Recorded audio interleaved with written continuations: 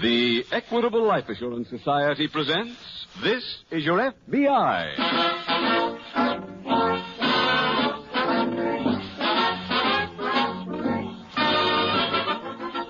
This is Your FBI, the official broadcast from the files of the Federal Bureau of Investigation. Presented as a public service by the Equitable Life Assurance Society of the United States and the Equitable Society's representative in your community.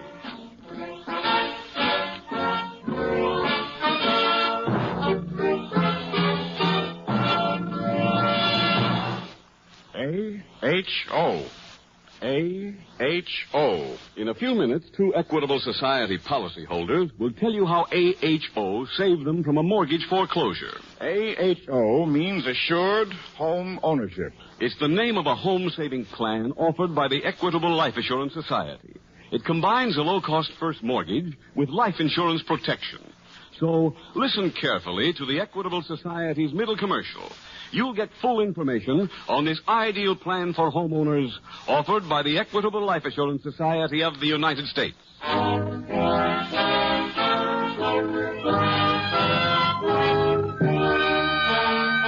Tonight's FBI file, The Hungry Rustler.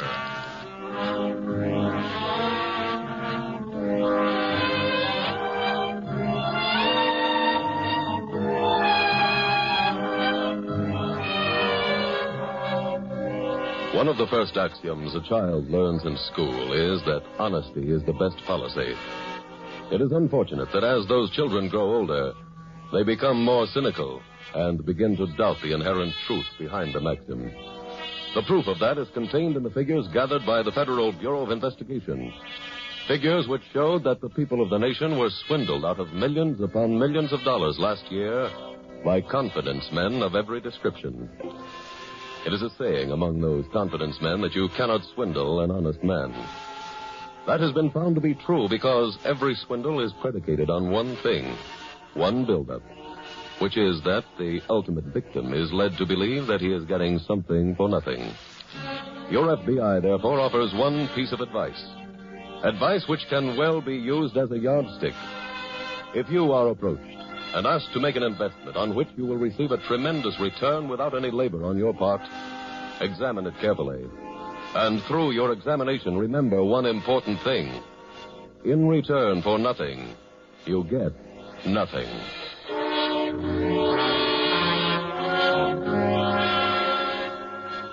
Tonight's file opens in a shabby second-floor gymnasium located in a large eastern city. A man stands beside the ropes of a practice ring while a wrestler works hard trying to get into condition.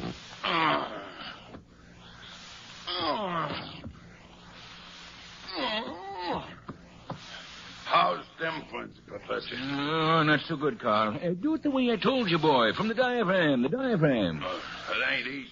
Look, you've got to sound like you're hurt, like you're dying. Like that? No, boy, no. Emote. Don't just lay there. Scream. Grab your leg or your head and pretend it's coming off. Well, I'll try. Hi, Professor. Oh, hello, Ralph. Heard I'd find you up here. What goes with this? You mean how do I happen to find myself in this temple of torture? Yeah. That large, ungainly boy there happens to be my property. Him? Yes? You are beholding the horrible huzzar. Well, he looks horrible, I'll give you that. How did you come up with him? That last tent show I was with ran into an embarrassing situation. Payday came and there was nothing in the damper. I was offered my choice, a dozen cracked Cupid dolls or him. You didn't have much choice. And made the wrong one. What a behemoth. He wakes up hungry, he's hungry all day, and he goes to bed hungry. Well, why don't he eat? Oh, dear boy, that's in spite of eating. Oh. Well, what's that he's doing now? Practicing. Wouldn't it be better if he practiced with somebody? Oh, he might get hurt. I have learned through bitter experience that the horrible huzzah is only a threat when holding a knife and fork. Why don't you just walk out and leave the bum? Ralph, look at that face. And tell me if you could walk out on him. Those eyes like a frightened St. Bernard. Look, forget him. But I've got an investment in him. How much you stuck? Everything I possess. Then maybe I'd come along at just the right time. Well, what do you mean? I come here because I got a proposition for you. Financial? Yeah. You remember Al Adams? Oh, vaguely. I'm working with him. At what? We got a touch. We got $9,000 apiece from it on our last job. Well, You, interested? That depends on the proposition. Well, can give it to you better than me. Well, why don't you come along with me and see him? Oh, right now? Yeah. Well, that was excellent, my boy. Excellent. Look, I have to make a business call. I'll be back presently. Keep practicing, boy. Try to make all your screams like that last one. Well, that would be kind of hard, Professor. Why? Well, that time I bit myself.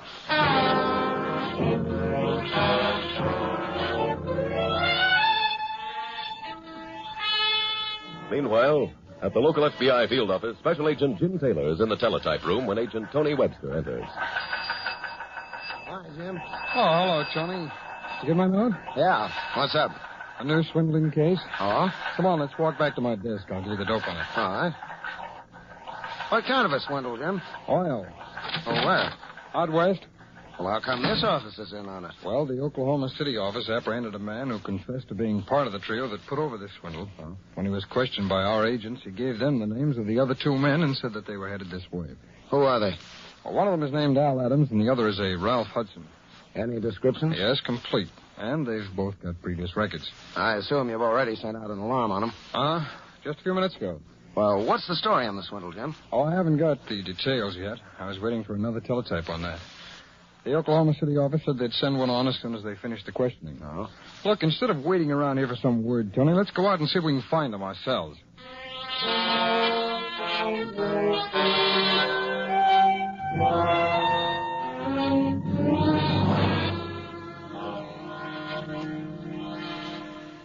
Ralph, get the professor a chair. Okay, Al. Have a drink, Professor? I never imbibe before discussing any financial matters. That's a good idea. Here you are, Professor. A nice, comfortable one. Yeah, there you go. Thanks. Now, Ralph told me you had a proposition that might prove mutually advantageous. That's right. How much did you tell him about the deal, Ralph? Not a thing. Well, then, let me give it to him quick. Professor, you pose as a professor. Pose? I'm sorry. You go to a small town upstate and visit the local library. Logical place for me. You ask the librarian if she has any very old books about the beginnings of the town. Usually they've been stored down in the cellar with a lot of other junk. Yes? You go down there and plant a book I give you. What kind of a book? I'll give it to you before you leave. It'll be a book about the early history of the town. You leave the book in the library and then go out and buy a certain piece of property a little way out of town. Oh, I'm afraid you've overestimated my resources. Oh, I'll put up the money. Oh, splendid, splendid. Now, after you've bought the property, Ralph goes around and spreads the rumor that you found a book in the library that told you where there was oil. You see, Professor, the book says there's oil on your property. Oh, very clever. And just to make sure of the score, I come to town and say I'm from the Federal Bureau of Geology. But I've heard about the oil and I want to check. I check and I say it's there. Then you sell and we leave town. How's it sound to you, Professor? Yes, it's a wonderfully contrived idea. Would you like to join the act? Well, I'm not sure that I can at the present time. Why not? I can't travel. Why? You met the reason earlier. The horrible huzzah. What's that? A wrestler, my wrestler. Oh. And if left unattended, I'm quite certain he would starve today. Look, I'll advance you some dough, enough for him to eat on while you're gone. Where will he live? Professor, from what I've seen of that bum, you can board him in a kennel. Now, what do you say? Well, if he's properly fed and sheltered, I'll accept the deal.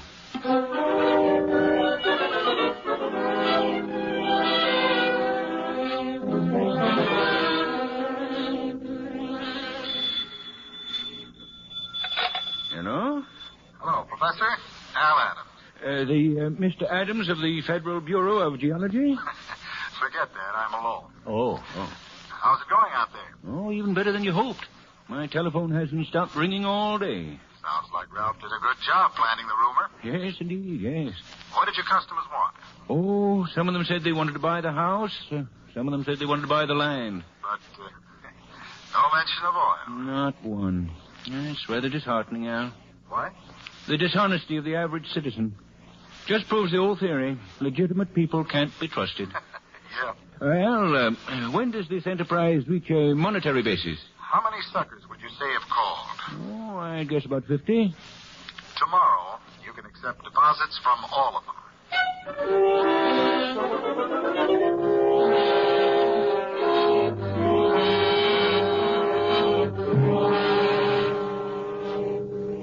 That's the whole story of the racket, Tony.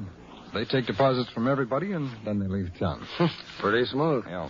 Oh, the teletype gave some more details on the man they arrested. Which part did he play in this swindle? He was the phony professor. It appears that his Confederates double-crossed him. Oh. Well, his arrest came about from a supposedly anonymous phone call. It was traced to the Hotel Woodbury. In Oklahoma City. That's right. Well, after our office arrested the so-called professor, 2 agents checked at the hotel and learned that Al Adams and Ralph Hudson had been staying there. I guess they wanted a larger share of the profits, huh? Yeah, sounds like it. Well, what do you think we ought to do now, Jim? Well, my guess is that if the 2 of them came this far, they're probably here to work. That's logical. Now, on the previous job, they set up the swindle in a little town outside of Oklahoma City. Mm-hmm. They'll probably follow the same pattern here. Mm-hmm. And I think the thing to do is send the alarm out to every small town in this area. So let's do that now, Tony, and maybe by morning we'll get some results.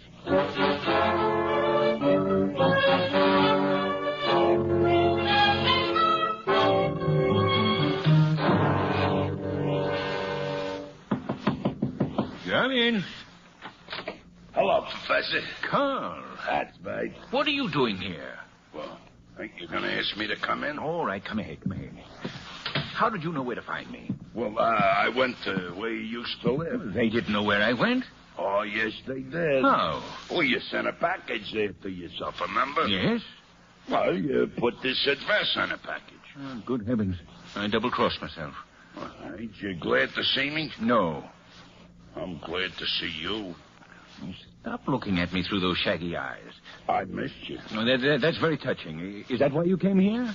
No, I was hungry. Well, I can't do anything for you. I'm in the middle of a very important business transaction. But I ain't had all day. I can't help it. You'll have to go back home, Carl. Well, I can't until I tell you. Tell me what? What I come here for. I already know you're hungry. Well, I got something else to tell you. It's more important even than being hungry. More important? Well, yes, I want to hear. Sit down, old faithful one, and tell me your tale.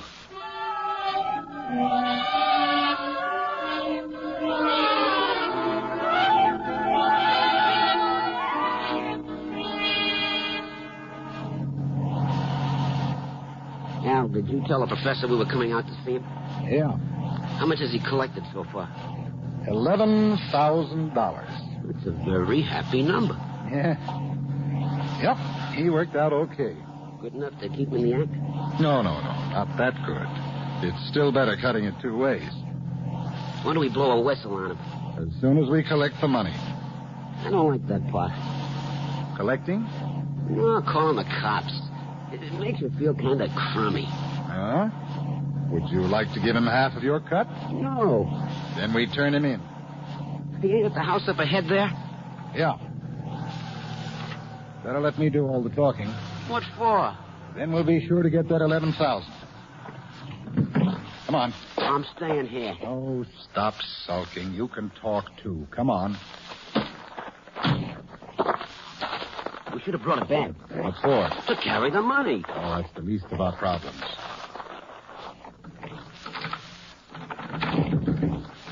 Hey, what is this? Huh? This door is locked. Maybe a sucker showed up. Maybe he's out showing the property. Wait a minute. What?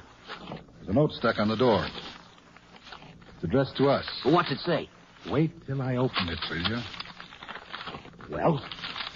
Dear Alan Ralph, I've been chewing a pencil seeking a suitable proverb. I've tested and discarded such tried and true proverbs as bread upon the waters, don't bite the hand that feeds you. Instead, have coined one of my own, namely, never undersell a horrible hussar. What's he talking about? I don't know. This faithful illiterate, weak from hunger, bird-dogged his way here to tell me a story he'd picked up about your previous partner who, due to your deceit, found himself languishing as a rather permanent guest of the law. I checked and found this tale to be true. Fearing that history might repeat itself, I hastened to dissolve our partnership. What? Inasmuch as I was the only partner present at the time of the dissolvement, the horrible hussar, voting as your proxy, deeded me the $11,000. Farewell.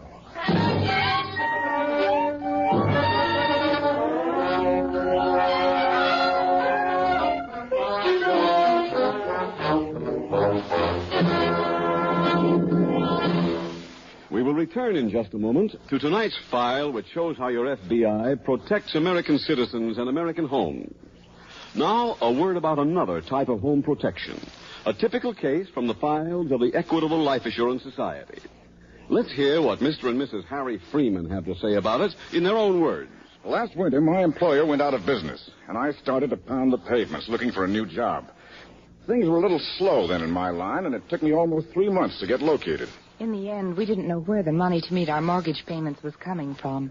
I was worried sick. And then suddenly I remembered that my mortgage was different.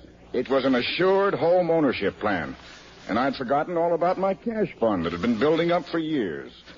That cash fund was more than enough to meet the payments. That cash fund is one of many security features in the Equitable Society's Assured Home Ownership Plan, in which a low-cost first mortgage is integrated with life insurance protection. Thanks to this insurance element, a growing cash fund is created, which can be used, as Mr. Freeman just explained, whenever sickness or unemployment threaten home ownership. And don't forget, that cash fund can also be used to pay off the mortgage way ahead of schedule. Right. By using this fund, many 20-year mortgages have been paid off in about 15 years. Furthermore, under the Assured Home Ownership Plan, if the owner dies, the Equitable Society not only cancels the mortgage, but also returns to the widow every dollar her husband had paid to reduce the principal. Finally, during its life, the mortgage draws interest at only 4%, and there's a liberal allowance to cover title search, lawyer's fees, and other closing costs. So for many reasons, a man may consider himself lucky if his health, age, income, and the location of his home enable him to qualify for an Equitable Assured Home Ownership Plan. For full information, see your Equitable Society representative, or write care of this station to the Equitable Society. That's EQUITABLE. The Equitable Life Assurance Society of the United States.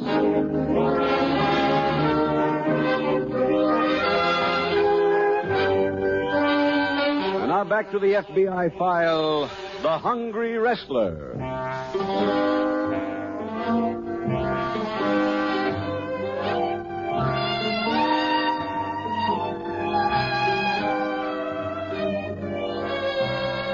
Tonight's case from the files of your FBI is illustrative of 3 important facts about crime with which you, the decent citizen, should be familiar. The first and most important is that crime is not confined to big cities. In the long list of places where the 1.5 million major crimes of the last 12 months took place, it is safe to say that no city, no town, no village, no crossroads hamlet is absent. The second important fact about crime for you to know is that, as you have seen, there is no particular criminal type. There would be no way of pointing to any one of the people in tonight's case and saying, here is a criminal. The only thing that makes any person a criminal is the fact that he commits a crime, and his appearance is not a contributing factor in that. No case from the FBI files better shows the third fact, that there is no such thing as loyalty among thieves. That axiom, which has come down to us through the years, has only one thing wrong with it. It simply isn't true. Remember those 3 things, and your FBI will feel well repaid for having helped to bring you this program tonight. Because knowing them will help you fight in the war that must be won. The war against crime.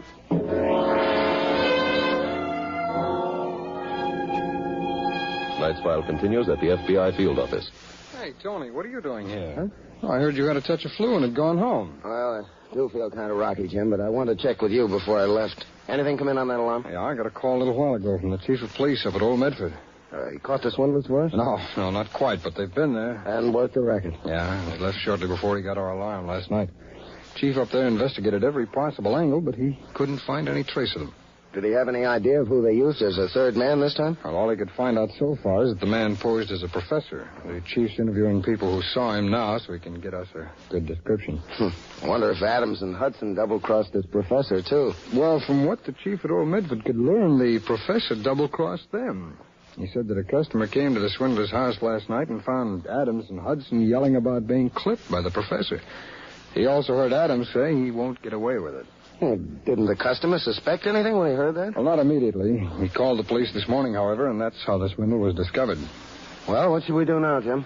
Well, you're going to take care of that flu and go home and go to bed. I'll follow through with the chief of police up at Old Medford.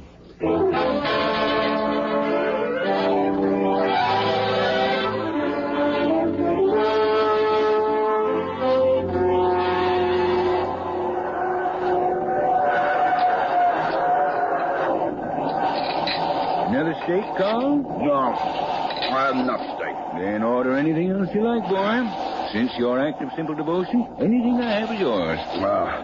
I'll maybe have order chicken. Good for you. With some baked potatoes. Any particular number? Oh, maybe 4. Well, that'd be a good start. Anything else, my boy? Yeah. Well, name it. Well, I like to wrestle somebody. Right now? No, I mean like in a ring. You mean you want to resume your career, isn't it? Yeah. Well, that should be very easy, my boy. In fact, it coincides with something I already have in mind. What are you talking about? I've been mulling over what to do with the $11,000. And I've decided to return to my first love, a carnival. Yeah. You gonna buy one? A piece of one. And I can wrestle in it? Indeed you can, lad. We'll get a tent and you can take on all comers.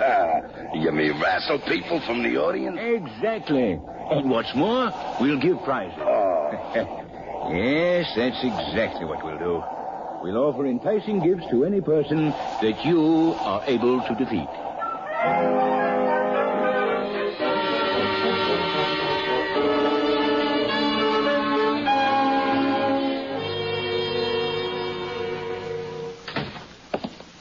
Ralph, did you make those calls? Yeah. Any word? No, the Jims have seen the professor for a month. How about that wrestler of his? He ain't been around either. Oh, that's bad. Al, I'm tired of hiding out from the cops for a job I didn't get a quarter out of. Look, it was your idea to get the professor into this, so you find him. Who's there? Mr. Jenkins. Who? The guy who owns the motel. Come in. Afternoon. Good afternoon. I just got a message on the phone for either of you gentlemen. Well, what's the message? Wait now, I wrote it down on a piece of paper.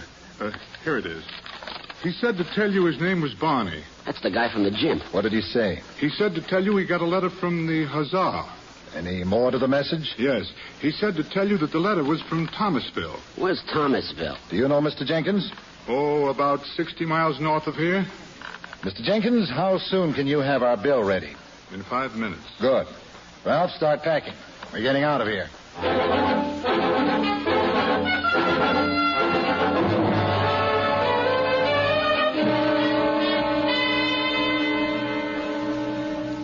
Well, welcome back to the office, Tony. Well, thanks, Jim. I checked with the doctor. He said you'd be in today. How do you feel? 1,000,000% better. Ah, good. I'm sorry I had to leave you all alone on that swindle case. Oh, you can still work on it. It's not closed yet. Oh, fine. Do you mind bringing me up to date on it, Jim? Well, no, not at all. The chief up at Old Medford got a good description of the professor for us. Did that help? Yeah, as soon as we got it, we went through the local police files and came up with the right man. Who was it? Well, his name is William Drexel, but that's as far as we've gone. That name is familiar, Jim. Yeah, he's been arrested quite a few times. No address on the local police report? Yes, but it turned out to be a furnished room, and Drexel had checked out, or at least a friend of his had checked out for him 10 days ago. Wait a minute, Jim. Was the furnished room on 28th Street? Yeah, that's right. I thought I remembered that name. I questioned that Drexel in a case I handled last year. Oh? He'd just come back from touring with a tent show. And he told me he'd been with him all his life, and his ambition was to buy one someday. Oh.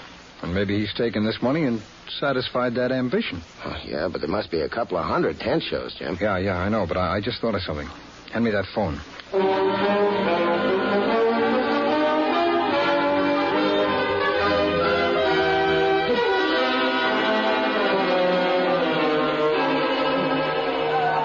And now, ladies and gentlemen, on the inside, come in and see the horrible hussar, that monster of the Midway. He claws, he fights. Hey, Al, do you see what I see? Yeah. Come on over before the crowd closes in. Okay. He will meet anyone in the house. Hello, Professor. Oh, Surprised to see us? yes, I am. Though I'm always pleased to run into old friends. Something on your mind you'd like to discuss? Get a load of him. Well, perhaps it would be better if we all step back into my tent, right through here. Okay. You lead the way, Professor. Be careful here, gentlemen. There may be holes in the ground where we've stuck tent poles. Just keep going, Professor, and worry about yourself. Yeah, here we are, gentlemen. Step into my canvas castle. After you, Professor. As you like. Now, Mr. Adams, exactly what was it you cared to discuss? Perhaps another business venture? No, not a new one. The one we just finished. Oh, I'm sorry. That's past. And it does no good to reminisce. The future is all that's important. Professor, you know what we came for. If you want complimentary tickets, I'm afraid they're all gone. We want that money. Oh, I'm sorry, Mr. Adams. It's been invested. Al, should I do what we said? Wait.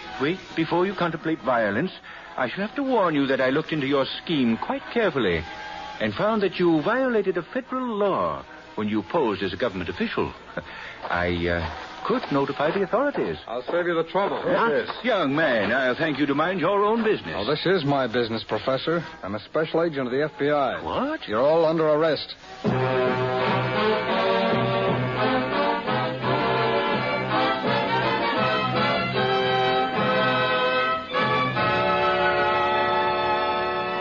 Al Adams, Ralph Hudson, and William Drexel, alias the Professor, were given 10-year sentences for violation of the National Stolen Property Act.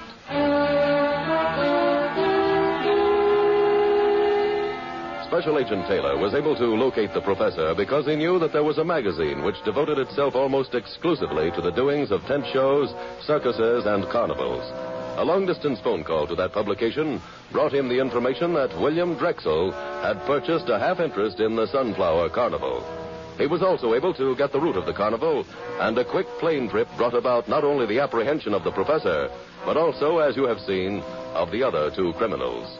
And so, two special agents of your FBI, combining their knowledge, were able to close another file.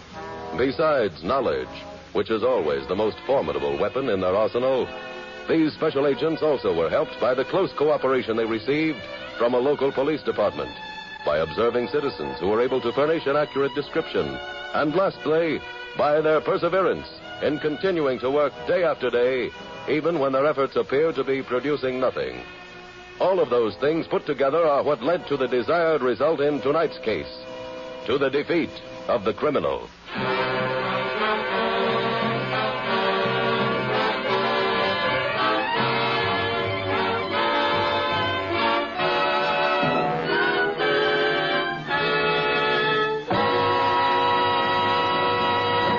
In just a moment, we will tell you about next week's exciting case from the files of your FBI.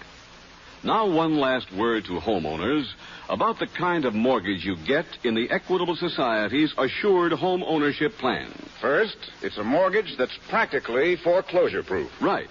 If the owner dies, the mortgage is automatically canceled. During his life, the cash fund protects against emergencies such as illness and unemployment. Second, it's a mortgage that draws interest at only 4%. So, what are you waiting for? See your Equitable Society representative soon for full information about the Assured Home Ownership Plan, designed for you by the Equitable Life Assurance Society of the United States.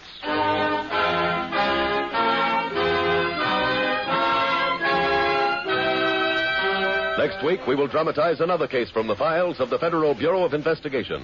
A story of big city crime and corruption. Its subject, homicide. Its title, The Runaway Corpse. The incidents used in tonight's Equitable Life Assurance Society's broadcast are adapted from the files of the Federal Bureau of Investigation. However, all names used are fictitious, and any similarity thereof to the names of persons living or dead is accidental. Tonight, the music was composed and conducted by Frederick Steiner. The author was Jerry D. Lewis. Your narrator was William Woodson, and Special Agent Taylor was played by Stacey Harris. Others in the cast were Tom Brown, Ted DeCorsia, Bill Hallop, Bill Johnstone, Joe Vitale, and Roland Winters. This Is Your FBI is a Jerry Devine production.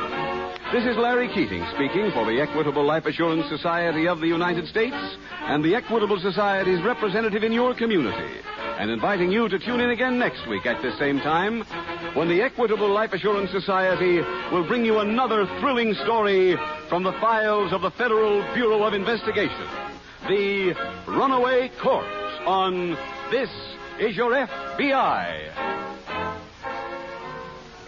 This is ABC, the American broadcast. The Equitable Life Assurance Society presents This Is Your FBI.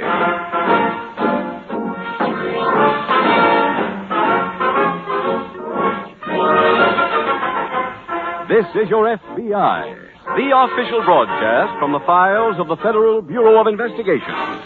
Presented as a public service by the Equitable Life Assurance Society of the United States and the Equitable Society's representative in your community.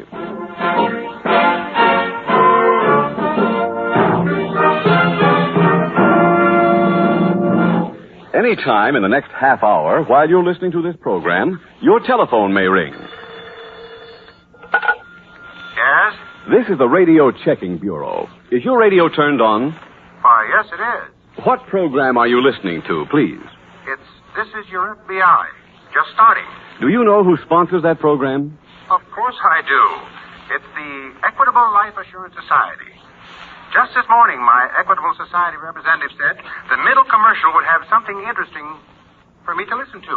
It's about the Equitable Society's fact-finding chart for fathers and mothers. So, naturally, I know that This Is Your FBI is sponsored by the Equitable Society. In about 15 minutes, I'll be back with full information about the Equitable Society's fact-finding chart for fathers and mothers.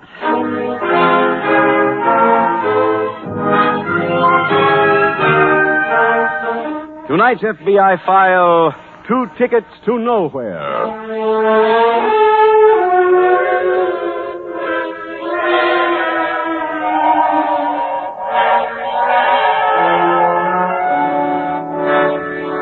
Tonight's case from the files of your FBI concerns the criminal activities of an undesirable alien. Before you hear the story behind this crime, though, the Federal Bureau of Investigation would like to make one fact perfectly clear. It does not now, nor has it ever, worked on the theory that all aliens are undesirable. That way lies ever-deepening prejudice. Aliens to this shore have that name only because they were born in another country, and not because they possess any qualities, either good or evil, which are not possessed in the same proportion by any equal number of Americans. The roster of those who have come to this nation from other shores and contributed to our greatness is a long one. There are also those who come to America and refuse to pay any heed to our laws. They would be criminals in any nation, because basically the laws of every democratic nation are very similar. This latter type of alien, these undesirable aliens, have contributed their share to our national crime wave, for like our native American criminals, they too are capable of lying, cheating, and killing.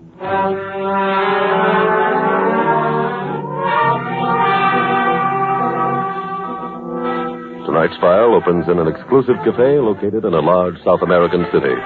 The head waiter is attempting to prevent a rather shabbily dressed man from entering. My dear man, if you insist on keeping me outside the confines of this cubicle of iniquity... But, Senor Monet, I have my orders. The last time you were here, you started a big fight. My dear Raphael, if you do not immediately escort me to Mr. Ludlow's table, I shall be forced to reveal to your employers what I know about you. Come, I shall take you. That's better. Here you are, Senor Monet. Thank you. Sorry I'm late, Mr. Ludlow. I am George Monet. Hello. My reason for being detained was very amusing. You see, Let's get down to business, huh? Oh, very well. How did you happen to call me? How did you know who I was? Mr. Ludlow, I've been down here from the States now for almost 10 years. My contacts are excellent.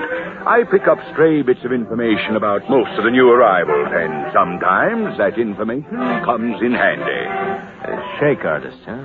I rarely resort to blackmail. Why did you call me? Well, I've been thinking about going back to the States now for quite a while. However, I don't want to make the trip unless I can go back and live like I used to. Top cabin. You came to the wrong place to make a touch. Sir, 3 months ago, you were shipped out of the United States as an undesirable alien. Look, I don't want to go... Mr. Ludlow, any resentment you may be feeling will dissolve completely when I tell you that we can make a deal. What kind of deal? You look like a man to whom the taste of revenge would be sweet. Would you like to outwit the immigration authorities and go back to the States? It cannot be done. Then why not? I'm too hot for anybody to handle. As far as I'm concerned, you're ice cold. What's your pitch? It's a trade secret. Then I don't play. Why not? I don't want any proposition where we get on a boat, go to the coast of Florida, then we swim the last quarter of a mile. That's not for me. Well, it's not for me either, sir. If we go back my way, we go back with passports. Legitimate passports. It doesn't sound right. Mr. Ludlow, I can get passports, but I've got no money. You've got money, but you can't get a passport. It seems to me we ought to get together. What's it going to cost me? A paltry $2,500. I can't pay you until we get back to the States. Well, in that case, there'll be a slight extra charge. The price for the passport payable when we arrive in the United States is $5,000. You made a deal.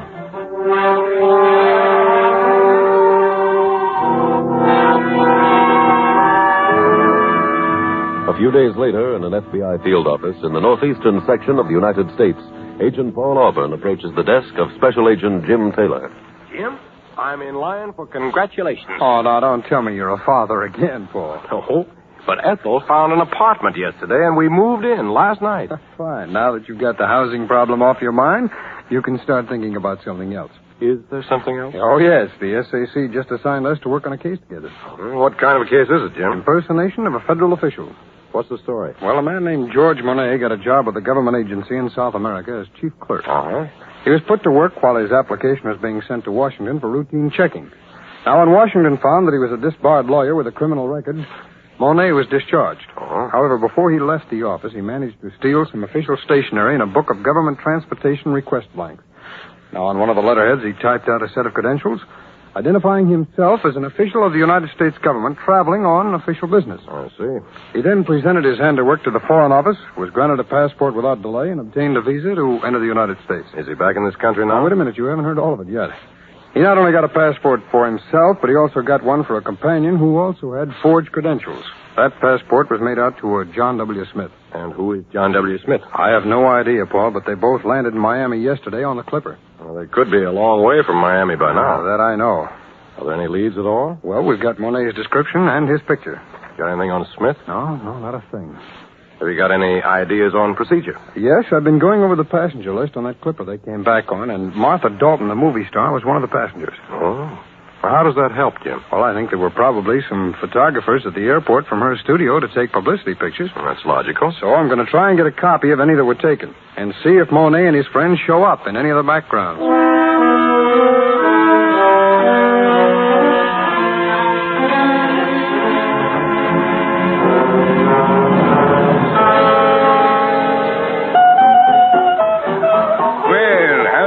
Back in the States again, Ben. Fine. The land of the free. That's us.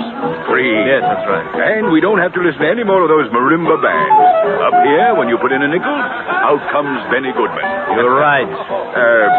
Speaking of a nickel, our strategic position would be considerably improved if we had a little money. Yes, I know. Did the operator say how long it would take to locate your girl? No. Been quite a while now since you put that call in. Ben, I trust nothing has happened to stem the tide of true love. You've been gone for 3 months, you know. And from the picture you showed me, she's rather attractive. Look, talk about yourself for a change. Oh, I'd be delighted to. Is there any particular phase of the subject you care to have me discuss? You, going to be a lawyer again? That is a decision which has been irrevocably removed from my domain. Did you ever hear of a hoodlum named Gentleman Joe Ferguson? Yes. I used to represent Gentleman Joe till one fateful day when, in order to get an acquittal after a messy affair in which he was involved, it became necessary for me to put a small fix in with one of the jurors. Through some quirk of fate, the fix was discovered, and I was disbarred. Telephone's ringing. Must be my call.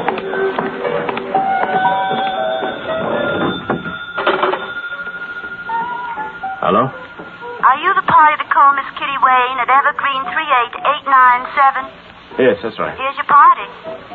Hello? Hello, Kitty. This is Ben. Ben, honey. How are you? I'm fine, fine. When did you get back? Oh, just a little while ago. Well, where are you? Florida. When am I going to see you? Well, that depends on you. Look, I need some money. How much? 500. I can get it to you. Good, baby. Look, Send it care of John W. Smith, Daytona Beach, by Western Union. Daytona Beach, okay. Good. Honey, have you still got those keys I left with you? Yeah? Good. Now, one of them is for a safe deposit box. That box has a map in it. Map of what? The location of some money that me and Steve buried. Baby, if we dig that up, we're going to be fixed fine. All I care about is that you're back. How did you ever manage it? Well, I met somebody down there who worked an angle. We both came back together. Is he coming north with you? He thinks he is. But I already made arrangements to have him taken care of.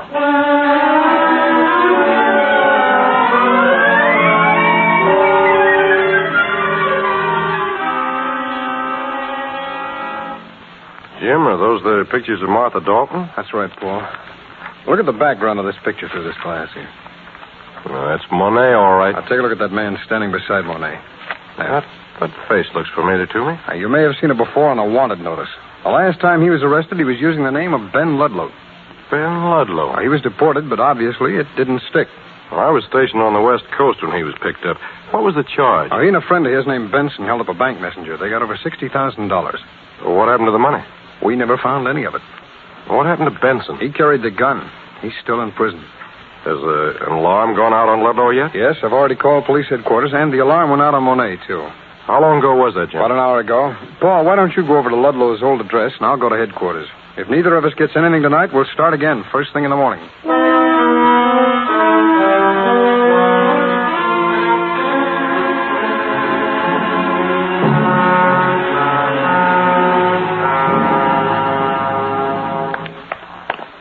Ben, it's wonderful having you back. How do you think I feel, huh? Oh, this was just like old times. Being on the town, closing all the saloons. Yeah. Got your key? Oh, sure. Here you are. Go ahead. Thanks. Welcome home. Who are you? Well, let me introduce myself. My name is George Monet. He's the one who got me back into the country. But I thought you... Did you think I was dead, Miss Wayne? Well, perhaps I'd better explain. Ben hired some trench and hoodlums in Florida to take care of me, but by some coincidence, they both happened to be former clients of mine. How did you get in here? Oh, that was a simple matter. I told the superintendent that it was Miss Wayne's birthday and that I wanted to surprise her.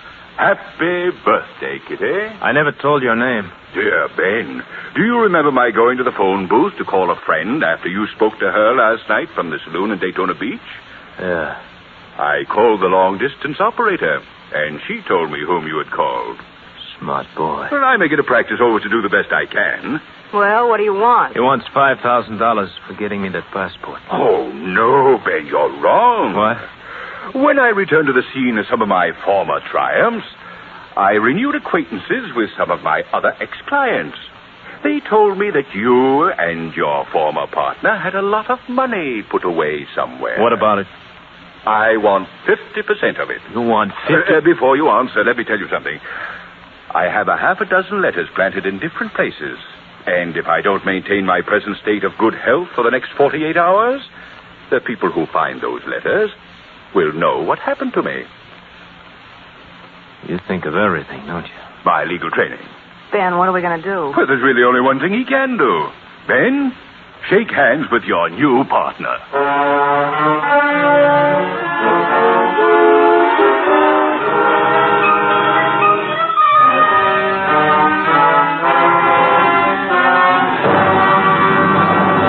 We will return in just a moment to tonight's exciting case from the files of your FBI. Now, listen. As the next 60 seconds tick away, several hundred American parents will make a decision that will vitally affect the whole future happiness and security of their families. What is that decision, Mr. Keating? During the next minute, they will hear about the Equitable Society's famous fact-finding chart for fathers and mothers. We know from experience that every time we describe this chart, hundreds, sometimes thousands of fathers and mothers say to themselves, that fact-finding chart is just what we need. Let's ask our equitable representative for one, right now. It brings to light eye-opening facts that show you just what income your family would need to be well-fed, well-housed, and well-clothed if you were no longer there to support them. That's something I never figured out. You'll have the answer in 5 minutes with this Equitable Society chart, because you're guided at every step by easy-to-understand pictures. For the first time, you know just what income your family will need to keep together during the critical years until your youngest child finishes high school. Mr. Keating, you've sold me on the idea of getting one of those charts. What do they cost? Not 1 cent. Phone your Equitable Society representative tomorrow to bring you a fact-finding chart for fathers and mothers. Or send a postcard, care of this ABC station, to the Equitable Life Assurance Society. Your request will be forwarded to the nearest Equitable representative. The more you love your family, the more gratified you will be that you decided to get the fact-finding chart for fathers and mothers prepared for you by the Equitable Life Assurance Society of the United States.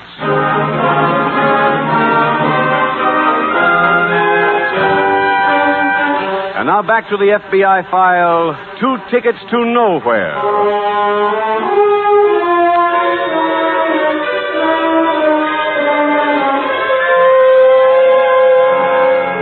The people in tonight's case from the files of your FBI, the undesirable alien, the disbarred lawyer, the young girl who acted as their accomplice, they may seem to you like unusual characters, people with whom you feel you are unlikely to come into contact during your everyday life. And yet, if that is what you think, then you are deluding yourself. Because no matter how far you regard yourselves as being from the environs of crime, you are actually in its midst. The victims of no more than 10% of the 1.5 million major crimes committed in this country in the past year were other criminals. In the remaining 90%, the victims were decent citizens. Decent citizens who probably thought that they were far from crime. Decent citizens like you. Tonight's file continues at the local FBI field office. Well, Jim, it's a bright new day. I hope we get a bright new clue on Monet and Ludlow. I could sure use one, Paul. I stopped by police headquarters. They still hadn't gotten anything. I checked yesterday at Ludlow's old address. The landlady said that he hadn't been near the place. Of course, she may be protecting him. No, I don't think so. When he was arrested last time, she helped us by calling and letting us know when he arrived home. Oh, I found out one thing. They both are definitely here in town. How do you know, Jim? Well, I took the pictures out to the airport and showed them to the porters out there. Oh. Which plane did they come in on? They each came in on a different flight. That's what makes my suspicion even stronger, that Ludlow had the money he and Benson stole put away somewhere up here. I think you're right. Hey, Paul. Paul, Benson knows where that money is. I'm going up to prison and interview him. I think we have enough to make him talk.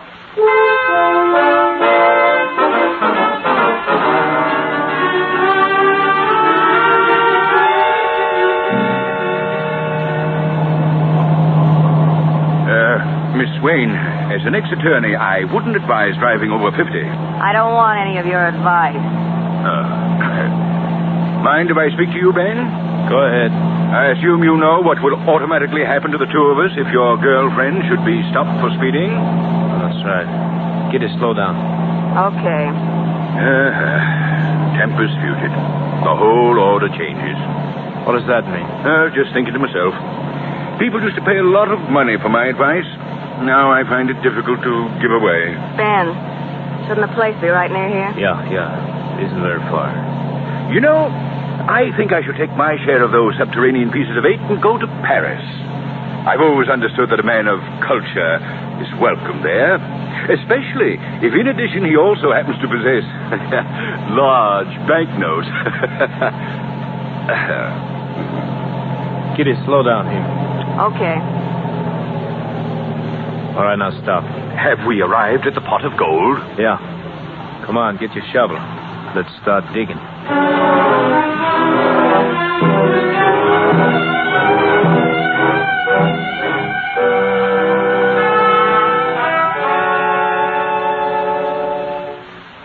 Paul, you want to go on a treasure hunt? Well, sure, Jim. What's the treasure? $51,000. Whoa. Count me in. I was up to see Benson in prison. He drew this map for me. Oh? Yeah. This is where he and Ludlow buried their money just before their arrests. He drew this from memory, so some of the details may only be approximate, but I think we ought to be able to find it. Well, what made him tell you where it was? Well, I told him that Ludlow was back in this country, that he returned here to town. I convinced him that the only reason that he would have come back up here was to get that money. He finally agreed that Ludlow must be double-crossing him, and He drew the map. Good. And where is this place? It's about 20 miles north of here on Highway 1.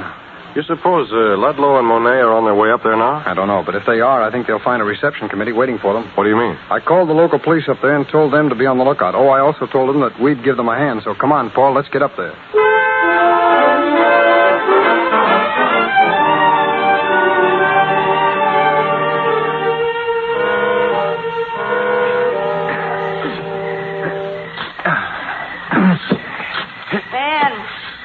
Found it yet? No. I think you can count on our stopping work when one of us finds the satchel of money. Well, what's taking so long? For one thing, that map you're holding hardly looks like one that was made by Rand McNally. We have thus far dug a ditch somewhat resembling the Maginot Line without finding anything. Oh, we'll find it. I certainly trust so. I hate to think that I did all this work for nothing. You're both far away from where the X is on the map. I got it. Honest, Ben? Ben, would you mind if I feasted my eyes on it? Let me see, too. There it is. 51,000. I never saw a more beautiful picture. Well, I am now affluent enough to live for a while. What is it? Look, up there on the hill. There's a man standing there. Looks like a cop. Let's get back in the car. Okay. You down there! Stay right on! Wait a minute! Wait for me! Oh, no. This is where we break the partnership. Honey, let's get out of here.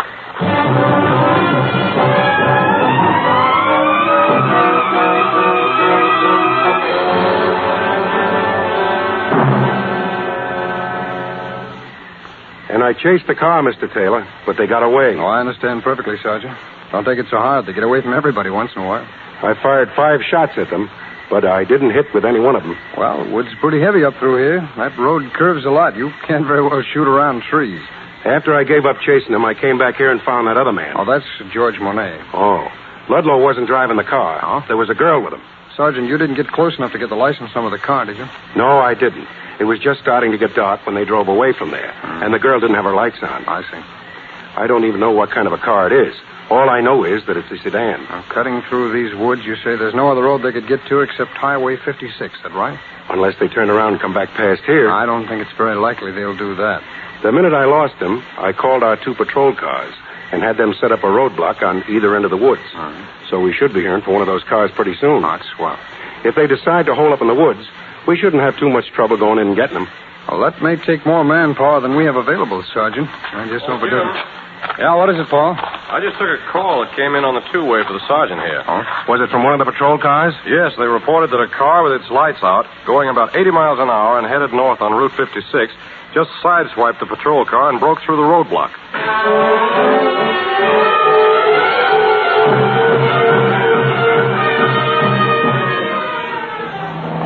Paul, I'm glad the sergeant knew about this shortcut to Route 56. We saved quite a bit of time coming this way. Yeah, but I wish we knew who that girl is with Ludlow, or even what the car they're in looks like. Here's the crossroads. Well, Ludlow could have gone either way from here, Jim. Paul, look down there. See that car? Yeah. Look at it go. It must be Ludlow. Well, let's see if we can catch him.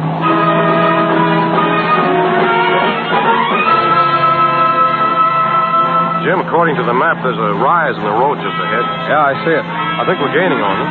We should be at this speed. Here's the top of the hill. Jim, they're nowhere to be seen. Hey, wait a minute. That drive-in theater we just passed. That's where they must be. Let's go back and see.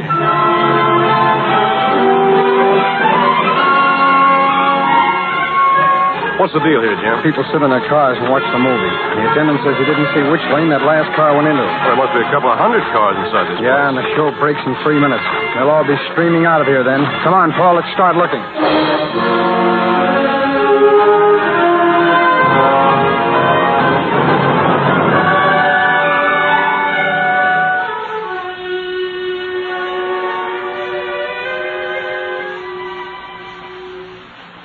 Doctor, you don't understand. Understanding is my business, young lady. I've seen this. What? I've seen this picture. Now, lean back on the couch and No, I like it. talk about anything I that wanna comes see it into again. your mind. Very well. What are you thinking? I hope we duck them. What? I said I hope we duck those I cops. remember when I was a little girl. I had pigtails, and there was a boy on our block named Tommy Dillon who used to carry my books to school. Go on. Keep talking. I don't remember much about the years I went to high school. Oh, that's because you don't want to remember. Is this thing over soon? Let's see. Oh, I know she and the doctor get married. But They when? were horrible. I don't remember. Poor darling. Poor darling. They've gone into a clinch. Does that mean anything? Yeah. Going to finish. I love you, Kurt. Olivia. Hey, What? 2 guys out there walking around. Well, they're not wearing uniforms. We can't take any chances. Put your arms around me quick. What for? We've got to look like everybody else that's parked here. Hey, what is this? Put your hands up and step out of there. Now look, me and my You girl... heard me, Ludlow. Now move. All right, miss, you too. I got nothing to do with him. We just had a date to see the picture. We're making it a double feature. Now, come on.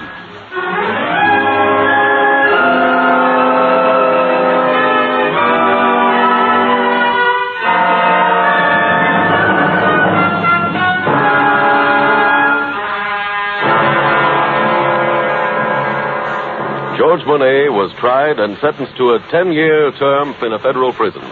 Ben Ludlow also received a 10-year sentence and deportation. His girlfriend was turned over to state authorities.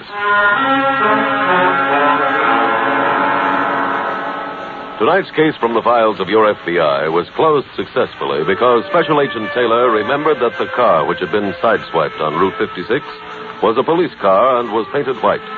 In examining the cars at the drive-in theater, he looked for one that had a fresh dent and some particles of white paint in the scratches. That combination, the ability to assimilate facts and later to make application of them in the solution of any crime, is part of the training which every special agent receives before he graduates from the FBI Academy. Each of those special agents has a big job. This is a nation that at the last census had 140 million people in it. At the present time, there are fewer than 4,000 FBI special agents, a ratio of 1 special agent for every 35,000 Americans. For that numerical reason alone, the training mentioned above is an essential part of every special agent's equipment. Equipment he is given in order that he may better help protect the property and lives of you, the American people.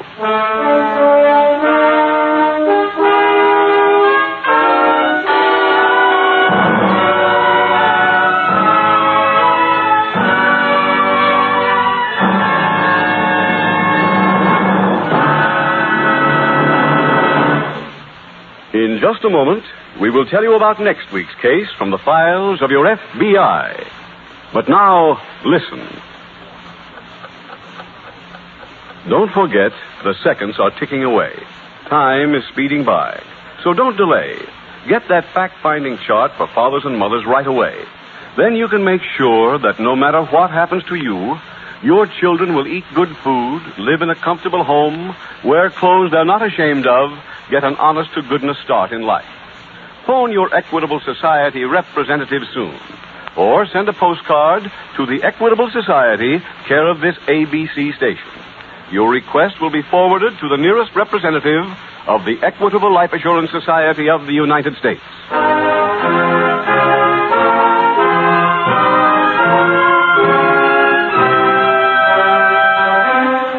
Next week, we will dramatize another case from the files of the Federal Bureau of Investigation. An exciting account of crime on the high seas. Its subject, grand larceny.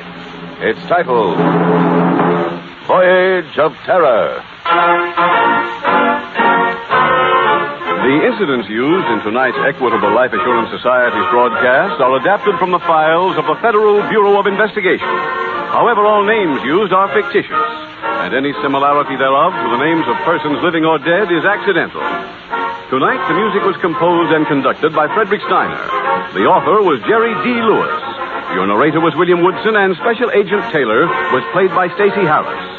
This Is Your FBI is a Jerry Devine production. This is Larry Keating speaking for the Equitable Life Assurance Society of the United States and the Equitable Society's representative in your community, and inviting you to tune in again next week at the same time when the Equitable Life Assurance Society will bring you another thrilling story from the files of the Federal Bureau of Investigation. Voyage of Terror on This is your FBI. This is ABC, the American Broadcast. The Equitable Life Assurance Society presents This is Your FBI.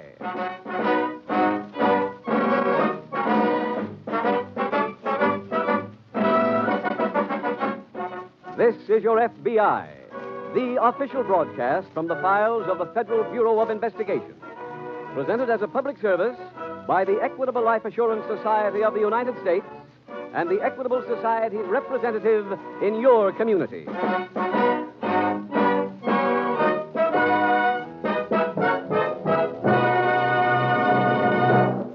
Homeowners, attention please. Have you heard about the assured home ownership plan offered by the Equitable Life Assurance Society? If not, be sure to listen carefully to the middle commercial. Find out why this Equitable Society plan is both a money saver and a home saver. Find out why the Equitable Society calls it America's finest plan for home ownership.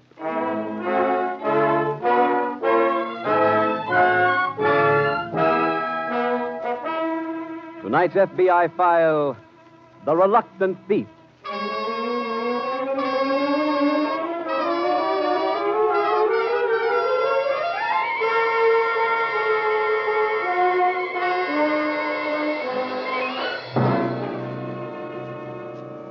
Every study made into the field of crime by your FBI in recent years has shown that juvenile delinquency is the number one problem facing law enforcement agencies all over the nation.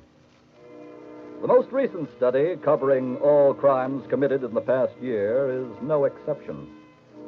Year by year, America is producing more and more junior criminals. Youngsters who will, unless headed off, keep the crime wave mounting. For example, and this is only one of the frightening statistics produced by the study, the number of youngsters arrested in 1946 between the ages of 18 and 20 was 24% higher than in 1945. That is a jump of almost 1/4. And, as if to prove the inevitable consequences of the juvenile delinquents who grew up through the war years, arrests in the age bracket of 21 to 24 rose more than 64%. The time to do something about the juvenile delinquency problem is now, for tomorrow may be too late.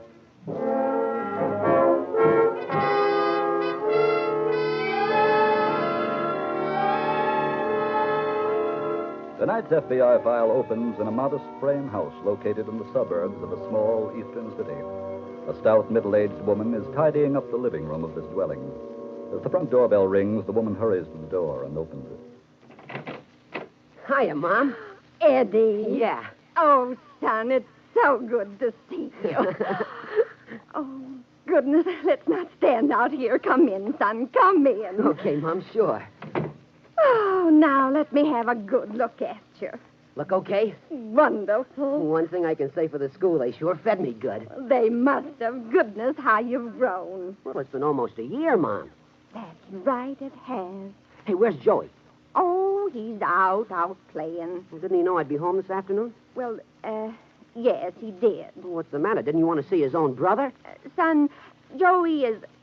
well, I've been having quite a bit of trouble with him lately. What about? He just refuses to pay any attention to what I tell him. Oh, wise guy stuff, huh? Not really. After all, he's only 15. Well, that's old enough to know better, Ma. He'll learn, Eddie. Right now, he just doesn't seem to understand. Well, look, will you let me have a talk with him? Oh, I wish you would. Oh, heavens, son, you must be starved. Now, you go inside and get washed, and I'll set out your dinner. Wait, Mom, why don't you let... Is that you, Joey? Yeah, Mom. Well, come on in here. Eddie's home. Oh. Hiya, Joey. Hello, Eddie. Well, Joey, aren't you going to say you're glad to see him? Glad to see you, Eddie. That's better. Joey, where are you going? In my room. Wait a minute. Huh? I want to talk to you. Well? Joey, Mom says you've been giving her trouble while I was away. How? Not minding it. That ain't so. Look, kid, Mom just Now, told me. just a minute, both of you. I didn't say that Joey didn't mind me. It's just that he's slow. He doesn't understand. I can't help that. You certainly can, son. People aren't born thieves. It takes a lot of thought, a lot of practice. But I don't like stealing. Get him. I mean it. I'd rather be doing things like other kids do. How square can you get? Now, don't pick on him, Eddie. I know how the boy feels. His Uncle Ben was the same way when he was a kid. So what? So, when my mother finished with him, he turned out to be the best safecracker this side of the Mississippi. Well, he ain't no Uncle Ben. He can be.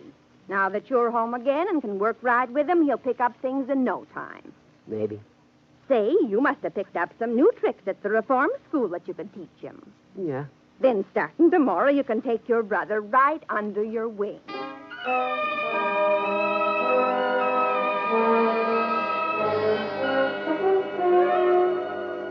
On the outskirts of the same city at the local police pistol range, FBI Special Agent Jim Taylor has accepted an invitation for an afternoon of practice. Jim Taylor. Yes? Hello there. You remember me? Oh, sure. You're Tom Guilford. Yeah, that's right. How are you? Swell. Hey, you were at the police academy last year when I was taking my refresher course. Right. When did you get into town? Several days ago. No, I've been temporarily assigned to our local field office here. Say, how about having dinner with me one night this week? Why, sure. How's Friday night? Friday's fine. And, do you mind if I mix a little business with the food? Not at all, Tom. Our police chief has just assigned me to head up our juvenile delinquency bureau. Oh, I see. I know you fellas are interested in the problem. I had to call on you for some advice. Well, I'll be glad to help you with anything I can, Tom. Swell. Say, there's a target free now. Let's do a little shooting, huh?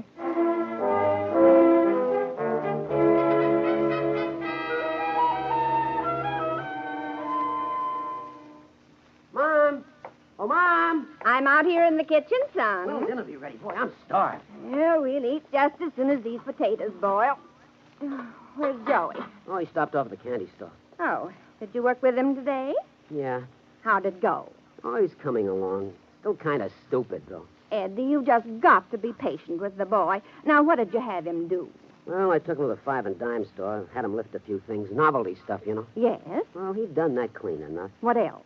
Oh, he snatched a purse right out of a dame's hand while she was parking her car. Any trouble? No, I lost himself in the crowd pretty good. Well, that sounds like he's doing fine. Why do you say he's still stupid? Well, Mom, because you can see he ain't getting no kicks. It's like work to him. Oh, he'll get over that. Just wait till we get to the big city. What big city? New York. When are we going there? Tomorrow night, if we're lucky. Huh. What do we use for money? You and Joey are going to get it. Oh. I've got a job all cased out for you. Yeah? Well, what's the setup? A big house out in Brentwood. A friend of mine worked out there. She nailed the combination to the safe. She gave it to you? Yeah. The people who own the place are out of town, and there's no one there but a caretaker. Oh, boy, that sounds like a breeze. Well, it'll have to be a daytime job.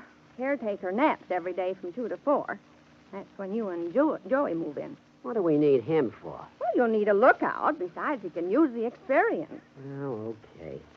Well, what's in the safe, do you know? Cash and jewelry. Hey, that should take us to New York real good. Oh, yes, that's what I've always lived for. Once my 2 boys get on the big time, I know they'll go right to the top.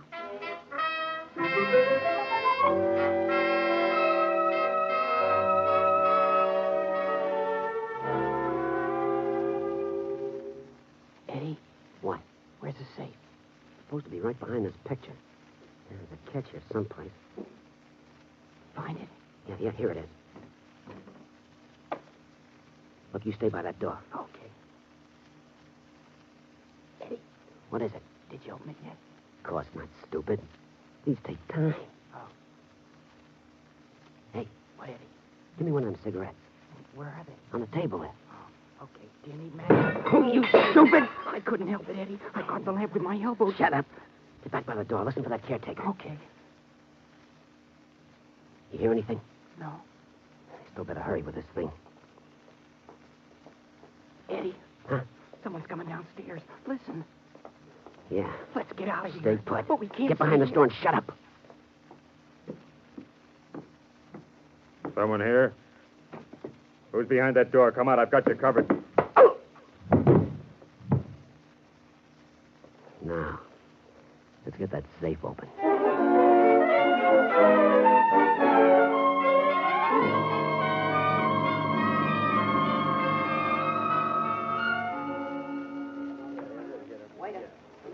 Have some more coffee, Jim? No, thanks, Tom. Go on with your story. Well, as I told you, wall safe was robbed and the caretaker was slugged. I questioned the caretaker just before I came over here. He said the two youngsters did the job. One about 17, the other about 14. Did he know them? No, I'd never seen them before. Well, could he give you a description of the boys? No, he couldn't. What was taken from the safe? Money and jewelry, worth about $5,000, you know? I see. Tom, is there any interstate angle? No, unfortunately, there isn't. Did you pick up any fingerprints around the safe? No, none at all. These kids work like pros. Well, Tom, you don't seem to have much to go on. Well, I did pick up one clue. Oh, what was that? Now, this class pin. I found it on the floor near the safe. You see, huh? Thanks. Class of 1950, huh? Yeah, that was issued at Northside High School. Well, then it's pretty safe to assume that one of the boys goes there. Yeah. Tom, what time this afternoon did that robbery occur? Approximately 3:15. And how far is Brentwood from Northside High? It's over 15 miles. Well, let's see. If school was out at 3, then the boy who did the job must have skipped school today. I've already covered that angle, Jim. I contacted the principal. He's getting together a list of all absentees in the class 1950. Good. I'm going to check up on those boys tonight.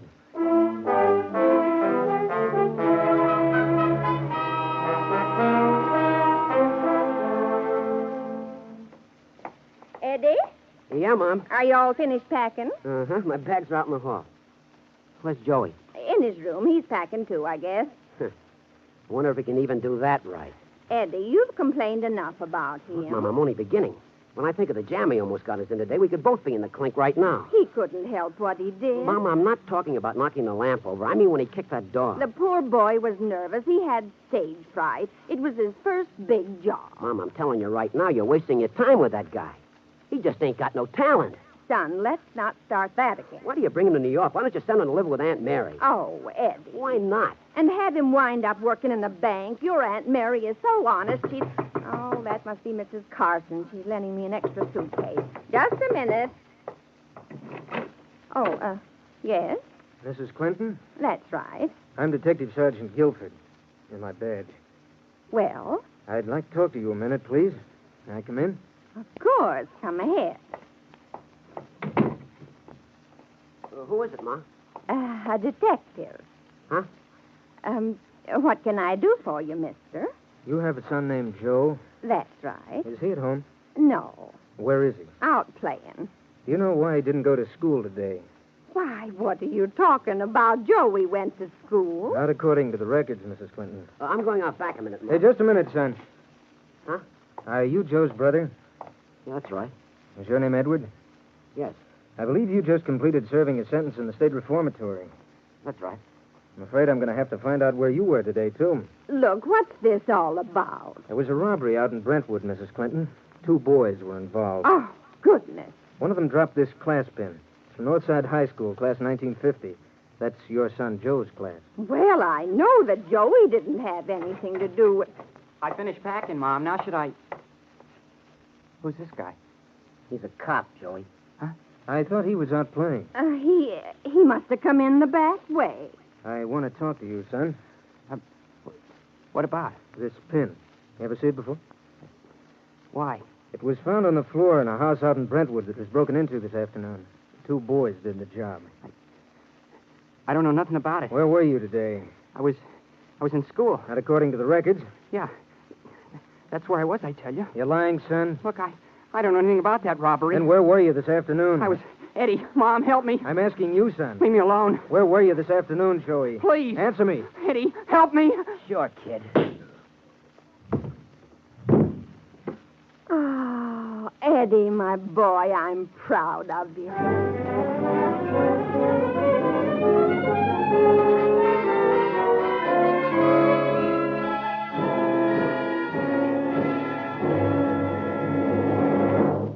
Tonight's case from the official FBI files will be reopened in just a moment.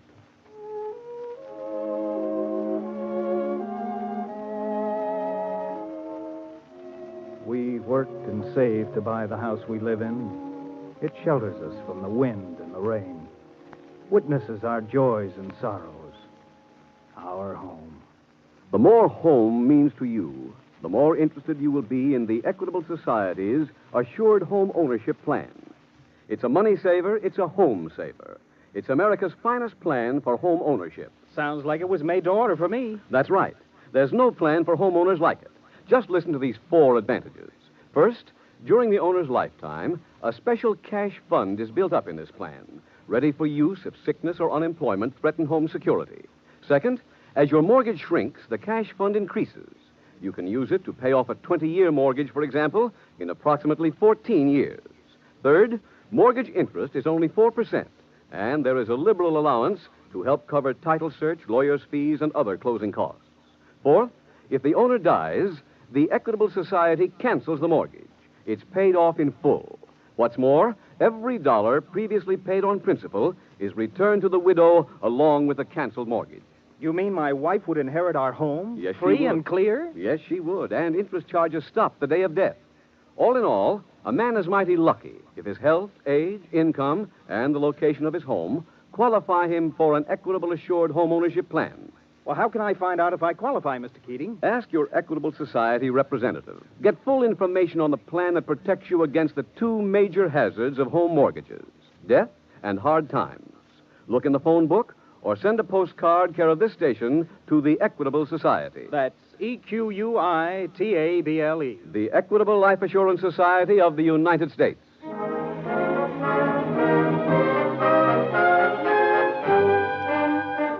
And now back to the FBI file, The Reluctant Thief.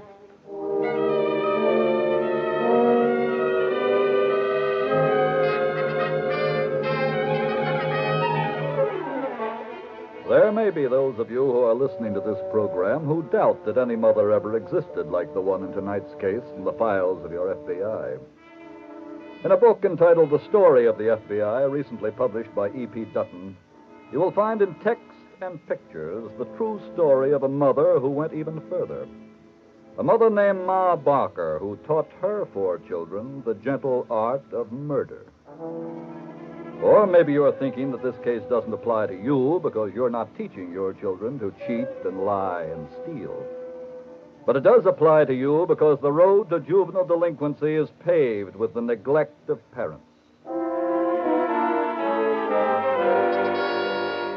Tonight's file continues at the local FBI field office.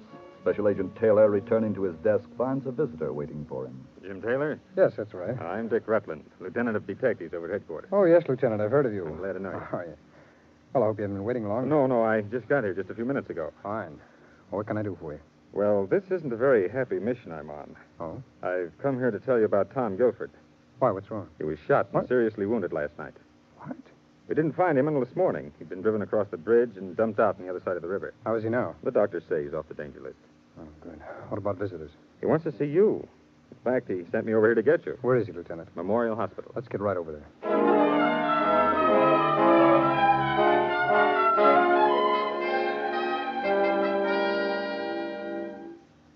Hello, Tom. Hello, Jim. Just take it easy, boy. Keep your head down. Okay. I hear you're doing fine. Sure, I'm okay. Swell. Sit down, Jim. Okay, thanks. Did they tell you what happened? Look, I think I have the story. You just let me repeat it to you, huh? Right. Now, you went to see a family named Clinton. Mother and 2 sons. One son just out of the reform school. The other goes to Northside High. That's right. As you were questioning them, the older boy pulled a gun and shot you. Uh-huh. Then they put you in the back seat of your own car, drove across the river, and when they hit an isolated stretch of road, they dumped you up. Right. Then they obviously... Wait, Jim. What's the matter? Crossing the river took me into another state. Over the state line brings the FBI in. That's right. I kind of got you into this the hard way, huh? Yes, I should say you did. Well, to review the rest of it. An alarm has already been sent out on your car, Tom. So far, there's nothing on that. The Clinton house was searched, but no clue was found as to where they were going. One thing, Jim. Yes? Someplace along the way, I must have come to. No. I'm sure I heard one of them say something about going to New York. Well, the New York police have already been alerted to watch out for the Clintons and your car. Good. New York field office has been notified, too, so something should turn up from one of those sources. I hope so. Now, look, Tom, there's only one thing for you to worry about now. That's getting better. So now close your eyes and get some sleep.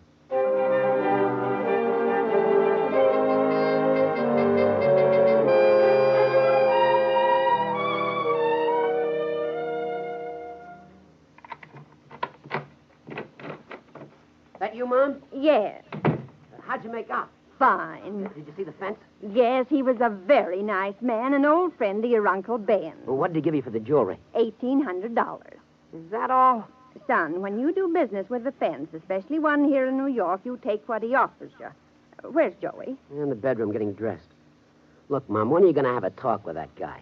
Oh, now's as good a time as any. Call him in here. Okay. Joey. Yeah? Come in here. Ma wants you. Okay. What is it, Mom? I want to have a talk with you, son. Well? Sit down. Okay. Joey, you've done several things now that have gotten us into a great deal of trouble. Your forcing Eddie to shoot that cop could have finished all of us. Yeah, I know. Fortunately, we got away with it, but we can't afford to have you make any more mistakes. Now, if I give you one more chance, will you promise to behave yourself? Okay, Mom. Oh, that's my good boy. Some lecture. Oh, now, let's see. I left a grocery list here someplace. It's right on the table there, Mom. Oh, here. Take this list, Joey. Here's some money. I want you to go to the store. Okay. Hey, stupid. What? Let's see if you can handle something legitimate without getting into trouble.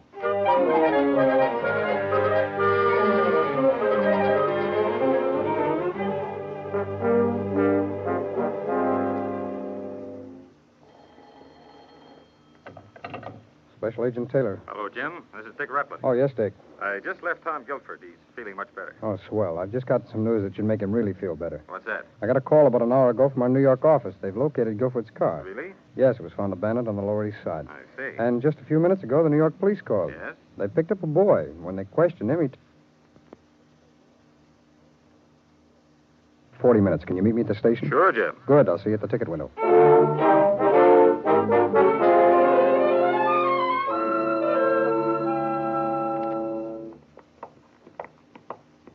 The boy's right in this room here, Lieutenant. Oh, fine. Go ahead. Thanks. Hello, Joey. Hello. I'm a special agent of the FBI. FBI? That's right. And this is Lieutenant Rutland. He's from your hometown. Oh. Joey, we've come here to find out where your mother and brother are. I can't tell you. Look, son, your brother is wanted on a very serious charge. He shot a policeman. Now, you'd better tell us where we can find him. I can't. I can't, honest. Why not? I promise not to mess him up anymore. Please don't make me tell. Look, son, we know they're somewhere in this neighborhood. We will find them eventually ourselves. Now, why don't you help us and save us that trouble? Look, you can talk to me forever. I'm not squealing. Jim, this is the same routine he's been giving the New York police ever since they picked him up. Yes, I know. Joey, do you know anything about the law? Why? You were present when that policeman was shot. He'd come to your house to pick you up. That makes you an accessory to the shooting. You know what that means, son? No.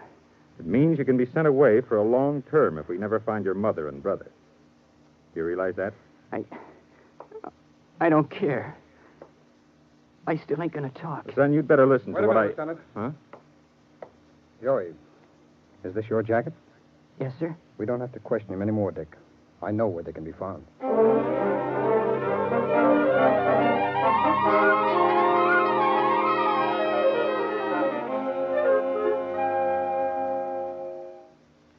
Eddie. Huh? Oh, what time is it? 10 after 6. Oh, what could have happened to him? He left here over 4 hours ago. I know. Do you think he could have gotten lost? No. He's missing. There's only one reason for it. He's in trouble again. Oh, dear. Look, Mom, if he's in trouble, he's most likely been picked up. Do you think so? Sure, and if he's picked up, he's going to talk. Oh, no. Mom, he's bound to. If he talks, we better not stay here much longer. He wouldn't squeal on his own mother and brother. He's stupid enough to do anything. Wait. Huh? Might be the cops. Well, it could also be Joey. I'm going to find out. Who is it? It's me, Mom, Joey. Oh, thank heaven. Where have you been? I got picked up. By the cops? Yeah. What for? I tried to steal some groceries. You what? Mom, I thought you'd be proud of me. How'd you get away from him? He didn't get away. What? Who are you? I'm a special agent of the FBI. You little stool pigeon. You tipped him off where we were. No, I didn't. Your mother tipped us off. What do you mean? I found this grocery list in his jacket, Mrs. Quinn. You wrote it on the back of the stationery of this apartment hotel. Oh. All right, now come along, all of you.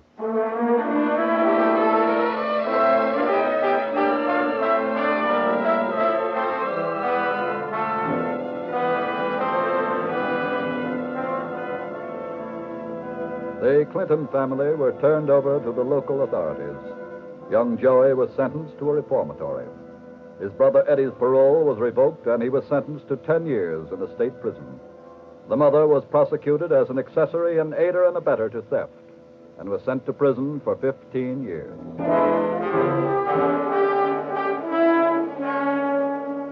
In connection with tonight's case from the files of your FBI, J. Edgar Hoover, director of the Federal Bureau of Investigation, has this to say to you listeners.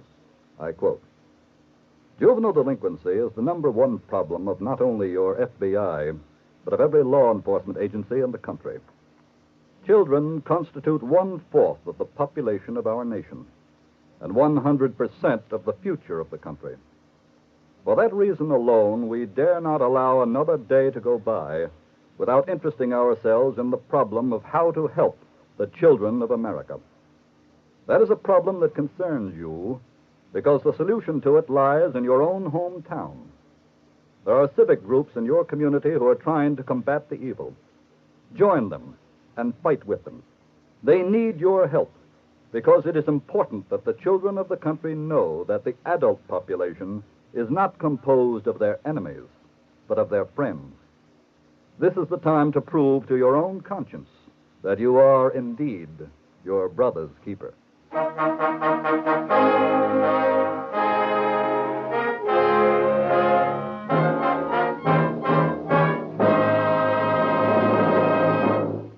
In just a moment, we will tell you about next week's exciting case from the files of your FBI. What you said about the assured home ownership plan impressed me a lot, Mr. Keating. I'm going to find out if I can qualify. I certainly hope you can, Ted, because look what you get in one package from the Equitable Society. A mortgage that's paid in full if the owner dies. If not, a cash fund to be used in financial emergencies. And mortgage interest at only 4%. No wonder it's called America's finest plan for home ownership. So don't delay. See your Equitable representative soon. Or write to the Equitable Society, care of this station. That's EQUITABLE. The Equitable Life Assurance Society of the United States.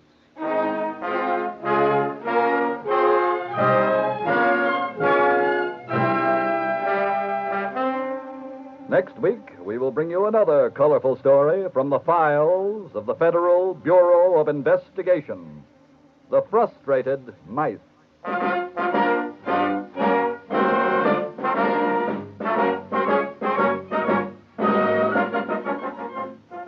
The incidents used in tonight's Equitable Life Assurance Society's broadcast are adapted from the files of the Federal Bureau of Investigation.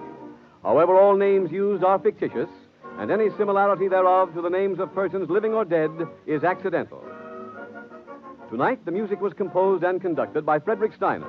Your narrator was Dean Carlton, and Special Agent Taylor was played by Stacey Harris.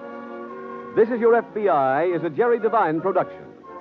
This is Larry Keating speaking for the Equitable Life Assurance Society of the United States and the Equitable Society's representative in your community, and inviting you to tune in again next week at the same time when the Equitable Life Assurance Society of the United States will bring you another thrilling story from the files of the Federal Bureau of Investigation. The Frustrated Mice on This Is Your FBI.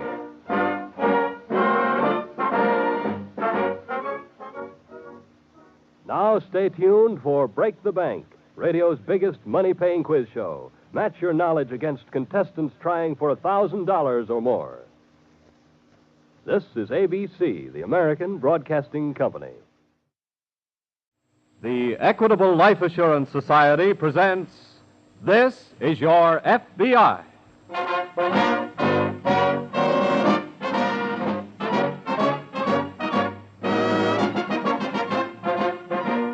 This is Your FBI, an official broadcast from the files of the Federal Bureau of Investigation, presented as a public service by the Equitable Life Assurance Society of the United States and the Equitable Society's representative in your community.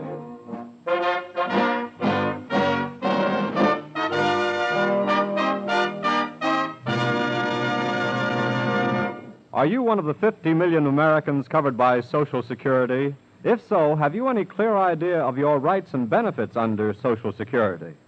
Well, there may be a pleasant surprise in store for you, for in a few minutes you will learn from our sponsor, the Equitable Life Assurance Society of the United States, how easy it is to build Social Security into full security.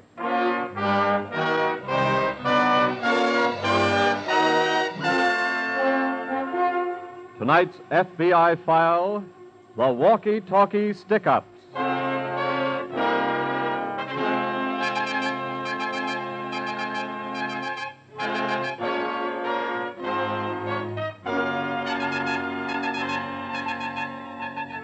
During 6 horrible years of war, millions of human beings were slaughtered.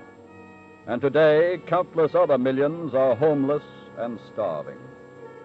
All because the younger generations of 2 nations had been imbued with a savage contempt for the rights and property of others. Had grown up in the belief that the way to get what you want was to steal it, and if necessary, use a gun. Today, the lives and rights and property of American citizens are being assaulted by the biggest army of criminals in the country's entire history. How old are they?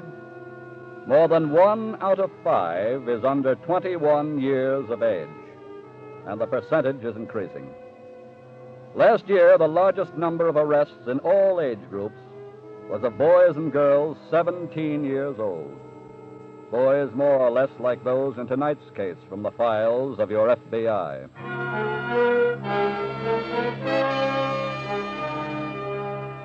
Young Jack Chase, whose crippled leg had long since earned him the cruel nickname Gimpy, spent most of his time in his little workshop in the cellar of the Chase house in Cincinnati. And that's where he was that afternoon when his younger brother Freddie and Freddie's running mate, Knuckles Butler, brought him a problem to solve for them. Can we come in, Jack? Huh? Oh, sure. Come ahead. Go ahead, Knuckles. Okay. Me and Knuckles want you to show us how to work something. Oh, what do you got? If you lay off what you're doing a minute, Gimpy, we'll show you. My name is Jack. Okay. Look these things over, will you, Jack? Hey, walkie-talkie radio sets. That's right. They're brand new. Mm-hmm. And they got U.S. Army stamped on them, too. No kidding. Where did you and Knuckles get these, Freddie? Well, we got My them down... cousin just got home from the Army. He had them, and we borrowed them. Okay? Yeah, that's right, Jack. That's where we got them. I see. How do they work? Well, they have to be set at the same frequency first. Then what? Well, I'll show you. Let's see. We'll make it 112 megacycles. We'll make the wavelength about 2.5 meters. Hey, what does that mean, Jack? Well, it would take too long to explain. You want to set this other, too, don't you? Yeah. Let's see. There we are. I'll pull out the antenna like this. Mm-hmm. When you want to talk, what do you do? Flip the switch over this way. Well, what about when the other guy is talking? You flip it back. I get it. Now, how can we tell if these things are working? Well, I'll go outside and see if we can make contact. Okay. Leave your switch like it is till you hear me. Right. This looks like it's going to be real easy, Knuckles. Yeah. Do you talk now? He said wait for him. I ain't going to do anything. This is Jack. Can you hear me talking, Knuckles? Over. Yeah, sure. I heard you swell. Let me say something, huh? Get away. Well, look, how am I going to help you out in that job Shut if up, you don't... stupid. The switch is open. What job is that, Fred? Fred, do you hear me? He didn't say job. He said joke. We're going to take these things out tonight and have some fun.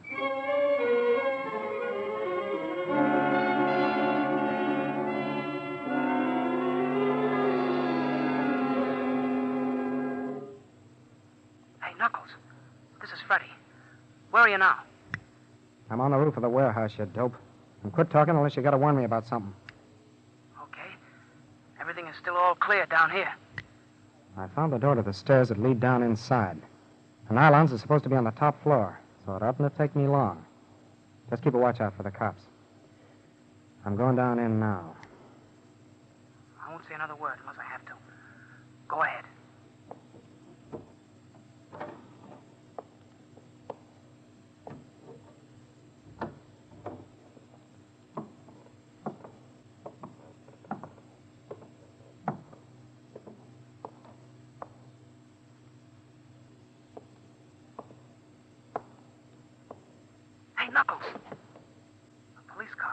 turned the corner, going toward the warehouse. Is it stopping there? Wait a second. No, it's going on by. Whew. Had me scared for a minute. Next time, stupid, don't holler unless it's real trouble. Now, shut up.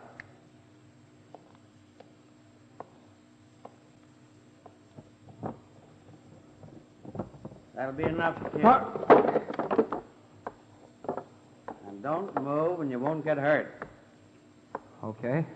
I could have got you coming down the steps. I heard you ever since you got on the roof. Yeah? I just wanted to see how you were working. So now you know. Yeah, pretty smart. Using walkie-talkies, eh? Now, wait a minute. Don't flip that switch so your pal can hear what's going on. I want to get him, too. Knuckles, how you doing? And don't answer him to tell you. Give me that thing. I'll handle the switch and tell you what to say. Hey, Knuckles. Something wrong? Answer me. All right, now. When I flip the switch, you tell him what I say for you to tell him. You get it? Sure. I got it. You get this, too! Ooh. Knuckles, are you okay? Sure, kid. I'll get the nylons and be with you in a minute.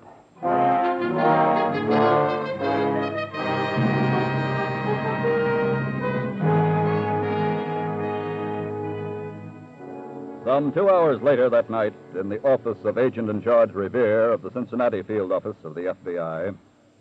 I'm the night watchman down at the Medford Brothers warehouse, Mr. Revere. You seem to have taken quite a going over. Yeah, you had a pretty good knock in the head, I guess. What happened? Well, I've already reported the burglary to the police, but I thought you fellas might be interested, too. You say burglary? Yes, a couple of hours ago. 2 kids pulled it. Kids, huh? There's an awful lot of them getting in trouble these days. Yeah. Now, I came to you. I remember reading in the paper this morning about that army stuff that was broken into down on the river docks last night. Oh, yes, yes. There were some binoculars and walkie-talkie radio sets stolen. And these kids tonight, Mr. Revere, used walkie-talkies. What? One of them was posted down the street for lookout while the other one come inside by the roof to steal some nylons. See. I should have held on to the one kid I had instead of trying to get him to get the other one inside, too. That's when you got struck down? That's right. Did you get a look at his walkie-talkie set at all? Yes, it had U.S. Army stamped on it, Mr. You must have been able to get a pretty fair description of the boy, too. Yes, sir. I'd say he's about 17 or 18. Oh, just a minute. I want to get Special Agent Niles in on this. Yes, sir. And then we'll get to work and see if we can save a couple of youngsters from getting into even more serious trouble than they have tonight.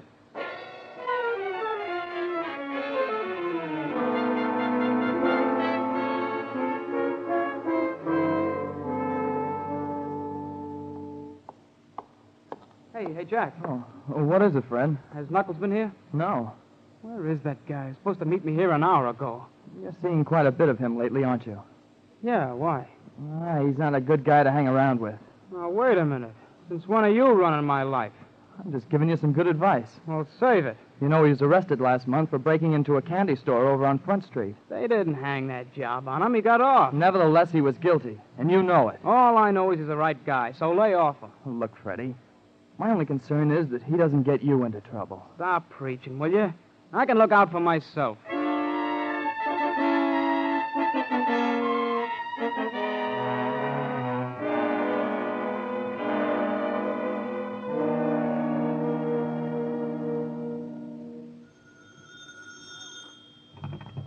Revere speaking. This is Niles, Mr. Revere. Good, I'm glad you called in. But I haven't got any lead on those kids yet. Maybe I have. What?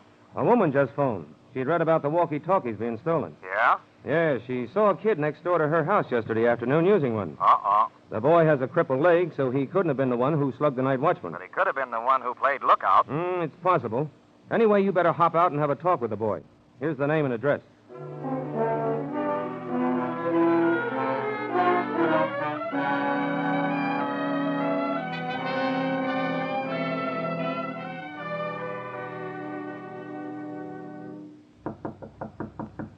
Come in.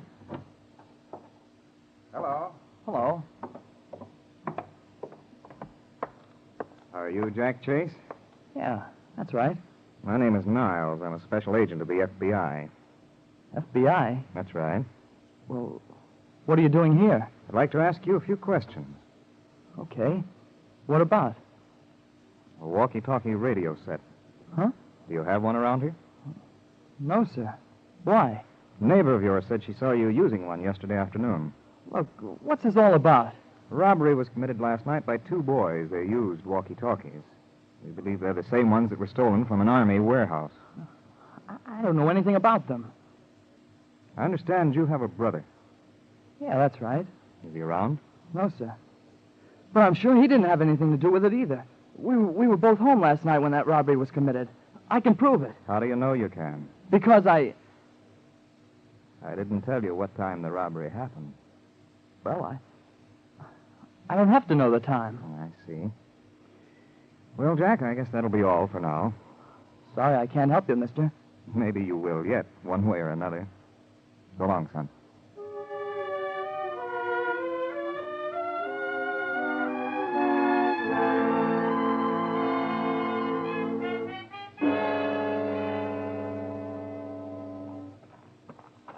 Hiya, Freddie. Hey, what kept you, Knuckles? I had to wait around to see that guy downtown. Did he buy the nylons? Sure. How much? $50. 50. But there were 10 times that. You told me yourself. Look, we're just starting. Wait until we get a rep. Then we can write our own ticket. I took a lot of chances for a measly 50. Save the beeps, will you? Is your brother in the cellar? I don't know. Let's go see. Why? I'd like to clip him for a couple of chisels. Come on. What do you need chisels for?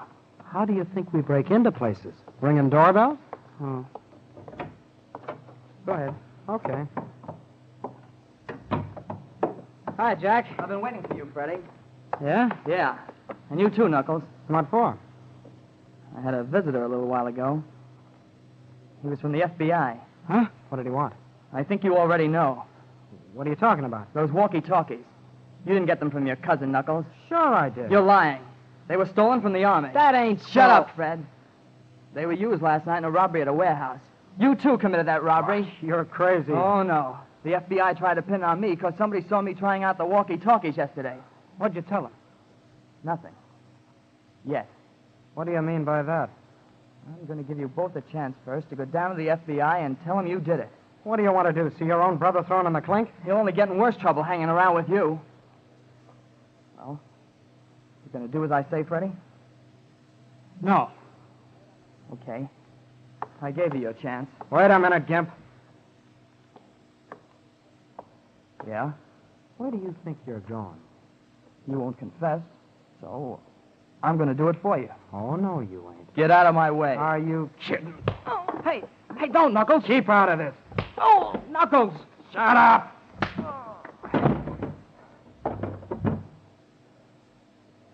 That should keep him quiet. Let's get out of here.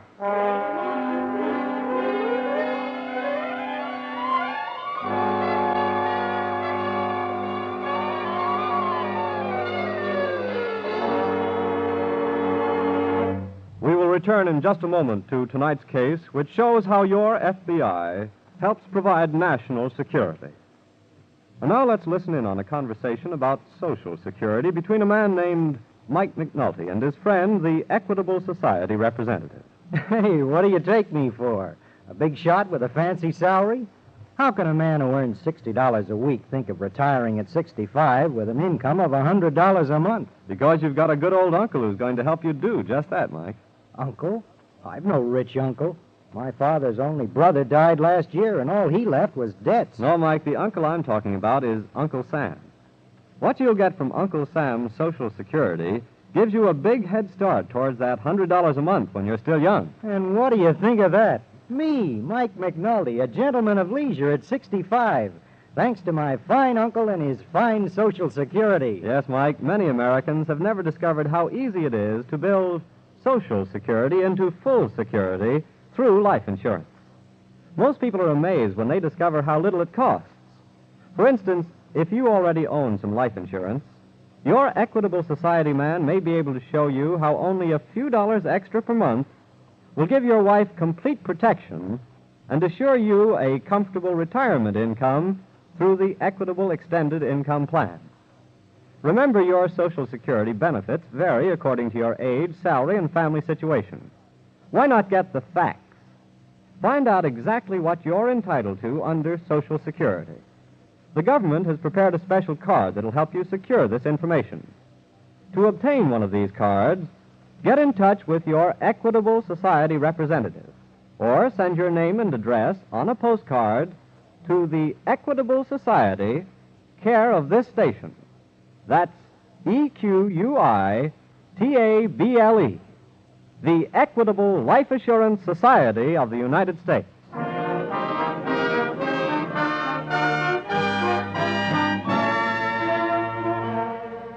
And now back to the FBI file, the walkie-talkie stick-up.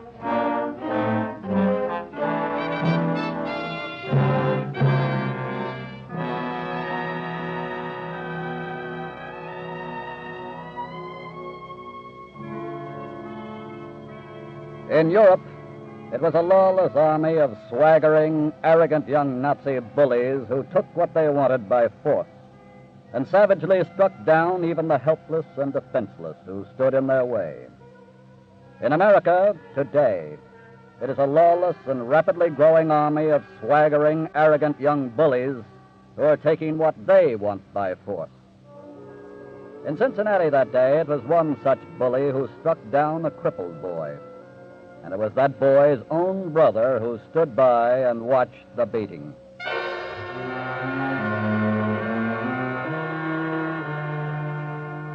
It was early in the evening of the same day that Special Agent Niles of the FBI opened the door to room 21 in a Cincinnati hospital. Hello, Jackie. What? Oh, hello. The nurse said I could come in. Okay? Okay. Thanks. How did you know I was here? I went to your house again a while ago to see you. What'd they tell you? But you told them it was a hit-and-run driver that knocked you down. Well, that's what it was. Automobiles can mess up a fellow like you're messed up, Jack, but I never knew one to reach out and punch their victim in the eye, too. What do you mean? You've got a beautiful shiner. Look, I gotta just... Jack, where's your brother? I don't know. You mean he hasn't even been here to see you? Oh, yeah, sure. Sure he was here. Oh, then he must have come in and gone out by the window. Nobody in the hospital saw him. Nobody home knows where he is. Nobody at Knuckles' house knows where he is either. Knuckles? That's the nickname of the boy who slugged the watchman last night, and your brother has a pal by that nickname. Your folks told me. Oh. Why did they beat you up? Who said they did? I could tell today that you'd guessed who committed that crime last night, so when you wouldn't talk, I left you alone. Now, look, mister... Then you went to Freddie and Knuckles and advised them to confess, and that's when they beat you up, isn't it? I'm not talking. Look, you're not sparing your folks or Freddie either, Jack. What do you mean? You're letting them in for a much bigger shock later on. You're only saving Freddie for that day when he kills somebody and gets sent to the electric chair. How do you feel about that, knowing that you could have prevented it? What do you want to know? Everything I've said is the truth, isn't it? Yes. Then where are they? I don't know. Honest, I don't. All right, but you can still help. Maybe you can tell me something about those walkie-talkies.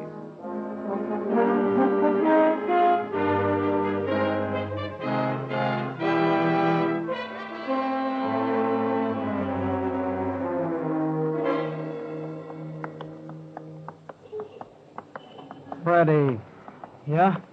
do me a favor, will you? What? Quit sneaking along the street like you're wearing a convict suit. I can't help it. Look, we got here to Louisville okay, didn't we? Yeah, but... And nobody knows we're here. But they'll keep looking, Knuckles. And when they get to Louisville, we'll be gone. Only guys that stop moving and stop using their heads get caught. Maybe so. We gotta get a hangout. Then case out another job. I've got to raise some dough first. Come on. Where are we going? To find a hawk shop. What for? I'm gonna hawk these binoculars. That'll bring us 20, 25. Yeah, but what'll a guy think when he sees U.S. Army stamped on them? He'll know he's getting the best there is, that's all. Let's go.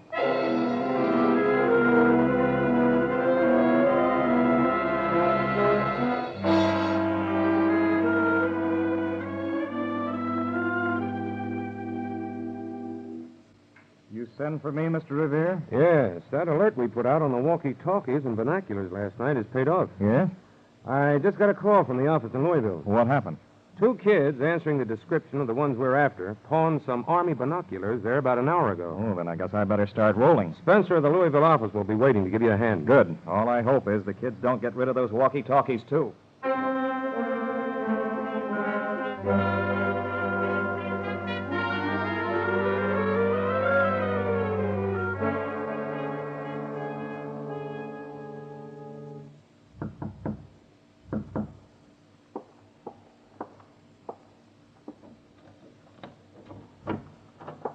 Oh, come on in, Knuckles.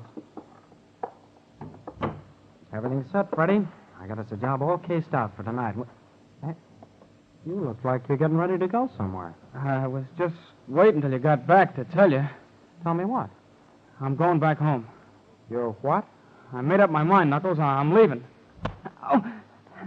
Now, sit down. Look, it won't do any good to act that way, Knuckles. Maybe I didn't hit you hard enough. No matter what you do, I'm quitting. You can't quit even if I let you. Why not? You're up to your ears now, same as I am. I don't care. I'm going back home and give myself up, and you ought to do the same, Knuckles. Not me. I'm just getting started, and when we finish this job, I'm heading west. No, I'm not helping you. Oh, yes, you are. After tonight, I don't want you. I'll get somebody with some guts. But this job we do together.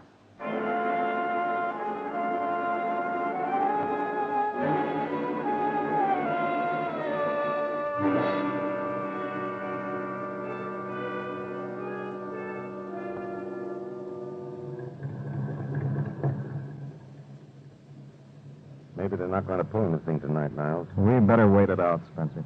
Maybe they changed their frequency. According to the brother, they don't know that much about it. He had to set it for them. Well, our receiver is set at 112 megacycles, too.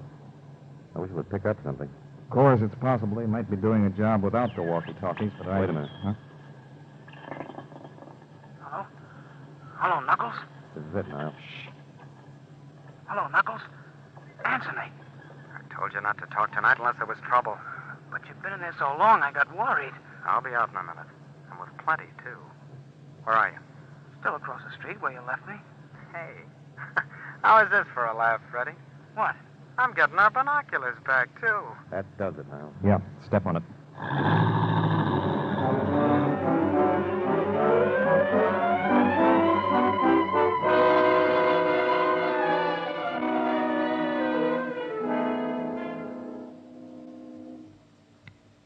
Hello. Hello, Freddie. What do you say, Knuckles? I'm starting out the back way now, way I came in. All clear out front? Yeah. Everything's all clear, Knuckles. I'm afraid you're wrong, Freddie. Huh? Freddie, what's the matter? Who said that? Special agent of the FBI, Knuckles. Huh? We just picked up Freddie outside. What is this? I'm a Special Agent 2, and you're both coming back to Cincinnati. How did you find us? When we get to Cincinnati, I'll let a certain cripple boy tell you all about it, son. Come on.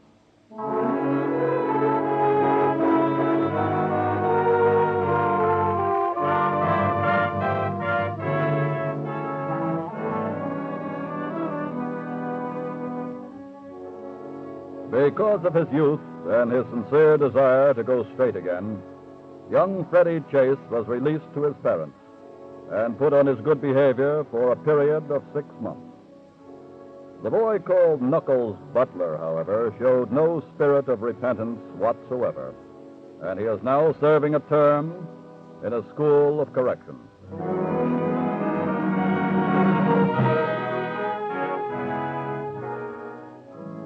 Tonight, ladies and gentlemen, we bring you a timely message on the subject of juvenile delinquency from the director of the Federal Bureau of Investigation, Mr. J. Edgar Hoover. America's crime bill runs into billions annually. If it could be diverted, the standard of living of every family in the nation would be raised.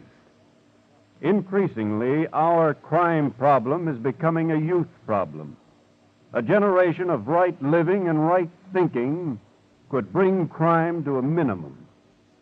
If all parents would devote only a little more time to their children, learning to know and understand them, influencing them by example, winning their confidences by companionship, and instilling in them a heartfelt respect for the rights of others and for constituted authority, they would be investing in their future happiness and security.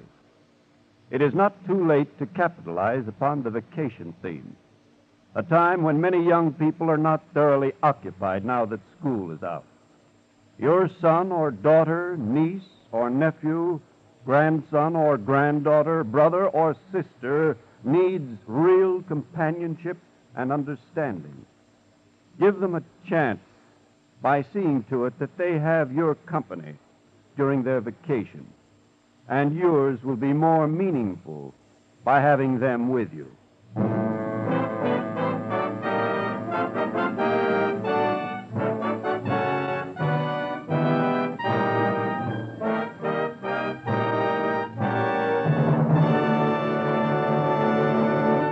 In just a moment, we'll tell you about next week's colorful story from the files of your FBI.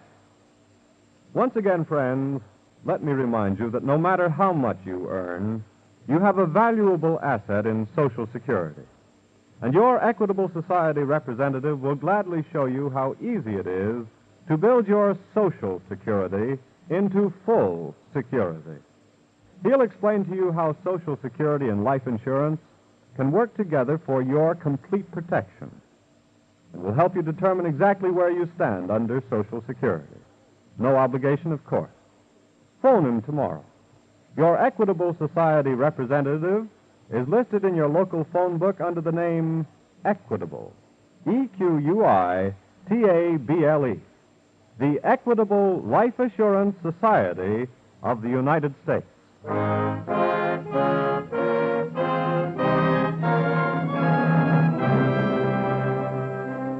Next week, we will bring you another colorful story from the files of the Federal Bureau of Investigation, The Sinister Witness.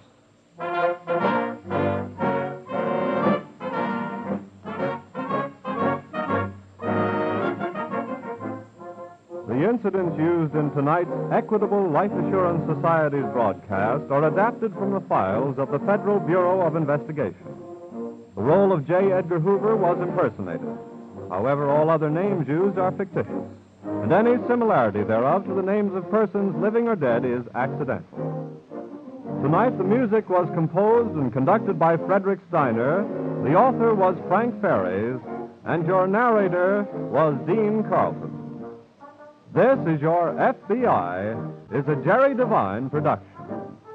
Now, this is Carl Frank speaking for the Equitable Life Assurance Society of the United States and the Equitable Society's representative in your community, and inviting you to tune in again next week at this same time, when the Equitable Life Assurance Society of the United States will bring you another colorful story from the files of the Federal Bureau of Investigation, The Sinister Witness, on This Is Your FBI. This is ABC, the American Broadcasting Company. The Equitable Society presents This Is Your FBI.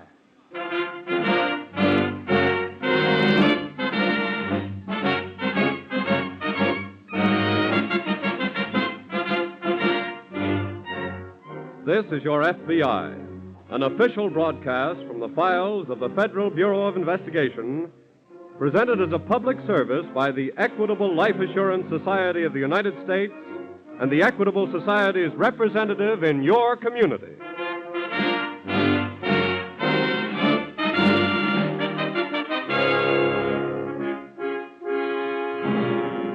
Tonight's file, The Sorrowful Swindler.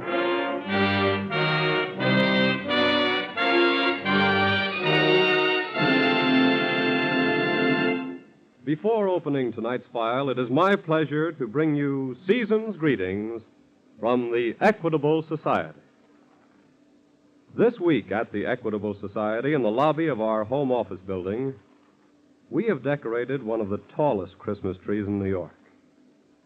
And this very afternoon, as we gathered round this tree and the sound of the traditional carols echoed through the halls, there was one pleasant thought that kept coming to our minds. We thought of all the homes in this country that are celebrating Christmas more merrily, more securely. We thought of all the children to whom Santa Claus will be more real, because someone in that home had the forethought to purchase life insurance. And we of the Equitable Society and the Equitable Society representatives all over America are happy to have done our share in bringing that kind of happiness to so many American homes this Christmas time.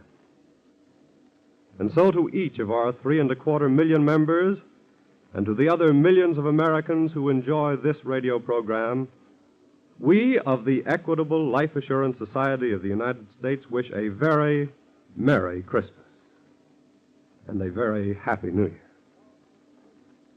And now to the file on the Sorrowful Swindler.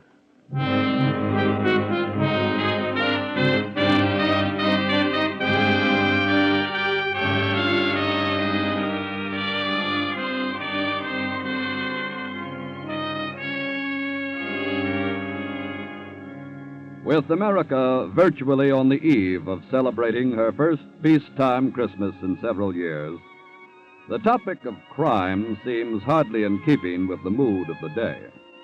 But then there is a negative kind of relationship between the two. Because it can be said truly that the doctrine of crime is the direct antithesis of the philosophy of Christmas. One is the religion of taking, the other, the religion of giving. And to the criminal, Christmas time is no more than just another time in which to ply his profession of cheating, as demonstrated in tonight's case from the files of your FBI. Several years ago, during another Christmas season, a man using the alias of Colonel Weatherford and a companion in larceny were speeding eastward on a crack train headed for New York.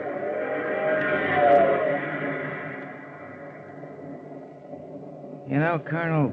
Yeah?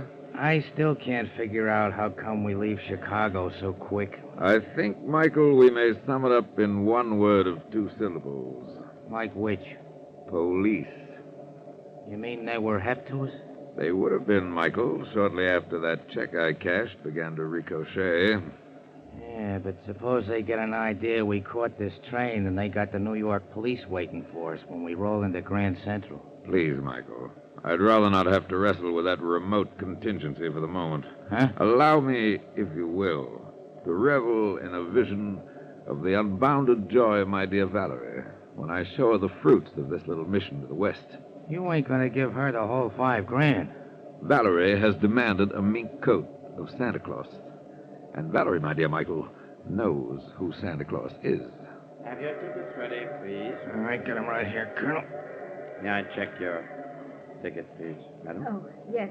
Here's my ticket right here. Thank you. What time do we get to New York in the morning, Mr. Conductor? 9 o'clock. Well, I do hope my daughter is there to meet me. Sweet little old lady, ain't she? Yes. You may keep this part, madam. Oh, thank you. Oh, just a minute, please. Yes?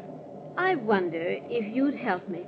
I have some stock certificates with me, which may be very valuable. Colonel. I'm listening. I'm kind of afraid to keep them in my berth with me tonight. Well, I'll be back directly, madam, and we'll make some arrangements, I'm sure. Oh, thank you very much.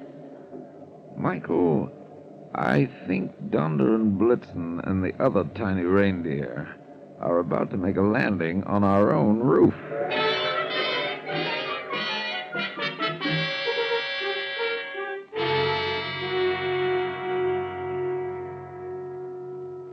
Since crime never takes a holiday, neither does your FBI. And at about the same moment that the pompous gentleman on the New York-bound train became stock certificate-minded, Special Agent Barclay in the New York office of the FBI was handed a teletype from Washington. What does it say, Alan? Well, Jim, there goes my Christmas shopping push with Marjorie today. Oh? They want us to go to work on a swindler. Oh, anybody we know? No, he's avoided federal violations up to now. Well, what's the up to now? He put over a fraudulent deal in Denver a few days ago by posing as a United States attorney. Uh-oh. He may have stopped over in Chicago, but they believe he's headed for New York. Oh, is this his home? He's got a record here. Well, who is he? Several persons, it seems. Colonel Josiah Weatherford and about 6 others. Well. Here, look this over and let's get busy. Right. While you're digesting the teletype, I'll check with the New York police. And also put a cover on railroad, plane, and bus terminals.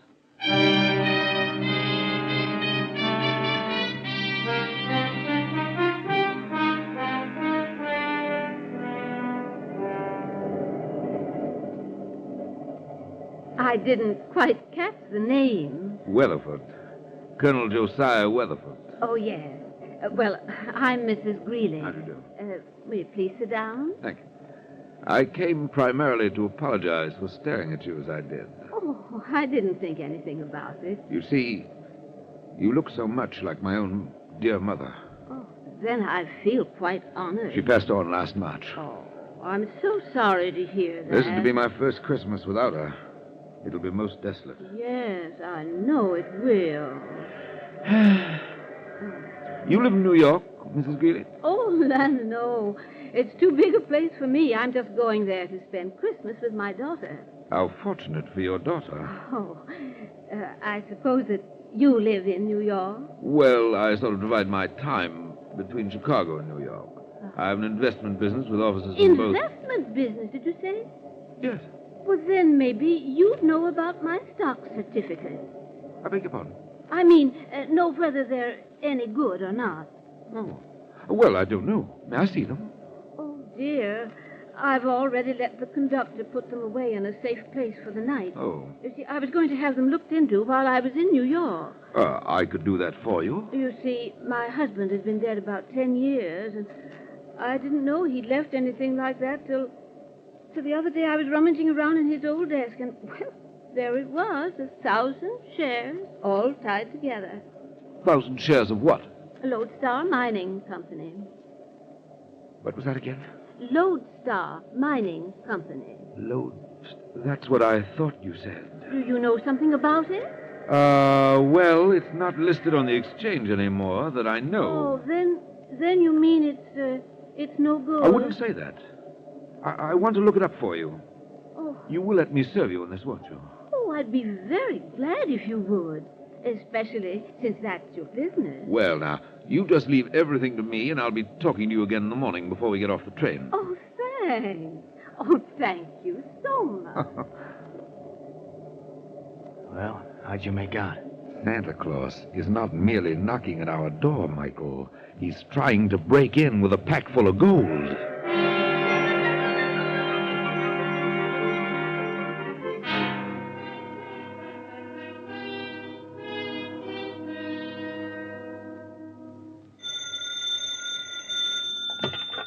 Special Agent Farrell speaking. Morning, Jim. This is Alan. Hey, say, where are you? Grand Central, waiting to cover the Manhattan Limited when it gets in. Good. I was just going to have to hop over there myself. What's up? Well, Weatherford's on that train. How do you know? A teletype just came in from Chicago. He passed a bad check there yesterday. And the ticket agent at LaSalle Station remembers selling Weatherford and a man with him space on the Manhattan. Then I better run. It's about to pull in. Right.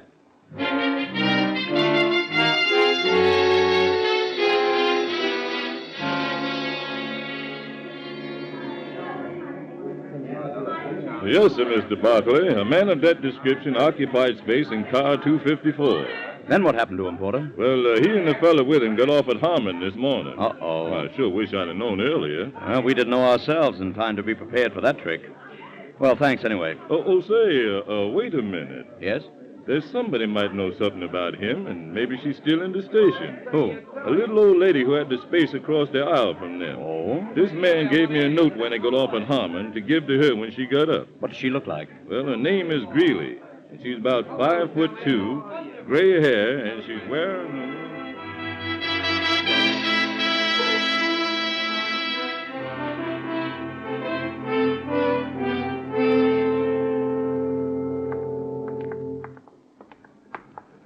Michael.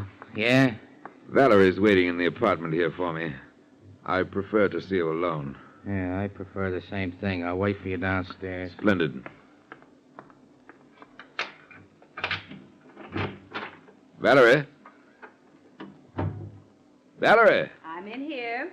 Valerie, my darling, come here. Wait a minute, not so fast. But, my dear, aren't you glad to see me? I don't know. How was your trip? How was it? Look, my sweet. Here. $5,000. Let me see one of the bills. They're genuine, every last one of them. Oh, my darling, I am so glad to see you. I have missed you so much. And now I can go right down this very day and get my mink coat. Oh. Well, you see, Valerie. What's the matter? Well, naturally, you're going to get the fur coat, Valerie. That's right. But tomorrow will be ample time. What is it, my sweet? I'm waiting for the hook. What is it? I merely want to retain possession of the money for the balance of the day. Go on. For $5 a share, darling, I can pick up 1,000 shares of Lodestar mining stock from a party who doesn't know their true value. Have they got any true value? Have they? Lodestar merged a few years ago with Rocky Mountain. Each share of Lodestar is still exchangeable for 1 share of Rocky Mountain, worth today $100 a share. You mean put out $5,000 and get back $100,000? Exactly. Look, a mink coat on the back is worth $40 in the window. Nothing doing. Well, darling, you can't. You just dreamed this up to keep from coming across. I swear I didn't, Valerie. She's going to call me any minute. What? Now, don't get excited, my dear. Don't get excited. It's a little old lady, a Mrs. Greeley I met on the train. She has the stock. Oh, yeah? That's probably Mrs. Greeley now. Colonel Weatherford speaking. This is Mrs. Greeley. Oh, hello, Mrs. Greeley. Are you at your daughter's now? No, she lives in the country and she didn't get my telegram until this morning.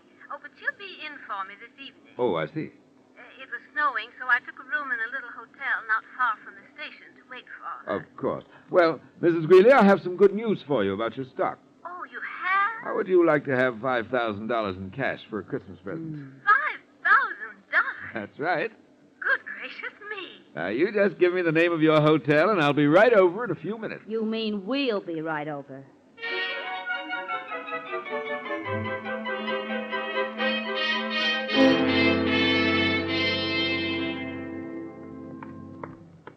Alan. Yes, Jim. Well, I mushed over as soon as I could. Good. I think this is our best prospect of getting a line on Weatherford.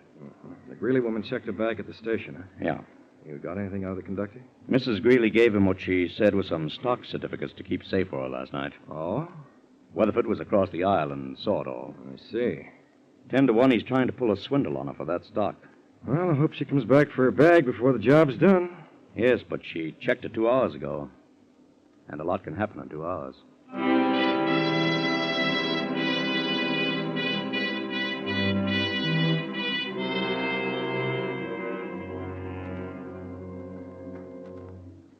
Colonel Weatherford, Yes? if the Lodestar Mining Company is out of existence, I don't see why the group this young lady represents wants to buy my stock. Oh, you should make that clearer, Colonel Weatherford. The group still controls the Lodestar Company's property, Mrs. Greeley. Oh.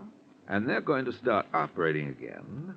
And they're willing to pay $5 a share for all the old outstanding stock. Well, maybe I'd better hold on to mine, then maybe it'll be worth more after a while. Oh, explain it to her, Colonel. It may be years before it's worth a cent more, Mrs. Greeley, and after all, $5,000 is a lot of money. Well, I'll trust your judgment, Colonel Weatherford. Good. I'm sure you won't regret it. Do you have all that money with you? Yes, here it is. $5,000, $5,100 bill. Gracious me. Now, if you have the stock, please. Oh, of course, yes. It's right here in my handbag. Splendid. Yes. Yes, here we are. Mm-hmm.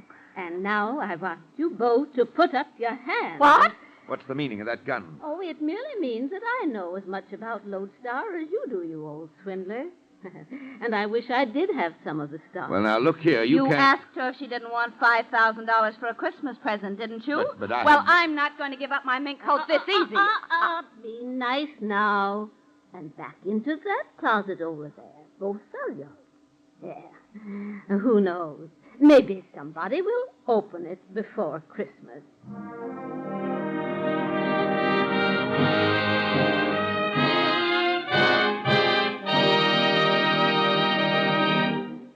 Crooks don't qualify as men of goodwill, do they? So let's leave them for a moment while I tell you about someone you like. A man who is bubbling over with the contagious good humor that infects all good people this time of year. This week at the Equitable Society, I met a senior vice president coming out of the building. He was carrying a regular pyramid of packages in his arms. And just as I said hello to him, something went wrong with the middle of the pyramid, and half of his packages fell out of his arms and slid to the floor. Serves me right, he laughed as I helped him to pick them up. Just what I deserve for putting off my Christmas shopping till the last minute and then trying to do it all at once. He paused and chuckled. And I'm the man who's spent his life telling folks not to put things off. My business in life is telling folks not to put off buying the life insurance protection they need. Well, I said, that's not such a bad way to spend your life, is it? He smiled and answered, saying, yes, there are a lot of people in this world who are much happier right now because someone from the Equitable Society kept urging a husband or father not to put off buying life insurance. Believe me, that's a pretty pleasant thought for a fellow to entertain this time of year. Well, as I said goodbye to him, the thought came to me that it'd be a very fine thing if all members of the Equitable Life Assurance Society of the United States had the same opportunity to know the officers of their society that I have. Could get to know the sincerity and human understanding that they put into their daily work managing the life insurance of 3.25 million Equitable Society members. I've met all these men, and I've yet to find any stuffing in any one of their shirts, or any brass in any one of their hats. No matter how important their jobs are, their doors are always open, and their time is always at the disposal of members of this Life Assurance Society. You see, the officers of the Equitable Society are the kind of men who take pride in the thought that this week and every week for 86 years, the Equitable Society has been building security for you, your home, and your country. And now back to the file on the Sorrowful Swindler.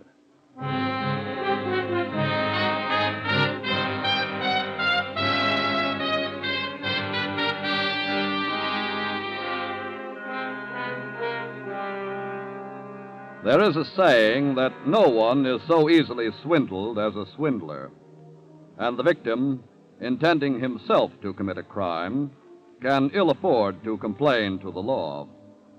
Therefore, being denied recourse to the law, he usually takes matters into his own hands, and generally with the same net result. Both are caught. At the moment, however, the little gray-haired confidence woman is trudging through the snow away from the hotel with $5,000 in $100 bills, while behind the locked door of the closet in the hotel room. But, Valerie, darling... Don't darling me, you financial wizard. Nagging me is not going to get us out of here. You just be glad it's a closet where there's not room enough to swing at you. Michael's waiting just outside the hotel. Sure, probably building a snowman. But he's surely seen the woman leaving by herself. Oh, of course, of course. He probably helped her across the street. You'd think he'd suspect something and come up here to see about us. Oh, no, that calls for thinking. Valerie, if you'll help me push against the door just once more, I'm sure we can force it. I should knock myself out getting you out of a closet. Look, you're in here, too. You got us in, you get us out. Very well. 5,000 and get back 100,000. Please. Can't miss. It's a cinch. Oh, for heaven's sake, Valerie, shut up. Come on. Let's get out of here quickly. Wait a minute. Now, I'm warning you. I'm getting a mink coat tomorrow, or else. Or else what? Or else the police are going to learn where you got that 5,000 in the first place. But, Valerie, darling, you can't... You heard me. It's the mink or the clink.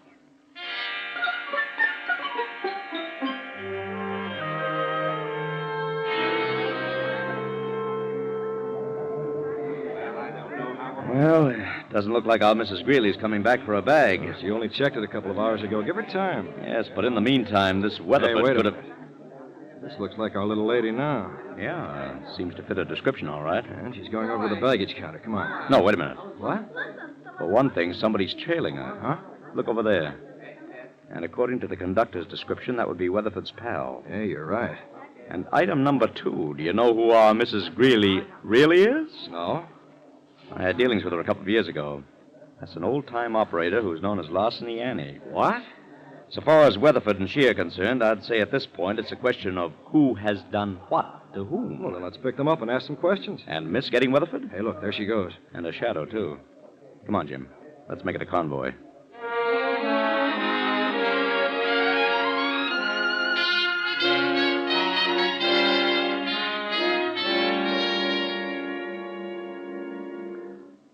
What good is it going to do to come back here to the apartment? Michael wasn't in front of the hotel, was he? So what?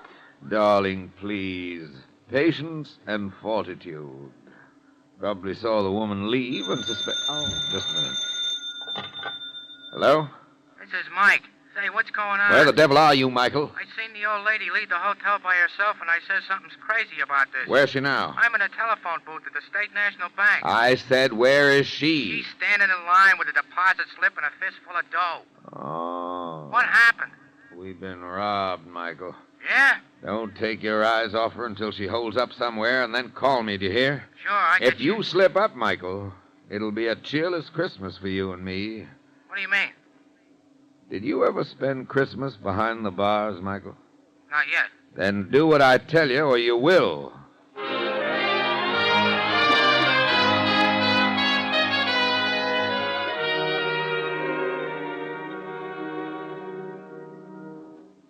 Here comes Larceny Annie's shadow back from the phone. He must have contacted Weatherford. What do you make of all this? I'd say that Weatherford has now learned how it feels to be swindled himself. He took somebody for the money first, and now Annie's taking him. Yes, which puts it up to us to take them both. What's your idea? You stay here and keep your eyes open. And you? If Weatherford's pal saw me talking to Annie, what would he probably think? Well, that you were a confederate of hers, maybe. That's all I wanted to be sure of. What? Maybe this'll do the trick, Jim.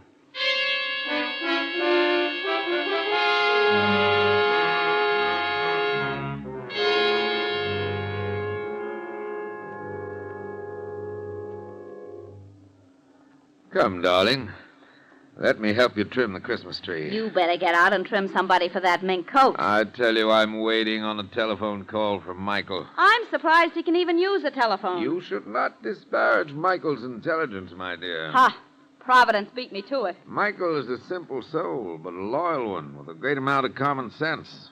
And on occasion displays a flash of superior intelligence. Maybe you ought to be working for him then. May I fix your cocktail? No, and don't try to soften me up because I'm... Yes? It's me, Colonel. Well? I done what you told me. Where is she? You better meet me quick, corner of Madison and 91st. There are 4 corners, Michael, you know. Yeah, but I'll be standing on just one of them, boss. East side downtown. You better hurry. I'll be there right away. You mean we'll be there? Then come on quickly, my dear. Now you shall have that mink.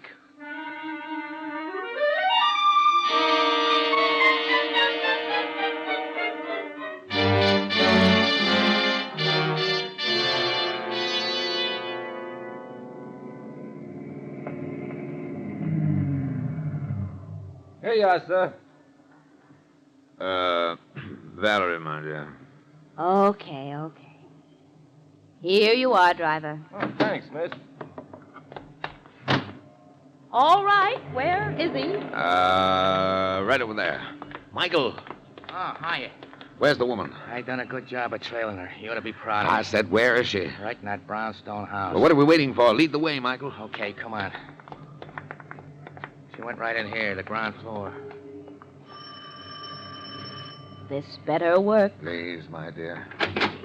Yes? Greetings, Mrs. Greeley. Well, come right in. Go ahead, darling. Michael. I dare say you're a trifle surprised to see us again. Well, as a matter of fact, Colonel Weatherford, I am a little surprised the way things turned out, but we rather expected you'd come here. Who's we? Yes, what do you mean?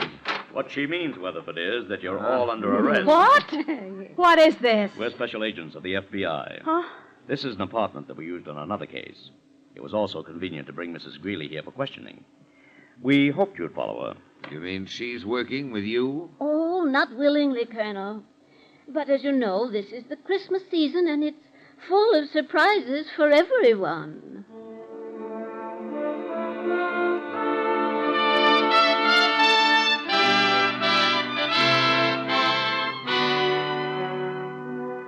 And now, your FBI would like to take this opportunity to wish for all of you a Merry Christmas and a happy, peaceful, and prosperous New Year. And through your continued support and cooperation, it will go on protecting your right to enjoy them year after year.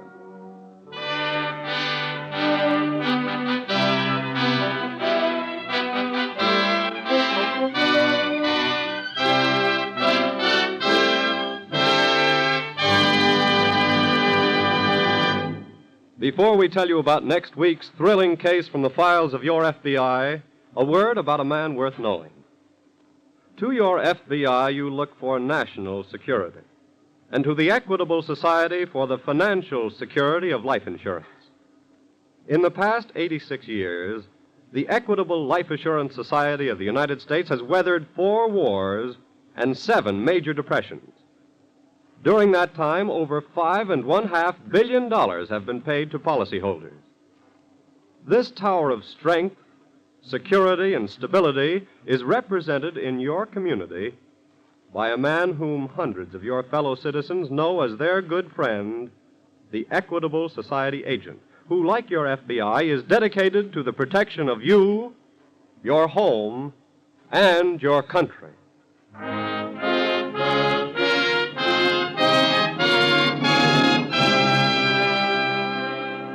Next week, we will bring you another colorful story from the files of the Federal Bureau of Investigation.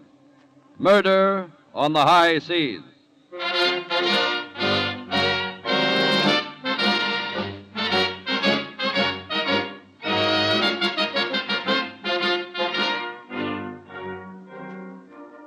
The incidents used in tonight's Equitable Society's broadcast are taken from the files of the Federal Bureau of Investigation.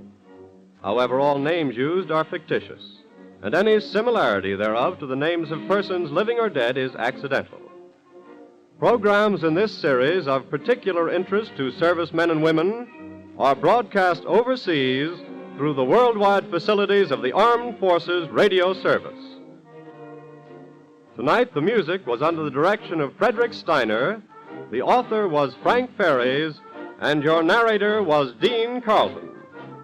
This is Your FBI is a Jerry Devine production. Now, this is Carl Frank speaking for the Equitable Life Assurance Society of the United States and the Equitable Society's representative in your community, and inviting you to tune in again next week at this same time for This is Your FBI.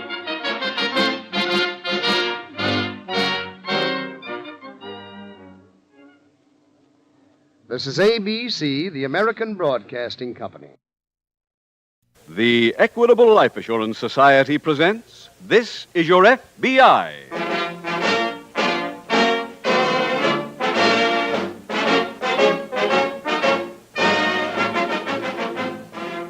This is Your FBI, the official broadcast from the files of the Federal Bureau of Investigation. Presented transcribed as a public service by the Equitable Life Assurance Society of the United States and the Equitable Society's representative in your community.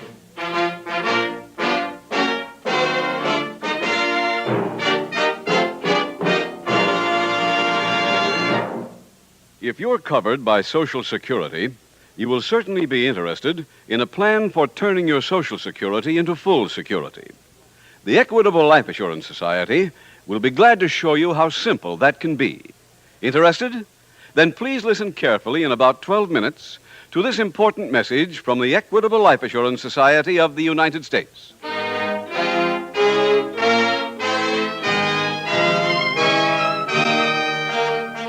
Tonight, the subject of our FBI file, Subversive Activities. Its title, The Un-American Patriot.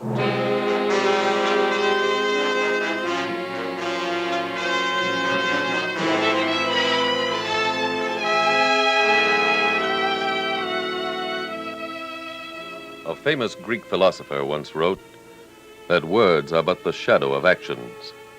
Consider then these words. They are written by Lenin, one of the founders of communism. He said, and I quote, The strictest loyalty to the ideas of communism must be combined with the ability to make all practical compromises, to maneuver, to do anything so as to accelerate the coming to power of a communist world. In all countries, even the freest, the time has fully matured when it is absolutely necessary for every communist systematically to combine legal with illegal work, legal with illegal organization. It is necessary for all communists to form illegal movements. End quotes. Those words should tell you what you probably already suspect. The Communist Party stands for the destruction of our American form of government. It stands for the destruction of democracy. It works toward one goal and one goal only: a Soviet of the United States.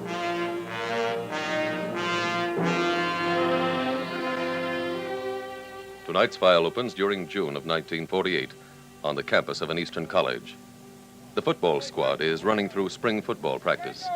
It is evening, and the practice is being held under lights. Along the sidelines are a few spectators. Among them is FBI Special Agent Jim Taylor. He turns as one of the players approaches. Mr. Taylor? Oh, hello, Ted. I'm sorry I kept you waiting. Oh, it's all right. How's your dad? Oh, fine. He's out of town on a trip. That's why I called you. I had to talk to somebody. What's the matter, Ted? You in a jam? Oh, no. But do you know a man named Jonathan Van Buren? No, I don't think so. Well, I heard him make a speech today. Here at school? Yeah, at a hall just off the campus. Yeah. All the students were invited. We were supposed to get inside dope on the draft, so quite a mob showed up. Oh, yeah. Sorry. Here you go. What was the speech about, Ted? Oh, well, I hate these guys who go around calling everybody they don't agree with a communist, but he sure sounded like one. In what way? Oh, he popped off about how we should destroy our stockpile of atomic bombs, how Russia is our best friend, and yeah, a lot of that kind of stuff. And did the audience buy Mr. Van Buren's violence? Well, none of us want to be drafted, and if a guy gets up and says it's wrong to take us into the Army, it sounds good. Who is this Van Buren? Well, he was introduced as an expert on foreign affairs. Where's he from? I heard him tell somebody he was at the Royal Hotel. I'm not sure if he lives there all the time or just now when he's in town. Yeah. Well, when will you be through practice? In a little while. Okay, I'll wait around, Ted. We'll pay Mr. Van Buren a visit.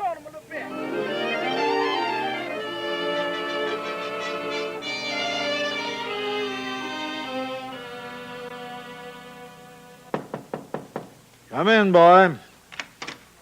Oh, I thought it was room service. Sorry. You Mr. Van Buren? Yes? My name is Jim Taylor, Mr. Van Buren. This is Ted Brewster. Brewster? Van Buren. Hope you don't mind our dropping in this way, but Ted here was telling me about your speech this afternoon, and I was very impressed. Well, thank you. Thank you. Please sit down. Pardon me, I've got to finish packing. Oh, of course. I'm sorry the whiskey isn't here yet. I'd offer you a drink. We just finished dinner anyway. Ted says your speech was, well, very stirring, full Well, of logic. Thank you. These leash locks never work when you're in a hurry. There it is. Mr. Van Buren, I'll get right to the point. A group of us missed your speech today, and we'd like you to address our club. Well, I'd be delighted to, but I've got a very full calendar. Well, could you make it next month? Yes. I'll have some free time in July. Let's see. Last week. Mm-hmm. Well, there's only one unpleasant note. We can't afford a speaker's fee. Don't give it another thought. I'll contribute my services greatest. I'll be glad to. Thank you very much. Well, then, suppose we make it definite for the last week in July. Say, 27th? It'll be fine. Oh, we send out a small newsletter before each meeting, Mr. Van Buren, with some biographical data on the speaker. Could you tell us a little about yourself? Well, let's see. I've lived in every part of the world. Well, Russia, too? Mm-hmm. Spent an entire year there, right after the war. Must have been interesting. Very. Maybe we'd better not mention that in your notes, though.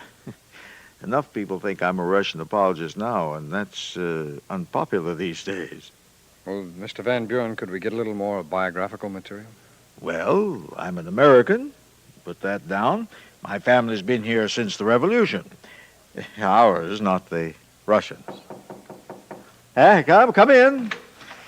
Oh, I I'm sorry. I didn't know you had guests. I'll come back later. No, please. We're leaving now. Oh, must you? Yeah, we've got some studying to do. And thanks for accepting our invitation, Mr. Van Buren. Oh, you're very welcome. Good night. Good night, sir.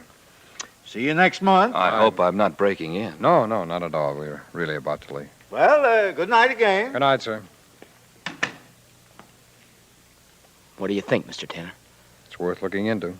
You going to investigate him? Well, that's not up to me, Ted. I'm going back to the office, though, and write a report on Van Buren. This late? Yeah. I want my boss to see it first thing tomorrow morning.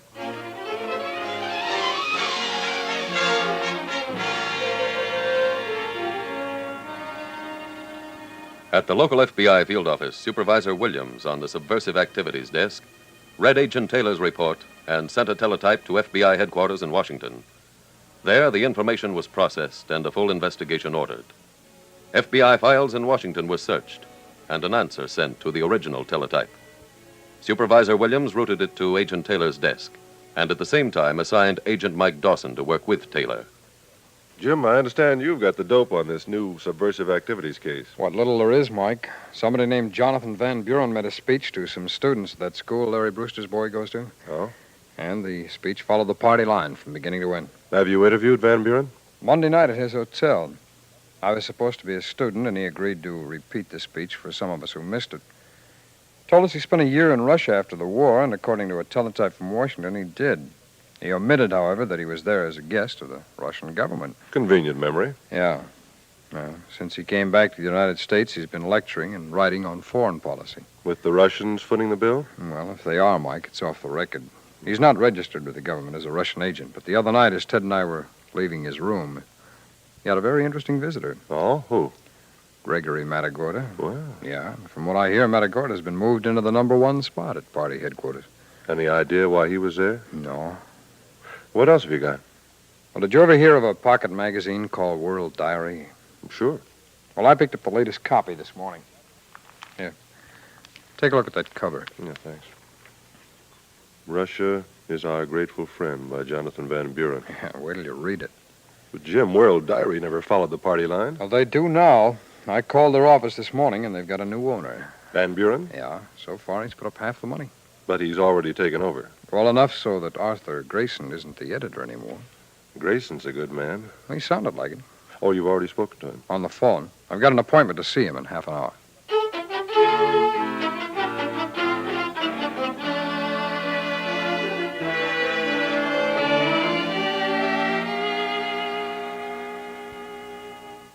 And then, Mr. Grayson, when you wouldn't change your editorial, what happened? Mr. Van Buren changed it for me. How? He took a new one out of his pocket. I guess he'd anticipated my refusal. Well, you were still the editor, though. Only for about another 5 minutes, maybe less. Oh, he fired you? Officially, no. You see, if he fired me, I would have gotten severance pay. Oh, I see. Well, we had a big row. I accused him of being a Russian propagandist. He handed me my resignation all typed up. I was so mad I grabbed it and signed. Yeah, well. Now, aside from the editorial, did you have any reason to believe that Van Buren was a Russian propagandist? Plenty. Like what? Our messenger boy told me that during the 2 weeks or so before I quit, Van Buren sent him on a number of errands to party headquarters here. Oh? The messenger delivered a sealed envelope from Van Buren and brought back another. Any idea what was in the ones he sent? No. How about the envelopes brought back here? Did the boy see what was in them? Cash.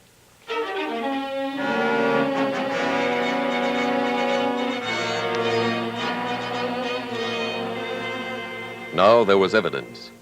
But Jonathan Van Buren might still find loopholes through which to escape if an arrest under the Federal Registration Act had been made. Your FBI's job was to plug those loopholes. Van Buren was put under 24-hour-a-day surveillance. On every trip, he was met at the airport and escorted during his stay. A file was slowly being built, but no real new evidence was gathered until July 4th. On that day, Special Agents Taylor and Dawson followed Van Buren to a local outdoor amphitheater where a visiting speaker was to read Lincoln's Gettysburg Address as part of the General Patriotic Program. Plenty of empty seats down further, Jim. Wonder why he's sitting that far back. Could be he's meeting somebody. Maybe. Mike, he doesn't know you. Why don't you turn on your portable transmitter and go up there, huh? Okay. If you sit in back of him, you should be able to catch everything he says. Yeah, where are you going? I'll stay here. I don't want him to spot me. I'll keep in touch with you, though, till you sit down.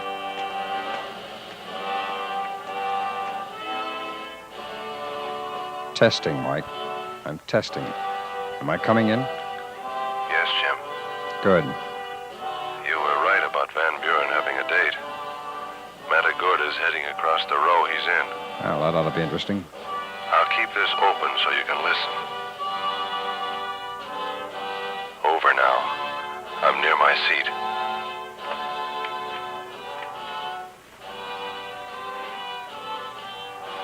Hello, Van Buren. Welcome. How are you today? Oh, patriotic. Did you bring the money? Yes, it's inside this book. How much? Balance you owe for the magazine. Thank you. And now, ladies and gentlemen, Lincoln's Gettysburg Address. Well, I better go back to my own seat. Go ahead, I'm leaving. Bye, Van. Bye, Gregory.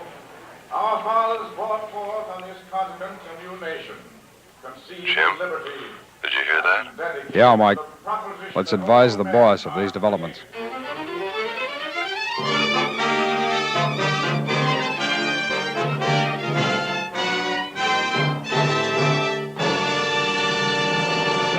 In just a few minutes, we'll bring you the conclusion to tonight's case from the official files of the FBI. But first, I want you to meet Mr. and Mrs. Jackson Hill. Mr. Hill, you told me that you were interested in finding out how much it might cost to provide full security for your wife and children if something should happen to you. That's right, Mr. Keating. You do have Social Security. Well, yes, I do, but it'd only be about $105 a month. Well, that certainly isn't enough. Well, that's at least a good start. How much more would you need? We don't know. That's the problem. And that's the reason, Mr. Keating, we got so interested in the fact-finding chart for fathers and mothers you talk about each week. All right, let's look at the chart. It's Equitable's fact-finding chart for fathers and mothers, especially prepared by the Equitable Life Assurance Society to help parents figure out exactly what income would be needed to keep the family together until the youngest child is at least through high school. Look how these easy-to-understand pictures guide you every step of the way. Every major item of living is included. You fill out the chart yourselves, and the answer you get is trustworthy and reliable. Why, Jack, even I can understand that. Yes, Mrs. Hill, and only 5 minutes with the Equitable Society's fact-finding chart will show you exactly how much money you would need. Well, how about that, Marge? We really could use one of these charts. How much does it cost, Mr. Keating? Not a cent. Your Equitable representative will be glad to give you a copy. Then, after you've filled it in, he'll help you work out a plan that will turn your Social Security into full security. That's wonderful, but isn't it expensive? You'd be surprised how little it may cost. You've already got a good head start with your Social Security, so that perhaps all you may need is a small additional amount of insurance. Friends, why not find out for yourself how easy it may be to turn your Social Security into full security? Get in touch with your Equitable Society representative and ask him for your free copy of the Equitable Fact-Finding Chart for Fathers and Mothers. That's EQUITABLE. The Equitable Life Assurance Society of the United States.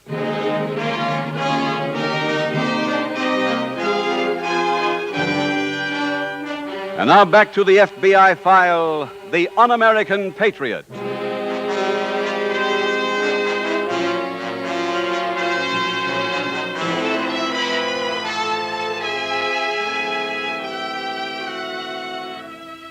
There are still some who regard the Communist Party in America as being just another unpopular political organization. To any who might be listening, we bring the words of an expert witness, a man who only a few weeks ago fled from one of the satellite nations. One night, he told an editor of the Saturday Evening Post, 10 of us were loaded into a truck and whisked off to jail. They tossed me into a brilliantly lit cell and left me there for a month. Then they questioned me, day and night. Sometimes I had to kneel before my interrogator for 5 hours. I was beaten and kicked by a squad of 4. Between sessions, they kept me standing in a dark disciplinary cell. After 2 weeks, they returned me to what they called re-education. Apparently, I wasn't right, but they assured me the cycle would be repeated every couple of months. They also told me that the last of us would crack before they finished. The man who spoke those words did not dare speak them until he was out of his own country. 5 years ago, he would have left if anyone had told him his nation would be taken over by the communists. But it happened there. And even more to the point, unless we in the United States maintain a constant vigilance, it can happen here.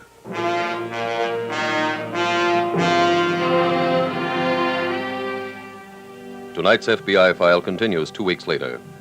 It is Wednesday, July 21st, and there is panic in the Communist Party. Acting upon evidence supplied by the Department of Justice, a federal grand jury in New York returned indictments the day before against William Z. Foster, chairman of the Communist Party, and 11 other leading communists. They were charged with violating the Smith Act and conspiring to overthrow the government of the United States by force. And at local party headquarters, Gregory Matagorda is doing what communist higher-ups throughout the nation have been instructed to do when Jonathan Van Buren enters his office. Well, lighting a fire with papers. I'm jetting matches. These are records that have to be burned, Van. Oh. The party's going underground, and you're going with us. For how much? What do you mean? Well, I know a great deal about you and the rest of the party here and all over the country. Well? Well, suppose I went to the FBI and told them everything. I could say my real purpose in working with you is to collect information. You wouldn't dare. I not only would, but I will. Unless my salary is doubled. I'm not authorized to do that. I want a yes or no answer. I still don't relish the idea of going to jail, but of course, if I'm going to take that chance, you'll have to pay me for it. Do I get it? All right, Van, we'll meet your terms.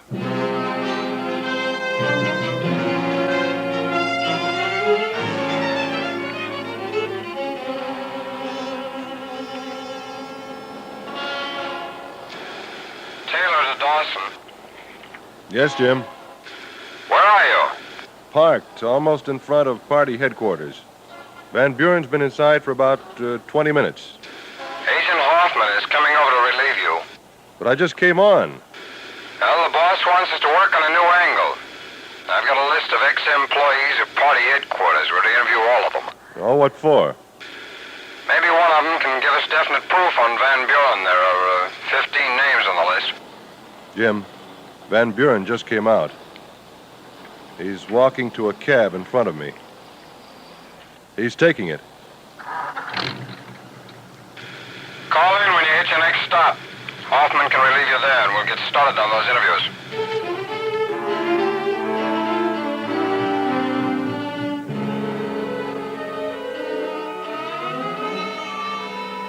One of the foundations of every investigation is interviewing. In this case, 11 ex-employees of Communist Party headquarters were checked, but none of them knew Van Buren. Then came number 12, Miss Helen Schleicher. The boarding house where she lived was visited. She'd moved the night before, moved in what her landlady described as terror. Mike, anything come in on Helen Schleicher? No, Jim. Well, she's important. I found out she was Matagorda's private secretary. He called her the other night. That's when she packed and ran. No? He went to see her and was very upset when he found out that she'd moved. Now, what do you got there? Oh, this is a copy of the speech Van Buren made in Chicago last night. Uh-huh. It's the same right through. I'll get it, Mike. Yeah. Taylor speaking. Hello? Hello? FBI? Yes, that's right. Who's this? My name is Helen Schleicher. Where are you? In a movie. Where? On Madison Street. It's called The Cameo. Cameo. And you stay where you are. All right. Is the place crowded? No. Well, then sit in the back row on the right-hand side of the theater. I'm wearing a blue dress. Fine. We'll be down as soon as we can.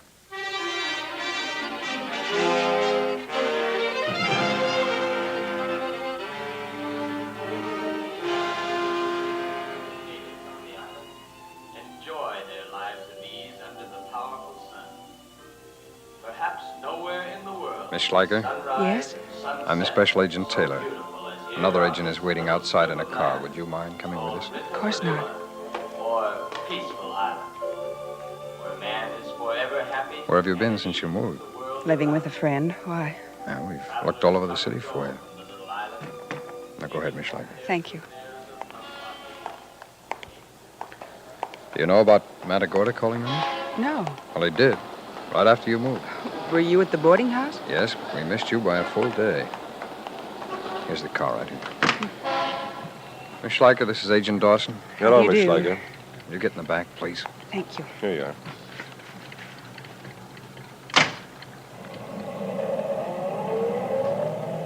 I feel better now. Did you think you were in danger? Oh, I don't know, but I've seen what happens to people who know things when they try to leave the party. Have you? The day I quit working at headquarters. I took my job there because I thought they were trying to help people fight for peace. I found out they're liars, that's why I quit. I'm a Russian, but first I'm an American. In your work at party headquarters, did you run across a man named Jonathan Van Buren? Of course, he works for the party. Are you sure? Positive. Well, we're trying to find proof of that. Well, I'm telling you. We need more. Is there anything in writing? Well, lists of paid communist agents. I used to type them myself. Mr. Van Buren's name was on them. Well, those files have probably been destroyed. About that, I don't know, but... Wait, I have carbon papers. Carbon copies? No, the carbon papers I used when I made the lists. We used carbons only once, and then I was allowed to take them home for my own work. Oh, and where are they? In my trunk at the Broadway warehouse. Mike, head for that warehouse.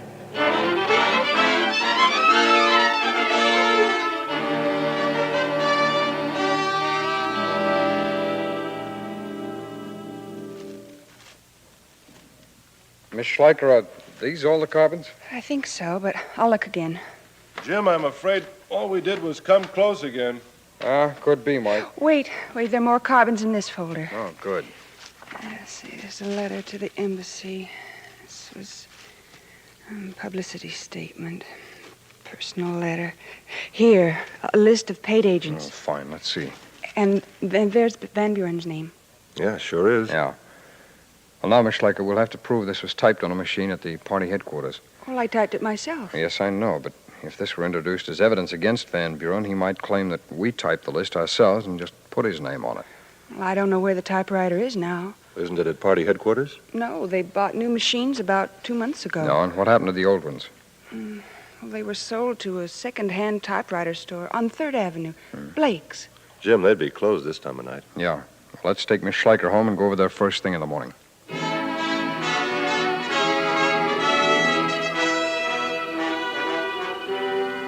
Now there began a search for the missing typewriter. A search that started the following morning when Agent Taylor made his report. Mike, that second-hand store went out of business. The former owner was located. He said he sold his stock to other men in the same business. Other men spread through the entire city. Jim, the typewriter was bought by the Acme Typewriter Company. Records at the Acme Company were gone over, and the missing typewriter located. Samples were written on it, then sent to the FBI crime laboratory in Washington. Mike, this wire just came in from the lab. What did they say? That's the same typewriter.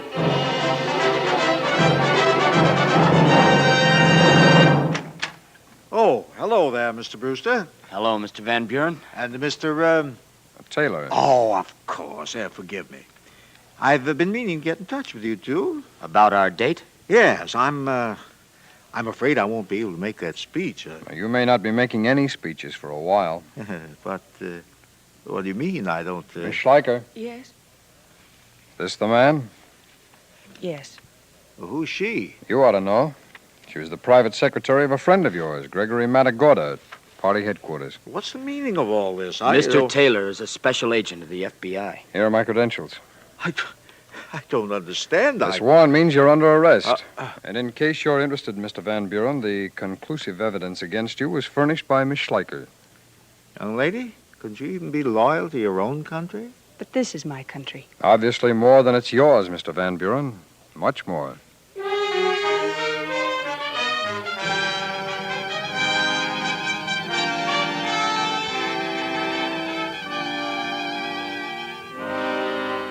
Jonathan Van Buren was convicted in federal court for violation of the Federal Registration Statute and sentenced to a federal prison. In the years before World War II, your FBI was criticized by certain factions on the premise that nothing was being done to meet the Nazi-fascist threat to our internal security. What was being done could not be publicized, but the record speaks for itself. During the war, there was not one successful enemy-directed act of sabotage. Your FBI cannot at this time make public its full record on what is being done to combat the communist menace in this country. The Federal Bureau of Investigation is, by presidential directive, charged with protecting you in matters concerning espionage, sabotage, and subversive activities. You may rest assured of one thing. Your FBI is doing that job. Doing it 24 hours a day.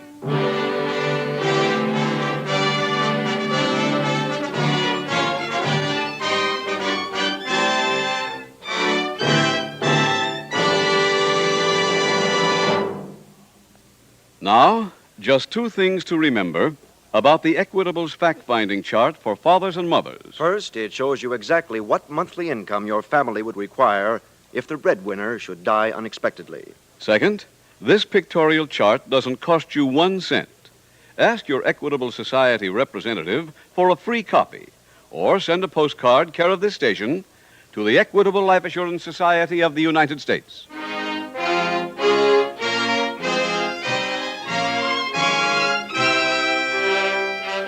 Next week, we will dramatize another case from the files of the Federal Bureau of Investigation. Its subject, armed robbery. Its title, Crime for Sale.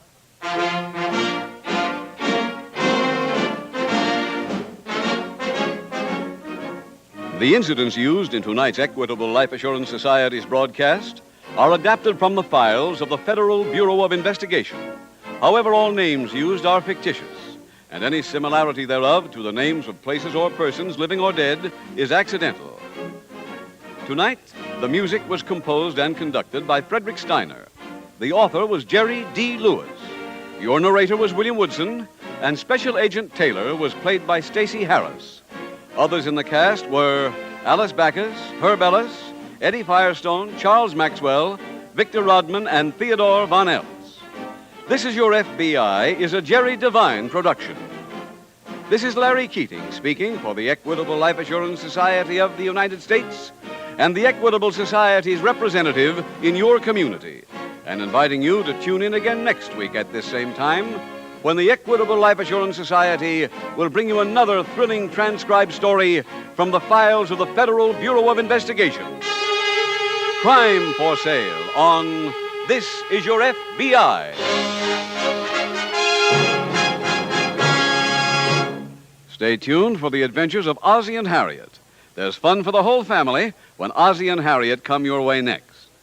This program came to you. The Equitable Life Assurance Society presents This Is Your FBI.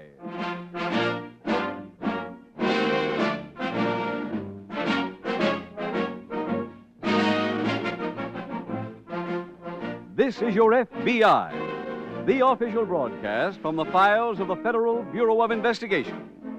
Presented transcribed as a public service by the Equitable Life Assurance Society of the United States and the Equitable Society's representative in your community. Later in the program, we will bring you an important message from Mr. J. Edgar Hoover on our nation's internal security.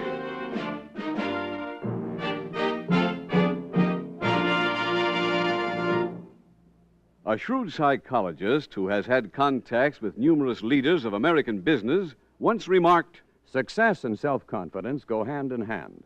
Men who have a strong conviction that they're going to succeed are the ones that rise to the top in every field." For people of this type, people who have this feeling of certainty about themselves, the Equitable Life Assurance Society has created its famous life insurance plan for men and women on the way up. Do those words describe you? Then you'll be interested in about 14 minutes when I give full details of the Equitable plan for men and women on the way up.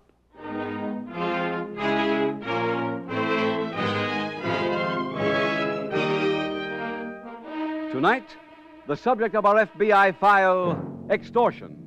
Its title, The Straw Hat Shakedown.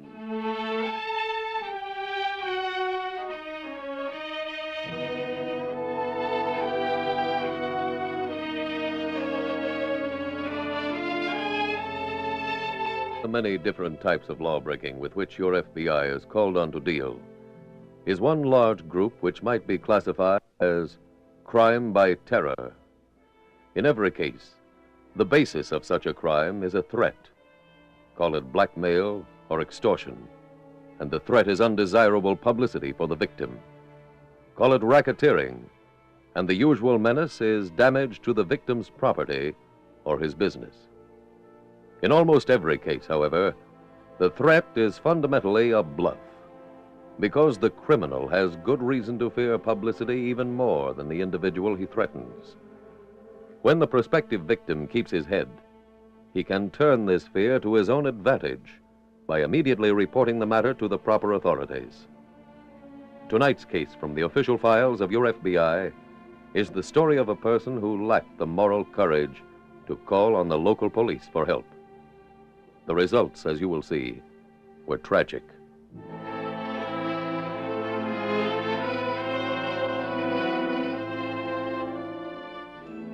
Tonight's FBI file opens in a New England state. It is late afternoon, but still light enough to read the freshly painted words on the side of a large barn. Grand View Summer Theater. In a field beside the barn are the actors waiting for rehearsal to start. Seated in an ancient weather-beaten wicker chair is a middle-aged woman. A casually dressed, good-looking man approaches. Hello, May. How are you, Elliot? Oh, bored, thank you. The quiet countryside, how I loathe it. Has the Gauleiter been around? Oh, no, darling. Our dear director doesn't mix with the actors. Familiarity breeds that thing, you know. Well, I must say this summer bids fair to be as ghastly as the rest of the season's been. Slow year, dear? Oh, one show that staggered to Broadway and a month on the road with a well-basted turkey. Where'd you play? Mostly towns where the audience ate their young. Mr. St. Clair, I wonder if you'd run over our scene.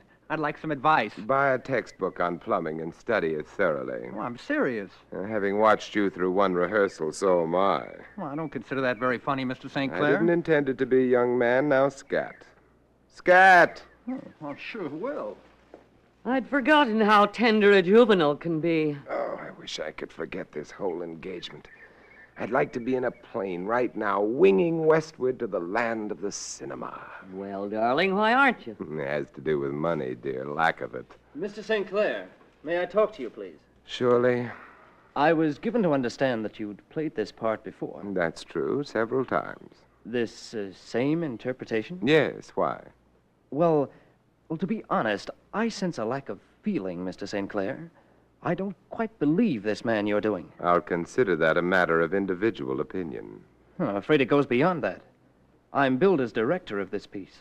I want the performances up to my standard. We'll do a complete run-through in a few minutes. Let's bring him to life, St. Clair, shall we? Bless his little pear-shaped tones. Bless his little pear-shaped head. Well, I may go off the dry tonight. Can you afford a bottle, dear? I don't have to. Didn't you see the invitation? To what? The company's been invited to a party that's being thrown by the patrons and patronesses. Here, read all about it. Are these patronesses? Uh-huh. They look like pictures on canceled stamps. Ha ha! Hey. What? I know one of these fair damsels. Is that a boast or a confession? More than that, darling, it's a reprieve.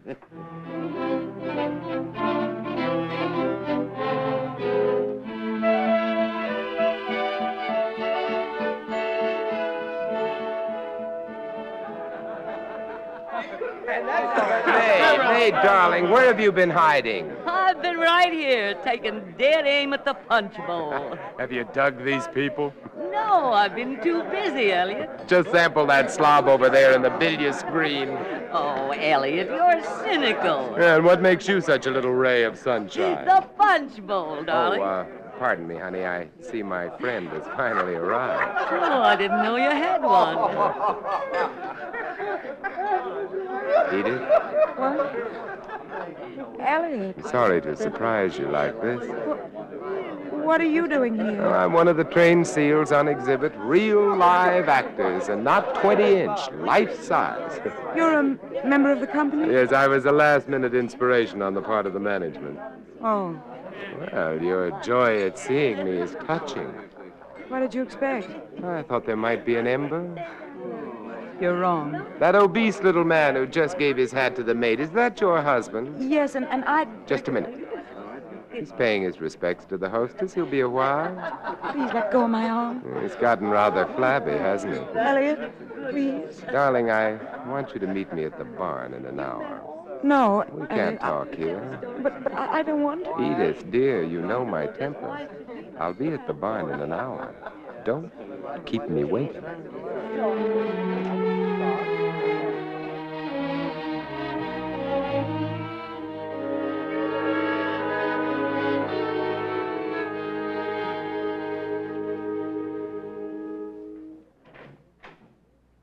Edith?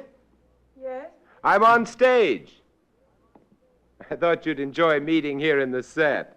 Elliot, I can't stay long. Oh, but darling, this is the first time we've been alone in 10 years.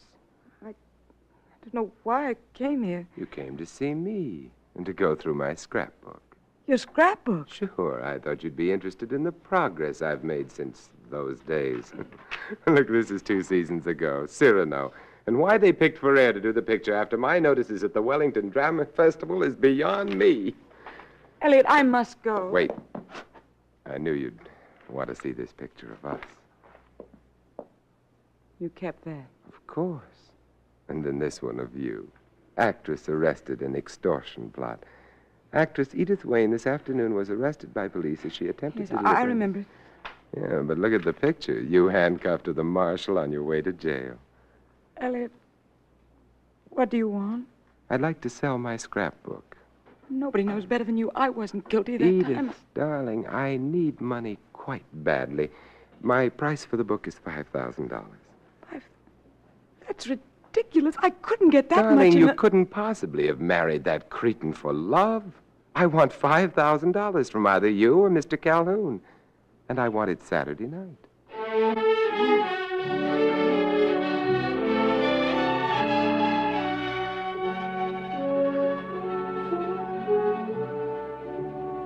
The following day at an FBI field office in a nearby city, Special Agent Jim Taylor returns from the file room to find an old friend, Grandview Chief of Police Earl Fremont, waiting for him. Well, hello, Earl. Hi, Jim. How's the fishing been? Well, don't spread this around, but since I became chief, I haven't had a rod in the water. Is Grandview that crime-ridden? Seems like it. I'm down here today on one, as a matter of fact. Oh? I thought maybe you'd give me some help. Sure, what kind? We had a jewel robbery reported this morning. First one of the summer. If I can solve it, maybe we can keep from having another epidemic of them like last year. Any FBI jurisdiction? No, not that I know of, but I've got a list here. These things were stolen from a Mrs. Calhoun.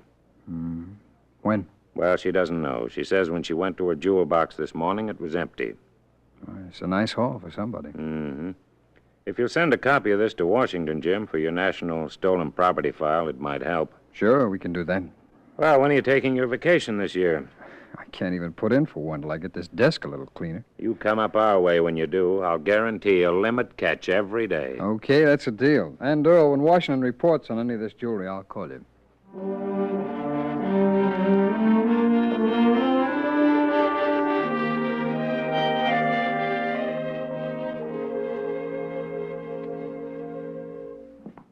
When one has traveled as much as I have, and one has seen snow-crested mounts of... when one has seen snow-crested mounts, snow-crested mounts silhouetted against a leaden sky. Oh, come in. Oh, Edith, darling, come right in.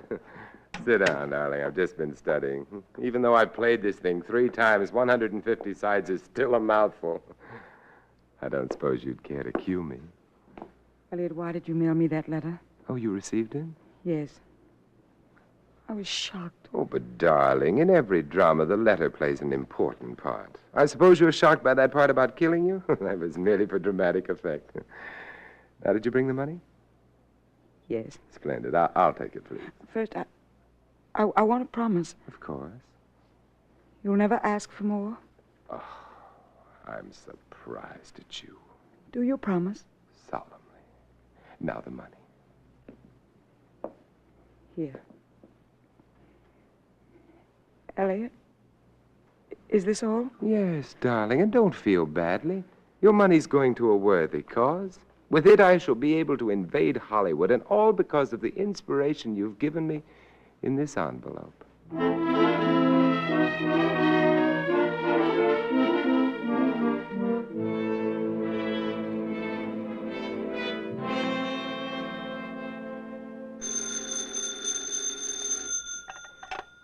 Taylor speaking. Jim, this Earl Fremont. Oh, yes, Earl. You can notify Washington to cancel the notices on that stolen jewelry. I located it this morning. Oh?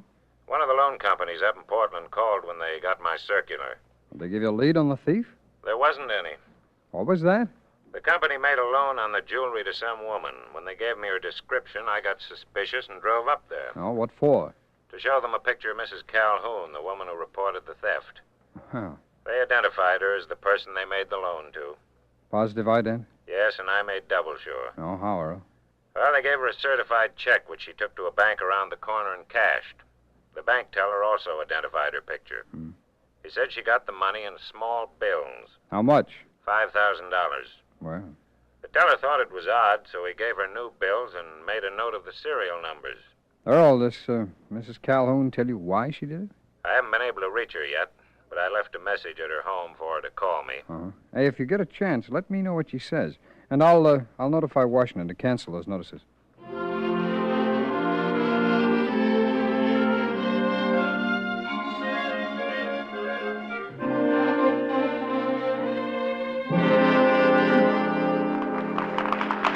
Why doesn't the fool leave the curtain down? He wants to see how many times I can bow. Oh, thank you, you fools. Keep it down. Well, Mr. St. Clair, what'd you think of that? Of what? I got 3 big laughs tonight. Child, those weren't laughs. The audience was breathing a sigh of relief at your departure. Don't let him kid you, Joe, dear. Oh, I understand, Mr. St. Clair.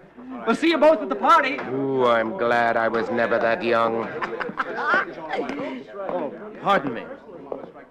Well, Mr. Gibson, I trust the reaction pleased you. Oh, they liked it fine. I didn't, and I only tried to please myself. Well, I thought we were perfectly wonderful. Oh, Miss Perry, the theater is an art form. And in art, there is no such thing as perfection. See footnote, page 38, Stanislavski strikes back. All right, St. Clair, I've tried to be pleasant. Did you hear the news? The party's off. What? Oh, no. What, the party for me? Well, it can't be. I only heard it 5 minutes ago. I'm sorry, Mr. Gibson. They just got word out front about that woman who was a hostess. Mrs. Calhoun? Yeah. This afternoon she committed suicide.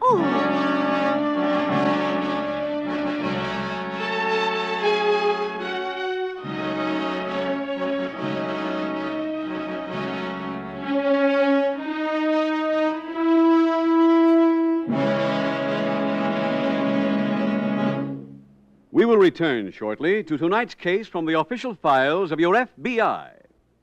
Now, for a moment, let's consider an entirely different type of case. One which shows American life and American character at its best. The case of Harry Stratford. Harry got out of the Navy early in 1946, landed a job as an advertising writer, and made good. His starting salary was small, but he's been raised again and again. Today, in his early 30s, he is still on the way up. Isn't that so, Harry? Well, let's hope so, Mr. Keating. 3 years ago, Harry heard about a special Equitable Society life insurance plan for people of his type, made to order for men who are determined to get ahead. It's known as the Equitable Plan for men and women on the way up, for people of any age who expect to advance in salary and responsibilities in the years ahead. It differs from other life insurance plans in one important respect. It's flexible, can expand or contract. When your income goes up, your insurance can keep pace. In short, this plan is geared to your future success. Last year, I got a pretty nice raise. I figured this was a good time to take advantage of one of the options in my Equitable Plan and move up into a higher life insurance bracket. The second big advantage in this Equitable Plan is this. Until your salary does go up, the cost of this plan can be kept exceptionally low. Yet your family gets the life insurance protection they need. While I was earning less, I paid less money on my Equitable Plan. So life insurance never became a burden. Why not take a leaf from Harry Stratford's book? Ask your Equitable Society representative for full details of the Equitable Plan for men and women on the way up. or send a postcard care of this station to the Equitable Society. That's EQUITABLE. The Equitable Life Assurance Society of the United States.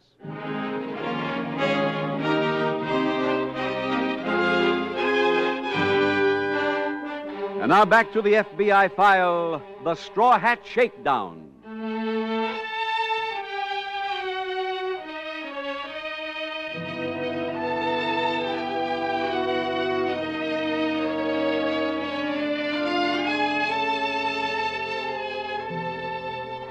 One reason for the tragic suicide of Mrs. Calhoun in tonight's FBI file is the complete inconsistency of present-day society in its attitude towards men and women who have served prison sentences.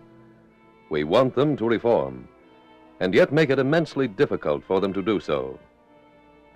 Their record becomes a lifelong handicap. Many employers turn them down for jobs. So-called respectable people refuse to associate with them. The end result is to drive many of them back into the criminal career from which they have sincerely wished to escape. Today, in this country, there are thousands of men and women on parole, others just released from prison, who are looking for a second chance. They should be given that chance.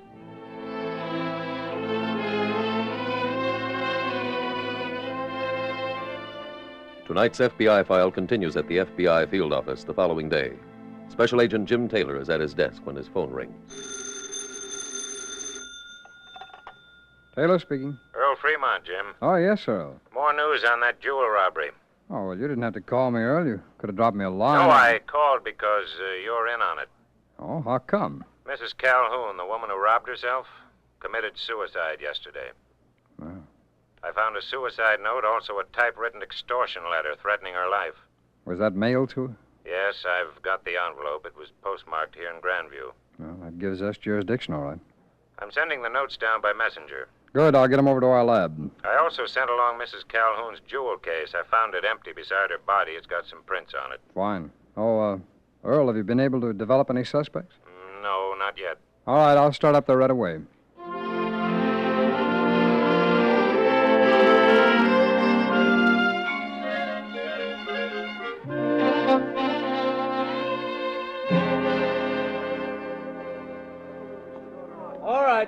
All right, third act, please. Can't start rehearsal yet. Mr. St. Clair isn't here. Not yet. He'll show up. Mr. St. Clair was due and everybody else. Someone mentioned my name. I suppose you've got a good excuse for holding up the entire company. I was tired. Well, so am I.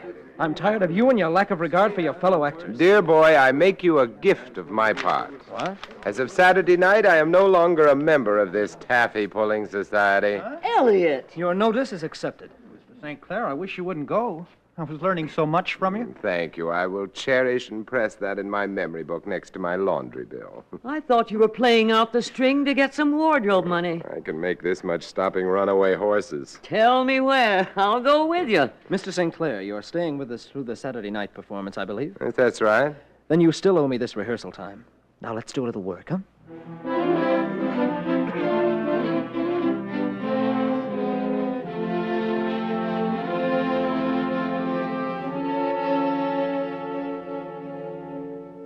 Earl, that Mrs. Calhoun case took another turn. Which way, Jim? Well, I didn't report it back on those fingerprints from the jewel case.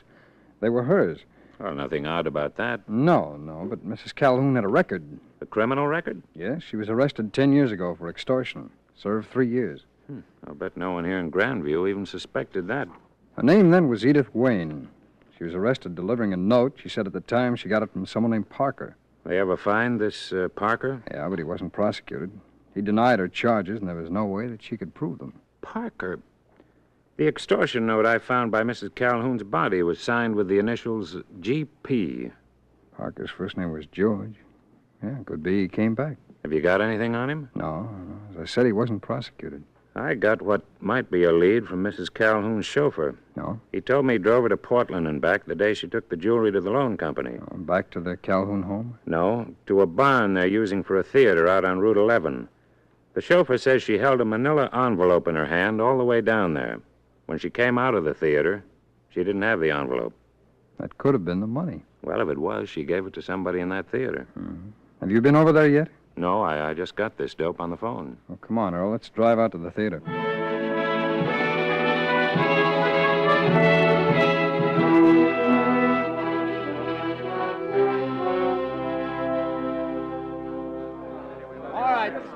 All right now, everybody. This is Chief of Police Fremont. He wants to ask you a few questions. Thank Chief. you, Mr. Gibson.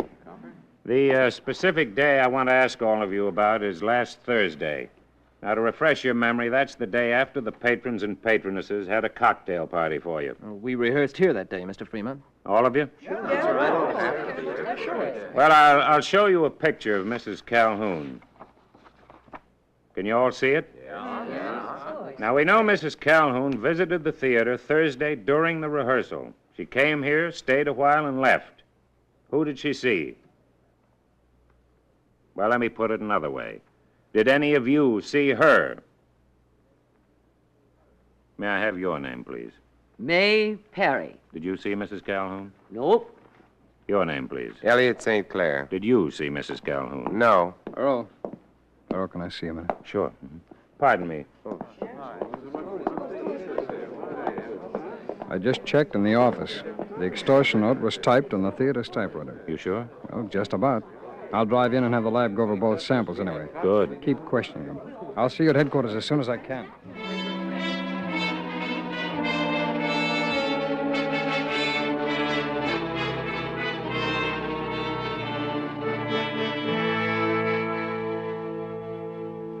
Earl, the lab just confirmed our theory. The typewriter was used on the note, but it's no help. No, why not? Well, I just found out that typewriter in the theater office is almost public property. The actors use it, the office help uses it, the stagehands borrow it sometimes. It's all over the place. So even knowing the note was written on it doesn't pinpoint any suspects. Yeah, that's true.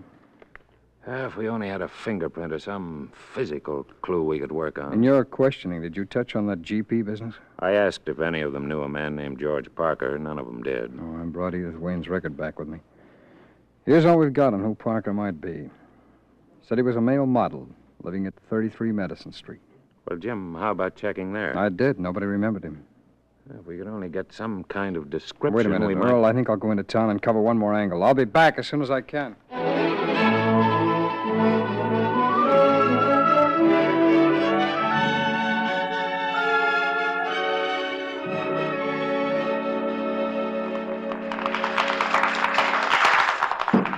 Leave it down. Smile at the nice people. I hope all their children are ushers. Well, I'm a free man at last. You still leaving tonight? On the 1 a.m. milk train. Don't curdle too much of it. Elliot, can I say goodbye? What did you call him? Elliot. That's his name, isn't it? Hey, darling, he is human. We were both wrong. Well, we haven't gotten along very well together, but that's no reason for you to leave with bad feelings. I'd like to shake hands and wish you good luck. I'm not holding it out forever. I wouldn't if I were you. It'll get tired. You shouldn't have done that, Elliot. Oh, this business of forgetting hates in a moment of sentiment is asinine. Why should I give that imbecile a chance to feel noble? So long, trooper. What? I wish you weren't going, Mr. St. Clair. But alas, I must. So hail and farewell, my fellow thespians. Aren't you going to put any pebbles in your mouth? I'll think of all of you with utter revulsion as I lie in the sun beside my swimming pool. Goodbye, you slaves. Just a minute. No autographs, please. We don't want your signature, Parker. We want you.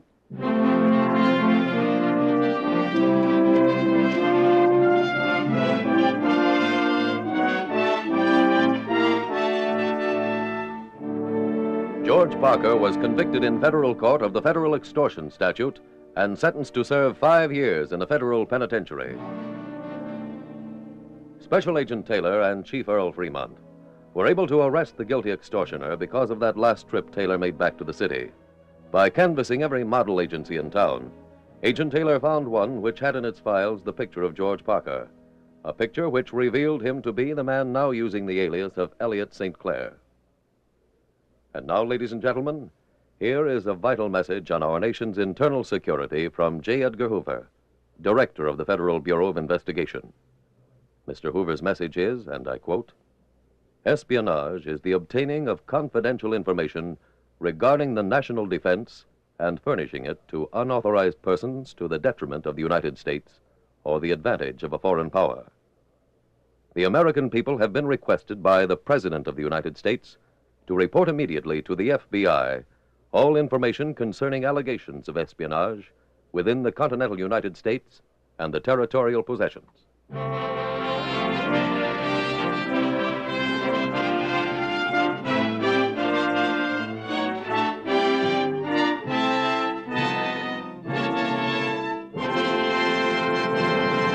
Now, one last word on the Equitable Society's plan for men and women on the way up.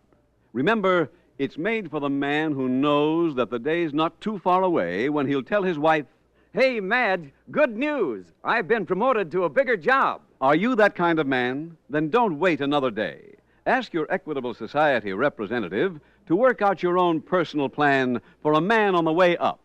Or send a postcard, care of this station, to the Equitable Life Assurance Society.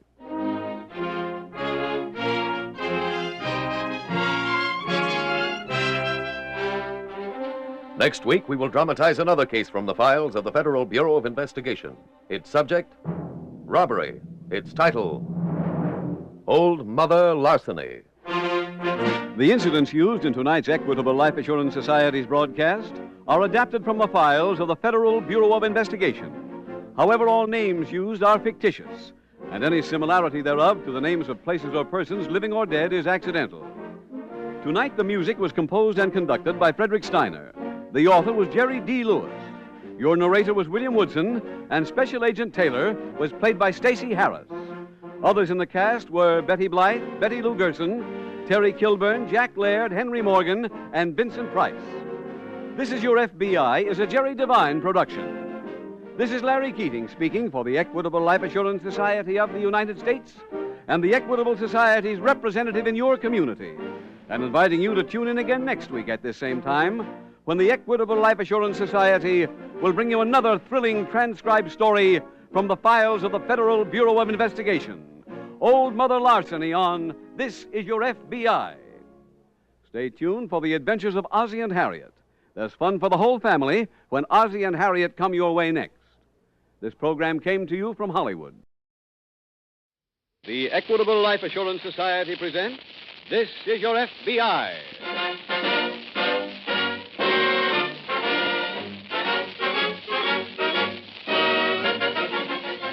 This is Your FBI, the official broadcast from the files of the Federal Bureau of Investigation.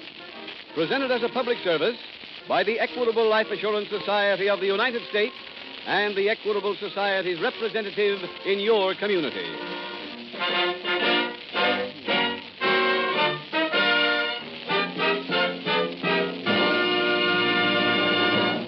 Now let me read a telegram to the Equitable Life Assurance Society from St. Louis. I quote, "Dear Equitable, at discussion group meeting last Wednesday, your Equitable Society commercials were voted best on the air. No high-pressure selling, lots of facts and helpful information. Keep it up." Well, we are. Tonight's Equitable Society commercial will deal with a type of insurance that's important in the lives of 1 out of every 3 Americans. Yet most of you people who have it know almost nothing about it. So listen carefully in just 14 minutes to a message on group insurance from the Equitable Life Assurance Society.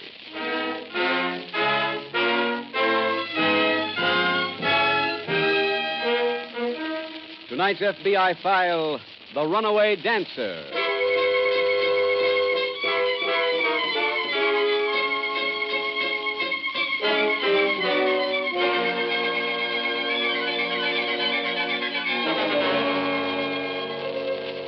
Your FBI makes periodic studies of the field of crime in an effort to be better prepared to apprehend every criminal possible. And from each of those studies, certain facts are deduced.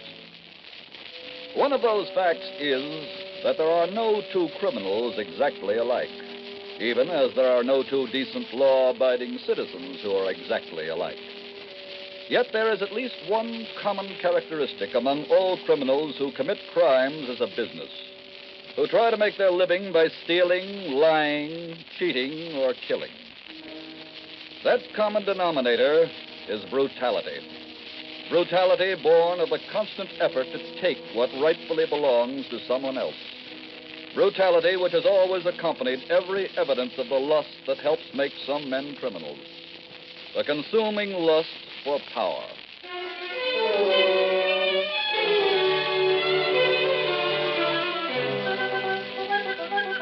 The night file opens in a shabby second-floor dance hall located in a large western city.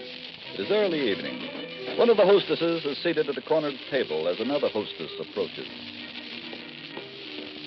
Hi, Sally. Oh, hello, Peg. Oh, mind if I sit here a minute? My feet are killing me. Oh, that's a shame. How many tickets you got so far, kid? 3. Oh. Look, honey, do you mind if I tell you something? No. You're brand new here, and I've been at this thing a long time. So I feel entitled to give you a little advice. I wish you would. Honey, you don't sell enough. Sell? Yeah, laugh, talk, turn it on. But, Peg, I try. Sweetheart, nothing comes out. Well, what do you suggest I do? I mean, what should I laugh and talk about? You talk about him. That's all the guys are ever interested in. Oh. You butter him up, you laugh at his jokes, and you don't look so sad. You just got to remember, there'll always be nights like this. Well, Now, you wait. Here comes the guy now. Turn on the charm and you nail him. No, you dance with him, Peg. None of that. Stand up there and let me see you go to work. Come on, get up. Well, I go on, talk to him. Hello there. You want to dance? Oh, sure. Here's a ticket. Come on. Excuse me, Peg. By all means. My, but you're an awfully good dancer. You just seem to have so much rhythm, don't you? Yeah. Do you come up here often?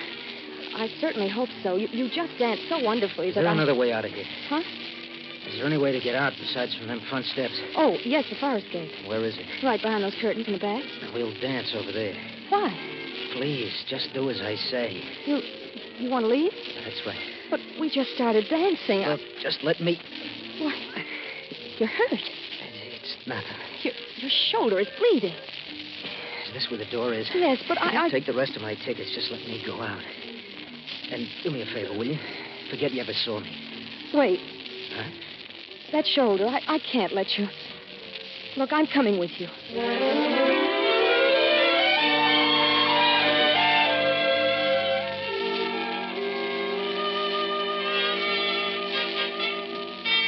The following morning in the local FBI field office, Special Agent Jim Taylor is just greeting his fellow agent, Pat Walsh.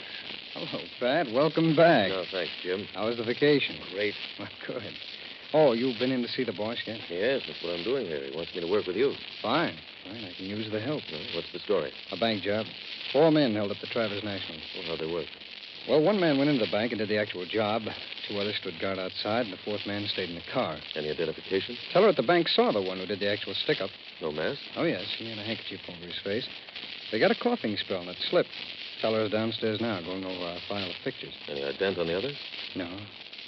You know, there's one thing about this holdup that puzzles me, though. Oh, what's that? Well, the bank is on a corner. The getaway car was parked right in front of it on Main Street. Yes.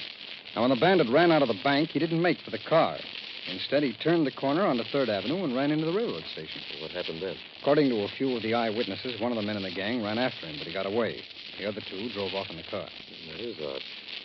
Did anybody think to get the license number of the car they used? Yes. The car turned up abandoned this morning. How much did they get? 18,000. Excuse me. Special Agent Taylor. Yes, Jack. He did? Belmont, huh? Yeah, fine. Thanks very much. That was the ident section.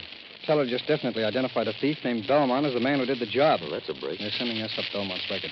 As soon as it gets here, we go to work.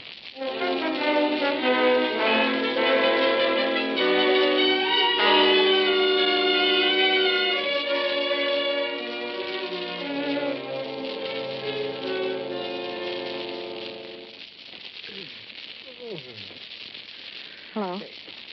Huh? Do you feel any better? Who are you? Sally? Sally.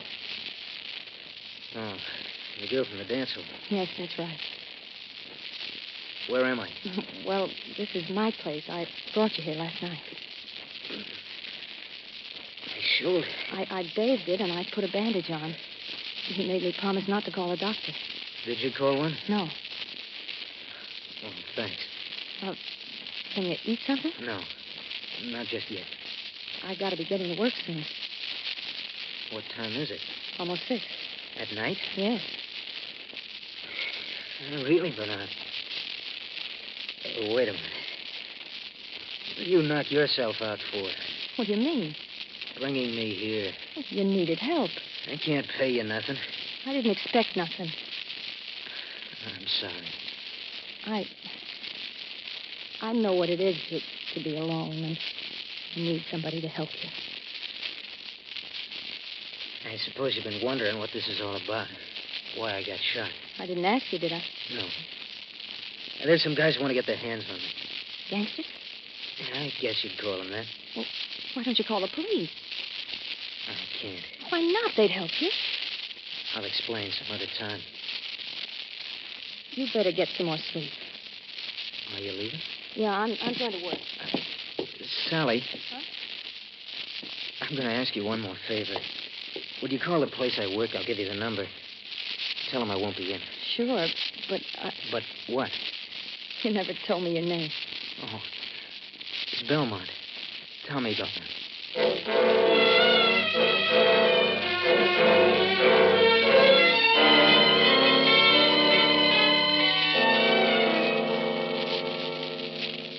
Hello, Pat. Hi, Jim. Anything happen while I was out? Bill called. He went out and examined the car that was used in the bank job, but he couldn't find a thing. Oh. Any news from the police? No. How'd you make out? Well, I finally found the hotel where Belmont was living. Was living? Yes, he checked out the morning of the stick-up. One of the bellboys said that he took Belmont's bags down to the railroad station and checked them, but Belmont never came back for the claim checks. Oh, that's funny. I got the claim checks and went down to the station. The bags were still there. Did you go through them? Yes, but there wasn't anything in them that might be a lead. Just some shirts and socks and 2 old suits. Sounds like he intended to come back for the checks, but never got a chance. Yeah, I guess that must be it. He must have just grabbed a train when he ran into the railroad station. Did he have any friends at the hotel? No, he was a loner. But the clerk told me he was sick a lot, that he used a house doctor. Did you get to see him? Yes, he told me that Belmont has quite a bad case of tuberculosis. Would explain the fit of coughing during the stick-up. Yes, it explains that, but it doesn't explain why he didn't use the getaway car. No. Jim, I'm convinced of one thing. He ran into that railroad station on purpose. It wasn't just the first safe place. Yeah, I'm inclined to go along with you on that. I've got the switchboard working now on something that might prove you to be right. What's that? The doctor at the hotel told Belmont to go away to a sanitarium up in the mountains.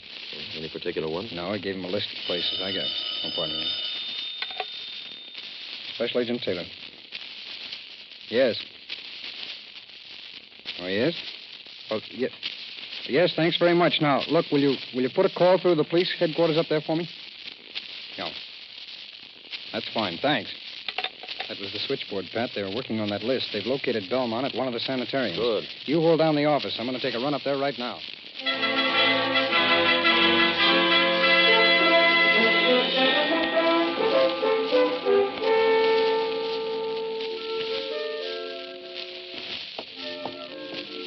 Sally. Huh? Sally, what happened to you last night? Why, I went home. And what happened to that tall kid you were dancing with? Who? The tall kid, your last customer. Oh, he didn't feel good. He needed some fresh air. So you went out the back door with him and down the fire escape. Well, how do you know? I saw you. Oh, look, Sally, I don't want to run your life, but be careful. What do you mean? That tall kid is red hot. I don't understand, Peg. There was a guy in here last night right after you two left. He was looking for him. Huh? No, a hoodlum. And he's here again tonight. Where? He's walking toward us right now. In the brown suit? Yeah. Hey, what'll I do? Too late for anything now, honey. I got some tickets here. I want to dance. With me, honey. No, honey. With her. But she's kind of tired. Shut up. Come on, sister. But I... Dance, I said. That's it. My, but you're an awfully good dancer.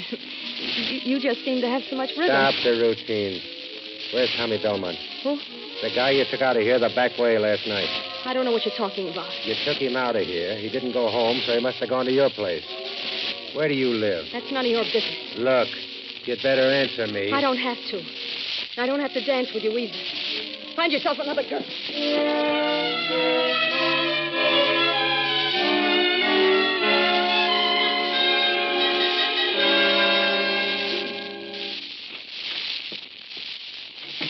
Is that you, Sally? Yes, Tom. Think it's pretty early for you to be home? Yes. You didn't get fired on account of me, did you? No, Tommy, no. I came home because you're in trouble. Well, what do you mean? A man came up to the dance hall. He was looking for you. What was his name? I don't know. He danced with me, and he asked me where you were. What did you tell him? I said I didn't know. Oh, what did he look like? Short, with black hair and a mustache. And a scar on his right cheek? Yes, that's right. That's Marty Stokes. He's the guy who shot me. Well, what does he want? Nothing. I don't want to get you in trouble. I gotta get out of here. Look, you can't get out of bed. You're too weak. Tommy. What? Please let me call the police. No. But he'll kill you. I know he will. Let me take care of myself. They shot you once. They'll kill you the next time. Please, Tommy. Honey, there's an awful good reason why I can't. But you... Look. I got a brother. He's older than me. His name's Frank. He's been in trouble ever since I can remember. Trouble? With the cops. Last week, 3 of his gang held up a bank. What? Yeah, they held up a bank. Frank found out the other 3 guys were going to double-cross him, so he beat them to it and ran away with the loot. Were you mixed up in it? No. They came to my house and talked to my landlady. She told him I'd gotten a phone call from my brother. Well, how did she know? The phone's in the hall, she answered. These guys want to know where Frank went with the money. I'm not going to tell them. Tommy, I think it's swell you're that nice to your brother, but if it means getting killed, Sally, Frank is sick. So sick, he's only got about 6 months to live. That's why I can't go to the cops. I have to tell them where he is. I don't want him to spend his last few months in any prison. I understand. Tommy, what are you going to do? Oh, one thing I got to do for sure. That's get out of here. But you're safe here. You don't know that mob. They'll find out where you live. We've already found out, Tommy. Marty. How did you get here? I followed you. Now get out of my way, sister. Okay, Tommy. Start talking.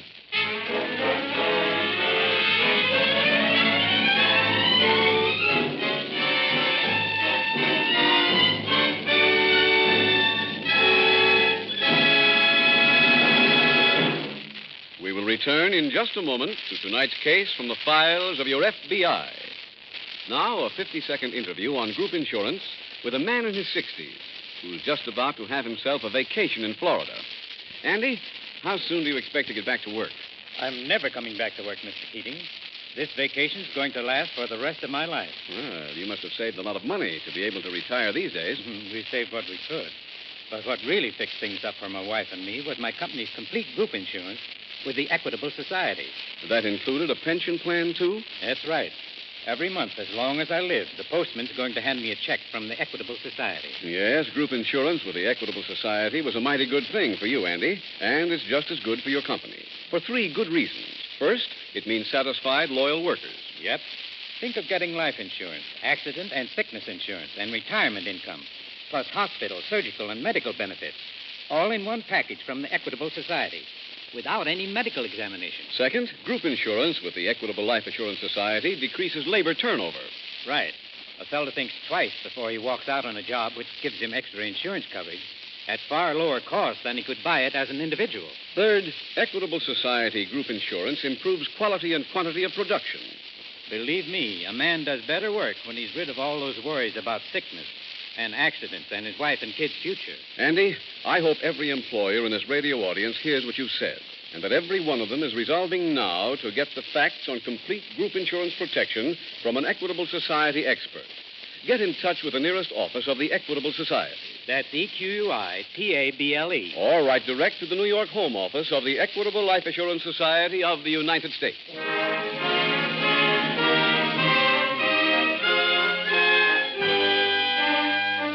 And now back to the FBI file, The Runaway Dancer.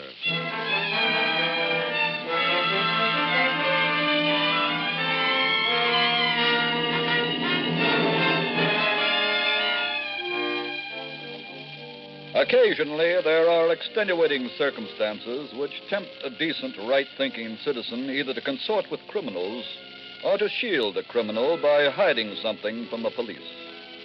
When that happens, as in tonight's case from the files of your FBI, that citizen thinks he is doing the right thing by following the dictates of his conscience. But in every case, and there are no exceptions, he is not only doing the wrong thing, but he is endangering himself. If a situation should ever arise in your life where you have some information which would help to solve a crime, even though it compromises someone near to you, there is only one step you can take, only one thing you can do which will be to your ultimate advantage. Call your local police.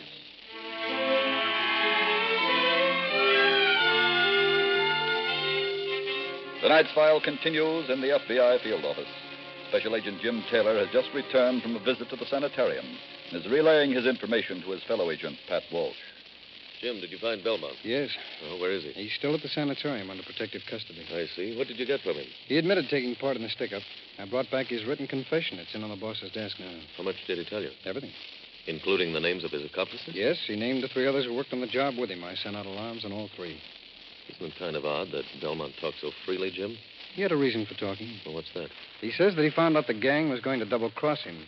So he decided to double-cross them instead and run away with the loot. Uh-huh. This morning, he just received word that the other 3 hoodlums are gunning for his kid brother and may kill him if he doesn't tell them where he's hiding. Well, that might be the truth, and then again it might not. I think it might be for one reason, Pat. Belmont still has that money someplace, and he offered to make us a deal. What kind of a deal? Well, we've got him, but we haven't got the money. He says that if we capture the other 3 and in that way remove his kid brother from any danger, he'll turn in the money. So our job now is to find the other 3 Confederates and Belmont's brother. That's it. And if Belmont's story is true, we'd better hurry.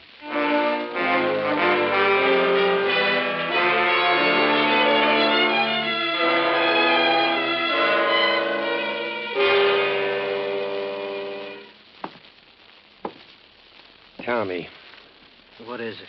you know I'm a nice fella. I don't like to hurt nobody. But I may have to start if you don't open up soon and tell me where your brother is. He has been telling you. He doesn't know. You keep out of this. She's right. I don't know where Frank is. Okay, kid. Let's forget about where he is. Make believe I'm not interested. We'll change the subject. Okay? Fine. Suppose you just tell me where he stashed the dough. I don't know that either.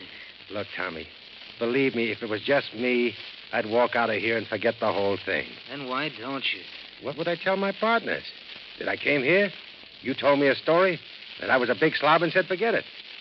They wouldn't understand, kid. No? No. So why don't you make it easy for both of us? Tell me where we can find Frank or the dough and let me get out of here. The 100th time, I don't know. Look, kid, I never belted anybody who was laying in bed. Don't make me break my record. You leave him alone. You hear what I'm saying, Tommy? I hear you. This is your last chance. Where's your brother? I don't know. Okay. I guess you gotta get the full treatment.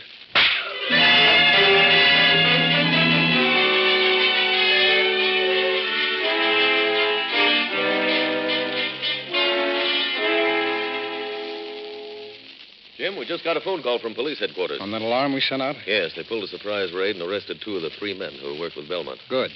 Now, which one is missing? Marty Stokes. Stokes, I know him. He's a killer. How about you? Do you have any luck? Yes, when I left here, I went up to the rooming house where Tommy Belmont lived. Anybody home? I spoke to his landlady. She told me Tommy hadn't been home last night at all. Sounds like Frank's story might be true. Did you know where he works? Yes, in a garage on 11th Street. I went over there. Any luck? Well, I spoke to the garage manager. He said that he received a phone call earlier tonight about Tommy. Who called? What did he say? It was a she. She said that Tommy was sick and he wouldn't be into work. Well, did he get her name? Just a first name. It was Sally. Well, that's not much help. No, but the manager remembered that she said she worked at the Rainbow Ballroom. On Main Street? Yes, that's the place. I called them. They have a hostess named Sally, but she wasn't there. Pat, I think we should go over to the Rainbow Ballroom.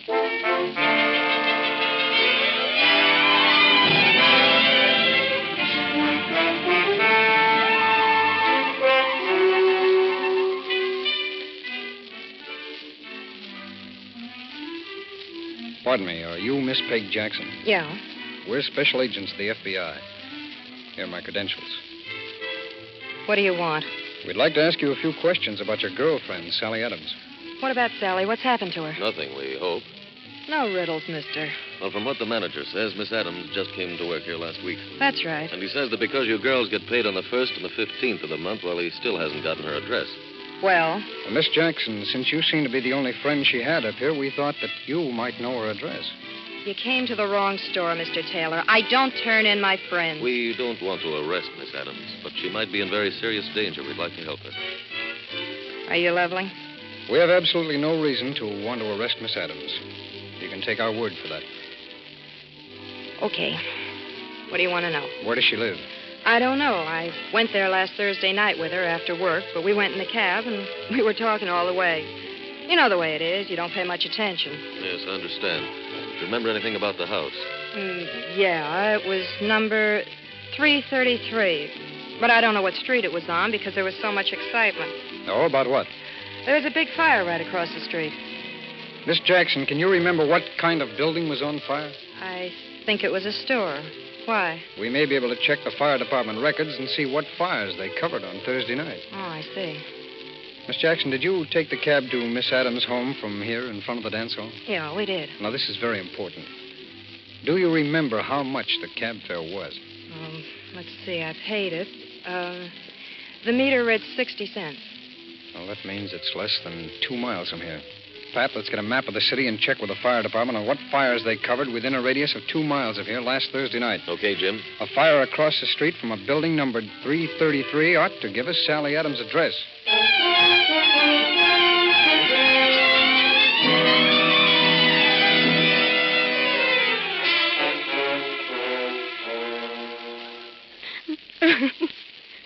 Tommy. All right, break it up. Get away from the guy. It's time I went back to work. No, you can't hit him anymore. He's unconscious now. I just want to bring him to... No. Shh, look. I told you before about that screaming. If anybody comes in here, your boyfriend never gets off that bed. Now get away. Don't hit him anymore, please. I ain't going to hit him. I give you my word. All right, Tommy. Come around. Come on. You got water in that glass? Yes. Give me. Here. All right, Tommy. Come on.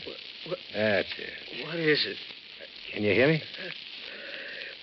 Yeah. Look, I ain't working out on you anymore, kid. Do you hear that? Yeah. I got a better way to get my information. I'm using your girlfriend here. Huh? Yeah. Let me lift you up a minute. There. I want you to have a ringside seat for the main attraction. Leave her alone, Marty. Come here, sweetheart. No, let go of me. Now watch this, Tommy. Wait, you... And this will keep up till you decide to do business. You want her to take any more? Taking enough, Stokes. Who are you? From the FBI. Jim, he's taking a break. Oh, no, he isn't. Well, thanks, Stokes. Thanks for trying to get away. Mister, you're not going to arrest Tommy. Oh, no, Miss Adams. You take care of Tommy. We'll take care of Stokes.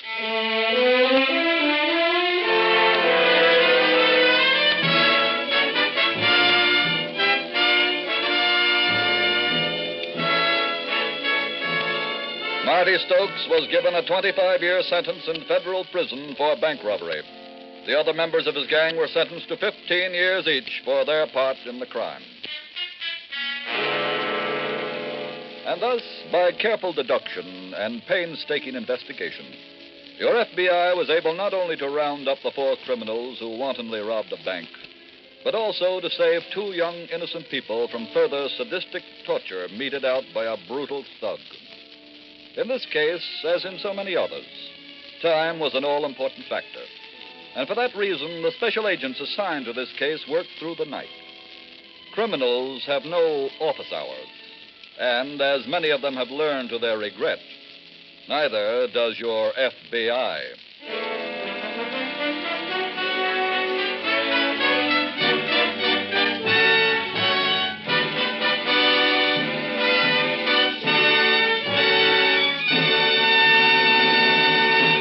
In just a moment, we will tell you about next week's exciting case from the files of your FBI. Now, some more useful facts on Equitable Society Group Insurance. It's a bargain for workers because it enables the company to give its employees the benefit of its wholesale purchasing power.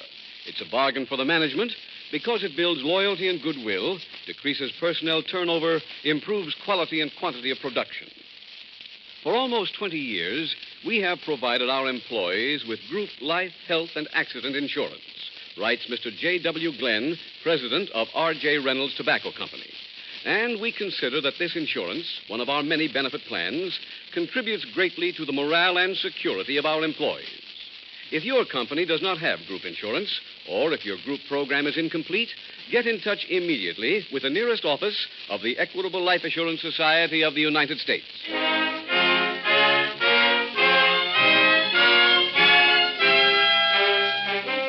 Next week, we will dramatize another case from the files of the Federal Bureau of Investigation. A case involving crime on a tropical island. Its subject, jewel theft. Its title, The Flying Felon. The incidents used in tonight's Equitable Life Assurance Society's broadcast are adapted from the files of the Federal Bureau of Investigation. However, all names used are fictitious, and any similarity thereof to the names of persons living or dead is accidental. Tonight, the music was composed and conducted by Frederick Steiner. The author was Jerry Lewis, your narrator was Dean Carlton, and Special Agent Taylor was played by Stacey Harris. This is Your FBI is a Jerry Devine production. This is Larry Keating speaking for the Equitable Life Assurance Society of the United States and the Equitable Society's representative in your community, and inviting you to tune in again next week at this same time when the Equitable Life Assurance Society will bring you another thrilling story from the files of the Federal Bureau of Investigation. The Flying Felon on This Is Your FBI. This is ABC, the American Broadcasting Company. The Equitable Life Assurance Society presents This Is Your FBI.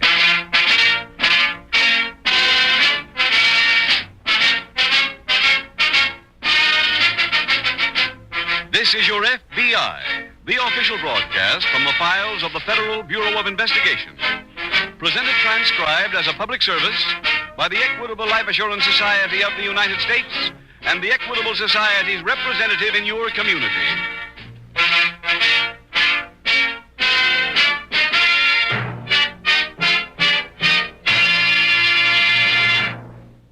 What is your biggest money problem today?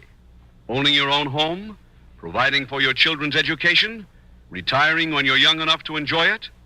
Then why not ask the man who knows best how to help you with your problems? Ask your local Equitable Society agent. He's a specialist in these matters. In about 14 minutes, I'd like to tell you more about the men who represent the Equitable Society and how they may help you enjoy the advantages of membership in the Equitable Society.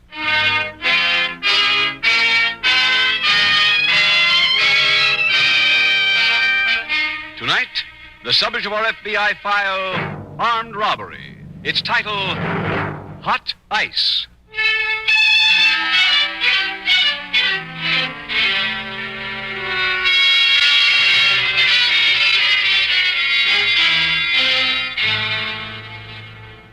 The Federal Bureau of Investigation maintains a constant study of the fluctuation in the volume of unlawful activities in every section of the country.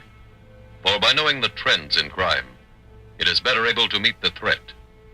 Constantly throughout the year, crime reports and fingerprint arrest records forwarded by the local police are reviewed by your FBI, and a summary of the facts printed semi-annually in a booklet called the FBI Uniform Crime Reports. The last issue of that report reveals, among other facts, that the number of women arrested in the United States is rising at a tremendous rate. Nor are all their crimes petty infractions. Last year, for example, 3 women every day were arrested for criminal homicide. The figures on other crimes committed by female lawbreakers showed that women were beginning to constitute a major factor in the field of crime.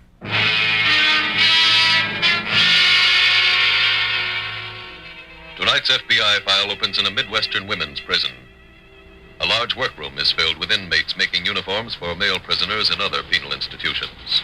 In one corner, several girls are seated at a long table cutting material as another inmate returns to her place.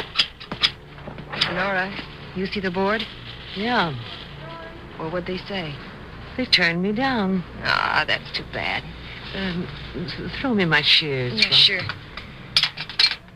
The board give you any reason? The same old thing. Fourth offenders don't get a break. Oh, well, you'll be out in 10 days anyway. That's not soon enough. You've been here over 5 months. What difference is 10 more days? Plenty. Hey, watch what you're cutting. Oh, sorry, Flo. This guy better have awful short legs. Flo, you got anything waiting for you tomorrow? Yeah, 2 ex-husbands. You want to work on something with me? Well, sure. Well, my boyfriend was Happy Harrison. Yeah, so I heard. You see, just before he died, he robbed a place and he hid the loot on the Crescent Beach Pier in the Jip auction joint he had. What kind of loot was it? $30,000 worth of jewelry, rings, watches, bracelets, everything. It's in a box wrapped in tissue paper and velvet. Huh? Who else knows? Nobody. Why are you telling me? Because you're getting out tomorrow and the pier's due to open next week. Oh. Pick up that box and hold it till I'm loose. Then what? I'll split it with you. How do I get it? It's the last place on the pier. In the back room, there's a loose floorboard under the window. Just lift it up and reach in. That's all? Mm-hmm. I'll meet you at the Star Hotel as soon as I'm out.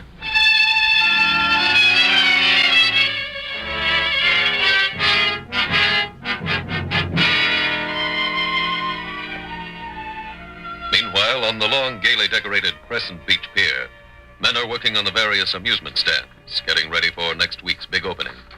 At one of the stands, a middle-aged man is tinkering with some wires under the counter when he hears someone call him. Hey, Vinegar. Yeah? Company. What? Well, looky here. Well, Herbie. You old goat.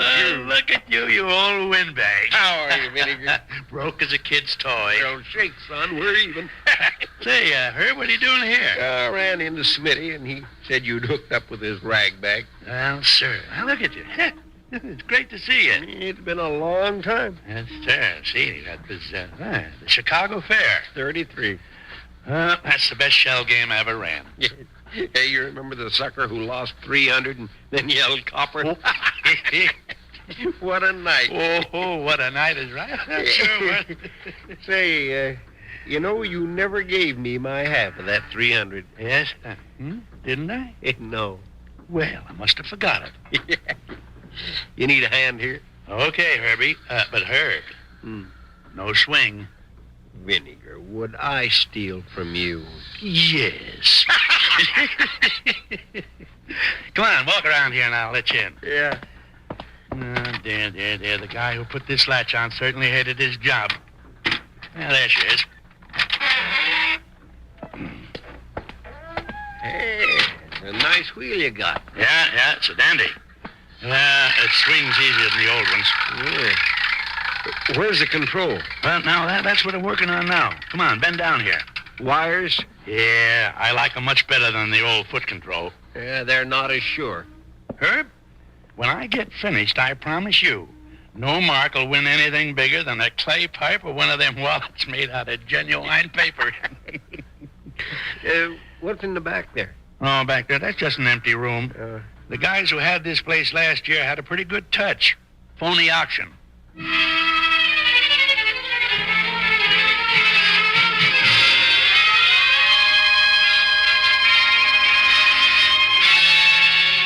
That afternoon, at the local FBI field office, Special Agent Jim Taylor reports to Agent in Charge Cordell.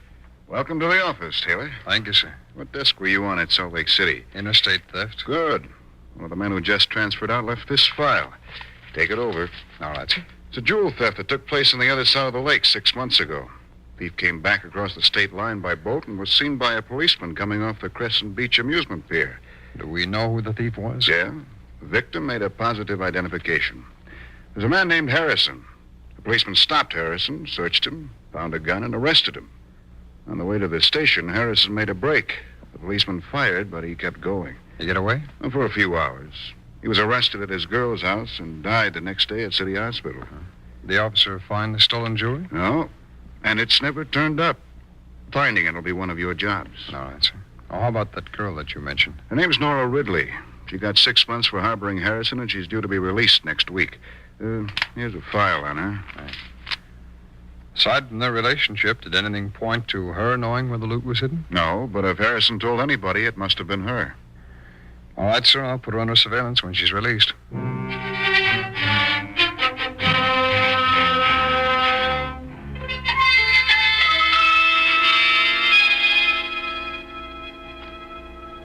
Well, there she is. All right, Herbie. Go ahead now, spin it. Spinning. Okay, boy. Now just throw a number at me. 11. 11. Now you watch that wheel. 36. Huh? Hey, that can't be. It had to stop at 11. I told you foot control was better. I got enough wires hooked up now to get Honolulu short wave. Vinegar, it just don't work. Now, you wait a minute. You wait till I get under this counter. Then you spin her again. Thought you said the pier don't open till Friday. Well, it don't. Here comes a player. Huh? Where? The girlie. Whoa. Well. Can I help you, lady? Well, I... Go ahead, lady. Try your luck. Win a coffee pot, a blanket, that beautiful clock, anything on the counter. We're not really open yet, but if you're this anxious... I must have the wrong place. That's how? What are you looking for? The last place on the pier. Well, if there's anybody further, he's working in a submarine. But I thought this was where they had auctions. Oh, dear, that was last year. What did you want to buy, lady? We'll get you anything you want, anything from a harmonica to an elephant. Well, I'm really looking for a job. Oh, well, you're right. You did come to the wrong place. I need one real bad. I'm broke, hungry, no, lady, please. If you want to match troubles, I'll spot you 5 and let you go first. Vinegar. What? A pretty girl spinning the wheel might help. Oh, wait a minute. What's the matter with you? We ain't taken in a buck yet, and you're adding to the act. The answer is no, lady. N-O-E, no. Okay. Vinegar, you should have hired her. Oh, why don't you stop? Never mind that. Let's get these wires fixed, or we'll wind up with an honest wheel.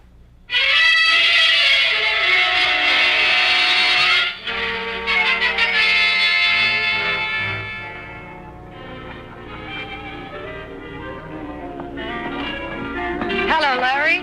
Oh, hey, stand back. Let's get a look at you. Hey, you look great. Come on, sit down. Thanks. Where you been? On vacation. The state paid for it. Oh. Well, what do you want to drink? Oh, nothing, thanks. What are you doing now, Larry? Oh, I got a little action going. Would you like some real action? Like what? Like the loot from a big robbery? Which one? Happy Harrison's last job. Where would you get that? I was in with his girl. Nora Ridley? Yeah, you know her? Well, before she started to go with Happy. Well, she told me where the loot is. Where? On the Crescent Beach Pier, under the floor of one of the stands. Well, why don't you glom it? Well, I tried to, but I can't. There's $30,000 worth of stuff. How much is your end? Half. Help me, and I'll split my share with you. Don't sound right. Well, what don't? The whole deal. Why should Nora give you half? Who else was she going to ask to pick up this stuff? The warden? Now, look, Larry. If breaking into places was my line, I wouldn't be here. Okay. I'll go out there with you. When? What's wrong with tonight?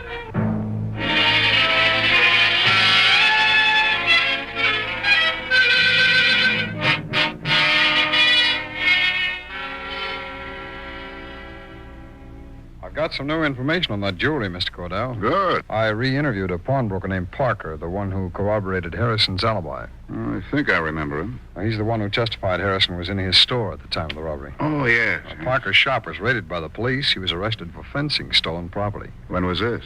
Last week. I just spoke to him at city jail, and he admitted that he lied about Harrison. He get the jewelry? Well, Harrison promised to deliver it, but he didn't live long enough to do it. Well, Parker have any idea where it was? No, sir, but from something he said, it might be in the general area of that amusement pier.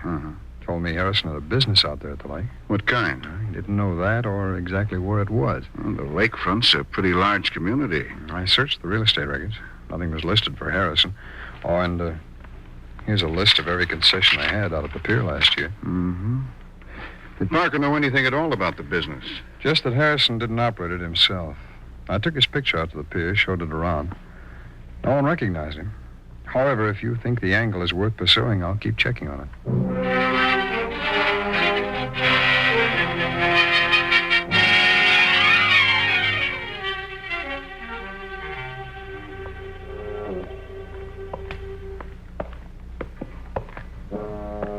I think it's the next stand.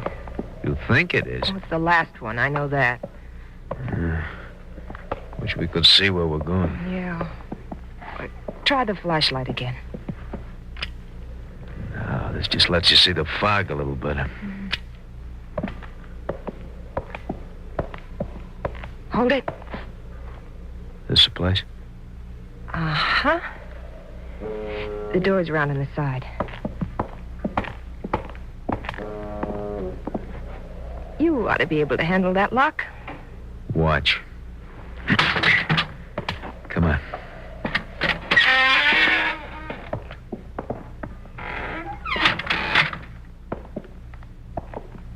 Never mind the switch. The flash will work in here. There's a loose board in this corner. Here, hold a light. Okay.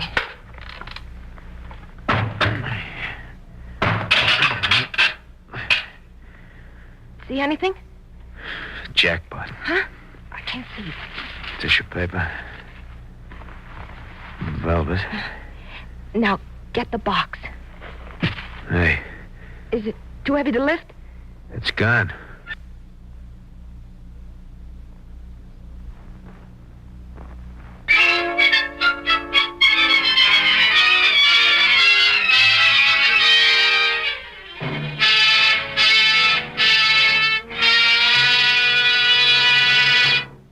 We will return in just a moment to tonight's exciting case from the official files of your FBI. But right now, I'd like to have you hear from Mrs. Marie Twining. Mrs. Twining has been a member of the Equitable Society for a number of years. Could you tell us, Mrs. Twining, what made you and your husband decide to join the Equitable? It was this program that started it, Mr. Keating. My husband and I were worried about the future, and we heard about a life insurance plan that sounded like the answer. So we telephoned our local Equitable Society agent, and he dropped around to see us. Well, after that meeting, you have no idea what a feeling of relief we had. He outlined a plan that showed us how to provide for the future.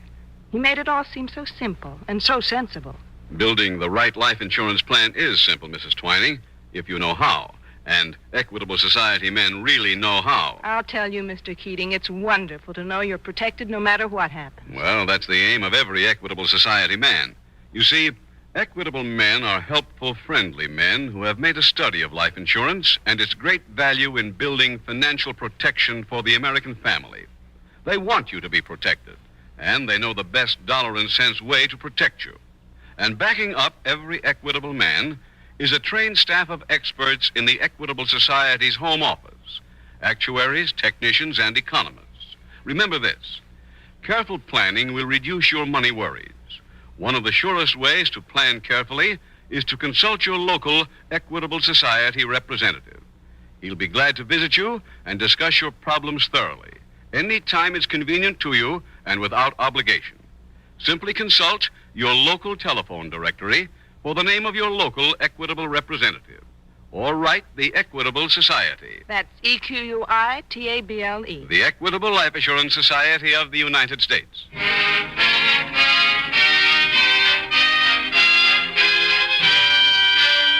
And now back to the FBI file, Hot Ice.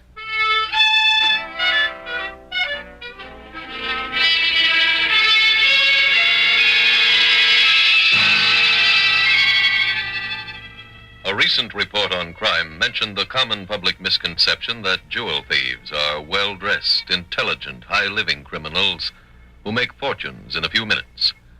The truth is that, like most other criminals, the jewel thief is a maladjusted person of either sex and any age who usually lives in a cheap rooming house or run-down hotel. No criminal, in spite of an occasional momentary success, lives a life to be envied. Because every case is investigated as thoroughly as the one you are now hearing dramatized, the criminal must live in constant fear, must know that sooner or later, the chase will end as it always does, in failure for him.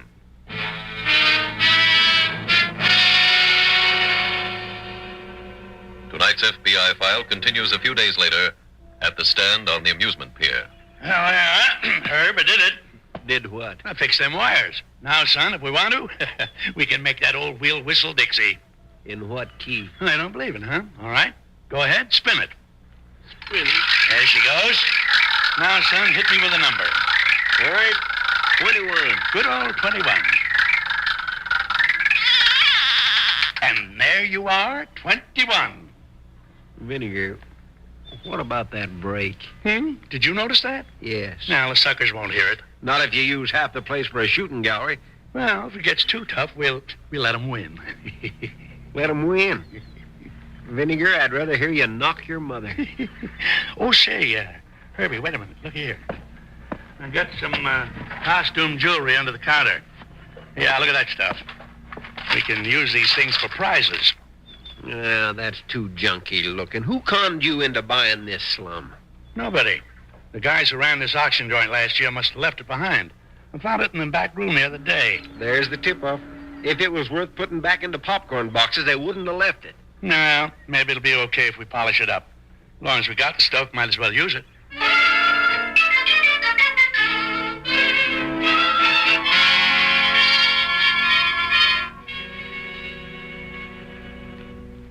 Pardon me, Mr. Cordell. Oh, yes, Taylor. I think I found an angle on that Harrison case. Good. No one at the lakefront recognized Harrison's picture, but I think I picked up a lead. What's that? An address of Harrison's, 31 Motor Avenue. It turned out to be a warehouse. You been there yet? Yes, sir. It was empty. Well, who's using it now? No one. It's exactly the way it was when Harrison left just before that robbery. Oh, but that was 6 months ago. Well, he had a year's rent paid in advance.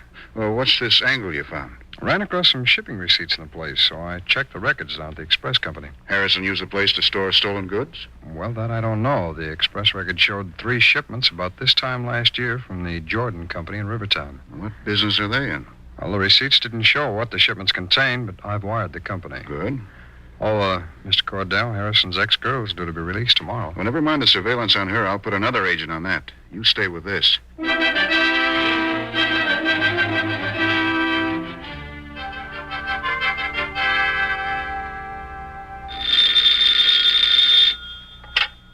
Hello. Larry, Yeah, Flo. I went out to the stand again this morning. The loot is there. The old guys are going to use it for prizes. What? They think it's glass. Oh, great. Did you make another pitch for a job? Yeah, and I got it. I'm a shill starting tomorrow. Well, what's your trouble? Go in and light finger the stuff. Oh, you can't steal anything from those two. You better get out here. Okay, when? Oh, it makes no difference. The old guys will be working in the place all night. What for? Getting ready for the opening. I'll see you around 11.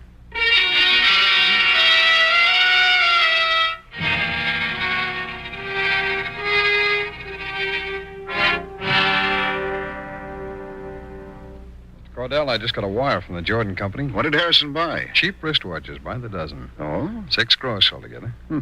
I thought we knew about all his businesses, but we never heard about a jewelry store. Oh, anything come in on that Nora Ridley surveillance? She returned to the city on the first possible train and went directly to the Star Hotel. Is that where she's living? No. She was looking for a Flo Braddock. Miss Braddock checked out this morning. Oh, who's she? Former cellmate of Nora Ridley's, released a week ago. I see. A report said Miss Ridley got quite excited when she learned her friend had gone. Where'd she go from there? And that just happened a few minutes ago. Oh. But as she was leaving the hotel lobby, she picked up a timetable for buses to the beach. The beach again? Yeah. Keeps popping up.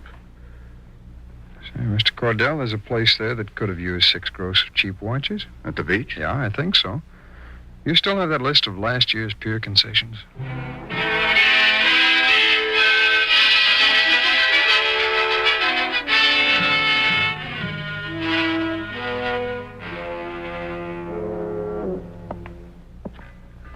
Brother, what a fog. Even the birds are walking. Hey, where's our coffee? No coffee. Never even got to the Java joint. I've been all this time groping my way back here. Well, if it's this way tomorrow night, we'll wind up playing the wheel ourselves. Flo? Yeah? You better stop polishing that junk and go home. I gotta wait around for my boyfriend. This looks worse than it was in Frisco. Yes, brother, and it is. I thought you two haven't seen each other in 20 years. Frisco was 1920. That's right. 1920. That's when we met. Yeah, such a foggy night, we picked each other's pockets. I knew he was a fellow professional when I reached in and found 3 wallets. That's when we teamed up. You worked together? Yeah, for 10 years. Well, how come you split up? Oh, yeah. Well, that happened in Frisco, too. Also in the fog. I was Punjab, the Indian fortune teller. Oh, man, what a touch that was. Was that? Yeah, no expenses. I used a towel from the hotel for a turban, and my crystal ball was a goldfish bowl turned upside down. Can you make much telling fortunes? You can the way we did it. Vinegar used to wait till he got a mark who looked soft. Then he'd sell them a paper bag and tell them they could double all their money if they went home, loaded the bag, and buried it. When they left the tent, I was supposed to follow them and dig it up. The first night we were open, Vinegar got a mark who was perfect. Rich, old, and stupid. Oh. I can remember him now. When Vinegar told him he could double his money, he said, even if I put $2,000 in the bag? So I gave him 2 extra bags. Well, I started following him home in this fog. He walked down towards the waterfront. I didn't want him to get suspicious, so I stayed about a half block behind and followed his footsteps. The next thing I know, I'm swimming. What? This guy caught a ferry. And Herb didn't. What? Oh. Hi, Larry. Oh, hello there, son. This your boyfriend? Yeah. Flo, get the stuff. It's all here in the box. I just finished polishing it. It's pretty good. Close it and let's go. Whoa, Nellie. Whoa, boy. Those are prizes. If you want them, you gotta win them. No, I don't. Pal, your gun is showing. Yeah, don't clown. It's real. Hey, Flo, you didn't tell us that your boyfriend was in the artillery. I forgot. Come on. We got a train to catch. Well, where? Don't struggle. I got the gun. Nora. Hello, Flo. Oh, thanks, lady, but you didn't have to take a chance like that for us. Not to save that junk. Hand it over. You want it too? That junk is only worth about $30,000. What? What? You mean it's the McCoy? Yeah. Vinegar, you were right. They would have made good prizes. Okay, let's have the box. Sure. Is it all here? Yeah, and Nora, I didn't want to do this. He made me. She's a liar. Nora, you know I wouldn't double-cross you. Don't feel so bad about it. I wasn't going to cut you in anyway. What? Well, thanks for polishing the stuff. I'll see you around. Hold it right there. Well, I hope it's this crowded tomorrow. I'll take the gun and that jewelry. Cops. That's right. We're special agents of the FBI. You 3 are under arrest.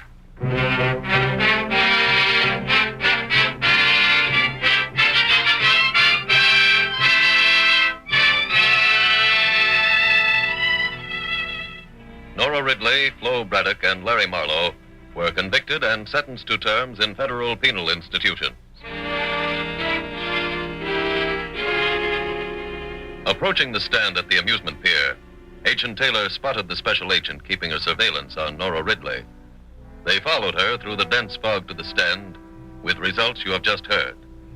Agent Taylor went to that part of the pier after checking the list of concessions and learning one had been an auction house the previous year. An auction house specializing in cheap watches, rings, and costume jewelry. And so another case from the files of your FBI was closed. Closed with the arrest and conviction of all the criminals. In addition, the stolen jewelry was returned to its original owner, once more illustrating how your FBI protects your property in addition to your life and your liberty.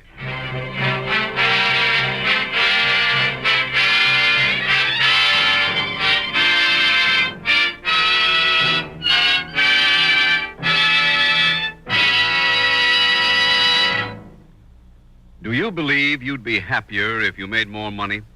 Well, everybody believes that, so you'll have to look elsewhere for the answer. The right answer is make the best use of the money you have. Now, there is one man who can help you do just that. He is your local Equitable Society agent. Without any obligation to you, he is ready to help you plan for future security and peace of mind. Simply consult your local telephone directory for the name of your local representative of the Equitable Life Assurance Society of the United States.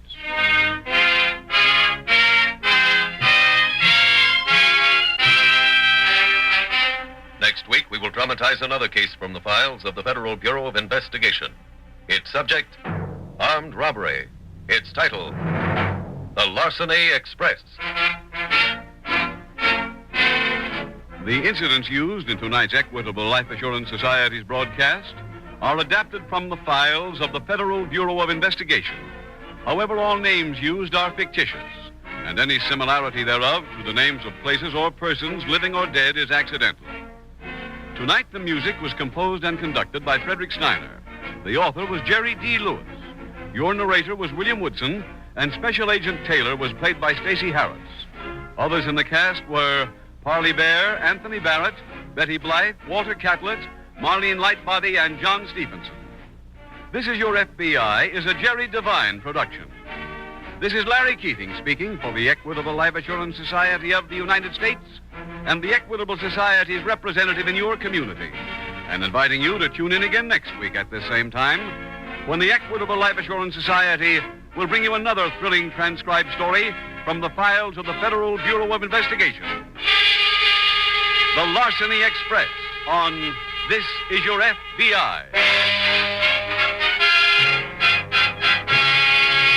Stay tuned for the adventures of Ozzie and Harriet. There's fun for the whole family when Ozzie and Harriet come your way next. This program came to you from Hollywood. This is ABC Radio. The Equitable Life Assurance Society presents This Is Your FBI.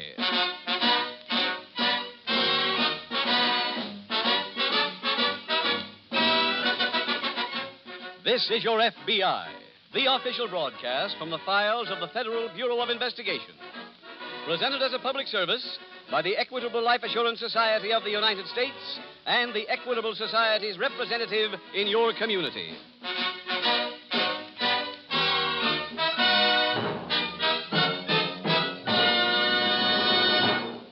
In the Equitable Life Assurance Society of the United States, nearly 4 million members are banded together to build better futures for themselves and their families. Their reasons for becoming Equitable Society policyholders are many, but certainly among the most unselfish and far-sighted Equitable Society members are those parents who have seen the wisdom of an Equitable Education Fund. Fathers and mothers, in just 14 minutes, the Equitable Society will tell you how to make sure that your children get the funds necessary for the education you want them to have through an Equitable Education Fund.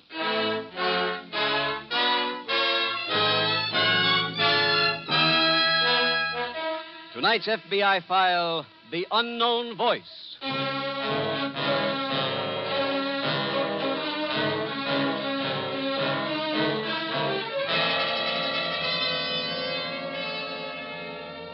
There are many serious crimes that violate the 120 different statutes under the jurisdiction of the Federal Bureau of Investigation. It is a matter of record and of performance that the members of your FBI work as hard to apprehend one type of criminal as another. But in addition to being law enforcement officers, special agents are human beings with the same set of emotions as any decent citizen. And so it is not surprising that the two most venal crimes, kidnapping and extortion, are investigated not only with a trained mind, but with the sympathetic heart. Most crimes have a suddenness to them. The criminal determines when he will commit them, he commits them, and they are over. Not so, though, with kidnapping and extortion. They are crimes of torture, for the victim of no other crime knows the terror, the constant nerve-shattering terror that comes with waiting for the kidnapper's next ransom note or the extortioner's next telephone call. Hours become eternities, and under the unrelenting pressure, one thing becomes certain. Something has to give.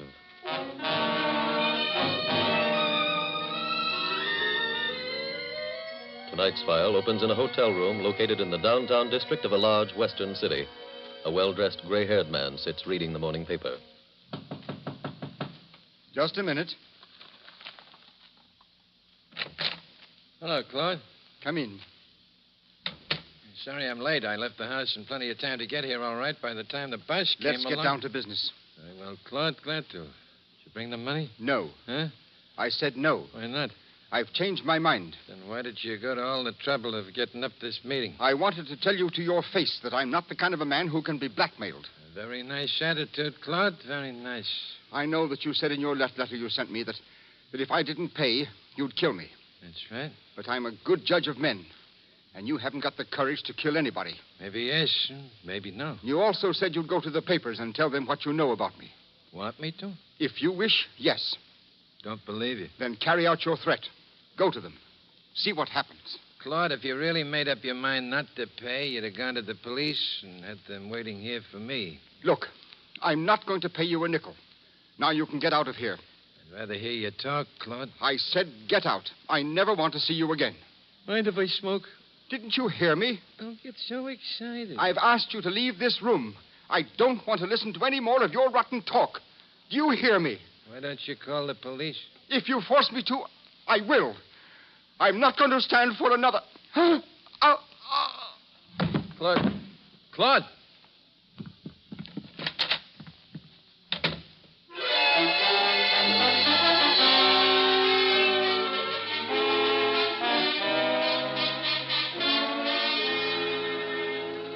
A short time later, at the local FBI field office, Special Agent Jim Taylor and Agent Paul Morrison are sitting in a small office listening to a record. Mind if I smoke? Didn't you hear me? Don't get so excited. I've asked you to leave this room. I don't want to listen to any more of your rotten talk. Do you hear me? Why don't you call the police? If you force me to, I will.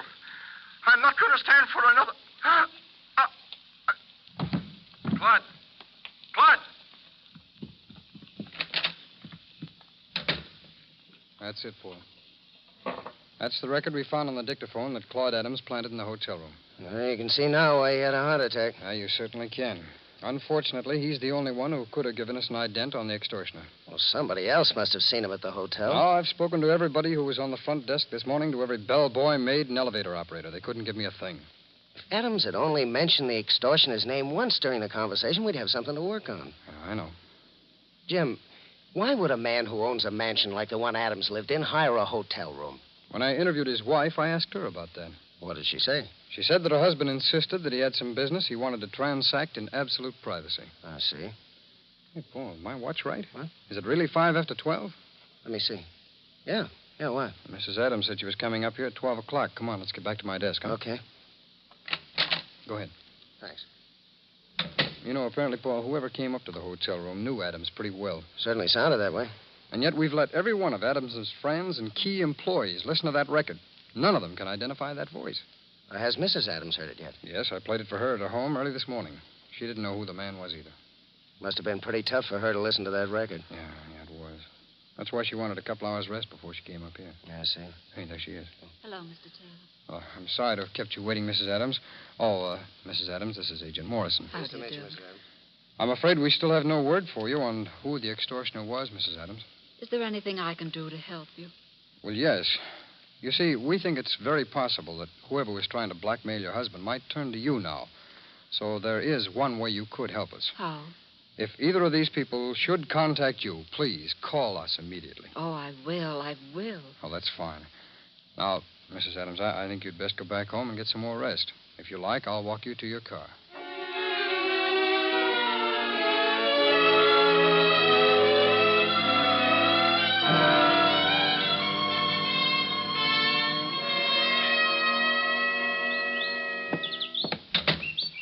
That you, Tom? Yeah. Well, where you been all day? Walking around. I thought you went to see Mr. Adams this morning to get that money. I did. Well? Will you cover those cages, Annie? Those birds of yours make me very nervous. First, let me see the money. I didn't get any. Why not? He keeled over and died while we were talking. What? Adams just up and died. What caused it? Heart attack, I suppose. That's great. I warned him not to get excited, but he just wouldn't listen to me. You see, Annie, he had a terrible... Oh, shut up! No control of himself. I said shut up! Huh? You've done it again, haven't you? What? You plumbered another one. Now, look, Annie, could I help it if the man dies a natural death? Yes. Are you serious? You should have collected from him weeks ago. Annie, I did it the best way I could. And that's what's wrong with it. You got no complaint? No complaint. Living in this broken down flat. Always wearing last year's clothes. Now, don't start that again. This was going to be the big one. Well, it was. But like all the others, it never happened. Things aren't too bad, Annie. I can always go back to the plant and get my job back. That doesn't get us out of here. I know. Then I'm going to think of something that will.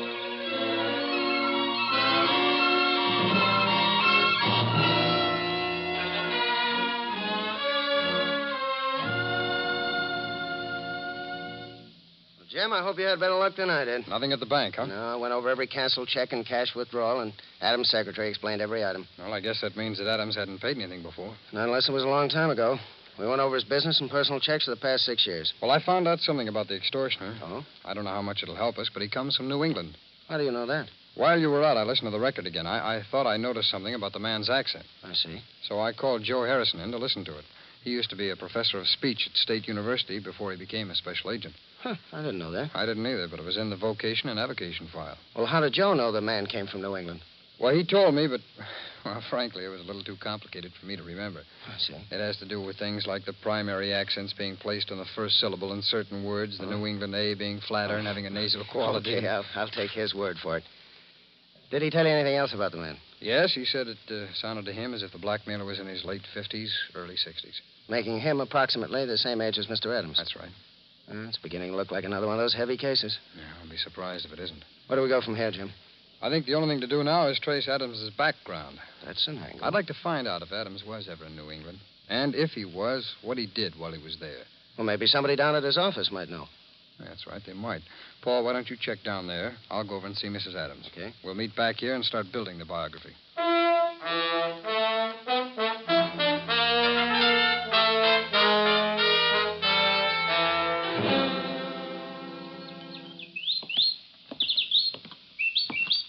Annie, What is it? about the canaries.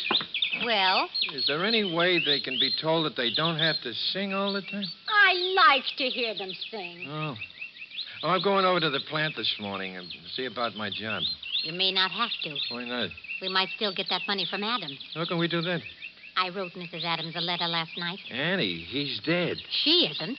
I don't get it. Well, if it was going to be worth $10,000 to him to keep his name out of the papers, I figured it ought to be worth that much to her. Keep the dead man's name pure. Oh. I'll find out right now whether she's going to pay or not. What did you say in the letter? Oh, about the same thing you had me write in that first letter. I told her what we knew about her husband, how you and he had... Hello? Hello, Mrs. Adams. This is the lady who wrote you the letter. Oh, Mrs. Adams? yes. Oh, I thought you hung up. No, I'm still here. Have you made up your mind yet? You mustn't go to the newspapers. That's easy to arrange. I have the money for you. Good. Wrap it in a sheet of newspaper Yes? and leave it at the foot of the statue of Abraham Lincoln in the park. When? In an hour. All right. And I'm warning you, no tricks. I understand. I'm coming for the money alone. If I don't return home within an hour, my husband will see to it that Claude Adams' name is on every front page in the city.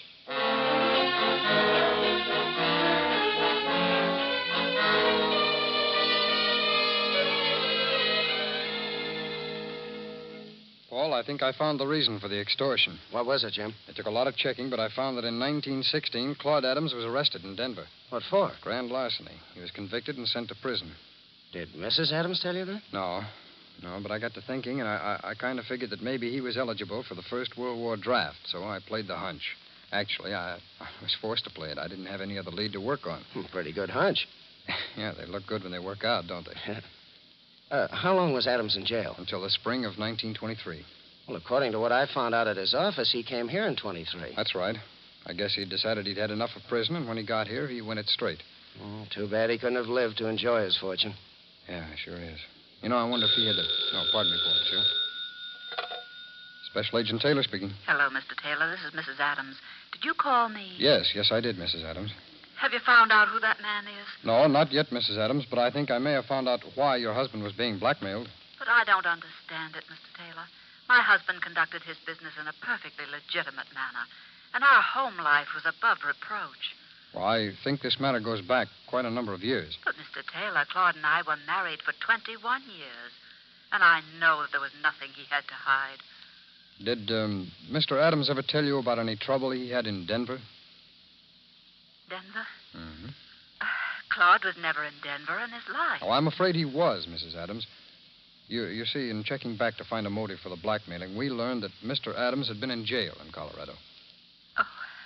We got that information from the official record. You don't have to let anyone else know about it, do you? No, of course not. This entire matter is confidential. I know you've gone to a lot of trouble, Mr. Taylor, but I wish you'd forget about the whole affair.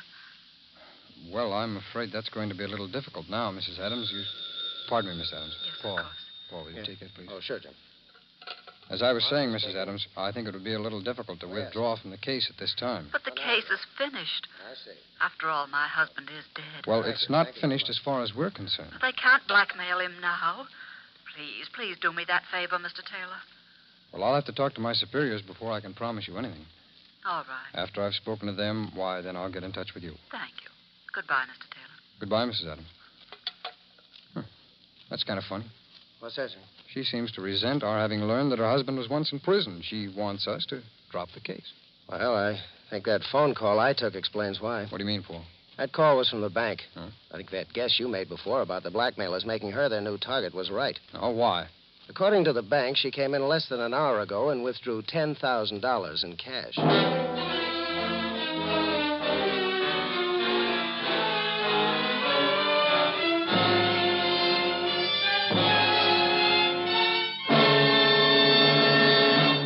We will return in just a moment to tonight's case from the files of your FBI. From scores of ivy-covered towers, the bells of our colleges have summoned young America back to the lecture halls and libraries. Now, for a moment, let's forget the current crop of college students and consider the boys and girls who will be members of the class of 1959 or 65 or 69. Jim, how about that boy of yours? What class will he be in? Well, class of 66 or 67, I guess, Mr. Keating. Boy, that'll be a great day for me when he enters my old college. If that's the way you feel, Jim, why not make sure that your son really does get the chance to go to your college? Make sure by starting an equitable education fund right now. An equitable education fund? Yes. What's that? It's a plan offered by the Equitable Life Assurance Society to make certain that your children get the funds necessary for the education you want them to have, regardless of what happens to you. Here are 3 things about the plan you should consider. First, you start when your children are young and spread their educational costs over 10 or 15 years instead of taking a licking in 4. Second, when your boy or girl is ready for education, the money is ready and waiting for him right there in the Equitable Education Fund. Third, this equitable plan works whether you live or die. If you are totally or permanently disabled, the fund continues to build up without any further payments. If you die, the education fund becomes fully established immediately. Well, it makes sense to me. I suppose the man to see is an Equitable Society representative. Right, Jim. Get in touch with an Equitable man soon. Or send a postcard care of this station to the Equitable Life Assurance Society. That's the way to make sure that when the college bells are ringing for the class of 1959 or 65, your boy or girl will be there to answer the call.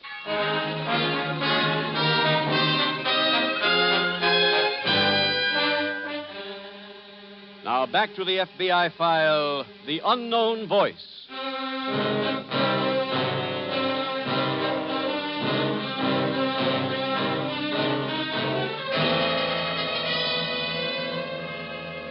The Federal Bureau of Investigation cooperates in bringing this series of crime prevention programs to you for a number of reasons.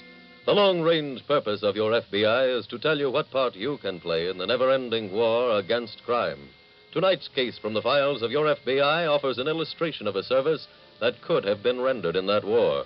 If Mr. Adams had done what it was his duty to do, his duty not only to himself but to his fellow citizens, he probably would have saved his own life.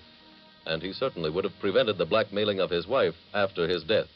What neither Mr. nor Mrs. Adams realized, and it is a common mistake among blackmail victims, is that no blackmailer is ever satisfied. The more he gets, the more he demands as his next payment. In a situation like the one you have witnessed tonight, Indeed, in any situation in which you know a criminal to be involved, your duty is the same as Mr. Adams's was. It is a simple one. Pick up your telephone and call your local police.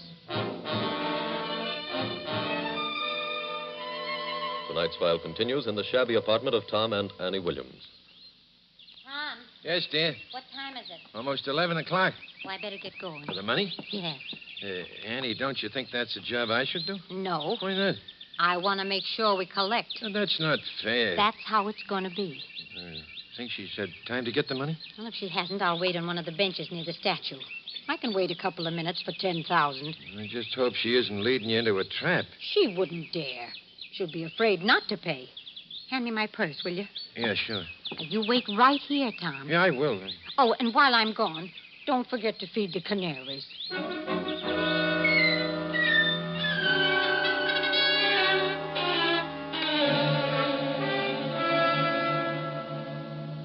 Paul, you were right. Oh, did you see Mrs. Adams? Yes, she finally admitted the blackmailers had contacted her. The instructions you gave her right here in this office couldn't have been any more specific. I know. That's what makes me so annoyed. Well, she had them right in the palm of her hand. We could have arrested them and closed this file. It's a little too late for that now, Paul. They've already gotten their money. Frankly, I can't feel any too sorry for her. No, I can't either. She certainly doesn't deserve to have us go on working and trying to recover her money. What do you have to do around here to have people cooperate with you? Sure, I don't know. Apparently, she doesn't realize that she's only made a down payment. I told her they'll be back next week for more money. She took a lot of convincing, but she finally agreed that we were right and that she would cooperate with us. Well, she'll have to prove it before I believe her. I think she will. She gave me this letter. I'm sending it to the lab along with the letter that Mr. Adams got. They look to me as if they're written by the same person, don't they? Yes, they do. Even if they turn out to have been written by the same woman, we still don't know very much. We know that it's a man and a woman, maybe a man and wife. That the man comes from New England. That's not much to show for all our work. Well, what do we do next, Jim? Wait for the lab to send back a report. But in the meantime, let's keep checking on Adams' back.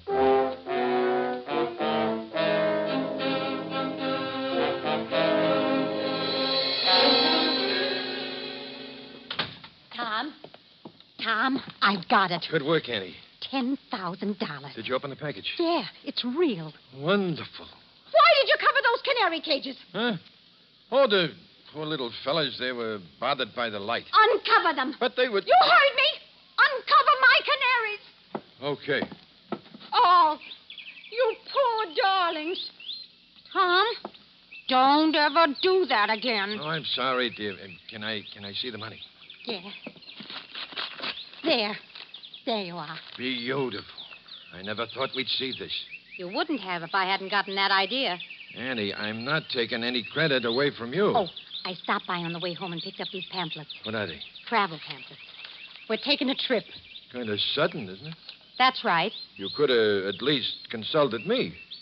Don't you want to take a trip? You can stay home here, you know, if you like.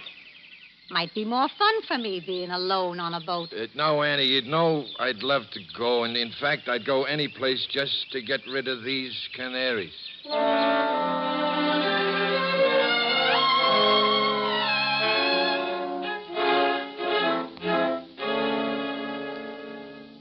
Paul, I found another piece of the puzzle while you were out. Oh, where does this one fit, Jim? Well, the first thing that came in was the report from the lab. There were no latent fingerprints on the letter. But the lab said both letters were definitely written by the same woman. Well, that's kind of a small piece. Yeah, it merely confirms what we thought. But the big piece came when I called the prison in Colorado where Adams had done his time. What'd you call them for, Jim? Well, come on. Let's walk down to the teletype room. Right. I'll tell you the rest on the way. Go ahead. Okay. Thanks. I wanted to find out how many men who were in jail with Adams came from New England. Say, I never thought of that. The blackmailer could have easily been in jail with him. Yeah, well, the warden checked back through the records and found there were 7 prisoners from New England serving time, coincidentally, with Adams. I wired Washington and gave them all 7 names. Well, let's hope we get a break with this angle. Yeah. Well, Charlie. Yes, sir. Has anything come in for me from Washington? Yes, sir. It just came in. I was swell. going to bring it over to your desk. Here it is. Thanks, Charlie. This helps a little, Paul. What does it say? 2 of the 7 are back in jail, 2 are dead, and the report on the other 3 is whereabouts unknown. Let's get to work and try to find out where those 3 men are.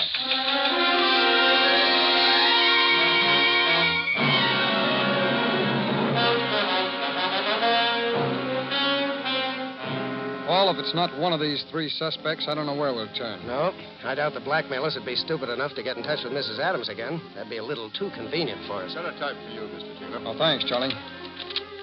It's from Cleveland, Paul.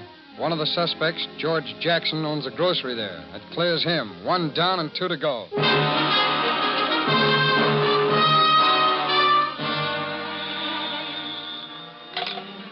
Special Agent Taylor speaking. This is Miss Hollinger at the switchboard, Mr. Taylor. I have a message for you.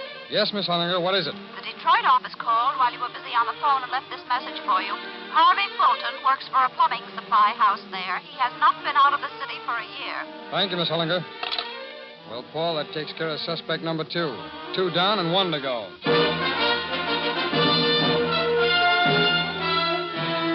Okay, Paul, grab your hat. Why, Jim, where are we going? I just spoke to the warden in Denver again. He told me that Tom Williams, who was the 7th man from New England, worked in the engraving shop in prison and was an engraver by trade. Well, how does that help us? You know that big engraving plant out on 27th Street? Yeah? I just spoke to them. They said that a Tom Williams worked there. Now, come on, let's go.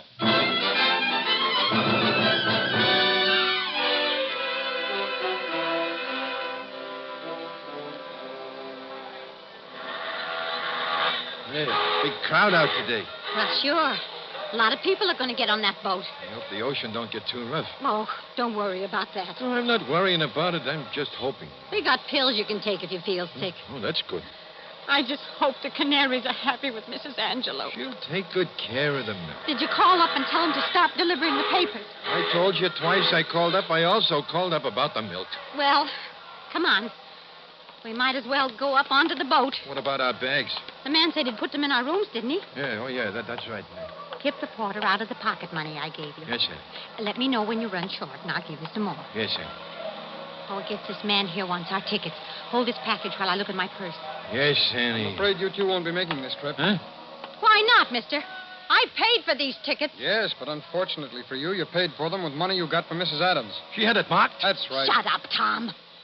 Who are you, mister? I'm a special agent of the FBI. I've got a warrant here for the arrest of you and your husband. Where are you taking us? Downtown. And don't look so badly about missing this trip. Why not? You'll both be taking another trip pretty soon, with the government paying the fare for 2 one-way tickets.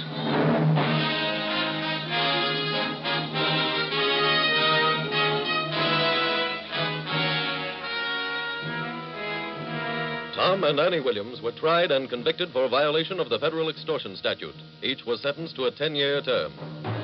Tom Williams is a fairly common name, but the 2 special agents of your FBI knew that the Tom Williams who had been in prison in Denver and the Tom Williams who had worked at the engraving plant were one and the same man. His employment record at the plant showed that he had quit the week before, but it also showed that his birthplace and date of birth checked exactly with the information in the Denver prison records. When the special agents found that Mr. and Mrs. Williams had fled from their apartment, they checked all transportation agencies.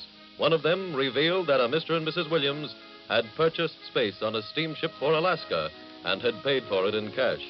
Waiting for them to arrive at the pier was a simple matter.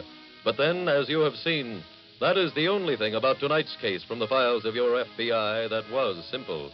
Thus, your FBI not only ended the careers of 2 blackmailers, but also ensured the fact that the knowledge that he was an ex-convict would remain buried with the man we have called Claude Adams.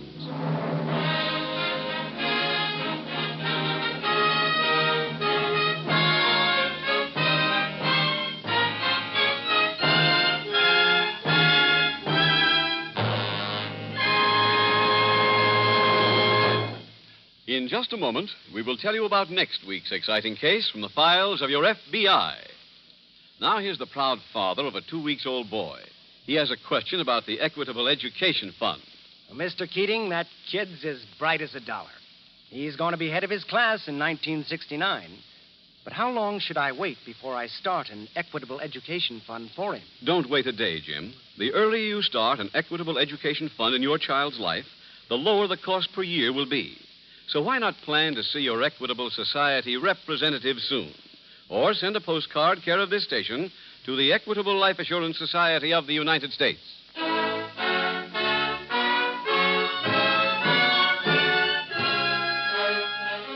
Next week, we will dramatize another case from the files of the Federal Bureau of Investigation. A case exposing the intricate manipulations of a long-sought fugitive. Its subject, Crime on the High Seas. Its title, The Phantom Mine.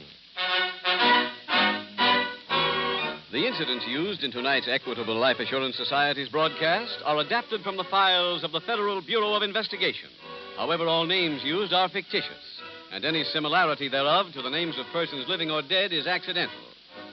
Tonight, the music was composed and conducted by Frederick Steiner. The director was Sid Goodwin. The author was Jerry Lewis. Your narrator was William Woodson, and Special Agent Taylor was played by Stacey Harris. This Is Your FBI is a Jerry Devine production. This is Larry Keating speaking for the Equitable Life Assurance Society of the United States and the Equitable Society's representative in your community, and inviting you to tune in again next week at this same time when the Equitable Life Assurance Society will bring you another thrilling story from the files of the Federal Bureau of Investigation. The Phantom Mine on This Is Your FBI. This is ABC, the American Broadcasting Company. The Equitable Life Assurance Society presents This Is Your FBI.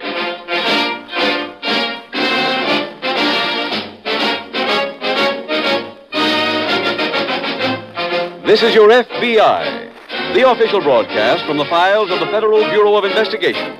Presented transcribed as a public service by the Equitable Life Assurance Society of the United States and the Equitable Society's representatives in your community.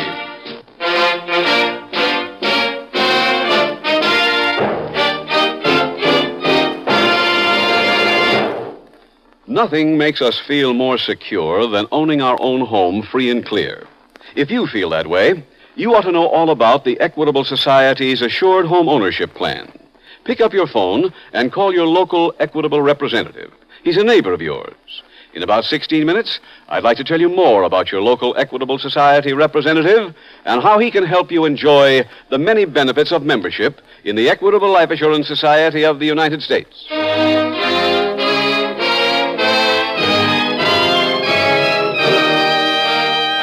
Tonight, the subject of our FBI file, Flight to Avoid Prosecution. Its title, The Frivolous Cousins.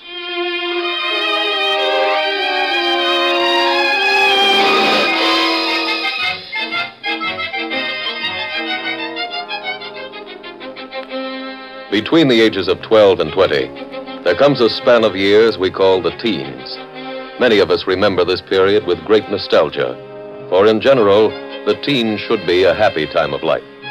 Remember, we use the word should, for many youngsters in their teens, through a lack of guidance, sway from the path of honesty. And as in tonight's case, a case involving two teenage girls, your FBI is often called into action through necessity. This is the story of such a case and how your FBI reluctantly but efficiently brought that case to an end. Tonight's FBI file opens in a southern city of moderate size. In the local park, the Hawkins Bakery Company is holding its annual employees' picnic. And as customary, Mr. Dwight Hawkins is presiding over a talent contest to select Miss Cupcake of the Hawkins Bakery chain. Lucy Jenkins, the final contestant, is finishing a dramatic recitation. Sir Edward, I shall not shed a tear. Hush, speak not, or I may not remain so strong. Go, and with you goes my heart. Thank you. Now may I give credit where credit is due. The wonderful speech I just read was written by my cousin, Margie Jenkins. Ah, thank you, little Lucy Jenkins. And you too, Margie. You know, folks, Margie's a Hawkins girl, too. Hey, yes, sirree. We've seen a lot of talent up here today. But now we make our choice. Which one of these 5 young ladies will be Hawkins' Miss Cupcake and have her picture on our special wrapper next month?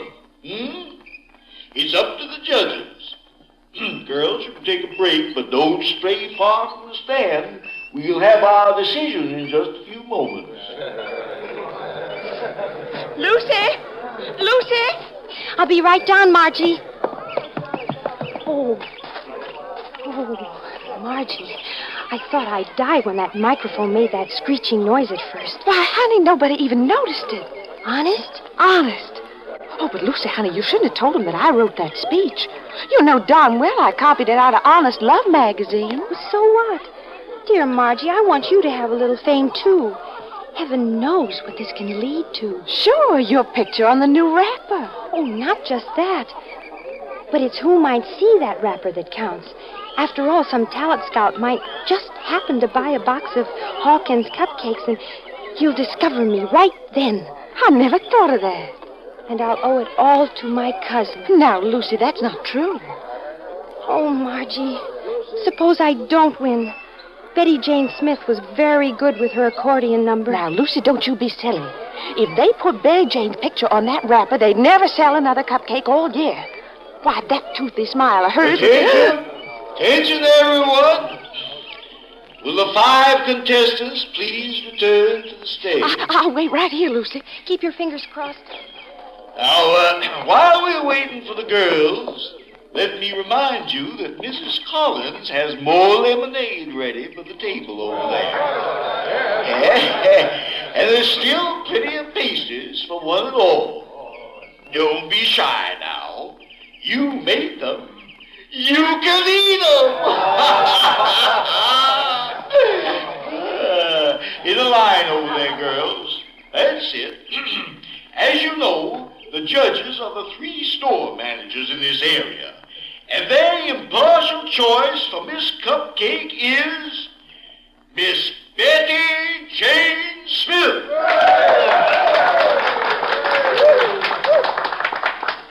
Step forward, Betty Jane. You're the new Miss Cupcake. Oh, good heavens. Someone bring some lemonade up here quickly. Little Lucy Jenkins has fainted.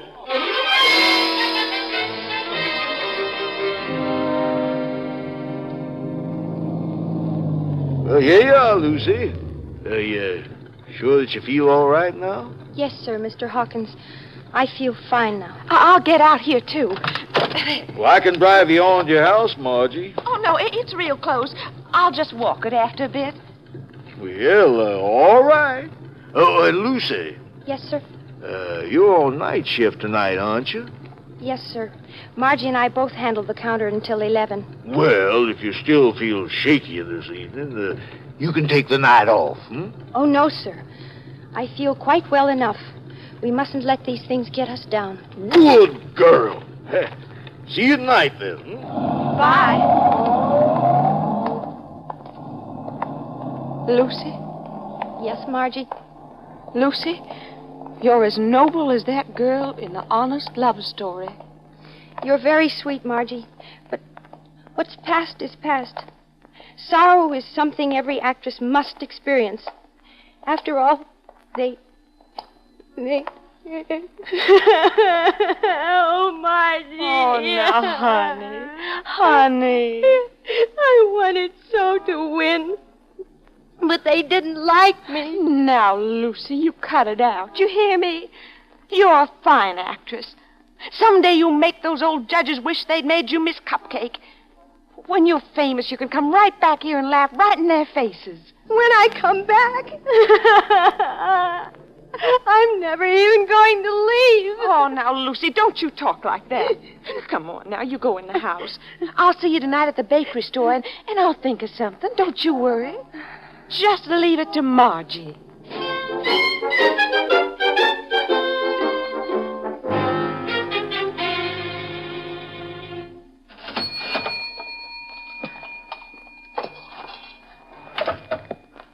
$1.74, $75, and $2. Thank you, and come in again.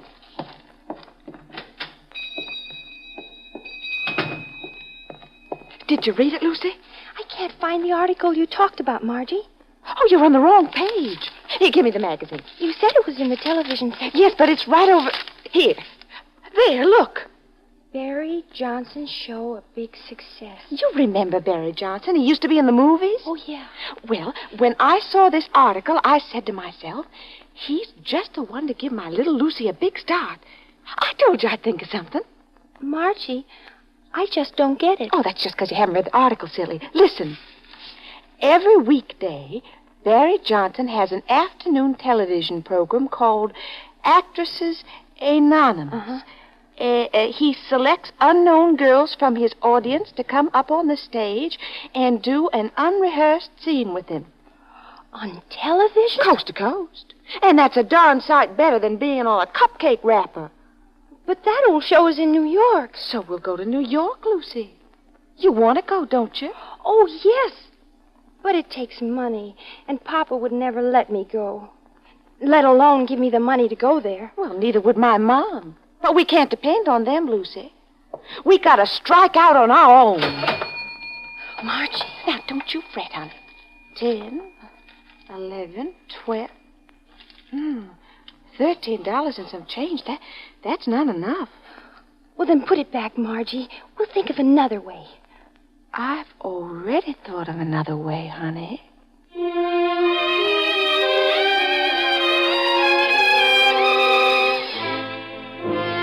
The following morning at a nearby FBI field office, Special Agent Ralph Godleo approaches the desk of Supervisor Neil Murphy. Godleo carries a large suitcase. You sent for me, Neil? Yes, Ralph. When do you leave for New York? 5:40 tonight. You're giving testimony on that kidnapping case? Yes, the one I worked on up there last year. Well, if you're not leaving till 5:40, you can work on this report that just came in. Yes, sir. We had a call from the local police. Seems the main store of the Hawkins Bakery was robbed and a truck stolen. Oh? 2 teenage employees seem to be responsible. Last night, the manager of the chain returned to his office and found a girl, Margie Jenkins, going through his desk, apparently looking for money. There was a gun in the desk, and when Hawkins surprised her, she grabbed the gun. Shoot him? No, but she threatened to. Then she called the other girl, her cousin, Lucy Jenkins. They tied him up and left the back way. We think they stole the bakery truck, the one that's missing. They also took the gun and a few dollars from the cash register. How do we come in, Neil? The truck was reported seen crossing the state line early this morning. That makes it interstate and our business. Well, I got to get some breakfast. You want to study this report? We can talk about it when I come back.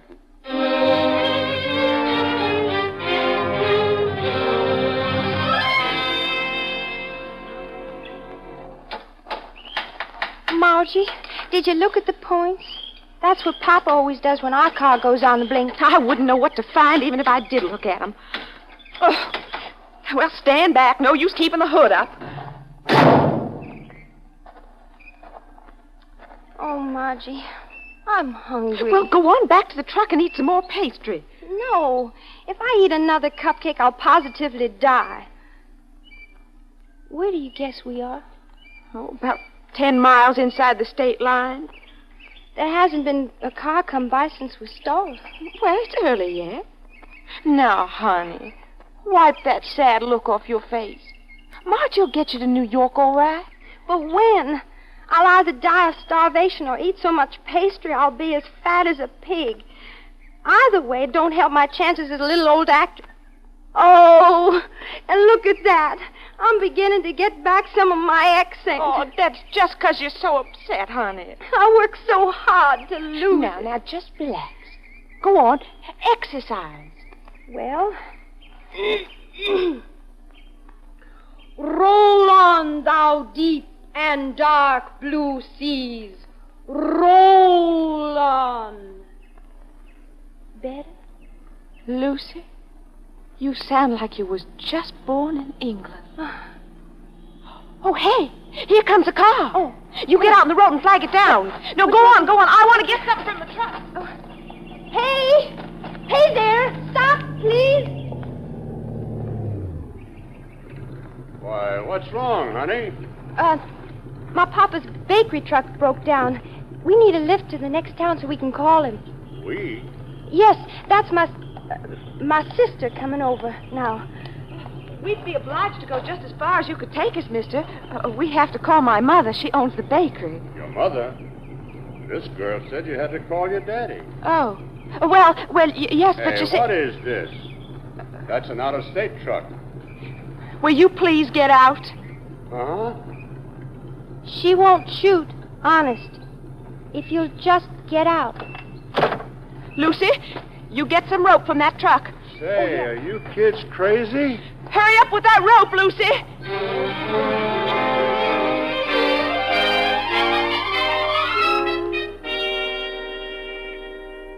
Did you read the report, Ralph? Yes, why do you suppose they stole the bakery truck? Couldn't even guess. That's the trouble with kids who break the law. You never know for sure why or what they'll do next. Excuse me. Sure. Murphy speaking. Oh, yes, Lou. Hold on a minute. Something on the truck, Ralph. Oh? Go ahead, Lou. Yes. Where? Yeah, got it. Yes, right. Thanks, Lou. Ralph, our teenagers had motor trouble 10 miles across the state line. That'd be near Centerville. Yes, right on the outskirts. They stopped a motorist, tied him up, left him in the truck, and stole his car. You got a description of the car? Yes, an alarm's gone out. Ralph, maybe you'd better start north now, stop off in Centerville, and send me back a report.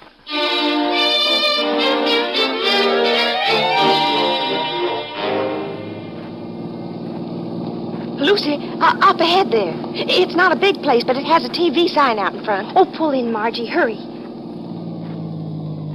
Now, don't you jump out before I stop. Well, hurry. It's already 2:45, and the Barry Johnson show started at 2:30. Okay, now you can go.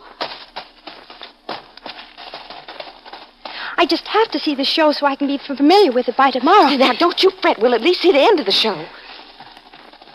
The place isn't closed, is it? No, come on.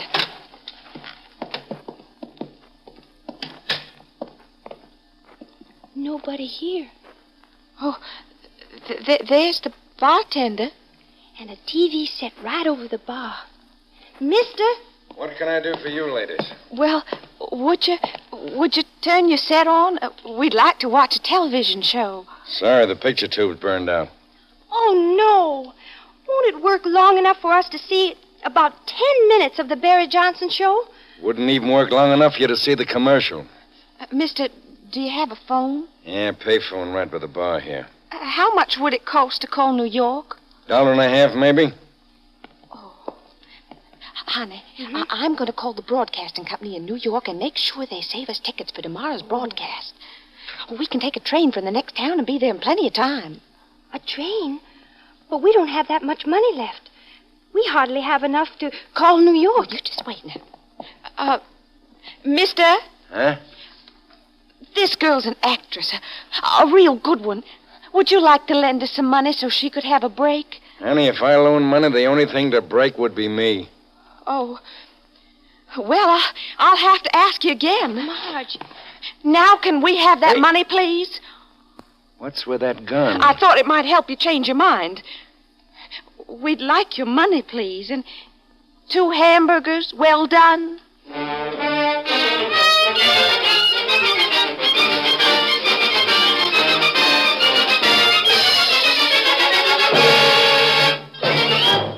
We will return in just a moment to tonight's exciting case from the official files of your FBI. They say your home is your castle, but it may be a castle in the air if you don't own it free and clear. Would your wife be able to keep up the payments? Well, let's listen to the experience of Mr. Ward Wellman, a member of the Equitable Life Assurance Society. You also wanted to protect your wife's interest in your home, did you not, Mr. Wellman? I certainly did. I wanted her to own it free and clear. But I didn't know how to manage that until I heard you talking about a way for people like me on a modest salary to do it. Well, that must be the Equitable Assured Home Ownership Plan. That's it. So I telephoned our local Equitable man, as you suggested. He showed me how the Assured Home Ownership Plan, by combining life insurance with a first mortgage, would do 3 things. First, he showed me how my wife was assured of immediate ownership, free and clear, without further payments, if something happened to me. Second, how I'd be building up a constantly growing cash loan fund. Third, how I could use this cash fund to pay off the mortgages years ahead of time. I also liked the fact it was all covered with a single payment once a month. I'd certainly advise anybody buying a house to call up his local Equitable man. If he's anything like my Equitable friend, he's a mighty good man to do business with. You'll find that Equitable men everywhere are good men to do business with. Your local Equitable man is selected for character, intelligence, and understanding. You'll find him friendly, helpful, and he really knows the life insurance business. He'll see to it that you get the most for your life insurance dollar. So, no matter what your insurance problem may be, ownership of your home, independence in your 60s, education for your children, or future financial security for your family, ask the man who knows best how to help you. Consult your local telephone directory for the name of your local Equitable representative. His name is listed in the yellow pages under Equitable. That's EQUITABLE. The Equitable Life Assurance Society of the United States.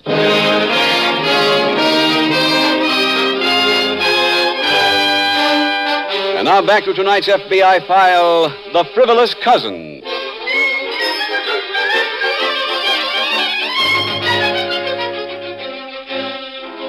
The problem of a teenager turning to criminal activities is indeed a serious one. The seasoned lawbreaker will not take many unnecessary chances, weighing the fact that he might be caught against the value of taking the chance. But the teenager, filled with the exuberance of youth and a lack of experience, will rush into situations and, in general, is a more dangerous criminal because of his impulsive youth. We must remember that our children have unbounding energy and a restless yearning to expend that energy. If, through a lack of proper understanding or counsel, these children direct their energy toward unlawful activities, then, as is evident in tonight's case, the situation is extremely dangerous. Tonight's FBI file continues later that evening.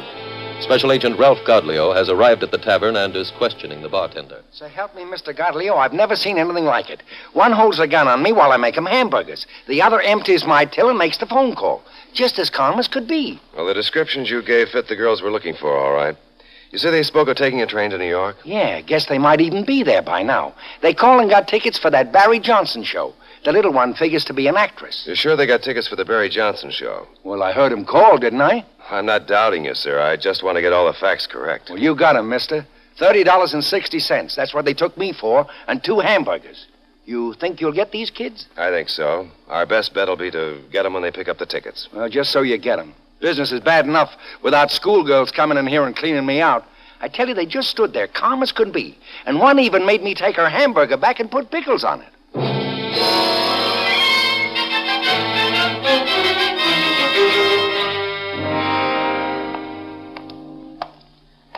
Ralph Godleo? That's right. You're Bill James. I didn't think you'd remember me. Did your office brief you on this one? Yeah, I've been here in the lobby since noon. Good view of the ticket booth from this position. The girls haven't come to pick up their tickets, huh? No, I haven't spotted them so far. There's just one trouble, Bill. One of the ushers just told me this Barry Johnson show is packed with teenage fans. When they open those doors out there's a mad scramble for the ticket booth. Usher says it's a real stampede. Maybe we should move in closer to the ticket booth, then. They've opened the doors. That usher was right. Come on, Bill. Excuse us, please. Let us through, please.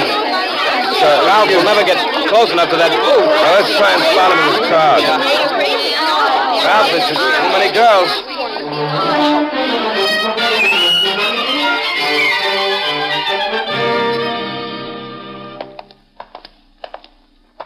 This should be Johnson's dressing room.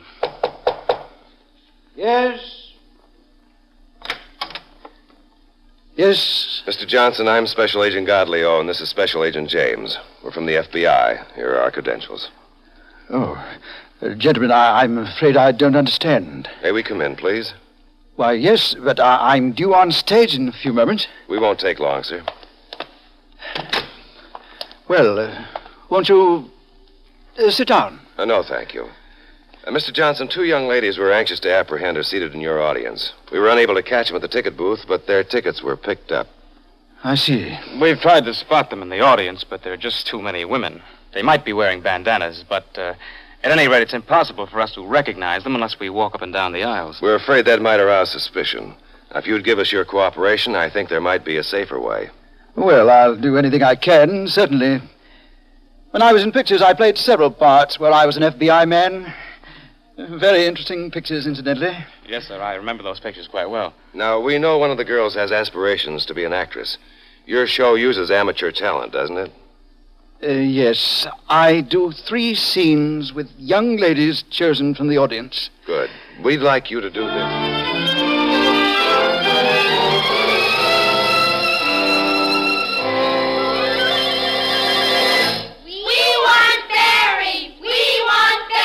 Oh, Mr. Godleo, you and James can wait right here in the wing. Fine. You'll have a good view of anyone who comes up on the stage. Oh, dear, I'd better get out there. Thank you, Mr. Johnson. Hello, all you wonderful young ladies. Hello. Oh, that's a real welcome. But now, we're in a rush, and we have to get right down to picking our would-be actresses. Is everybody ready? Fine. Now, the first part we have to cast is that of a southern girl. Now, any of you young ladies who want to act and can speak with a real accent, you just come on up here. Meanwhile, here's Slammin' Sookie Smith and his band to get you in the mood for the show.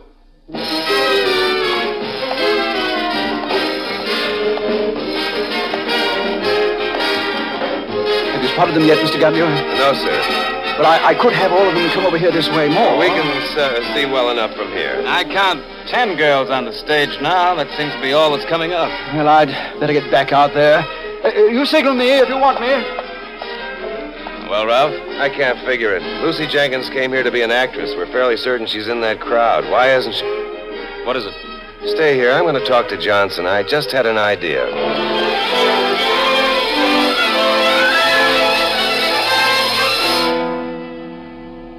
Now we cast the next part. Oh, young ladies, this is a very difficult one. The part calls for great dramatic ability. It's an English part and demands someone who speaks with almost perfect diction. Now, all of you who fit the part, come on up here and go backstage where our producer will interview you. Sookie, a little more music, if you please.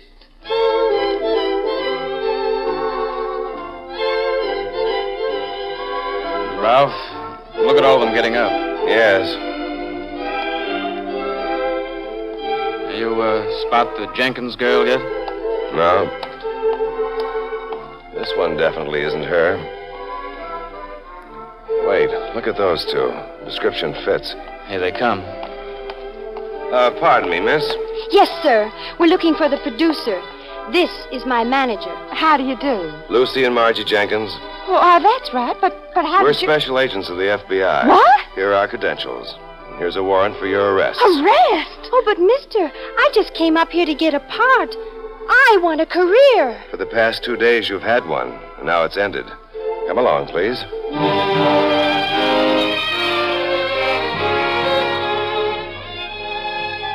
May and Lucy were convicted in federal court for the interstate transportation of a stolen motor vehicle. May was sentenced to 3 years in a federal reformatory for women, and Lucy received a 2-year suspended sentence and was turned over to local juvenile authorities.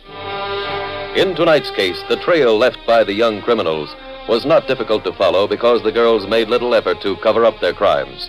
But the speed and efficiency which the FBI employed in following that trail was the important factor. For these girls, without conscience, did bodily harm to persons who stood in their way, and doubtless would have harmed many more persons had your FBI not ended their criminal careers quickly. For this is one of the purposes of the Federal Bureau of Investigation, to protect you, the American public, within the limits of its jurisdiction, against harm from malicious assault, no matter what the age of the assaulter.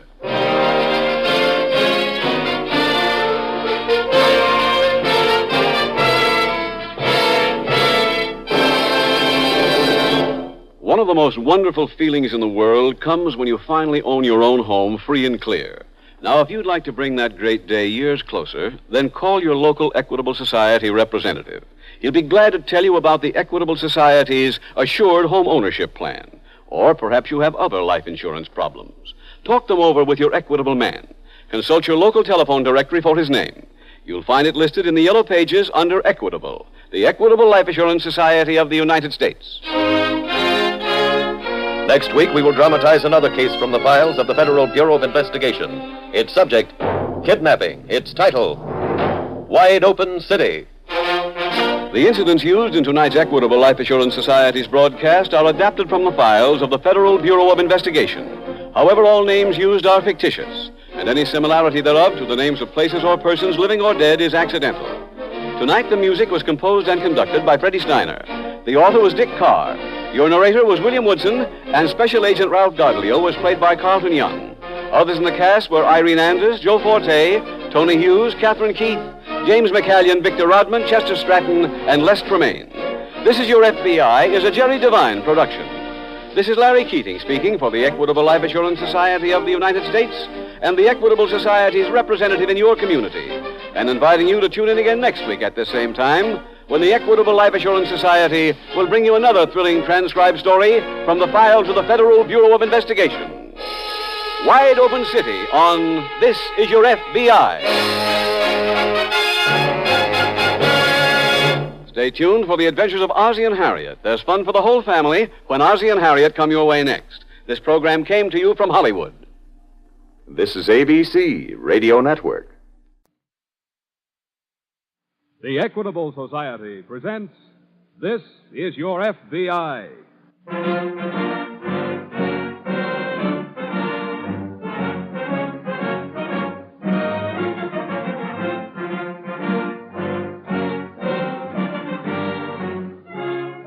This is Your FBI, an official broadcast from the files of the Federal Bureau of Investigation, presented as a public service by the Equitable Life Assurance Society of the United States. To your FBI, you look for national security, and to the Equitable Society for financial security. These two great institutions are dedicated to the protection of you, your home, and your country.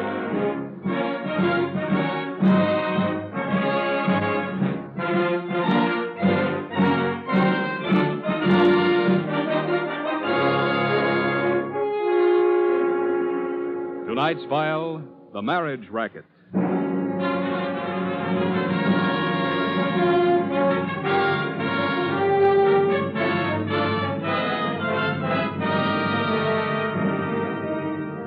In the years that have just finished their parade into the history books, the people of the world became accustomed to the cruel reality of having the earth fertilized with the blood of millions of soldiers.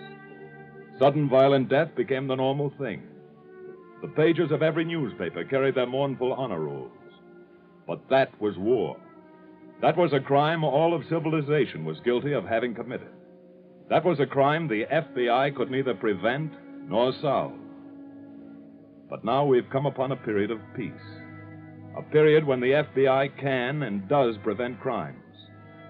Above all others, it's most important that the FBI and all law enforcement agencies prevent one certain crime. Because once that crime has been committed, all that remains is catching and punishing the criminal. The victim is beyond saving. This crime is murder. Our story tonight takes us to a pleasant farming community in Iowa. Chris Newton, who owns 200 acres of the best land in the county, has just returned home from the city with a new wife. This is their first day together at home. Della? I'm in the kitchen, honey. Oh. Well, something smells good. Chicken. With dumplings? With dumplings. Golly. You just get over that wash up. Everything's just about ready. Wait a minute. Huh? I got something for you. Kind of like a surprise. For me? Mm-hmm. Here. Chris. Go on. Open it. Sure.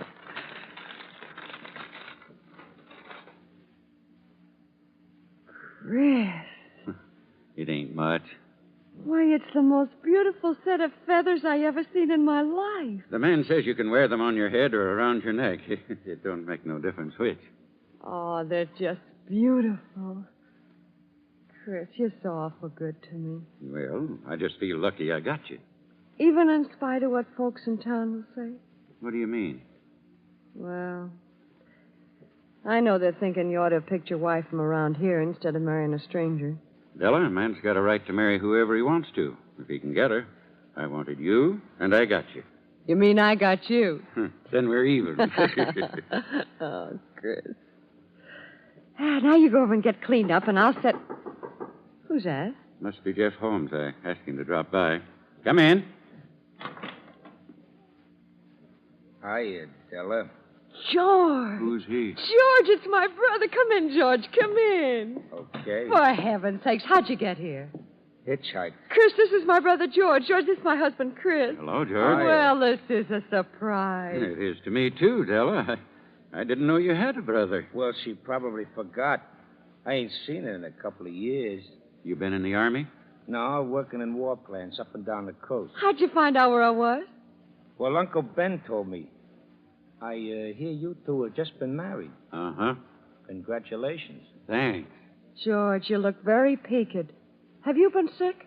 No, just tired. I need a little rest and some fresh air. That's why I came here. Well, bless you, George. I'm glad you did.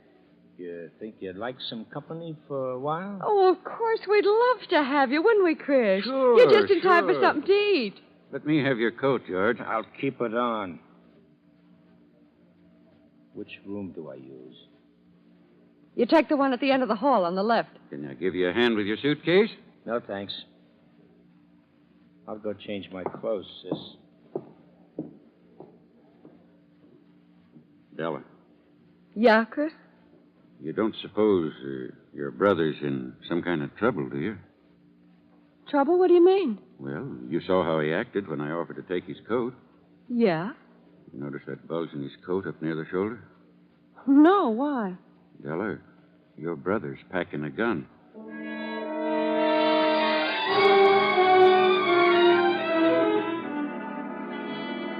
The smallest clue may lead to solving the biggest crime.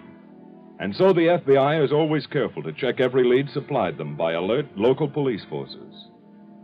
The day that Della's brother George came to visit his sister, the police in Des Moines picked up an abandoned car bearing an Oregon license plate. Checking, they found that the car had been stolen the week before in Portland. The Des Moines office of the FBI was notified, and within a matter of minutes, Special Agents Adams and Kendall were on the scene, going over the car with a fine-tooth comb. I say whoever abandoned the car intended staying in the vicinity a while. What do you think, Bob? Uh-huh. You find anything in the back? Oh, just a couple of newspapers so far. Well, while you're looking around, I'll start getting a few fingerprints. Ought to get some clear ones off the doors, anyway. Hey, wait a minute. Huh? What'd you find? Marry Me. What? Yeah, it's a magazine slipped behind the seat. Marry Me? One of those, Lonely Heart things published in Chicago. I can't imagine a car thief having a magazine like that. Here's the name of a woman subscriber stenciled on it. Now, who is she? Well, it was originally addressed to Adela Williams in Chicago, but it was forwarded to, Mrs. Henry Lewis, Portland, Oregon. A Lonely Heart must have found a mate. But it wasn't the owner of this car. His name's Hancock. You know, we'd just better take this magazine along with us. Okay. Help me get a few fingerprints, Bob. We'll get them off to Washington.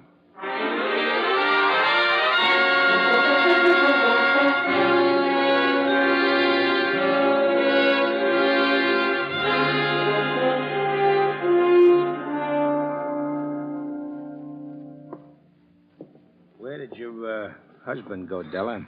Outside to look after the stock. Oh. Then it's time we did a little talking. But he may come back any minute, George. And he's already very suspicious of you. What do you mean? He knows you're carrying a gun. How? You gave it away acting like you did about your coat. Ah, I'll fix that. You think you got a good sucker this time? Chris is such a wonderful man, George. I don't mean that, stupid. How's the dough department? Oh, they say he's worth more than any farmer in the county. Oh, good. Then we'll go right to work. I don't want to stay around here any longer than I have to. But it's very nice here, George. I like it. Shut up and listen, will you? Okay. I ran into a drug the other day that's out of this world. Now, you do what I tell you to do when I tell you to do it, and everything will be... Oh, everything all right out back, Chris? Yeah, just fine, Della. Oh, say, Chris. Yes? I brought a little present for you. So? What's that? A gun I used on a night watching job out west. A gun? Oh. It might be useful to you around here. Well, thanks, George, but I don't think I need it. At least you know why George was carrying it now, don't you, Chris? Yeah, sure. Well, I'll be getting on to bed. Coming, Della? Right away, Chris. Night, George. Night. Well, that took care of that. And tomorrow, honey, we break in the new drug.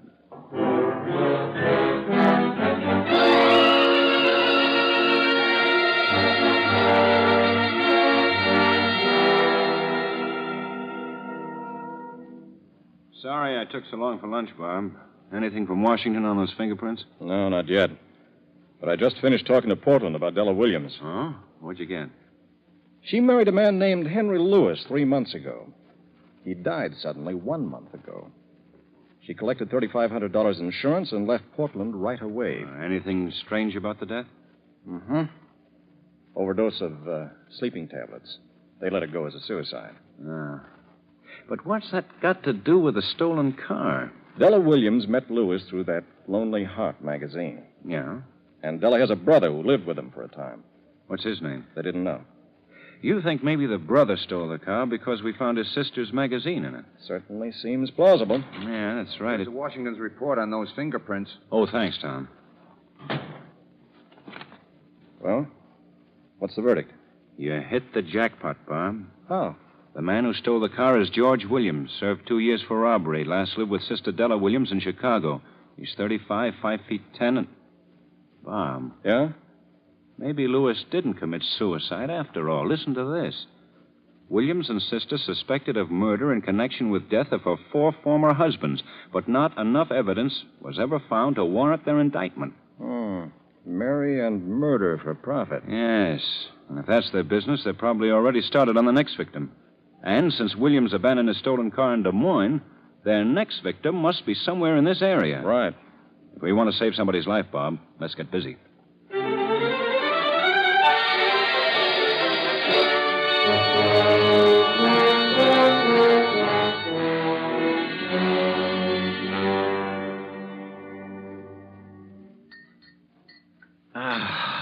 What a supper. Oh, Chris. I mean it. George, your sister's about the finest cook that ever hit these parts. Yeah, she does okay. Oh, now stop that talk, both of you. How about some more coffee? Yeah, just fill it right up, Della. Okay. You want some, George? No, thanks. I had enough. I think I'll take another biscuit if you got some more handy. Why, sure. They're the best doggone... Oh, Chris. Oh. What's the matter, Chris? Oh, my heart. I can't... Can I do anything? Get Dr. Matthews. He's out. Shall I call the doctor? Sure, why not? This has got to be a very legitimate murder.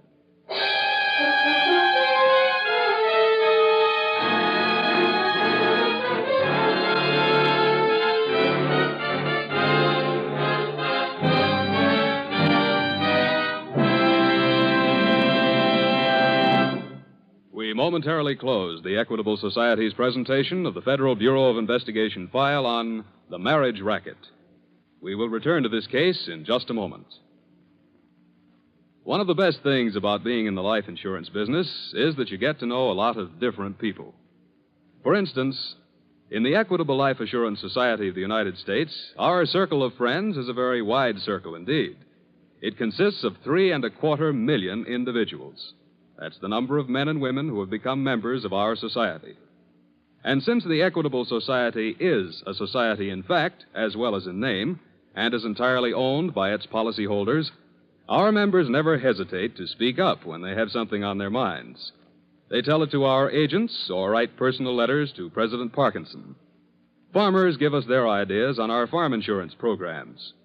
Heads of great industrial enterprises volunteer their opinions on our group insurance plans.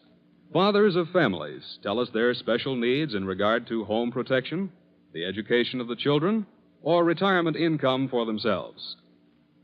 Here in the Equitable Society, we consider it a great advantage to have our fingers constantly on the public's pulse. Thanks to these contacts, we are able to modernize and liberalize our life insurance policies and annuity contracts. We have streamlined them to give our members protection and security exactly suited to their needs. That is why the Equitable Life Assurance Society's many services are always up to date, planned with an eye to the future. On the same principle, in investing Equitable Society dollars, our management always keeps in mind the future economic health and prosperity of the entire nation. And so, by serving its members, the Equitable Society serves America. And now, back to the file on The Marriage Racket.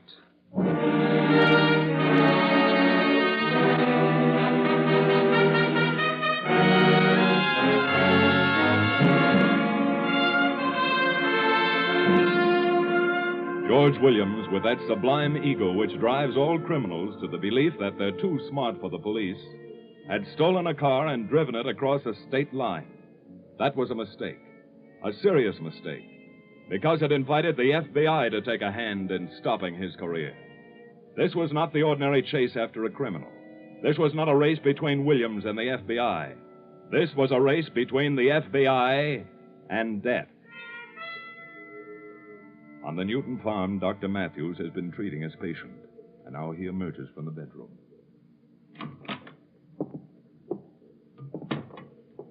Doctor, how is he? Is he going to pull out of it, Doc? Well, I have relieved his pain. His pulse seems to be a little more regular. Then he's going to be all right. I think he'll get over this attack.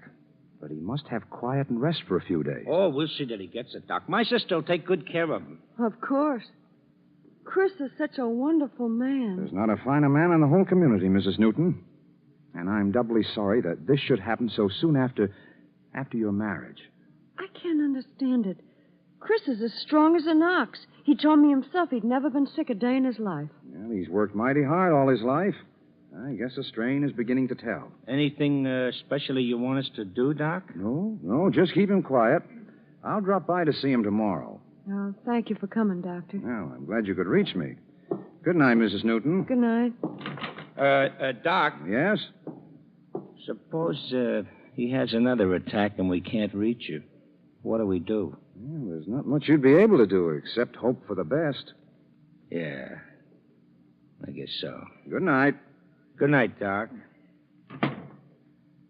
Well, honey, we just have to give the sucker one more dose.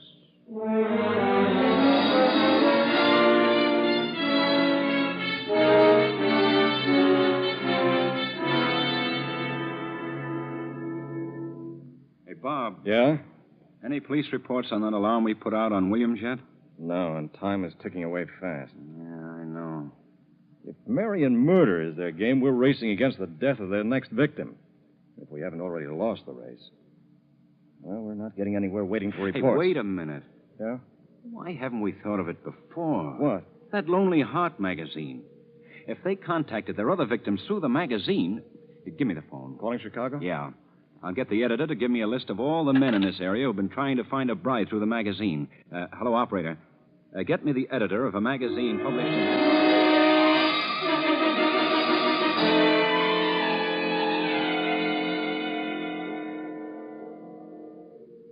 How's he doing, sis?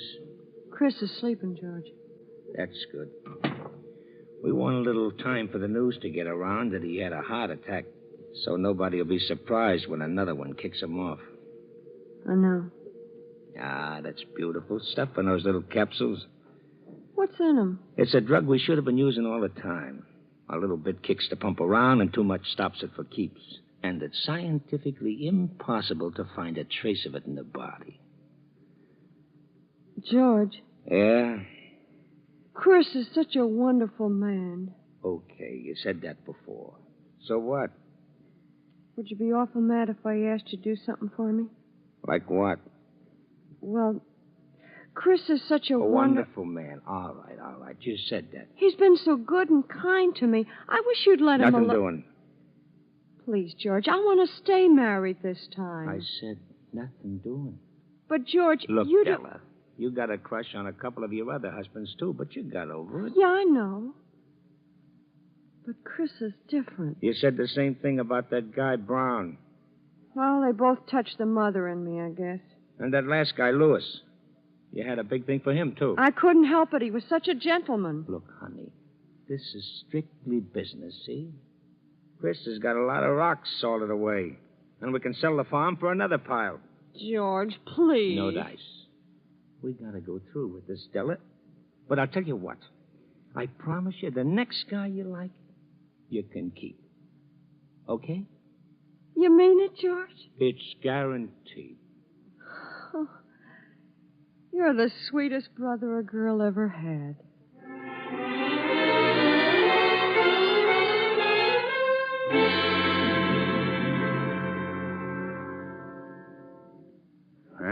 are, Bob. The names of 4 marriage prospects in this area scattered all over the state. Well, let's get on them right away. And we better try telephoning. And ask them what? If they found a mate? We won't be that blunt about it. Let's take them right on down the line. Reeves, Johnson, Mason, and Newton.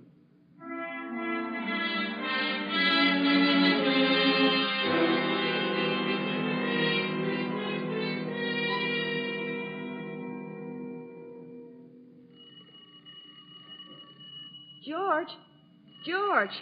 Yeah? The telephone's ringing. What'll I do? Leave it alone. No, wait. I'd better answer it. You stay here. Hello? Is this the Newton residence?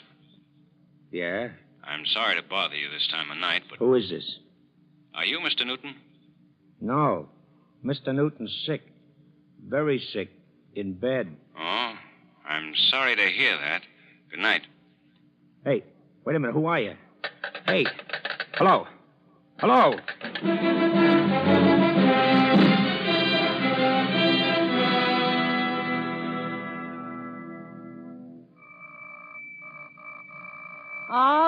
All right. Keep your shirt on. I'm coming. Hello. If you want Dr. Matthews, he's not here. Then maybe you can help me. I'm not a doctor. I'm just the housekeeper. Well, we're very sorry to disturb you, but we're special agents of the FBI. The FBI? But gracious, what's the matter? We want to ask you about a patient of Dr. Matthews, Mr. Newton. Oh. Well, the doctor went out there about supper time. The station agent said Mr. Newton had a heart attack. Maybe so. The doctor don't discuss his patients with me. You'll have to wait till he gets back. When will that be? No telling. He drove 50 miles out in the country to deliver Mrs. Weaver's baby. Could we reach the doctor by telephone? You could, if the Weavers had a telephone. Do you know if Mr. Newton got married recently? I said the doctor don't discuss his patients with me. You'll just have to wait for him.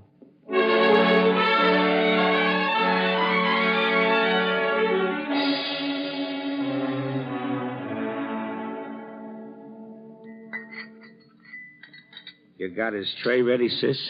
All I have to do is pour his coffee. Wait a minute. Let's sweeten the cup a little bit. Oh, George, I hate to do this. Yeah, I know. Now, pour in the coffee. Okay.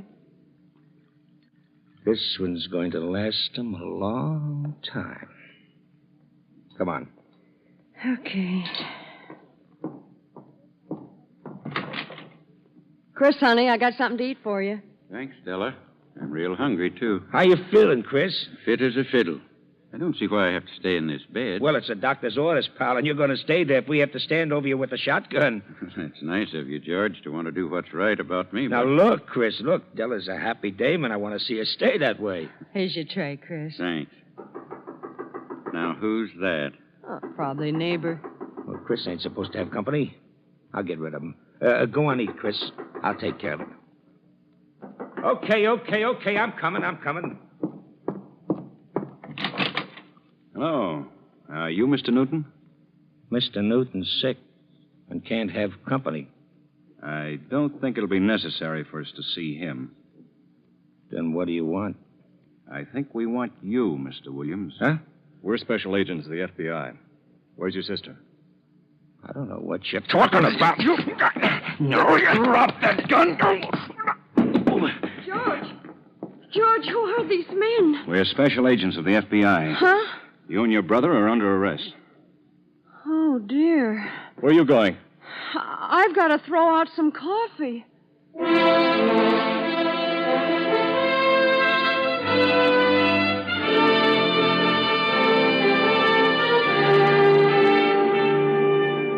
Murder in any form is offensive to the civilized mind.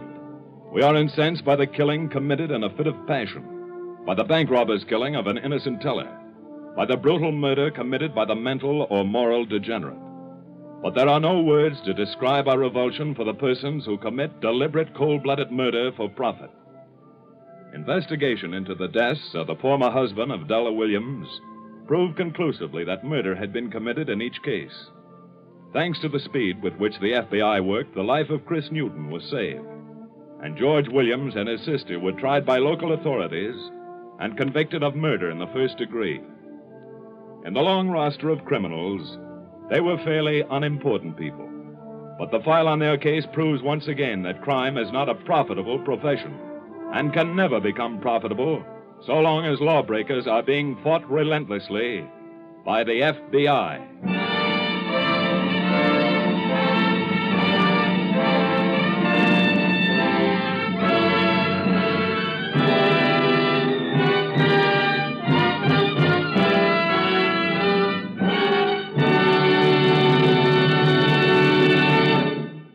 You'll hear about next week's case in just a moment. Tonight, will you join the Equitable Society in a salute to America's dairy industry, to the farmers, milk companies, and their tens of thousands of employees? Above all, a special salute to the boys and girls of the dairy farms. During the war, while a father or elder brother was at the front, these patriotic kids got up at dawn to feed the cows and gave up their playtime hours to get the milk through to the milk processing plants.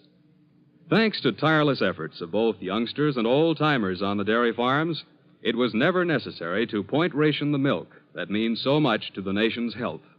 In fact, per capita consumption of milk went up 25% during the war, and wherever it was humanly possible, milk and milk products were regular parts of the Army ration. Milk and ice cream were symbols of home, the things our boys wanted most. Now that peace is here, America's dairy industry is looking forward to making greater contributions to our country's nutrition and health than ever before. In the future, also, there will be an increasing number of appetizing new food products, even wearing apparel, all made from milk. Over a long period of time, funds of the Equitable Life Assurance Society of the United States have played an important part in dairying. Hundreds of dairy farmers in all parts of the country have taken advantage of the Equitable Society's many plans for the business of farming. In addition, the premium dollars of Equitable members are invested in a number of the leading dairy companies. Just as Equitable Society dollars were fighting dollars in wartime, so at all times they are security dollars for you, your home, and your country.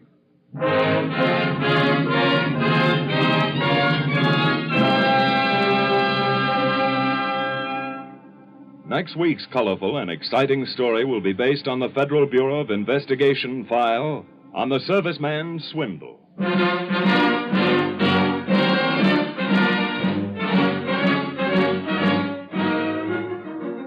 The incidents used in tonight's Equitable Society's broadcast are taken from the files of the Federal Bureau of Investigation. However, all names used are fictitious, and any similarity thereof to the names of persons living or dead is accidental. Programs in this series of particular interest to servicemen and women are broadcast overseas through the worldwide facilities of the Armed Forces Radio Service. Tonight, the music was under the direction of Leith Stevens. The author was Frank Ferries, and your narrator was Reed Hadley, who appears through the courtesy of 20th Century Fox. This is Your FBI is a Jerry Devine production. This is Dick Joy speaking for the Equitable Life Assurance Society of the United States and inviting you to tune in again next week at this same time for This is Your FBI. Friends, for your unfaltering courage during the war years, you've won and you deserve your country's highest citation. Through the days of conflict, your contributions were limitless and your victory decisive. But the only complete victory is victory with responsibility, and to that end our work continues. Every individual in America has a stake in the job of converting to peacetime economy as smoothly and as quickly as possible. Soon, price controls may no longer be necessary to our economic well-being, but until that time, go on doing your level best. Spend sensibly and avoid buying goods which are still in short supply. Cooperate with the remaining price and rationing controls. And if a question arises over any point of cost, refer it immediately to your Office of Price Administration. America's war against inflation is still raging. Remember, the most important single contribution we can make to world prosperity and peace is a stable economy here at home. This is the American Broadcasting Company. The Equitable Life Assurance Society presents This is Your FBI.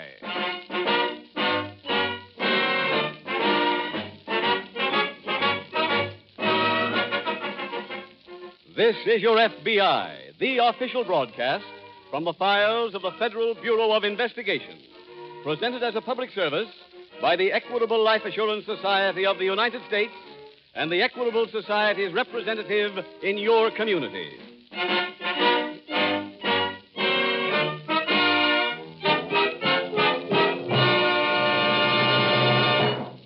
Rain isn't the only thing that can ruin a summer vacation.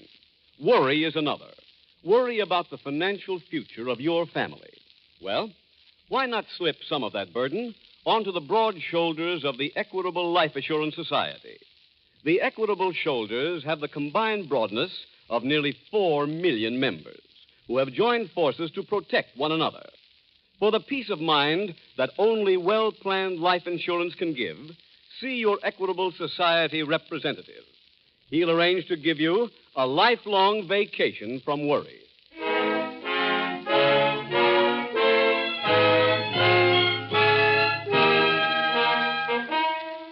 Tonight's FBI file, The Ambitious Widow.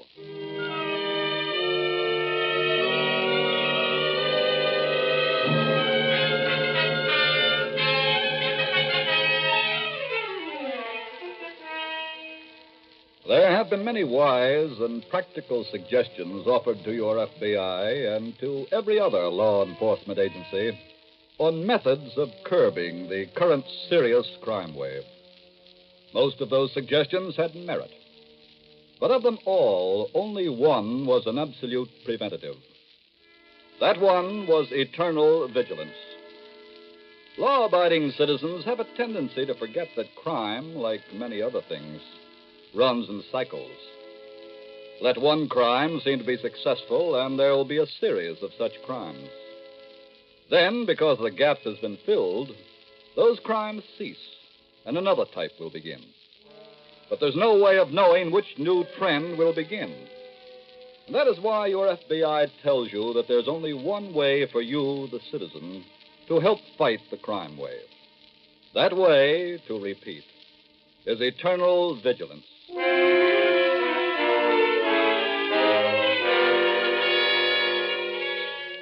Tonight's FBI file opens on a rainy day in a quiet cemetery near a large Midwestern town.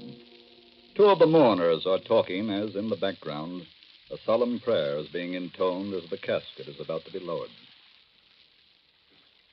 For as much as it hath pleased Almighty God in his wise providence... Poor Lou. take out of this world Yeah. the soul of our You know, Hank, I still can't believe he's dead. therefore commit his body... Yeah, I sure went God's quick. acre, earth I saw him to the day before he died. ashes to He never ashes, looked healthier to me. dust to Uh-huh. dust, in the hope He was a nice of guy. resurrection to return I liked life, working for him. who shall take Yeah, Lou his was okay. body, that it may be fashioned Yeah, one good thing about it, he went out legitimate. No guns or nothing. according to the I work wonder who'll take over now. Hank, that ain't no way to talk. Why not? all things Lou ain't even buried yet. He's dead, ain't he? I know, but... I was now thinking. commit this body I've been working with Lou for better than 10 years. I'm the logical guy to step in. Hank, let's talk about it later. to the earth, ashes to ashes, and dust to dust. Amen. Amen. Well, let's go over and see Nan. Okay.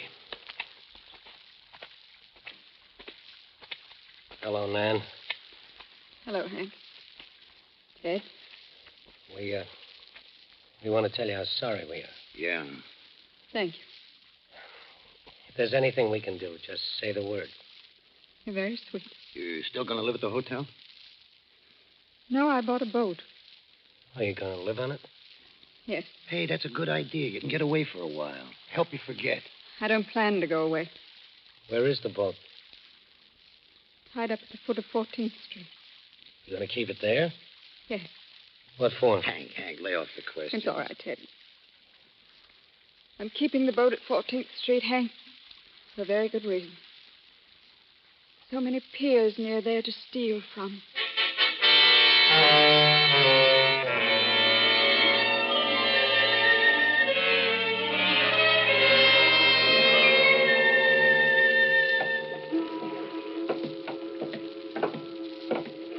Hey, Hank, there's a lot of boats tied up here. It's a public dock. Anybody can come in. Well, how do you tell which one is Ann's? Ted, she told me the name. It's the Dolphin. And there it is. Where? That black job down at the end, see? Oh, yeah. Hey, that's a big boat. Yeah. Hey, I don't see Nan. We'll hail her. Oh, hi there. Anybody aboard? Hey, there she is. Jump aboard, boys. Okay. Okay. Hi, Nan. Hello. It's so nice of you to come down to see me. As soon as we got the word you were looking for us, we came right over. It's quite a boat. Well, I think it should be good to work with. You know, when Lou and I were first married, we spent our honeymoon on a cruiser like this. Oh? We stole enough to make us rich. Stole what? Stuff off piers. And then? Yes? Is that what you plan to do again? Yes. That's kind of tough for a dame, ain't it? Well, I'm really depending on Lou's friends to carry me through. Is that why you sent for us? Yes. You're the last two boys on my list. I've talked to all the others. They're all coming along with me. You got definite plans for action? Yes. Would you care to join us? Okay. Good. How about you, Ted? Anything you say is good enough for me. Oh, fine. Come on down to the cabin, then I'll tell you about our first job. When is it? Tonight.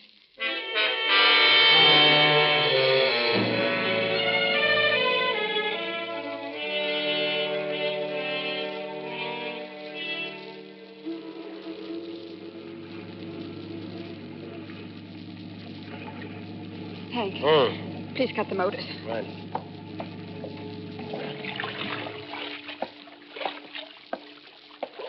We'll drift in just right. Hey, look at those crates of silk. We should be able to load all of them onto the boat in 10 minutes. What about the watchman? We always stays up front. You cased this thing pretty good. Lou always said it pays to be careful. Hey, how much is that silk worth, man? There ought to be about $30,000 in that load. That much? Surely. Silk's back on the market, but it's still difficult to get. Here we are. Tie us up, Hank. Yeah. Ted, you and the boys start working. All right. Okay, boys, up you go. Right. Wait a minute. Duck, you guys. What is it? Someone is coming down the pier. Can you handle this, Hank? Sure. Hey, what's going on here? What are you doing in that boat? Well, I'll tell you, mister. We sprang a leak, and it looks like this pier. Okay, let's finish loading and get out of here.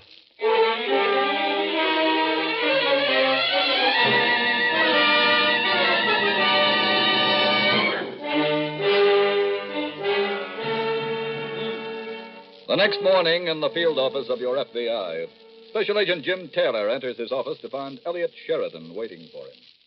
Well, hello, Elliot. Hi, Jim. You look like you've done a hard day's work. I have. I've been climbing all over Pier 27. I was hoping you'd come into the office before you went out there. Oh, why?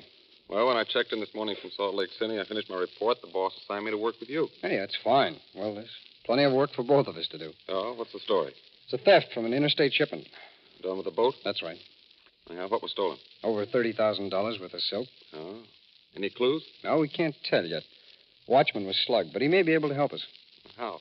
Says he got a pretty good look at one of the men in the boat. He's almost certain he can identify that man. And where's the watchman now? He's down at police headquarters looking over pictures. If he finds the man he saw, they'll call us. What's the next step? Well, I've alerted all dock owners to be doubly careful, keep their goods well guarded at night. Any chance of locating the stolen silk? I've already contacted every silk wholesaler in town. No luck, though. Huh? Well, none yet.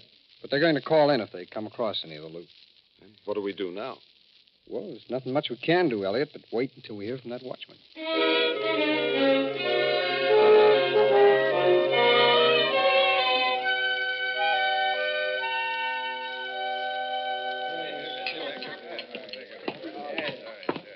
Ted! Oh, hi, Hank. Come on, have a drink. You buying? Sure. Okay. Hey, Mac, couple of ryes. Where you been? I went to the boat. Oh, did you get paid? Sure. How much? Huh? How much did Nan give you? 5 bills. 500? Uh-huh. No wonder she wanted to pay everybody off one at a time. Hey, what are you talking about? I spoke to the other guys. They got 100 apiece. What? Is that all? Yeah.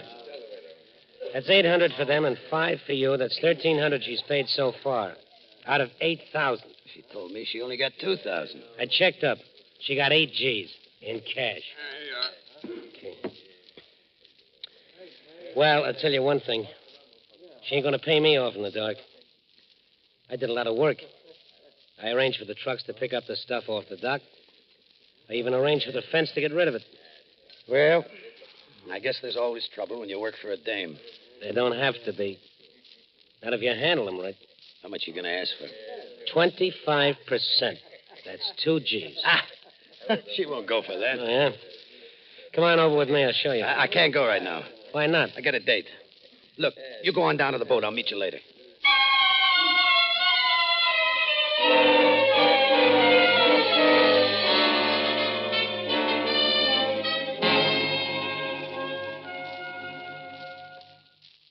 Hi, Jim. Hello, Elliot. Any news from the watchman? Yes, while you were out, police headquarters called. The watchman definitely identified a man named Henry Davis, alias Hank Davis. What's the record on Davis? I've got it right over here. Here it is. Take a look at it. 23 arrests. Starting, you'll notice, when he was 15. Yeah, see, one of these arrests was for hijacking. Mm-hmm. That would tie him in with this kind of a job. There's an even stronger tie-in than that down there. See that arrest back in 34? It's down at the bottom there. 34, yeah, here it is. Well, what about it? I thought I remembered that job, so I checked up on it. Find anything? Mm-hmm. Along with Davis, the police also arrested a man named Lou Mercer. The one who died last week? Same one. And at that time, Mercer had a gang of river pirates stealing stuff on both sides of the river. Yeah, that is a strong tie-in, Jim. Now all we have to do is find Davis. Oh, by the way, you pick up anything down at the docks? No, I spoke to the watchman on the adjoining dock. They didn't see anything. No clues of any kind. Not a thing. Looks like they must have glided up to the pier with their motors off. They weren't even heard. Yeah, I guess that's the way they would operate. Excuse me. Sure. Special Agent Taylor. Yes, Sergeant. Oh, you have? That's fine. Oh, wait till I get a pencil and I'll write that down. Give me that pencil, will you? Sure. Thanks. Okay, go ahead, Sergeant. 721 Oak Street. Room 129. Got it. Yeah. Thanks very much, Sergeant. Something on Davis? Yes, that's the call we've been waiting for. We've got Davis's address. I'm going over there now.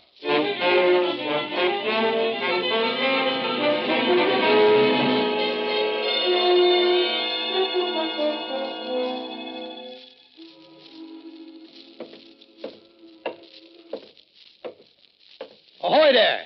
Anybody aboard? Who's there? It's me, Nan, Ted. What do you want, Ted? I was supposed to meet Hank here. Come aboard. Okay. You see Hank? Yes. Came down here. He's very angry. Yeah, I know. He was sore when he left me. Did he tell you what he wanted? Yeah, more dough. And I gotta admit, he had a point there, Nan. Why do you say that? Well, after all, he did a lot of work. And me did, too. Ted, I got the boat. Yeah, I know. And I lined up the job. Sure, but... How can you say that you boys did so much work? Well, I should have got more than 500, Nan. After all, you got 8,000 for the stuff. Well, supposing I did, what about it? I want a bigger cut. How much? Same as Hank. You know what he asked for? Yeah, 25%. That's right. Did you give it to him? No. Well, what did Hank do? Tried to use violence. Cut me around. What happened? Come over to the cabin. Look there. On the floor. Hank. He looks dead. He should. He is.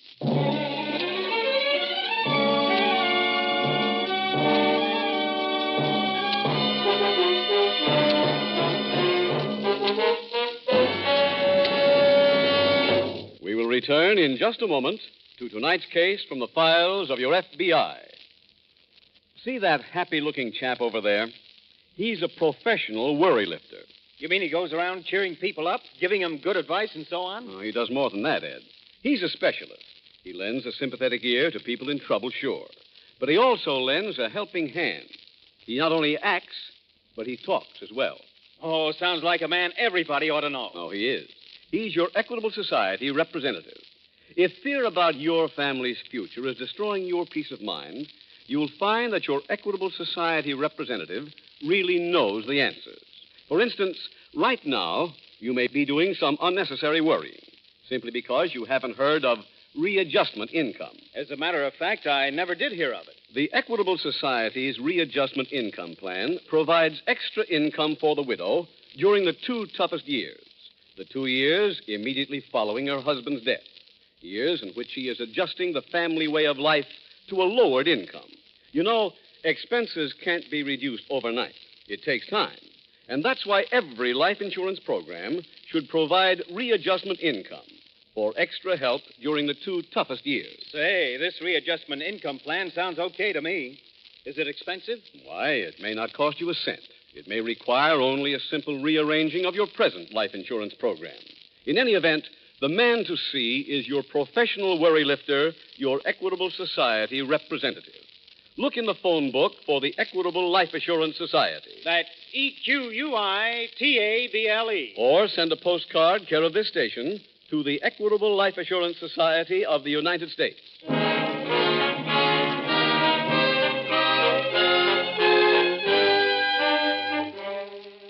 And now back to the FBI file, The Ambitious Widow.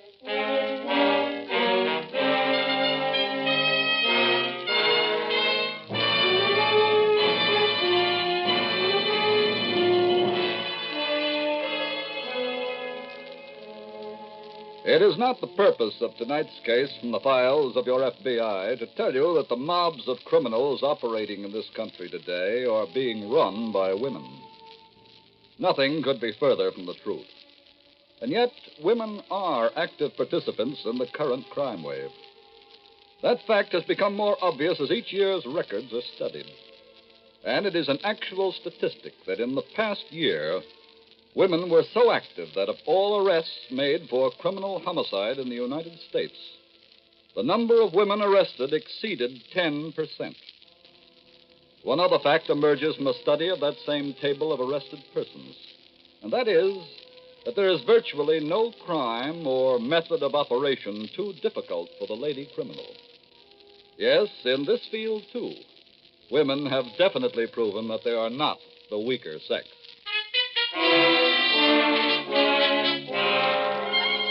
Tonight's file continues in the FBI field office. Special Agent Jim Taylor has just returned from a search of Hank Davis's apartment. Jim. Find anything up at Davis's place? No, not a thing. Any of his neighbors able to help? They wouldn't if they could. That kind of a place, huh? That kind. There's one thing that bothers me, though. Oh, what's that? Davis didn't show up all night. I checked this morning before I came in. He couldn't have gotten in the back way, could he? No, we've had the building under complete surveillance. You don't suppose he found out he'd been identified by the watchman, do you? Well, I don't see how he could have. You think he skipped town? No, I believe he's still around. Well, what's the next step, Jim? Do we wait for Davis to show up? No, on the way in, I asked the file room to send up that copy of Davis's record. Uh-huh. We might get the names of some of his friends from that, start checking on them. Now, I'll get it.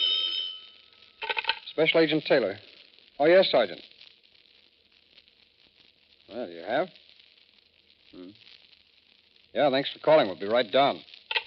That was the morgue, Elliot. They've just identified a body down there. It's Mr. Hank Davis.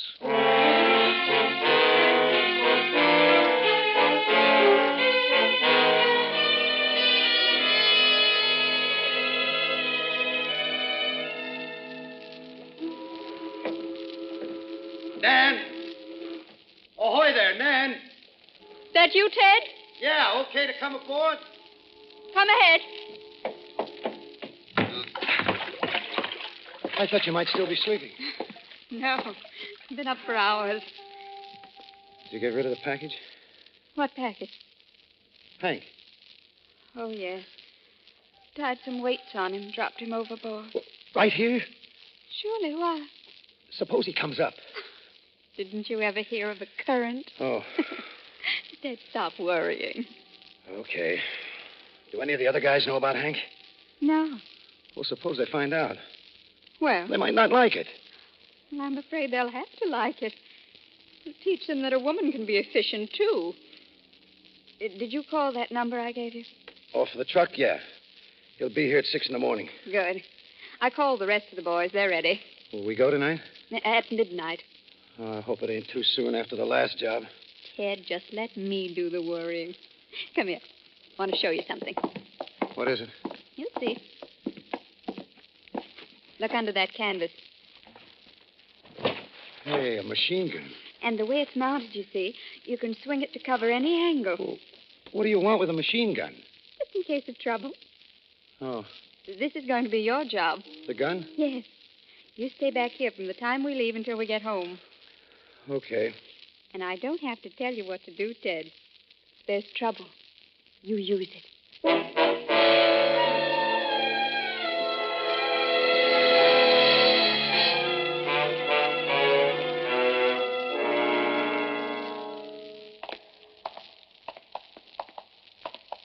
It's over this way, Elliot. Body is right over here. Yeah, here we are.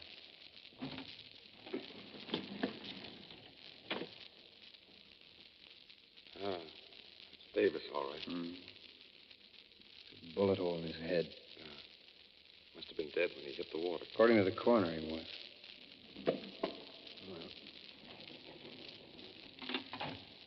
Davis's personal effects are over on that table. Let's take a look at them, huh? Right. Here, sit here a minute. Okay. I guess these are just the papers and money he had on him. Yes. All of his clothes are over there. He wasn't carrying much money, was he? Oh, not for a fellow who just pulled a big job. That key you've got there won't help us. That's the key to his apartment. See the 129 stamped into it? Oh, yeah, that's his room number, wasn't it? Phone number on this slip of paper. I wonder what this is. Maybe a girl. Could be. Oh, wait a minute. This exchange is in the business district. Elliot, let's get out of here. I'm going to make a phone call. See who belongs to this number.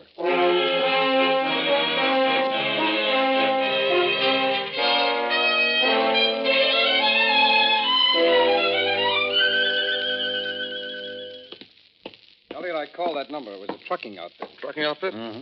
He could have been in on the job. No, I checked up on them down at the office. They're legitimate.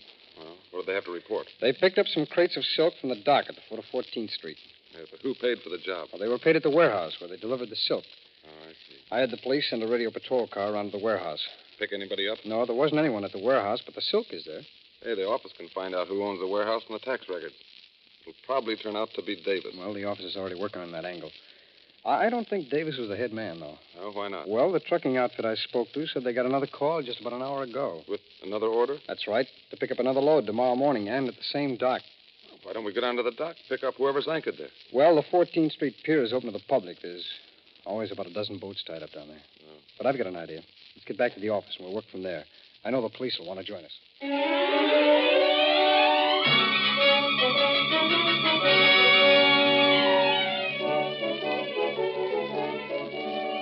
On the river that night, there were 3 large, fast boats manned by special agents of your FBI. Boat number 1, with Special Agent Jim Taylor, was idling in the middle of the river.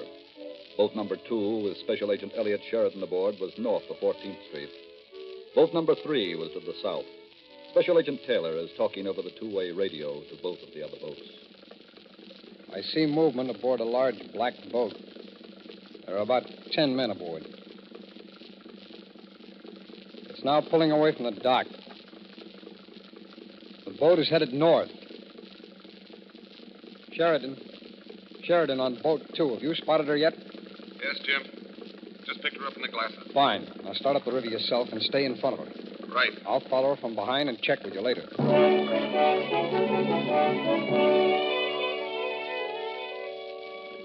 Jim Taylor. Come in, Sheridan. You see what she's doing now, Jim? She's headed in toward a pier. That's right. All right. Stop your motors and stay where you are. We're going to follow her in.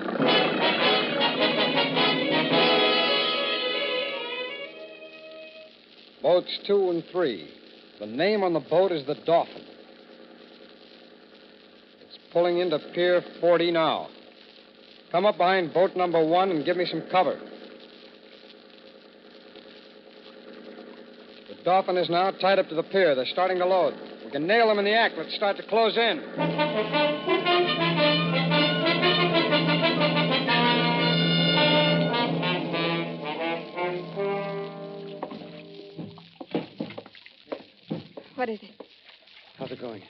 got one more crate to load, and then we're finished. Oh, Ted, why aren't you standing by that gun? I wanted to see how it was going. Oh, please get back there. Look, Wait. What is it? Here, motors. You boys, quiet a minute. I hear him, too. If there was only a moon, we could see. They're coming closer. Hey, those lights! They're shining right on it! Stand where you are, all of you. Nan, it's cops. Yes. What do we do? Look, there's more than one boat. I know. They got us cut off. Well, they aren't taking us. Huh?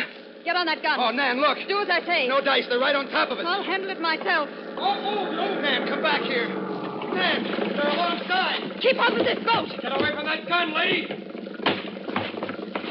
Jim, look out. Sorry, lady. Let go of me. All right. Elliot, cover the rest of them. I'll bring our lady right over to join you.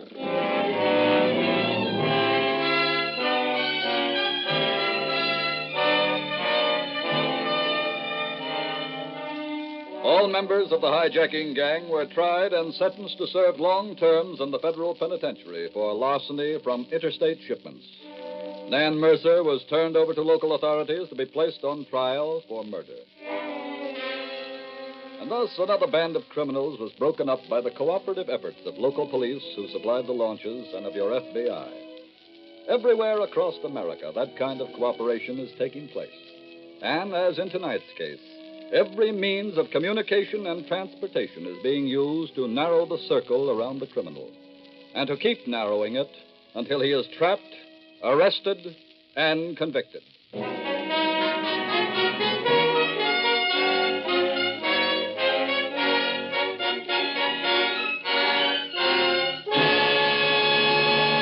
In just a moment, we will tell you about next week's exciting case from the files of your FBI. Just 1 second, Mr. Keating. I want to check and see if I'm on the beam about the Equitable Society's readjustment income plan. My understanding is that this plan would give my wife extra income during the first 2 years after my death. You've got it straight, Ed. Extra cash every month for 2 years to give her time to adjust her expenses to a new standard of living. Sounds like a mighty fine idea to me. Then let me suggest that you get in touch with your Equitable Society representative without delay. Let him show you how little it costs to provide your wife with equitable readjustment income. Call your Equitable representative soon, or send a postcard care of this station to the Equitable Life Assurance Society of the United States.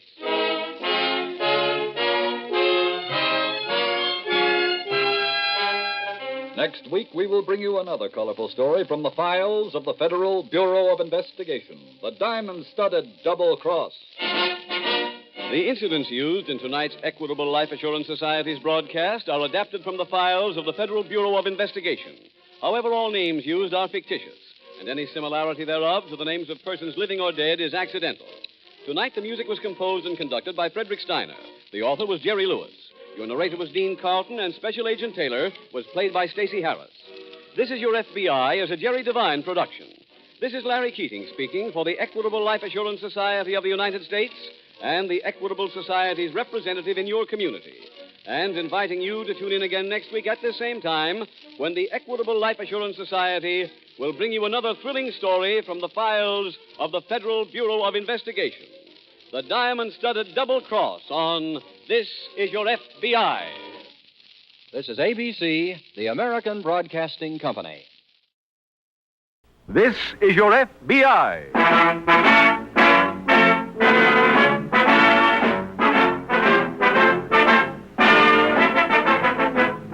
This is Your FBI, the official broadcast from the files of the Federal Bureau of Investigation.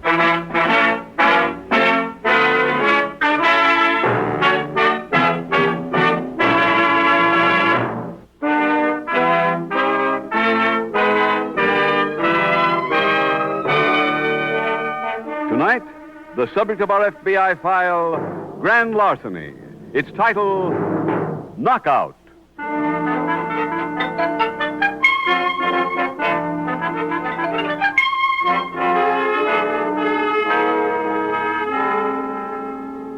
Tonight's case from the official files of the FBI prompts us to ask a question. When is gambling not gambling? The answer is when there is no risk involved. For the dictionary defines the word gamble as, quote, to hazard something on a chance, end quote. And that's exactly what thousands of people who place bets with bookmakers do not do. For in far too many cases, The event they bet on has been fixed, the winner already chosen. Not only does the innocent bettor throw his money down the drain, but he helps debase the very sport he's interested in. If you must bet, bet only with friends or through legal channels. If everyone would thus restrict themselves, the underworld would have no incentive to fix sports, and all athletic contests would be real contests.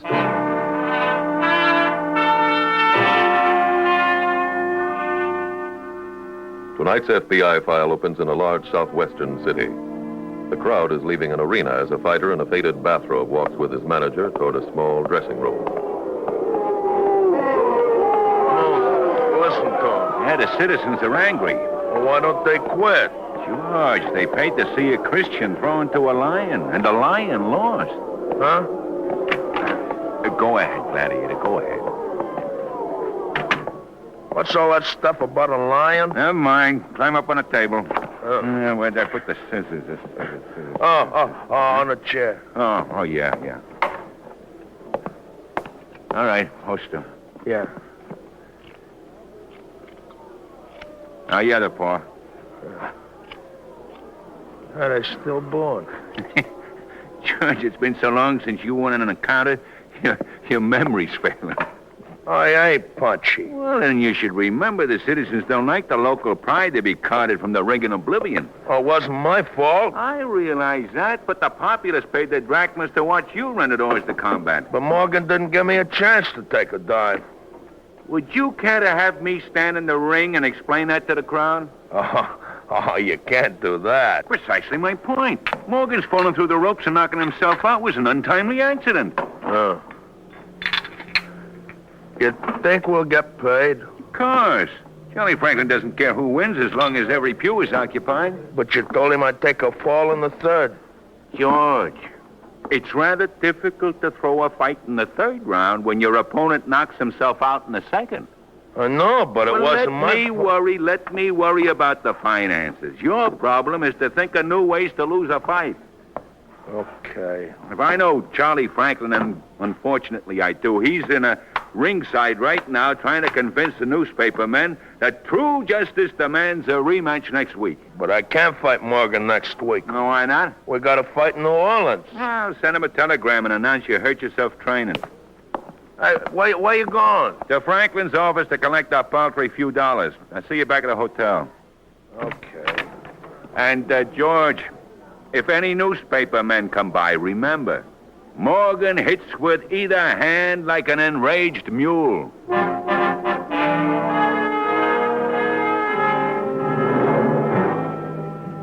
Later that evening at the FBI field office in a nearby city, Special Agent Taylor is writing a report when his phone rings. Taylor speaking. Detective Sergeant Bedford at New Springs. Leo? Yeah, hi, Jim.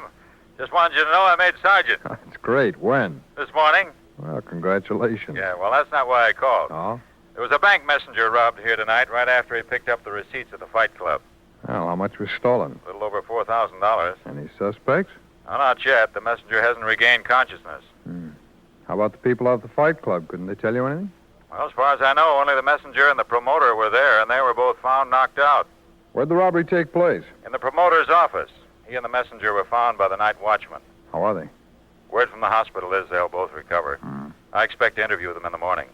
In the morning? Well, that'll give the bandits a pretty good start. Well, there's nothing much we can do about that, Jim. Yeah. Have you gone over the scene? Yeah, with a comb. I couldn't find a weapon or anything else that'd help. Look, how soon can you make it out here? Oh, wait a minute now. First, we'd better make sure of jurisdiction. We wouldn't be in on the case, Leo, if the money was stolen before being turned over to the messenger. Well, I found a receipt in the promoter's pocket. Well, that takes care of that. Wait till I check the airline schedule. Hold on, huh? Yeah, okay.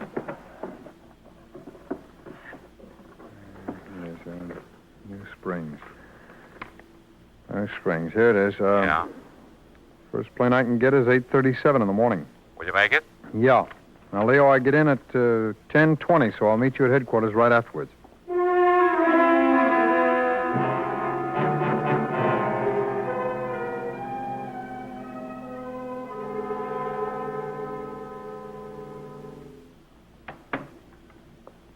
Morning, Mr. Franklin.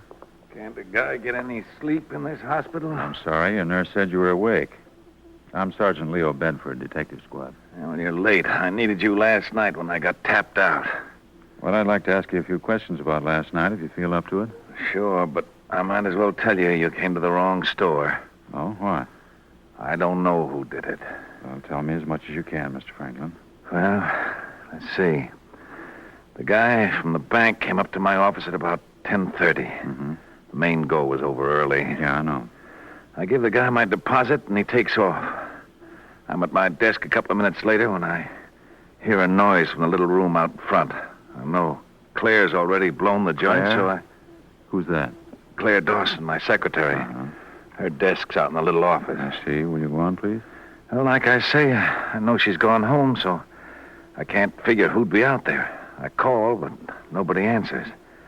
I go to see, and when I open the door, there's the bank guy laid out on the floor like the linoleum. Yeah. The next minute, I'm clobbered out myself. Did you see anyone besides the messenger? No. Have you any enemies who'd do this? Every promoter's got enemies. I don't figure any guy'd want to tap me out for keeps. Were you expecting any visitors? Nobody but the bank guy. I see. How long before the robbery did your secretary leave, Mr. Franklin? A couple of minutes. The bank messenger was in my office when she blew. Then she'd have seen anyone coming up the stairs, huh? Yeah, that's right. I never thought about that. She'd have passed the heist guy. Where can I reach Miss Dawson? She lives at the Westgate Apartments over on Broadway. Yes, I know the place. Well, thank you for your cooperation, Mr. Franklin.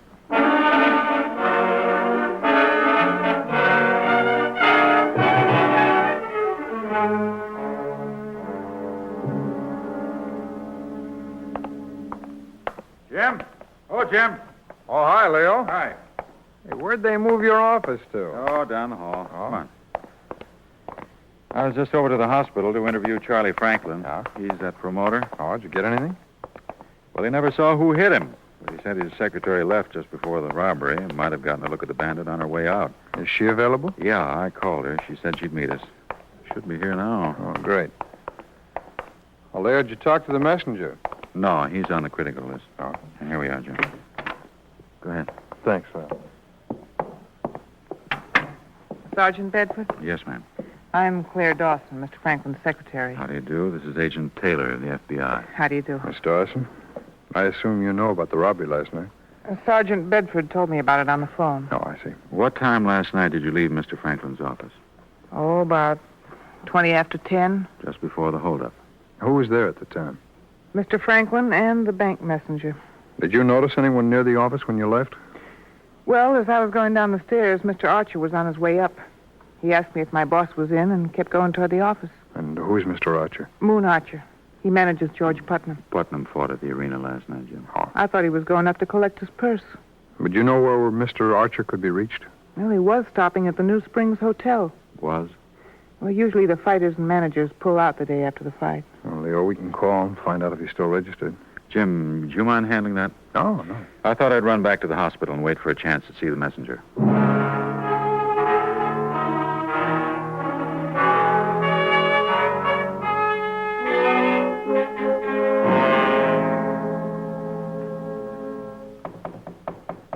Come on in. This Mr. Archer's room? Uh-huh. Is Mr. Archer in? No. Are you George Putnam? Uh-huh. Mr. Putnam, I'm a special agent of the FBI. Here are my credentials. Hi. You know where Mr. Archer is? He ain't been here all night. You haven't heard from him? No. Well, there was a holdup last night in the office out at the arena. We understand Mr. Archer was seen going up the stairs just before it happened. You think Moon done the stick-up? Well, that's what I'm trying to find out. He ain't that kind of a guy. Well, there's at least a basis for suspicion. Why? Well, Archer was seen going to Mr. Franklin's office a few minutes before the robbery, and, well, now he's disappeared. Well, look, mister, just 'cause he fixes a couple of fights don't mean he'd stick up a joint. Archer fixes fights? Sure. Last night was a bag job, but it went wrong. I was supposed to get flattened in the third. Oh, and who arranged that? Moon and Franklin. Franklin was giving Petey Morgan a build-up. I don't know why. He's a real stiff. He doesn't even know how to jab. He drops his left all the time. And Here, you hold up your dukes now. I'll show you what Not right now, thanks. How did you happen to win last night? Morgan knocked himself out. He threw a Marianne from back here, missed me a foot, went right through the ropes. I see. Now, besides Archer, Franklin, and yourself, who knew the fight was fixed? Oh, everybody, I guess. Morgan went in 1-5. How's that? He was 1-5. Favorite. Oh, I see. You make arrangements like that very often? Oh, sure. It's better. Better? For whom? Everybody. Fans got to see a good fight, and I know how I'm going to do. Tell me, Mr. Putnam, would you have any objection to signing a statement? About what? Everything you just told me. Oh. I guess it's okay. Fine.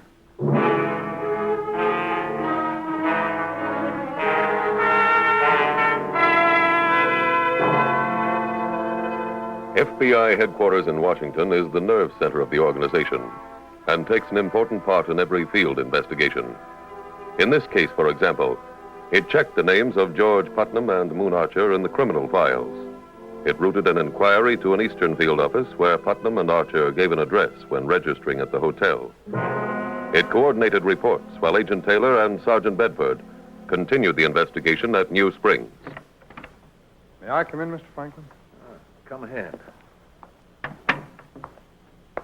Mr. Franklin, I'm Special Agent Taylor of the FBI. Here are my credentials, sir. FBI, yeah? You here on the heist job, too? That's right, sir. You find out yet who clobbered me out? No, but we've got a suspect, Moon Archer. You on the level? Did you see Archer last night? Sure. What makes you think he's a heavy? Well, your secretary said she saw Archer headed for your office as she was leaving last night. Well, what do you know? Tell me, would you have any idea where we might locate Archer? Sure, the New Springs Hotel. No, I've tried there. Oh, I spoke to George Putnam. That's stiff. Well, he told me something that might fit into this picture. He said the fight last night was fixed. He's punchy. He signed a statement that he was supposed to lose in the third round. Well, then you know right off he's daffy. If it was an El Fono for him to dive in the third, how come he win in the second? Well, he claims that was an accident. Anytime he wins, it's an accident. He fights like my Aunt Sarah, except he don't punch as hard. And I'll take a price as some bum looking for passes for next week's card. Hello. Mr. Franklin? Yeah? Is Agent Taylor there? Uh-huh. Hold it. It's for you. Oh, thanks very much. Taylor speaking. Jim, this is Leo. Oh, Leo, you talked to the messenger? No, but we just got word on Moon Archer. His car went off an embankment on Route 31 and crashed to the bottom of a gully.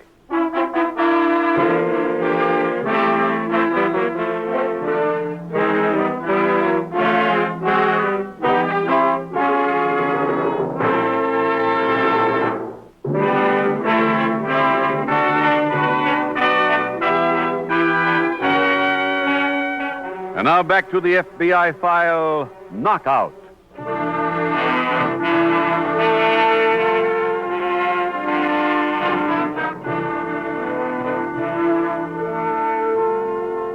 Earlier in tonight's program, you heard the prize fighter explain his method of earning a living by throwing fights. Heard him explain it as casually as if he were saying he repaired automobiles or plowed a field.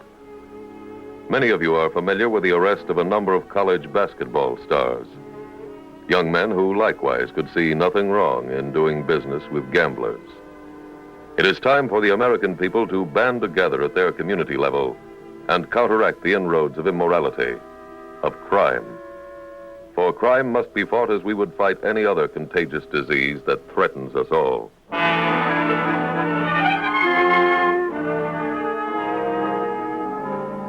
Tonight's FBI file continues at police headquarters the following morning. Leo, I just saw Moon Archer out at the hospital. I thought he wasn't being allowed visitor. Well, the doctor let me go in for a minute. Did you get anything? No, he's still in shock. He's not making too much sense when he talks.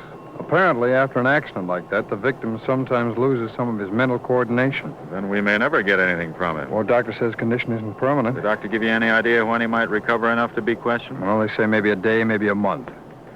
Well, Jim, I called the property room at the hospital. Archer had $11.40 on him when he was brought in.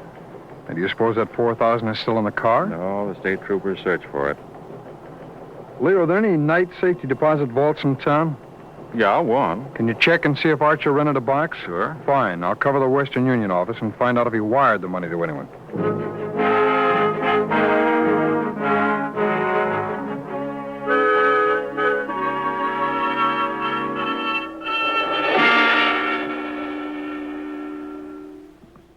Greetings, Claire. Welcome home. Thanks. I thought you'd still be in the hospital. No action there, so I blew the joint. Well, you look fine. I feel great. First good rest I've had in years. Hey, the place never looked so clean. Well, don't thank me. Sergeant Bedford did it. Oh. He's been over every inch 3 times. You find anything? Not that I know of.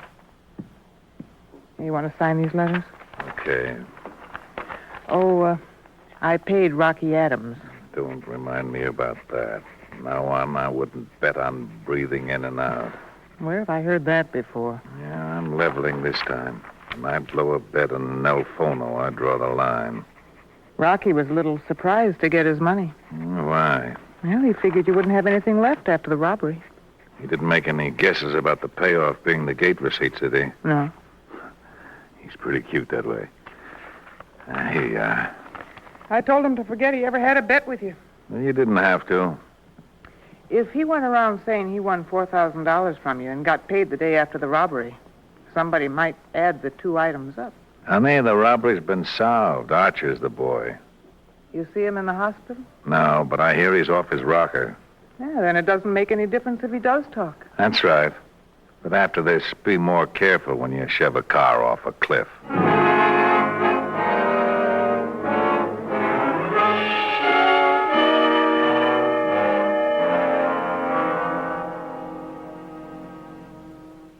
Calling Dr. Chanchermino.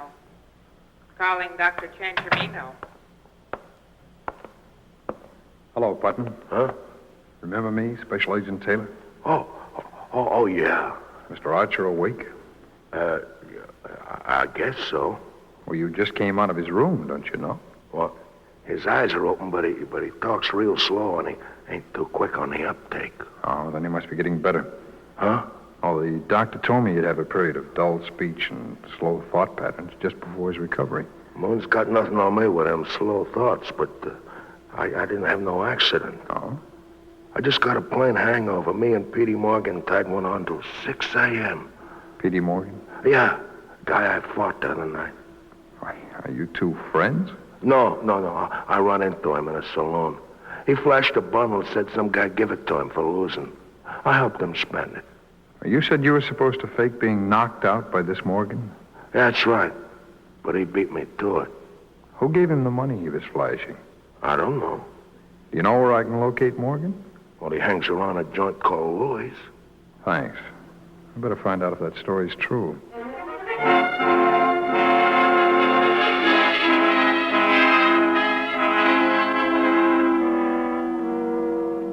When a bombing target is chosen by our Air Force, a number of small, detailed pictures of the target area are gathered and fitted together into a mosaic, a large picture made up of all the little ones.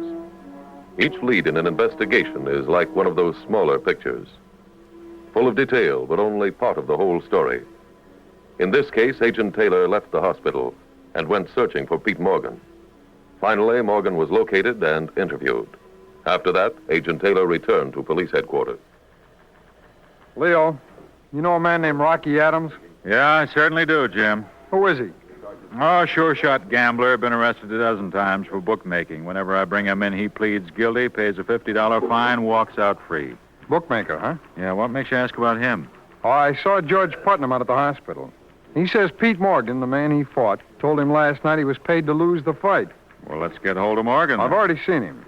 He admits Adams paid him to lose in the second round. You ask Adams about that?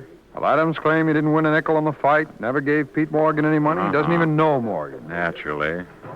Oh, did you get to see the bank messenger? No, but I spoke to Moon Archer. Oh, is he coherent now? Yeah, but his story only adds to the confusion. Why, what did he say? He claims he walked into Franklin's office and saw the messenger on the floor. Now, not in the small anteroom, the way Franklin tells it, but inside the office. Oh? He also claims Miss Dawson was there when he arrived, so obviously he's lying, or she is, when she says she passed Archer on the steps. He say anything else? Well, that's all he remembers before he was knocked out. He claims the next thing he knew, he was in the hospital. That's becoming a familiar story. Yeah. Somebody's lying, Jim, but who? Yeah. There's only one reason to lie, Leo. That's for that money. But the money's never turned up. Hey, what happened to Archer's car? Well, it hasn't been moved yet. It's been kept under guard. Let's go see it.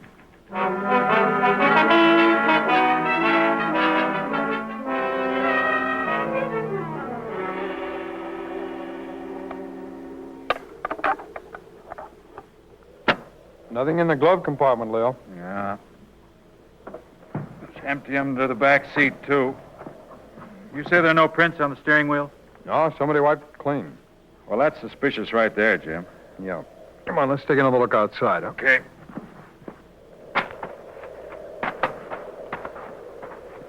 Sure wish this ground was softer. Good set of footprints. Come in mighty handy. Yeah. But it also ensures that nobody could bury the loot out here unless they drilled a hole to do it. Hey, wait a minute. Leo, how'd we ever miss those? Miss what? Look here. These hand outlines in the mud on the back of the car. Whoever made them was apparently wearing gloves. Uh-huh. Leo, looks like somebody drove Archer out here, then pushed the car off the road.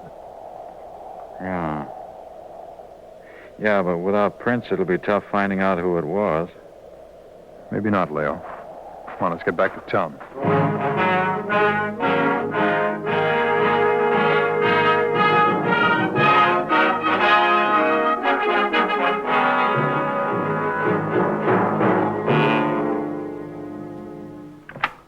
Good morning, Claire. Good morning. What's going on? Moon Archer was here. Huh? He got out of the hospital today. I thought they arrested him for the stick-up. Well, if they did, they let him go. Any cops been around? No. How about the FBI guy? I hear he left town. Did you see the paper? No. The bank messenger's recovering. Well, that's okay. He won't be able to tell anything, will he? Of course not. He was so... Come in. Hello there. Hello, Mr. Taylor. Sergeant Bedford. Morning. Well, Claire, we're well protected now. Yeah. Say, it's none of my business, but I hear you let old man Archer go. Yes, he was released from the hospital this morning. Why do you let a man like that walk around free? Oh, I think I can explain that, Miss Dawson. Here, I believe these gloves are yours. Where'd you get them? Sergeant Bedford and I picked them up from your cleaners. What? Our lab says the mud on your gloves matches the mud from the back of Mr. Archer's car. What is all this? Why don't you just go out and find the guy who stole the dough? We have. You're both under arrest.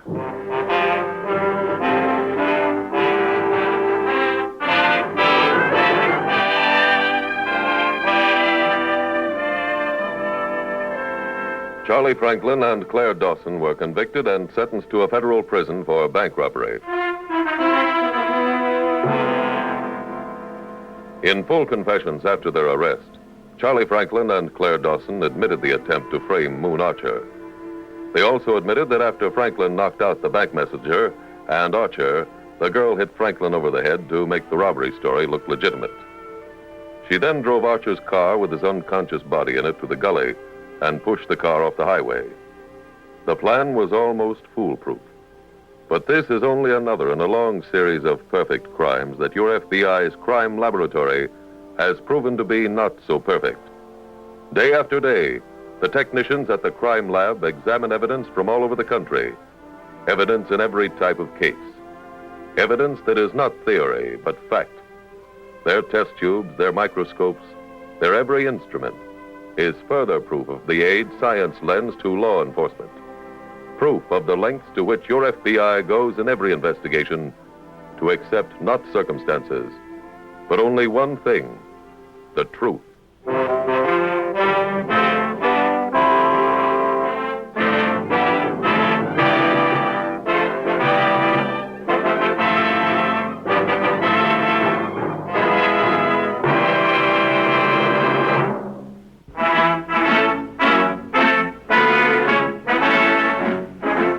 The incidents used in tonight's broadcast are adapted from the files of the Federal Bureau of Investigation.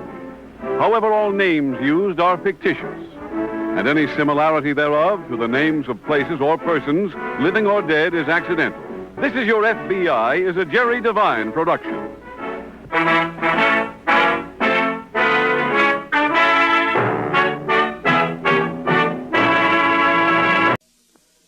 Equitable Life Assurance Society presents This Is Your FBI.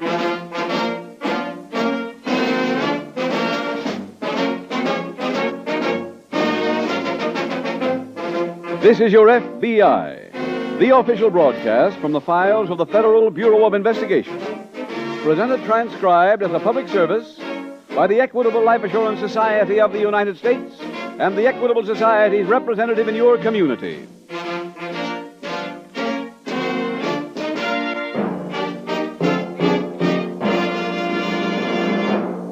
If you have a feeling of insecurity, if you worry about the future, chances are the problem is money. Now, financial security is the Equitable Society's business. It's the business of every one of the representatives of the Equitable Life Assurance Society of the United States. These equitable men have brought peace of mind and better life insurance service to more than 5 million families. They know all forms of life insurance thoroughly. They believe in life insurance. Now, in about 14 minutes, I want to tell you more about Equitable Society men and how they can help you enjoy peace of mind as a member of the Equitable Life Assurance Society of the United States.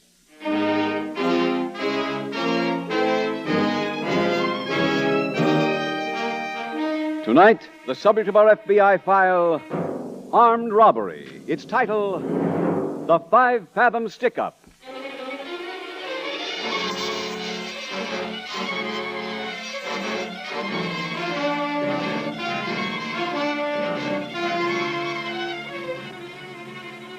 Most psychologists agree that there is no such thing as a definite criminal type. Criminals vary in their personalities just as do all human beings. But there are certain common denominator qualities you will find most criminals possessing.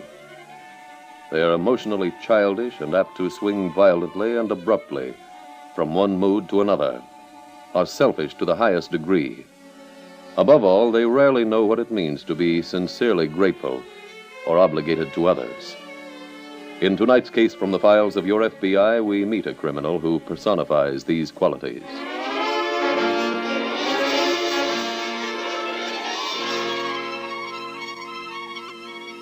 Tonight's file opens in a cottage located in a sparsely settled section of the Florida coast. It is night. In the living room of this modest dwelling, we find Leo Compton and his wife, Anne. Leo, Yeah? it sounds like the storm's letting up. Yeah. Should blow over before morning. What are you doing? Just working on some figures. Not very happy about them either. What's wrong? Well, what with the weather and all, I was only able to work 10 days last month. According to my arithmetic, we only cleared enough to make the final payment on our boat.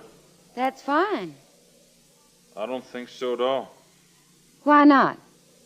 You've been skimping and saving for years so as I could buy that boat. You needed it to make a living.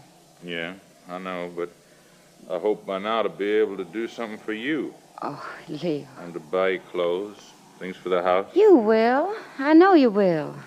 I can wait. Sure. Meantime, Who's that? I'll see. It's pretty late for company. What? Let me in, will you? Wait, yeah, sure. Here. I better give you a hand. Thanks. Just lean on me. That's it. Now, come on. What's wrong with him? I don't know, Ann. Who is he? I've never seen him before. Yeah, you sit there, mister. Okay. He's wearing a life preserver. Yeah. What's happened to you, mister? Our boat's a couple of miles out. We hit a reef. It's been tough getting in. Oh, my goodness. Ann, you go fix him something hot to drink. Sure. I'll get these wet clothes off him right away.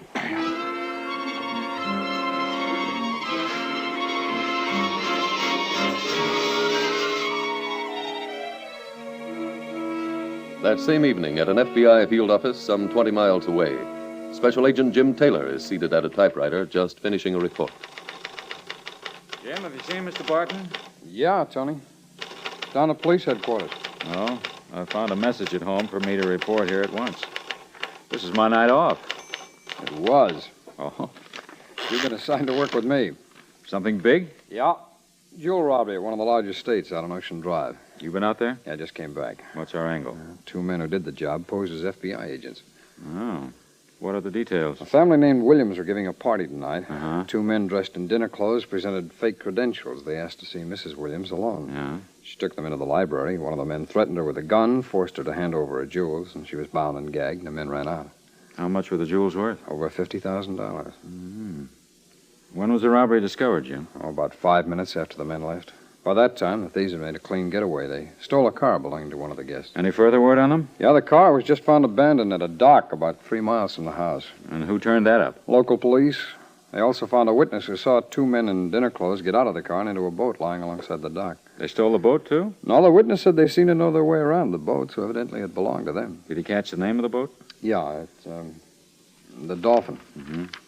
I imagine you already alerted the coastal authorities to be on the lookout, huh? Yeah. Have you got a description of the two men, Jim? Mm-hmm. I've already put it on the teletype. Well, what do we do now? Just hope that we get a quick report back on that boat.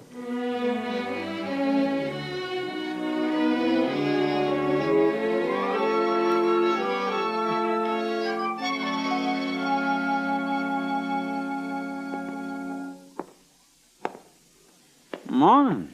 Oh, good morning. When did you get up? A couple of minutes ago. Seen these clothes by the bed, so I put them on. Well, that's what they were there for. How do you feel? Okay. Well enough for breakfast? Sure. How about some eggs? I just got 'em, right fresh from the hens. Swell. Well, sit down. I'll have something for you in a minute.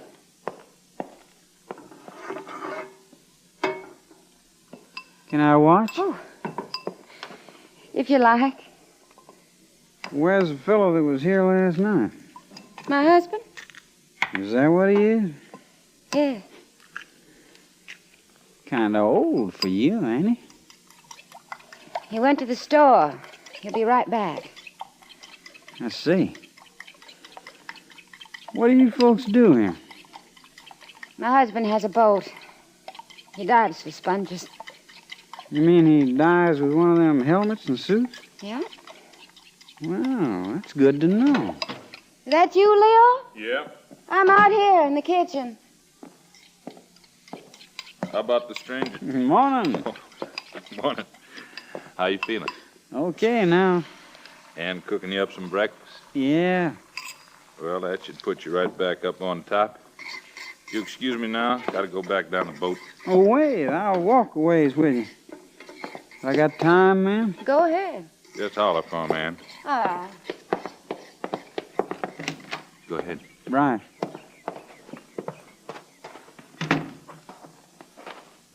Mister? Compton's the name. Mr. Compton, your wife tells me you're a diver. That's right. Have you got all your equipment there in the boat? Yeah.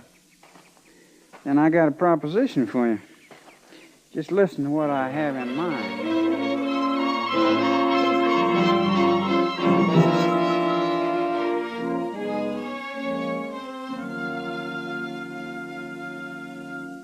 Morning, Tony. Oh, hi, Jim. What'd you do, stay here all night? No, I came in about 20 minutes ago. Anything break? Yeah, I was just on the phone with the sheriff up at West Cove. And? The body of a man was found washed up on the beach there early this morning. Uh-huh. From his description, he sounds like one of the missing jewel thieves. Then something must have happened to the boat. According to the sheriff, that's been pretty well established. How? Well, there'd been quite a bit of debris washed up on the beach from last night's storm, including a life preserver and a number of cushions on which was stenciled the name Dolphin. Well, how'd this man die, Jim? Drowning? Yeah. What about his companion? Sheriff found no trace of him. Well, how about the boat? Any idea where it sank? No, not so far, but the sheriff down there said he'd get in touch with us if anything else breaks.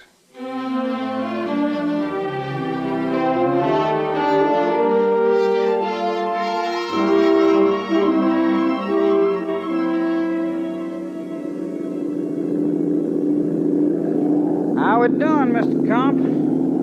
Well, we should be getting near that reef. That is, if you remember the position right. Well, I told you. There was a buoy in the more than 100 feet from where the boat sank. I heard the bell ringing. We'll be there pretty soon, then. Okay. I think I'll go below and see if your wife will rustle me a little food. Go ahead.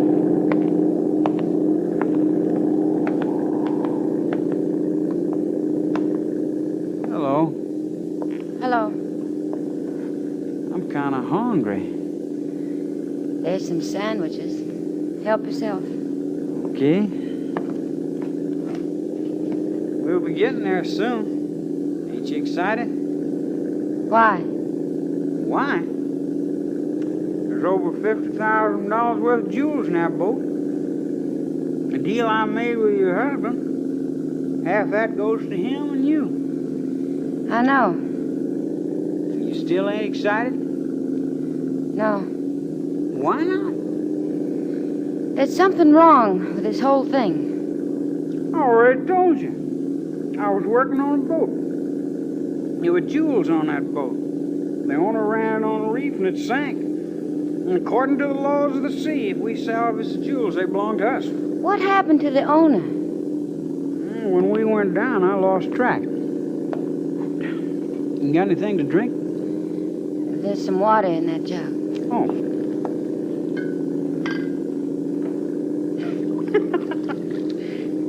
You know something? You know what's the matter with you?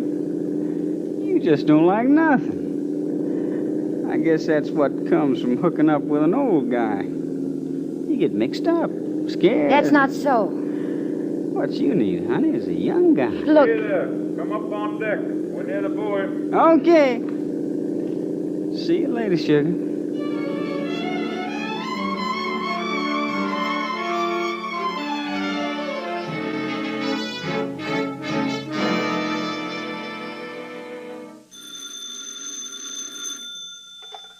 Special Agent Taylor. Mr. Taylor, this is Sheriff Miller down at West Cove. Oh, yes. Hello, Sheriff.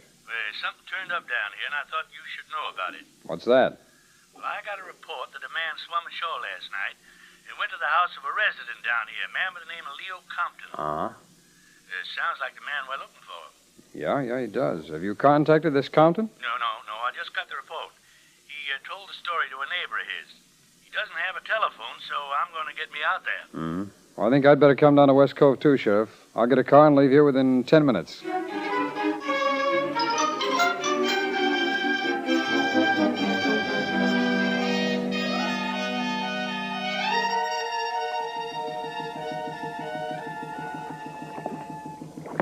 What's the story on your husband? Huh? Has he talked to you? Yes, just a few seconds ago. What did he say? He's down about 30 feet, walking on the reef. Well... And Yeah, Leo. I've located the boat. Good. Did he find the boat? Yeah. I'm on deck. I'm going down into the cabin now. Right. What's he saying? Tell me, will you? He's going down into the cabin. Good. Shouldn't have any trouble from now on. The jewel's in a bag right on one of the bunks. I hope he remembers that. He will. Want a cigarette? No, thanks. You don't like me much, do you? No. Why? I don't trust you. Nah, that ain't the real reason. You just scared to like me. And Yeah, Leo. I've found the jewels. I'm coming up. Okay. What's he saying? He found the jewels. Hey. He's coming up. Swell. Start the winch. Okay. Will it take him long to come up? No. And that don't give us much time, does it? For what? We're getting us straightened out. Look, I think we should settle something once and for all. You seem to have worked out an idea that because my husband's an older man and you're young, that makes you more attractive to me. Well, you're wrong. All wrong. I love my husband very much. No kidding. Help me bring him over the side. Do you hear me? Okay.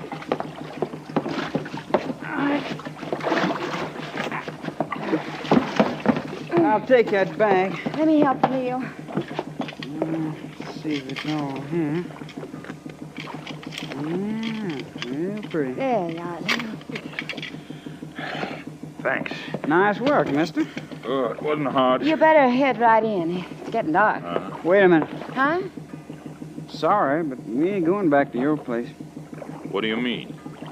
You just get on that wheel and go where I tell you. Now, just a minute. You heard me. a gun. Your gun. That's right. I found it in your cabin. Now kindly do like I say.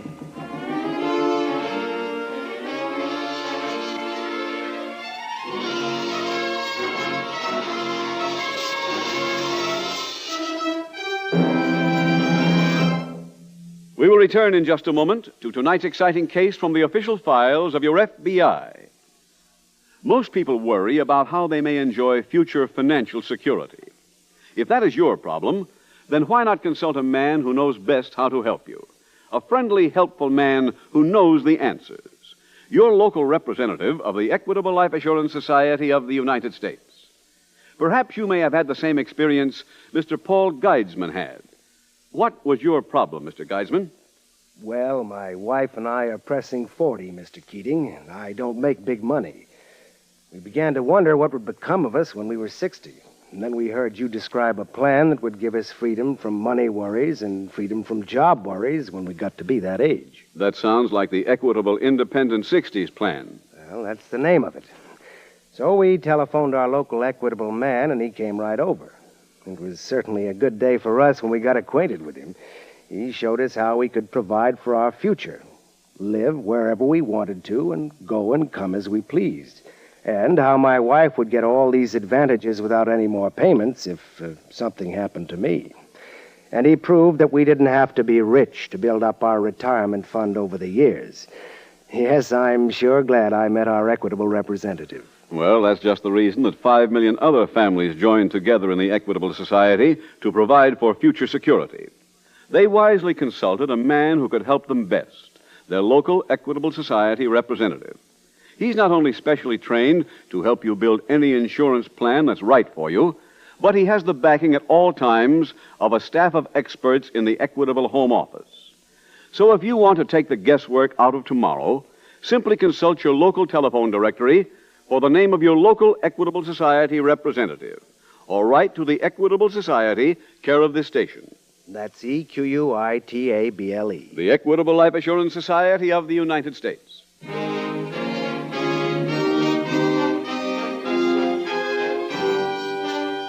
And now back to the FBI file, the 5-Fathom Stick-Up.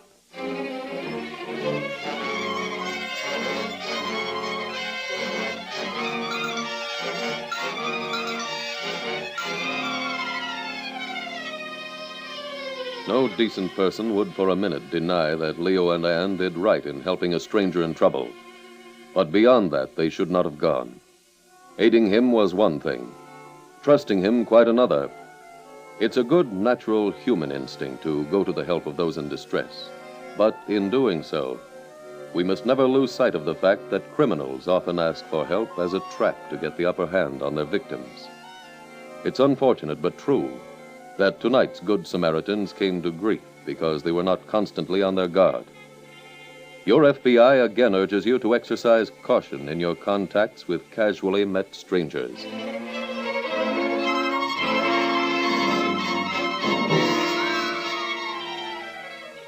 Our FBI file continues aboard Leo Compton's boat. It is night. Compton and his wife are standing by the wheel. The jewel thief is seated behind them, giving orders. Just keep heading due south. I'll let you know when to turn in the shore. Now look, Leo, he has the gun. You gotta do as he says. Boy, this is pretty dangerous, though, running on a night dog as this with no lights. If we ain't got lights, nobody sees us. That's how I want it. You didn't tell us the truth before, did you? About what? That sunken boat and the jewels. No, I didn't. I knew it. What's the real story? My brother and I stuck up a party the other night. We made a getaway in that boat. We hit the reef and sunk. Where's your brother? I don't know. When the boat went down, we both did the best we could. But I'm sure he made it. Bill's tough, real tough. Police must be looking for you for that robbery. Sure. But they ain't looking for you. You're the best protection I got. That's why we're sticking together till I'm in the clear.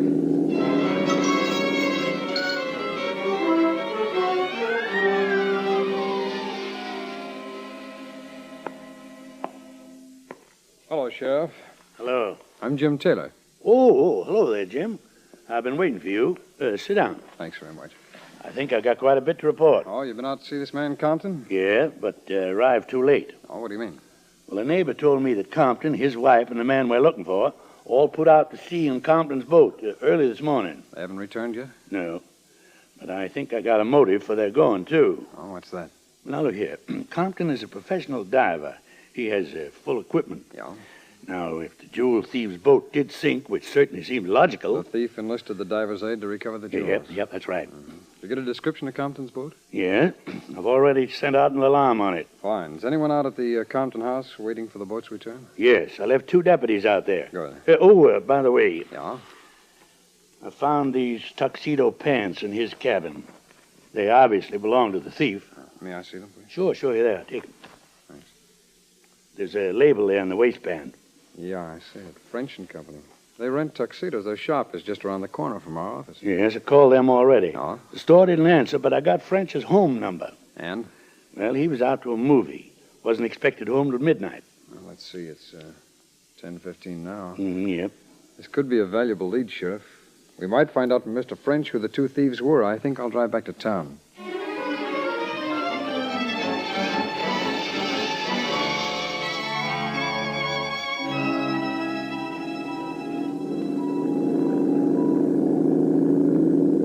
All right, you can swing due west. Head for that light. That's Midway Lighthouse. That's right. It's right at the mouth of West River.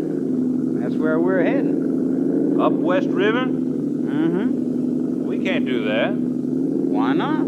That river's dangerous enough in the daytime. I'm not running up it with no lights at night. Just do like you're told. Look, this boat is all we have. We don't want to lose it. I'll guide you up the river. This is home base for me. I know it like a book. How far up do you aim to go? About 20 miles. 20 miles?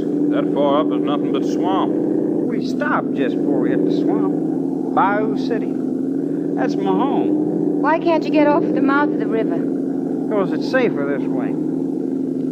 I made a deal with my brother that if we got separated, we'd meet at home. I want to keep that deal. Well, I'm not running up there without lights. Yes, you are. My boat means too much to me. Stay at the wheel. No. Gee, wise gun. Oh, Neil. If you didn't have that gun, But I do have it. Now get back to the wheel.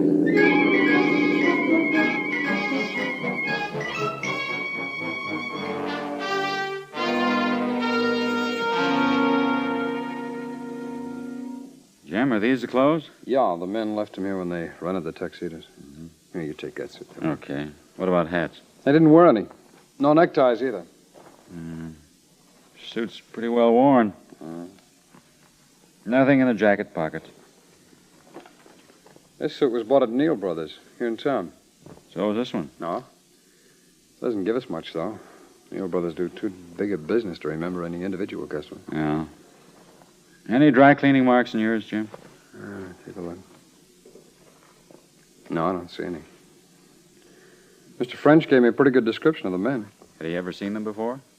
No. Nothing in these pants pockets either. Yeah. Here's a shirt, Tony. Look for laundry marks. Yeah, right. French said both men looked and talked as if they came from back in the swamp country. This shirt must have been home laundered, Jim. No laundry marks. Well, here. Let's take a look at the shoes. Okay. This pair was bought at a shoe store in Bayou City. And so are these. No? Tony, the pair you got there, are they mates? Yeah. Are both soles worn? Yeah, why? Well, here, take a look at these. Sole on one of them is practically new.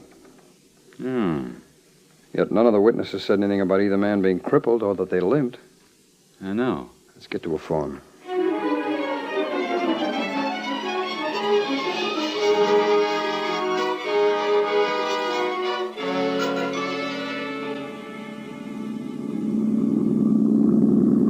Head over there for the left bank. Is it safe to go that close to shore? I took you all the way up the river okay, didn't I? See that little dock? Yeah. Pull alongside. Is this where you live? Yeah. Thank heaven. I don't see no lights on in the house. Maybe I beat Bill back here. Alongside. Mm-hmm. There.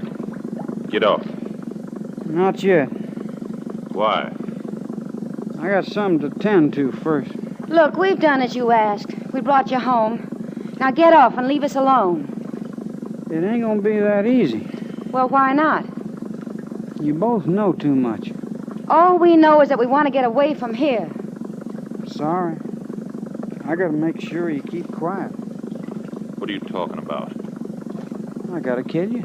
Put down that gun. Stay right where you are. Who are you? Don't be alarmed, Mr. Compton. I'm a special agent of the FBI. Oh, my hand. I don't know what brought you here, mister, but I'm sure glad. Well, Harper himself was responsible for that. What do you mean? You left your clothes behind at that rental shop, Harper. When I examined your shoes, I saw that they'd been bought in Bio City, and one of them was practically new. So what? So that meant that either you or your brother had trouble with one leg. That ain't so. I contacted the doctors here in Bio City and gave them your description. One of the doctors remembered treating you for a broken ankle, and he gave me your address. Why would he do... All right, come on, Harper. Get on your feet. You're coming along with me.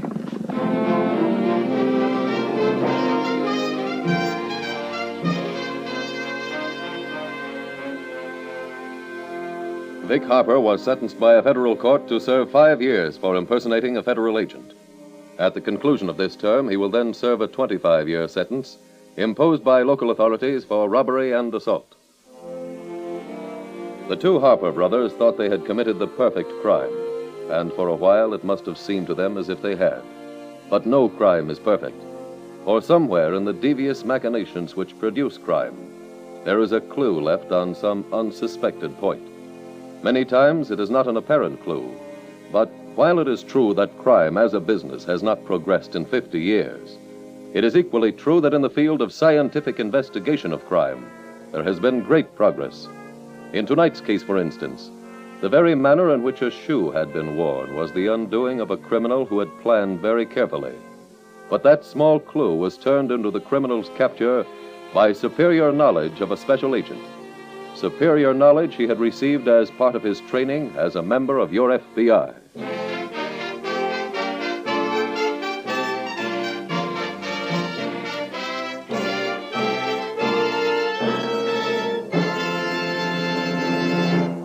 If I should ask you, what do you want out of life, what would your answer be? Own your own home, give your kids a good education, have enough money to retire on? If those are some of the problems you haven't licked, then why don't you talk to a man who can help you lick them? Get acquainted with your local Equitable Society agent. Insurance is his business, providing you with the right kind of insurance that doesn't put a strain on your budget. Consult your local telephone directory for the name of your local representative of the Equitable Life Assurance Society of the United States.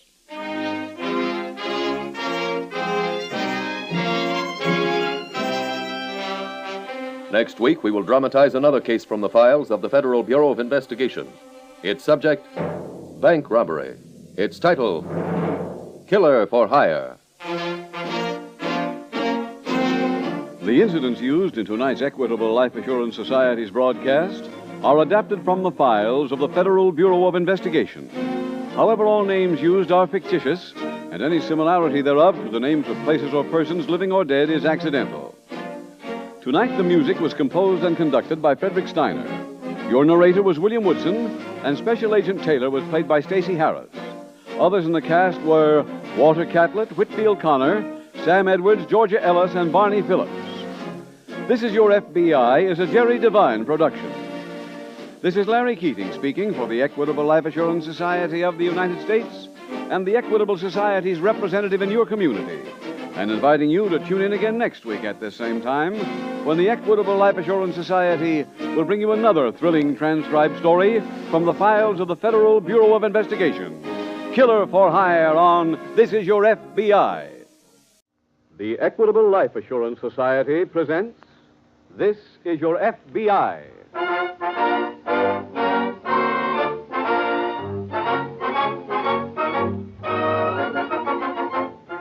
This is Your FBI, the official broadcast from the files of the Federal Bureau of Investigation. presented as a public service by the Equitable Life Assurance Society of the United States and the Equitable Society's representative in your community.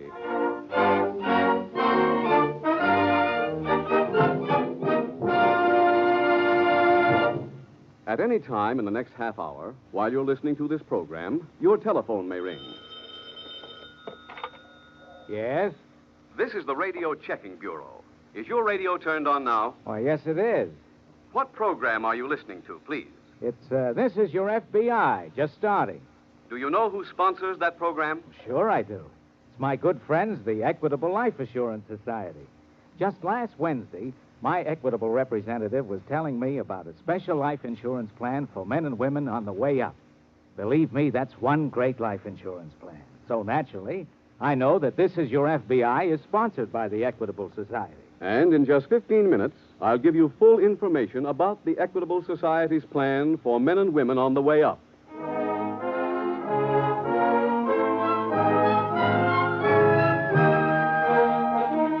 Tonight's FBI file, The Juvenile Shakedown.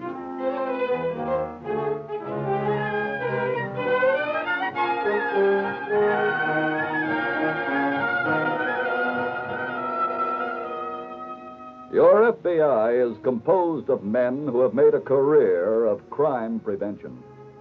And to that end, they recently completed a nationwide survey which showed that in the United States last year, there were committed the appalling number of 1,600,000 crimes. Far more disturbing to your FBI than that total number of major crimes, however, was the fact that the number committed by boys and girls in the 17 to 21 age group was out of all proportion. That means that America is raising a new bumper crop of criminals. A crop which will make the current crime wave seem puny unless something is done. Something is done and done quickly. Whether you have a child in that age group or not, this is your problem, because you are an American. And if nothing is done to alleviate the present condition, you will also be making it easier for new criminals to be born. New criminals whose victim could be you.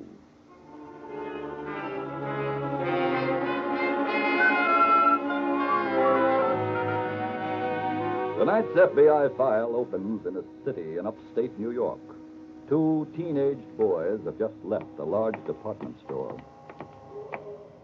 Well, Curly, I guess that takes care of our shopping for today. Yeah. What'll we do now, Rip? I don't know. Can we, go to the movies? Well, let's get rid of this stuff first. What do we score for? 5 fountain pens, those 2 silver money clips, and them cufflinks. Hey, that's good, huh? Not bad. Just a minute, boy. Huh? What? I want to talk to you. Now, what about? I was watching you in that store. We didn't do nothing. I saw you lift those pens. Rip, you're crazy, mister. I also saw you steal some cufflinks. Rip, let's blow. No, you don't. Let go of me. I'm not a cop. Huh? I just want to talk to you. Let's walk, huh? I don't get this.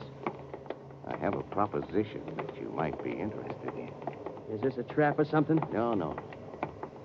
As long as you boys indulge in larceny, I think I can put you next to something big. What do we do, Rip? We'll talk to him. What can we lose? Fine. Now, I have a candy store a few blocks from here. Let's go over there right now, huh?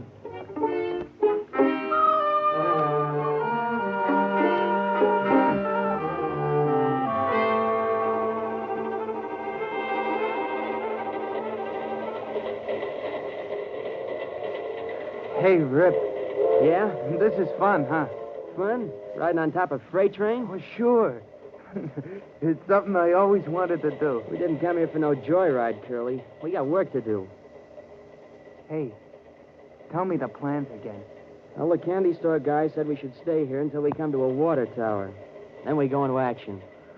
Still don't see how we get down in the car. Look, how many times do I have to tell you? You hold on to my legs, I reach down, break the seal, and open a door. And we just swing in. Oh, Oh, yeah, I remember now. And then we throw out the boxes, and Mr. Brown comes along in his truck and picks them up. Right. Don't nobody guard these trains? Sure. Just got to keep our fingers crossed that nobody spots us. Hey, you know... Hey, wait a minute. Huh? There's the water tower. Come on, let's get started. Oh, okay. Get around here and grab my legs. Well, sure, Rip.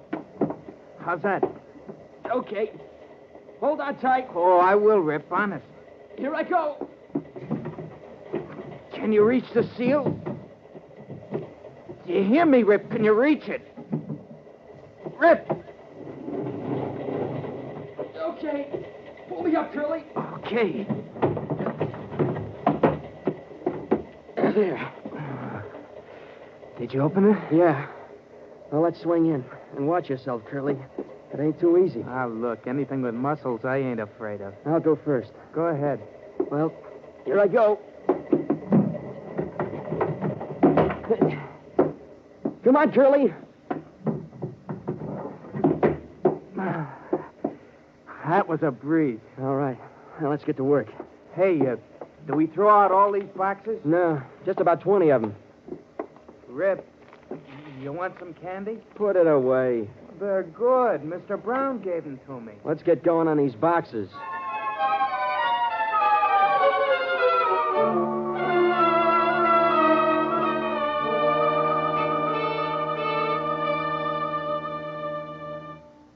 Hello, Bill.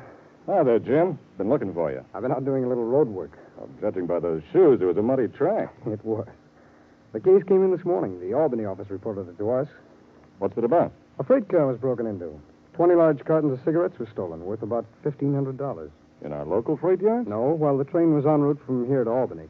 The job wasn't discovered until they arrived there. Well, what could you do with this, then? Well, I worked with the railroad police. Tried to establish where the stuff had been thrown off.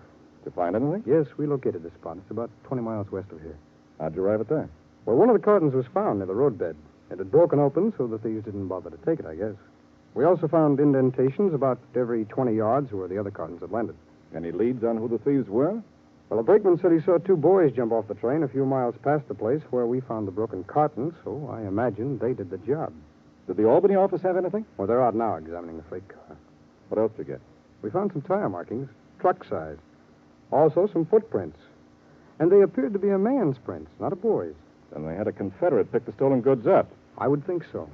We took an impression of the tire treads and the footprints. We also measured the length of the men's stride. I'm sending these off to the laboratory now.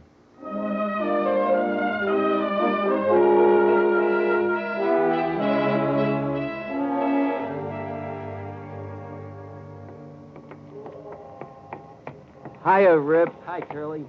Did you see Mr. Brown? Yeah. Did he give you the dough? Uh-huh. How much? I didn't count it yet. It's in this candy box. What's it in there for? Didn't want anybody in the store to see the payoff. Oh. Can we open the box now? Let's go in this alley. Okay. This'll do. Hey, maybe there's candy in there, too. Need any help? No. Here we are. What's in there, Rip? How much? Well, let me count it, will you? 15, 20. And 10 is 30. Is that all? That can't be. Let me look under this paper. Any more? No. Not a dirty, cheap punk. That stuff was worth 50 times as much. Well, let's go back there, Rip. Let's go back and I'll let him have it. No, that won't do any good. Look, if I belt him a few times, we'll get more. Really, don't all the time think about using muscle. What else can we do? Leave him alone for now. We'll go back there later. Why wait? Because I've got an idea.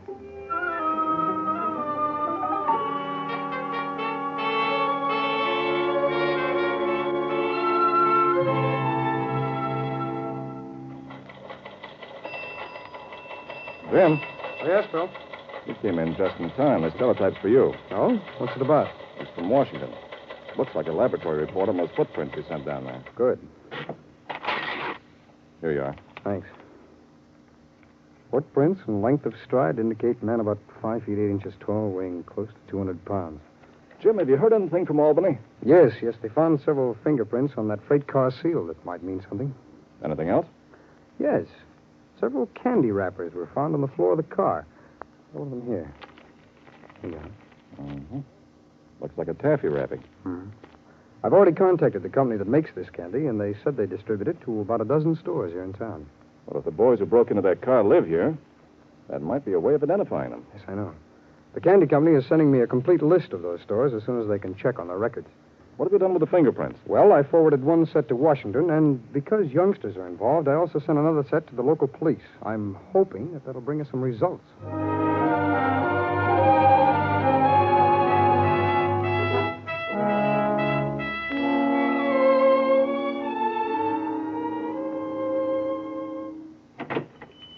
Go ahead, Curly.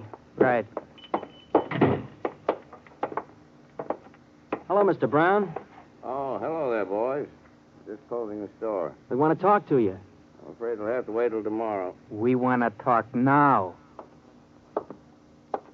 Well, It's about that dough you gave us, Mr. Brown. what about it? It wasn't enough. We want more. Lots more. Just like that, huh? Yeah. Boys, you were paid exactly what you were worth. That's all you get. Now, look. Shirley, I'll handle this.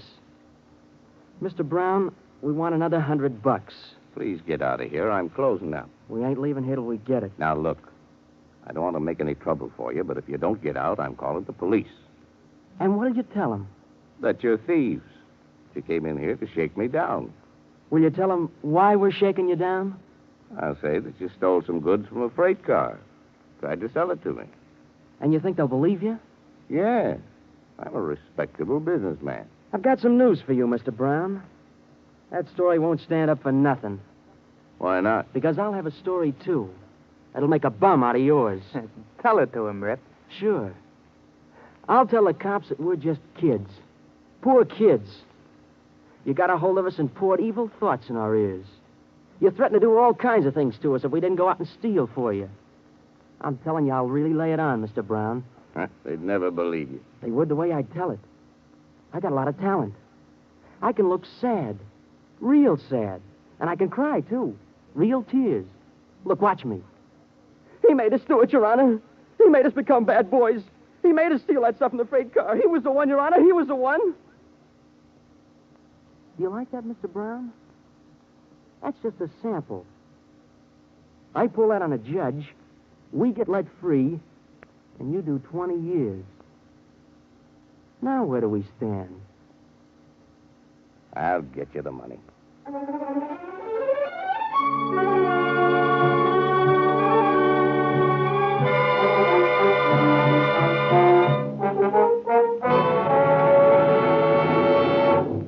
We will reopen tonight's FBI file in just a moment. Now, a special message to men on the way up. To the man whose friends or business associates talk about him like this. That Jim Ward is a man to watch. I hear he's had 3 raises in the past 3 years. One of these days, he'll be going into business for himself. And when that day comes, Jim Ward has the kind of life insurance program that can be adjusted to fit his new status in life. Years ago, his Equitable Society representative picked Jim as a coming man. So he advised Jim Ward to invest in an equitable life insurance plan for men on the way up. A special plan for people whose earning capacity can be expected to increase as they become more experienced in their business or profession. I may be fooling myself, but I think that's a pretty good description of me. So how about telling me a little bit more about this plan? Well, this Equitable Society plan for men on the way up has 3 major advantages. First, it gives you and your family needed protection right now. Second, this equitable plan provides for readjustments in the future. 5 years from now, when you're making more money, you can make up your mind whether you want more protection or bigger cash values. Or you may decide to work out a retirement program.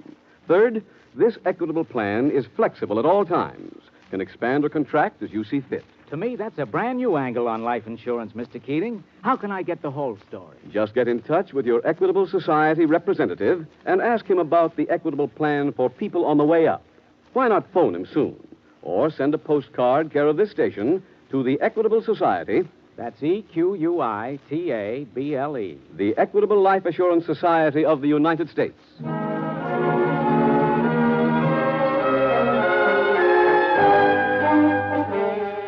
And now back to the FBI file, The Juvenile Shakedown.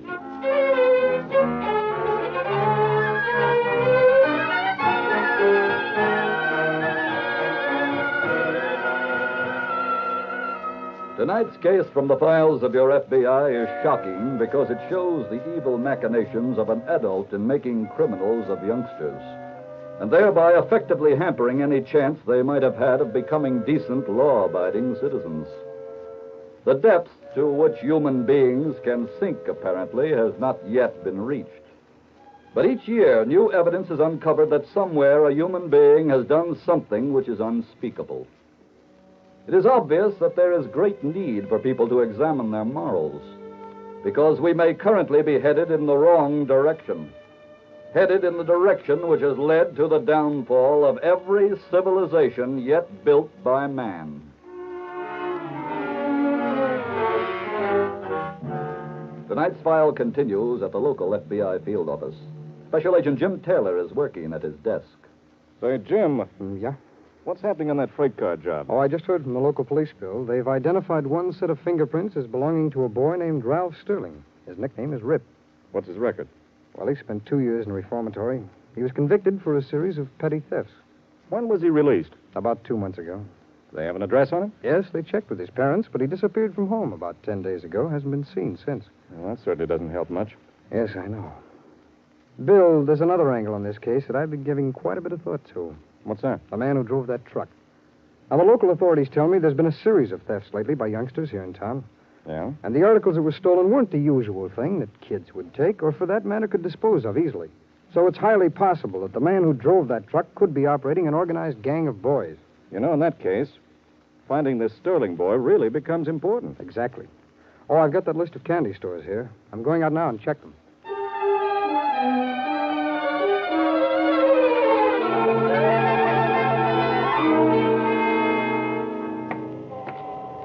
Hey, Rip. Yeah? How's our dough holding out? We got about $20 left. Oh, we spent that much? Sure, we got these closed, didn't we? That took most of it. Guess we better think about doing another job. We don't have to. But, Rip, we gotta get dough. I wouldn't like it being broke again. We'll get dough. How? From Mr. Brown. He already paid us. That was only a down payment. I don't get it. We got that guy where we want him. He's a real good shake for us. All we have to do is drop in on him once in a while, remind him of that story I gave him, and we never have to work.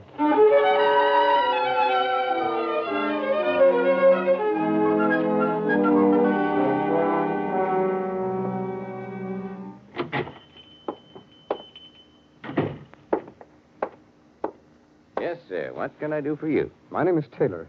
I'm a special agent of the FBI. Yes? Here are my credentials. I see. I'm looking for information, and it's possible that you can help me. Well, I'll certainly try. Thanks. I have a candy wrapper here. Do you sell this brand of candy? Let me see. Here you are. Yes, I sell quite a good deal of this brand. Do you know a boy named Ralph Sterling? His nickname is Rip. Sterling? Why, no, I don't believe I do. I'd like you to look at this picture. Surely. Have you ever seen that boy? No, sir, I never have. He was involved in a robbery. What makes you think I might know it? Well, candy wrappers similar to the one I just showed you were found at the scene of the crime. Oh? I'm trying to establish where that candy was purchased. Well, I certainly wish I could be of more help to you. Well, thanks anyway. Oh, let me have a package of those cigarettes, will you? Surely. There you are, sir. Thanks. Oh, by the way, you can keep that picture. And if young Sterling should come in here, please get in touch with us at once.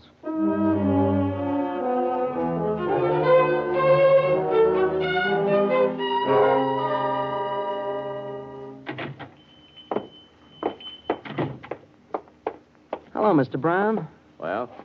We thought we'd drop in and see you. What do you want? We kind of got trouble. That's your affair. It's yours, too. We got money trouble. What do you mean? We're fresh out of it. I've already paid you. Yeah, but we spent it. Well, that's your misfortune. It's also yours. We want more. Oh, I see.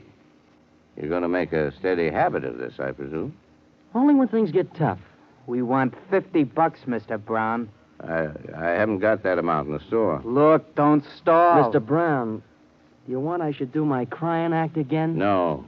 And get it up. I can't give it to you now. Come back later. Is this a brush-off? No. Come back here at 10 o'clock tonight. 10 o'clock? You told us the other day you close up at 9. Well, I live in the back of the store. Just rap on the door. I'll hear you. Okay. See you later.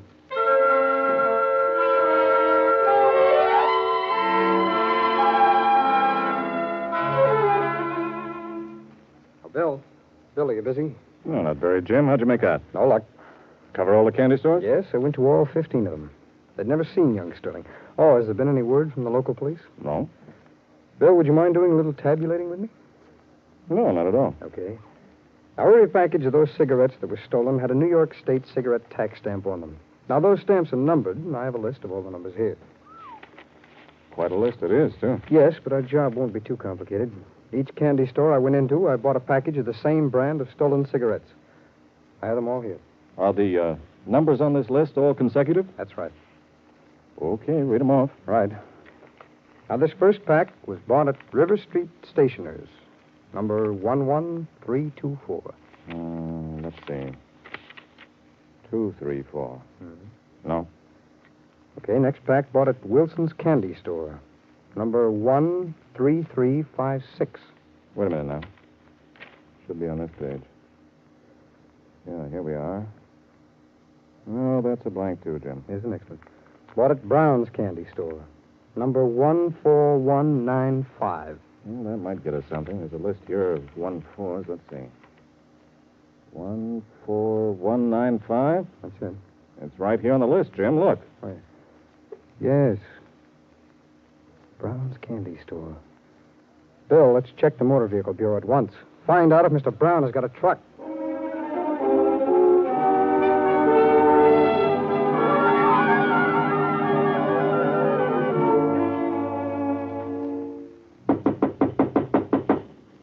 I don't think he's in there, Rip. Wait, the light just went on. Here he comes. Oh, swell. Hello, Mr. Brown. Come in, boy. Okay. Go ahead, Curly. Right. Come this way. My living quarters are back here. When you didn't answer the door, we thought you were handing us one. Didn't we, Rip? Yeah. You got the dough, Mr. Brown? I'm getting it for you. Right in here. Go ahead. Right. I'll put on the light. There. Hey, what happened? What do you mean? All your furniture turned over. All them papers scattered around the floor. Was you drinking, Mr. Brown? No, I'm quite sober. Look, even that window's broken. How can you live in a joint like this?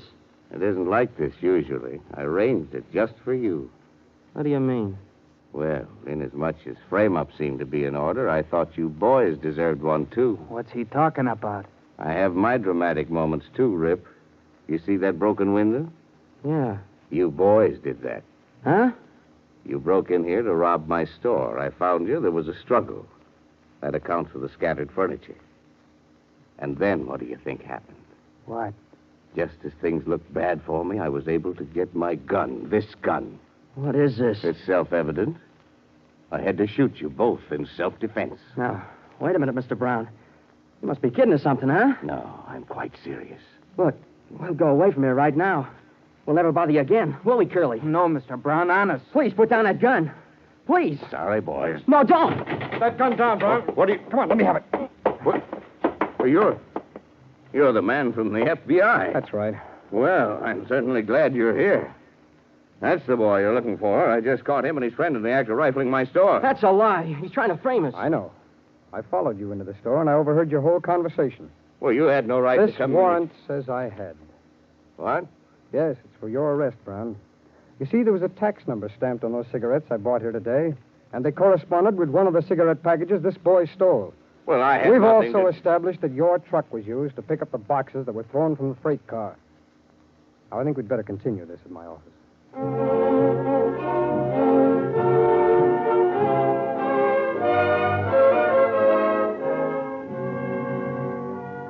Frank Brown, the illicit storekeeper, was sentenced to 5 years in a federal penitentiary as a receiver of stolen goods. The two boys were tried, convicted, and sent to a federal reformatory. In connection with tonight's case from the files of your FBI, J. Edgar Hoover, director of the Federal Bureau of Investigation, has this to say to you listeners. I quote, "In those communities providing our youngsters with the wholesome, creative influence of boys' clubs, special attention is being given the very worthwhile program of the Boys' Clubs of America as part of the observance of National Boys' Clubs Week. The tremendous increase in crime that this nation has experienced in recent years is a stern warning to the adults of the land. They have the responsibility of providing youth with the facilities and opportunities for preparing themselves to take their places as the citizens of tomorrow. If this responsibility is recognized, we can expect better citizens in the future. If it is disregarded, as it has been too often in the past, chaos will result. I hope for the day when every week will, in fact, become a week of observance and one of adequate provision for the youth of our land, when boys' clubs will flourish in every community in the nation, and when crime will no longer menace our nation as it does today."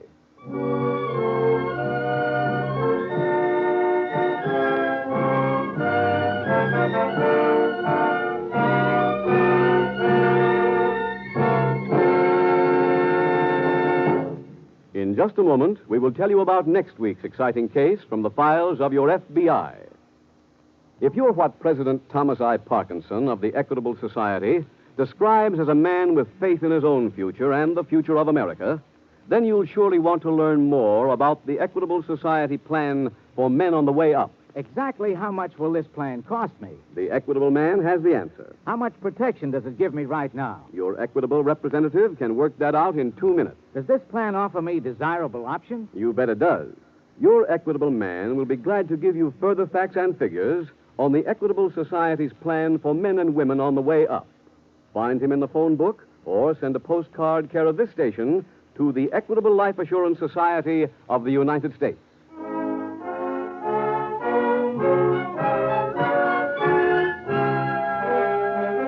Next week, we will bring you another colorful story from the files of the Federal Bureau of Investigation, The Unfortunate Daughter.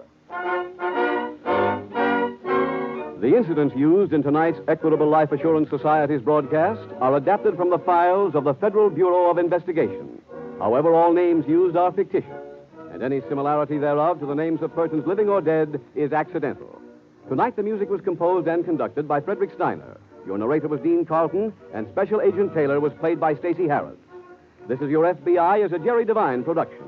This is Larry Keating speaking for the Equitable Life Assurance Society of the United States and the Equitable Society's representative in your community, and inviting you to tune in again next week at the same time, when the Equitable Life Assurance Society will bring you another thrilling story from the files of the Federal Bureau of Investigation, The Unfortunate Daughter, on This Is Your FBI.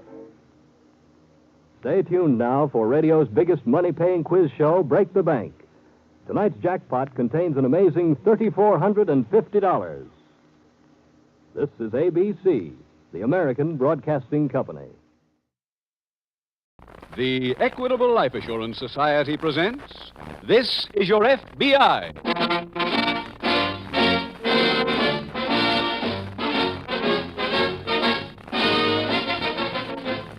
This is Your FBI, the official broadcast from the files of the Federal Bureau of Investigation. Presented transcribed as a public service by the Equitable Life Assurance Society of the United States and the Equitable Society's representative in your community.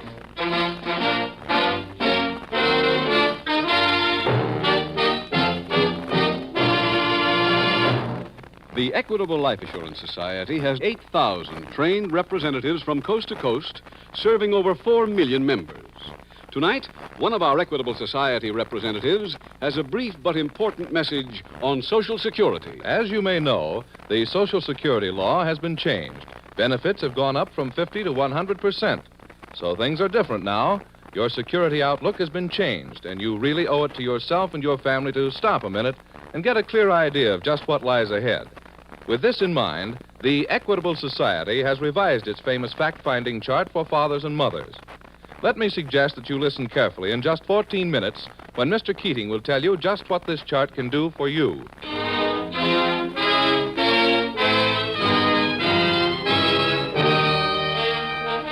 Tonight, file number 297.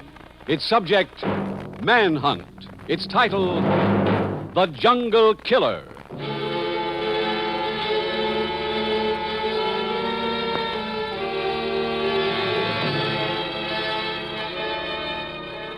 The reason for bringing you tonight's case from the files of the Federal Bureau of Investigation is to show that the life of a special agent is not a blue suit, white collar position.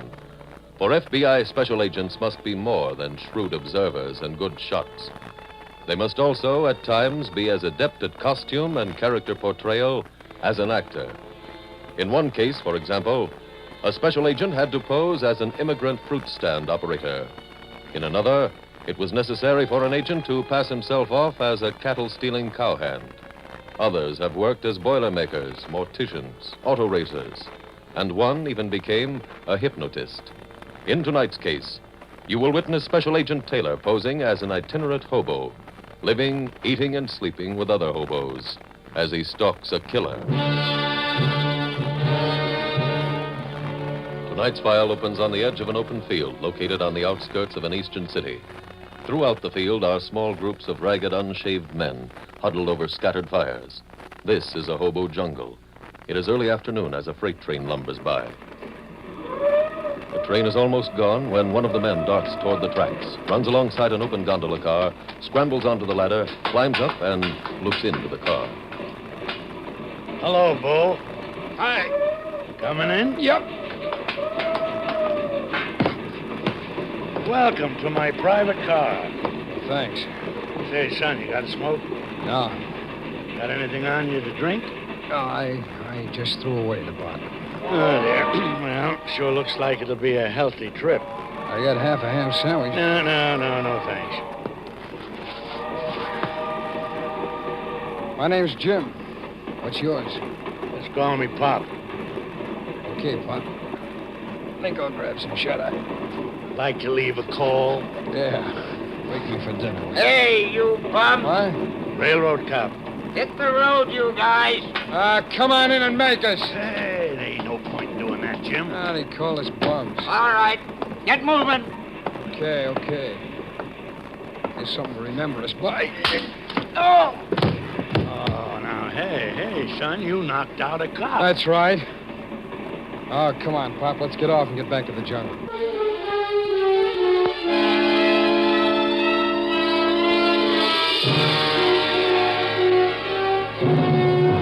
A few hours later, Agent in Charge Meade is at his desk in the local FBI field office when his phone rings. Meade speaking. Jim Taylor, Mr. Meade. Yeah, where are you? You know the hobo jungle that's near the freight yard? Yes? Well, I'm in a store about 2 blocks away.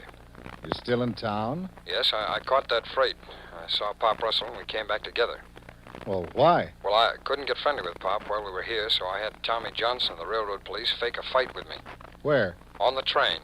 Oh, and, Mr. Meade, if you talk to Tommy, tell him I hope I wasn't too rough, will you? I will. Now, what's the setup now? Well, the fight works so the old man's my pal, but I still haven't gotten around to talking to him about Hatch Harper. We received some additional information on Harper from Washington this afternoon. Oh? He's wanted out west for killing a sheriff.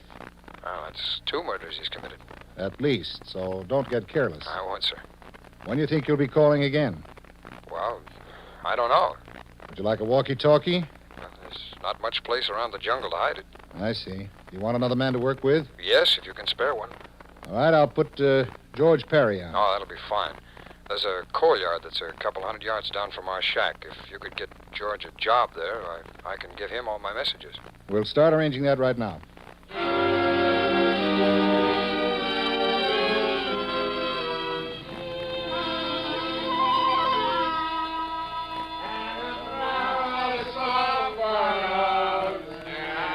Little more mulligan, Jimmy boy? No, I got enough, Pop. Oh, brother, would you listen what they're doing to poor old Mother McCree? Yeah, it's pretty awful. This should be their last number. They only get 3 songs to a pint, you know. Well, guess I'll stretch me out. This is the life, Jimmy boy? Balmy breeze, warming sun, and a nice pot of mulligan stew. What more could a man want, huh? Pop, you left out the best part. What's that? No cops. Yeah, that's true.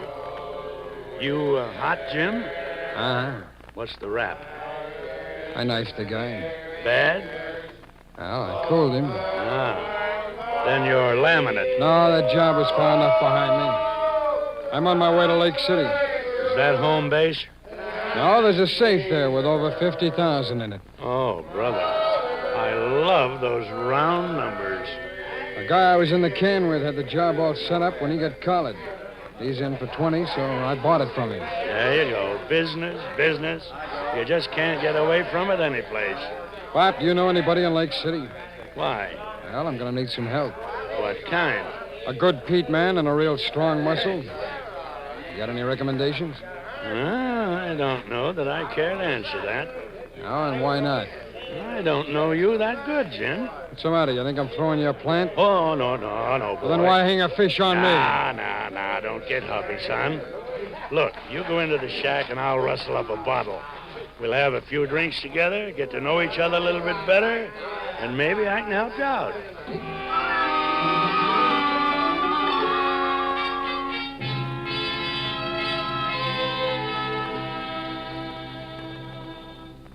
You sent for me, Mr. Meade? Yes, Perry. Come in. I'm putting you on a case with Jim Taylor. That stolen car ring? No, I took him off everything else so he could concentrate on locating a fugitive named Al Harper. Harper? Yes, his nickname's Hatch. Oh, yeah. I'm just starting to read the I.O. on him. Well, he's committed 2 murders that we know about, but we have no idea where he might be. The only pattern we can establish is that he lives in hobo jungles. Any particular ones? No, not that we know of. Taylor out in this thing already? Yes. Where? He's at the jungle up on the north side. Want me to join him? No, he won't have to. He's made contact with an old hobo friend of Harper's named Pop Russell. We're hoping Russell can lead us to Harper's hideout. Oh. Now, your job is to go to work at that coal yard near the jungle. Taylor will come by when he's got some word.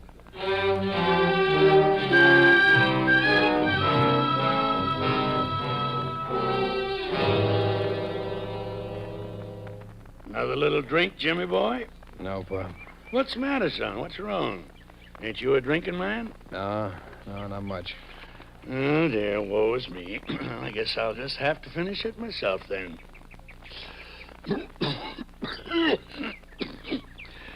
Oh, my. You know, seeing a bottle go empty is like watching a good friend die. Now, Jimmy boy, suppose you and me get back to your proposition. You said you need a good Pete man and some muscle. Is that right? That's right, Pop. Well, looks like maybe I ought to come out of retirement. No? From what? Son, you mean you don't know my talent? I'm a Pete man. I've been cracking cribs for 40 years. I can boil down dynamite like it was a mulligan stew. How long since you worked, Pop? Oh, I don't know, about 5 years. It's a long time. Well, you saw me lift that bottle, didn't you, son? Soup don't weigh any more. Okay, suppose I do take you on. What about the muscle? I'll get it. I'll need the best. I've got the best. Who is it? Oh, a friend of mine. Can you trust him? Well, known him for 15 years. We did a little time together in Masonville. Where's he now? Oh, he's around. Now, can we go and see him? Well, I think he'd rather come here. Yeah, all right, Pop. When can you get a hold of him? Well, I think I could bring him around for dinner tonight.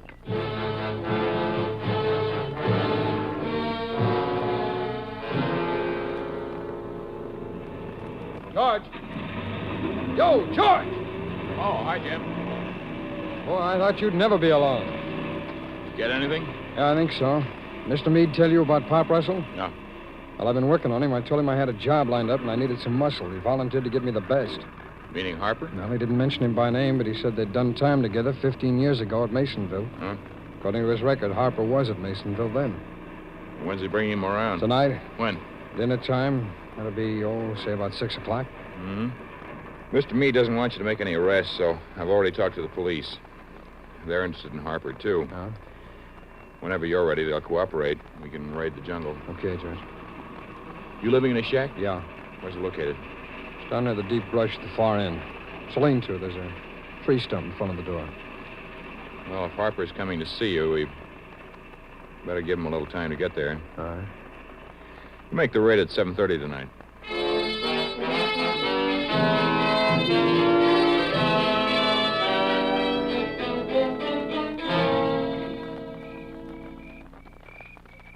All set up, Captain? Just about. Where are your men? There's a detail on the south side. They're all ready. I'm waiting for a signal from Lieutenant Williams. He's moving in from the west. Do we go in when that comes? Yes. They all know about leaving the shack for us to handle? Yes. Waiting is the toughest part of a raid. Sure is. Always got that funny feeling in the pit of my stomach. Yeah, I know.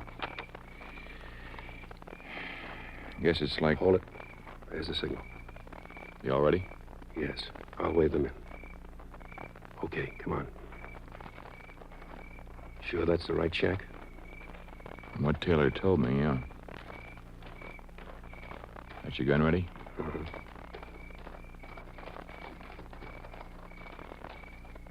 Let's take it from the side. Right. I'll go in. Keep me covered. Okay.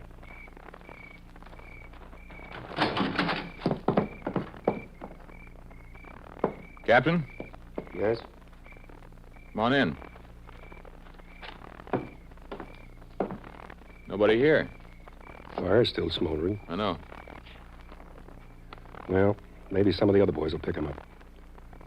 What have you got there? A hat. I don't like this. See the stain on the hat band? Yes? This is the hat that Taylor was wearing when he came to see me at the coal yard. Are you sure? I'm positive. Then we know this is the right place. Yeah, but we don't know about Taylor. All I can figure is he left here in a big hurry or in big trouble.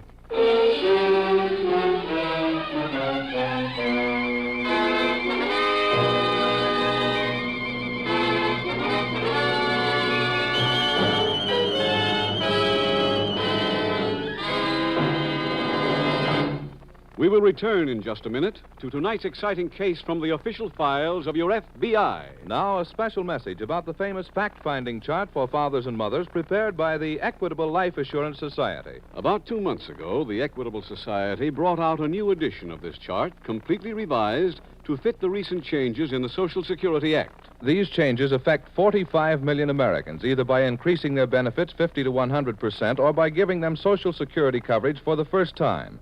In either case, the fact-finding chart for fathers and mothers is just what the average family needs to take stock of its changed situation in regard to future security. So great was this year's demand for this chart that many Equitable Society representatives report that their supply is almost exhausted. If you wish to secure a copy of this helpful chart, we suggest that you get in touch with your Equitable Society representative without delay. When you get the chart, you imagine for a minute that death has deprived your family of its breadwinner.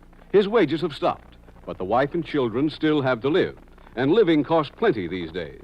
How much money will they need for food, clothes, and all the other items required to keep a family running? The fact-finding chart for fathers and mothers will give you a reliable and accurate answer. With their new Social Security benefits, how many additional dollars will they need every week until the youngest child finishes high school? In 5 minutes, the fact-finding chart for fathers and mothers gives you an answer you can trust, guides you every step of the way with simple, easy-to-understand pictures. Once you have the facts before you, you can plan intelligently. Chances are that with your present life insurance and your new Social Security benefits, only a small amount of additional life insurance will mean complete security. Your Equitable representative will be glad to work out a sound and economical program for you. In any event, the first step is to ask him for a copy of the revised fact-finding chart for fathers and mothers. No charge, of course, and no obligation. So get in touch with your Equitable representative soon. Or write care of this station to the Equitable Life Assurance Society. That's EQUITABLE. The Equitable Life Assurance Society of the United States.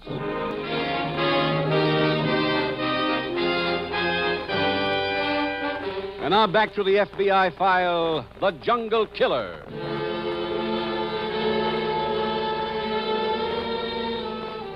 There is no such thing as a natural criminal, but men and women are daily bred to join the ranks of crime in various places. Cheap bars, unkempt pool halls, and dark alleys are among such breeding places. Perhaps the worst, though, is the one we have presented in tonight's case, the hobo jungle. Here you find not only indigent, homeless men, but also lawbreakers of every kind. There are such jungles in cities throughout the nation today.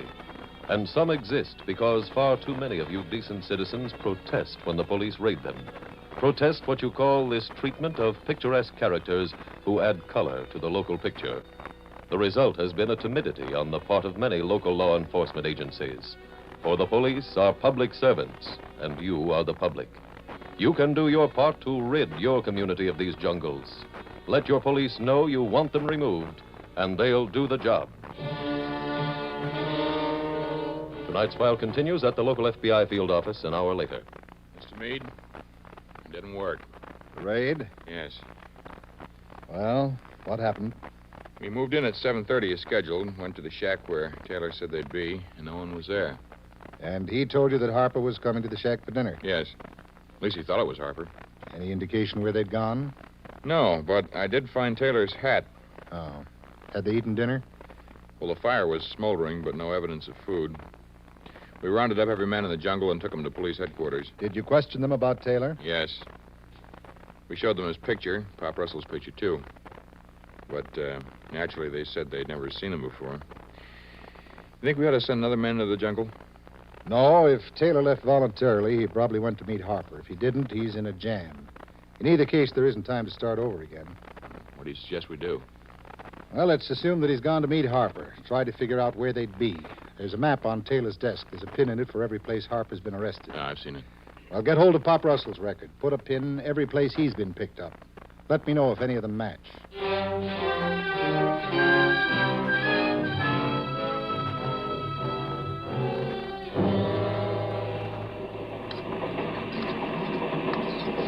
Well, Jimmy boy, this mulligan's almost done. That's good.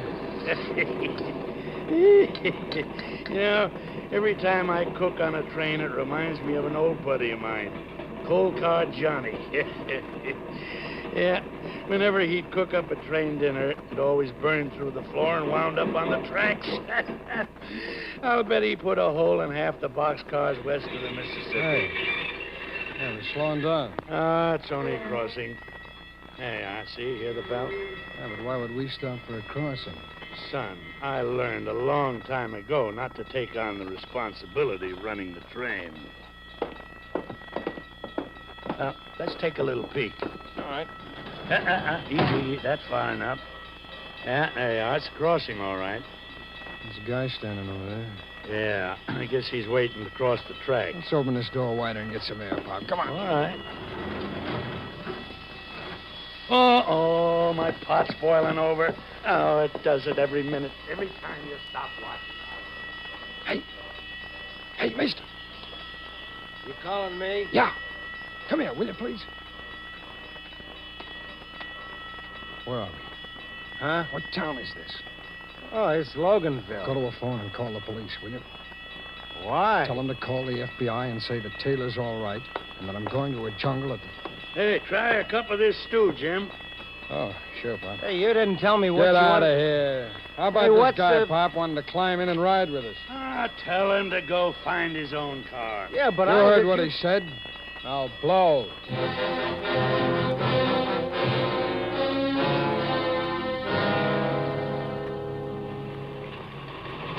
Anything come in, Mr. Meade? Yeah, Taylor's all right. Good. We don't know where he is. All we've got's a message from the Loganville police. They got a call from a man who said he saw Taylor. Where? At Loganville. This man was waiting for freight to clear the crossing when Taylor called to him from one of the cars and asked him to have the police phone us. Any message? No, just that he's all right and on his way to a jungle. Didn't say what jungle, who was with him, or anything else. Did Taylor get off the train at Loganville? You know as much as I do. Here's the whole teletype. 5 lines. Yeah. Well, if he's on his way to see Harper, he couldn't have gotten off there. Why not? There's no jungle at Loganville. You better get up there, Perry. If Taylor does find Harper, he'll need help.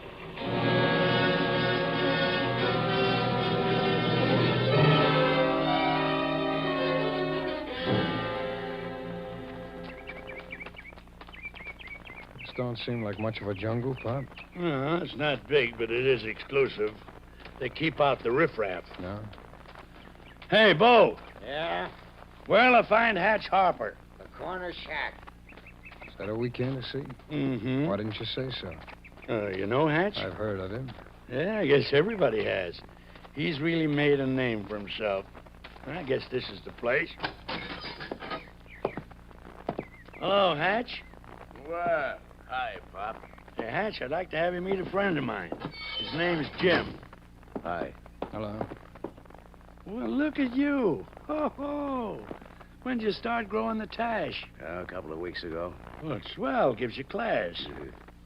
And what brings you over this way, Pop? Well, we came over direct to see you. Got a proposition for you. Or rather, I should say, Jim here's got a proposition. What kind? Safe job? Lay it out.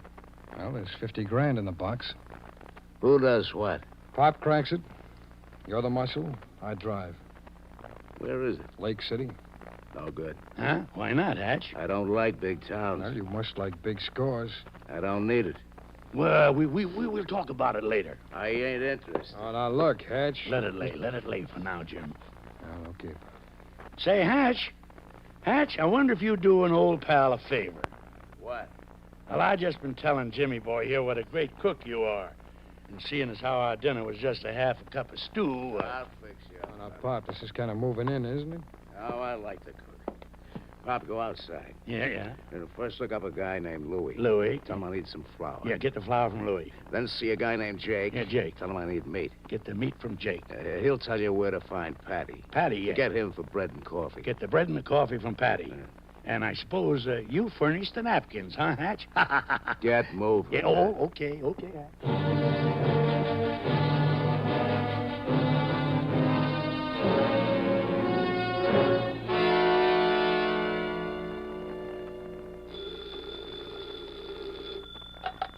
Meade speaking. George Perry, Mr. Meade. Oh, yeah. You in Loganville? Yeah. Any word from Taylor? No. Then I'm afraid we're stymied. You seen that man Taylor talk to? Yes, but it didn't have much. Was Jim alone? No. Somebody came to the door of the freight car while he and the man were talking. Pop Russell. From the description, yes. Exactly what did Taylor say? He asked where he was, and then he told the man to call the police and have them notify us. He then started to say he was going to a jungle when he was interrupted. Did he stay on the train? Yes. I see. Any railroad police up there? Oh, I've already talked to them. Perry, what time did that train get to Loganville? 9:14. 9:14. I want to check something. Call me back.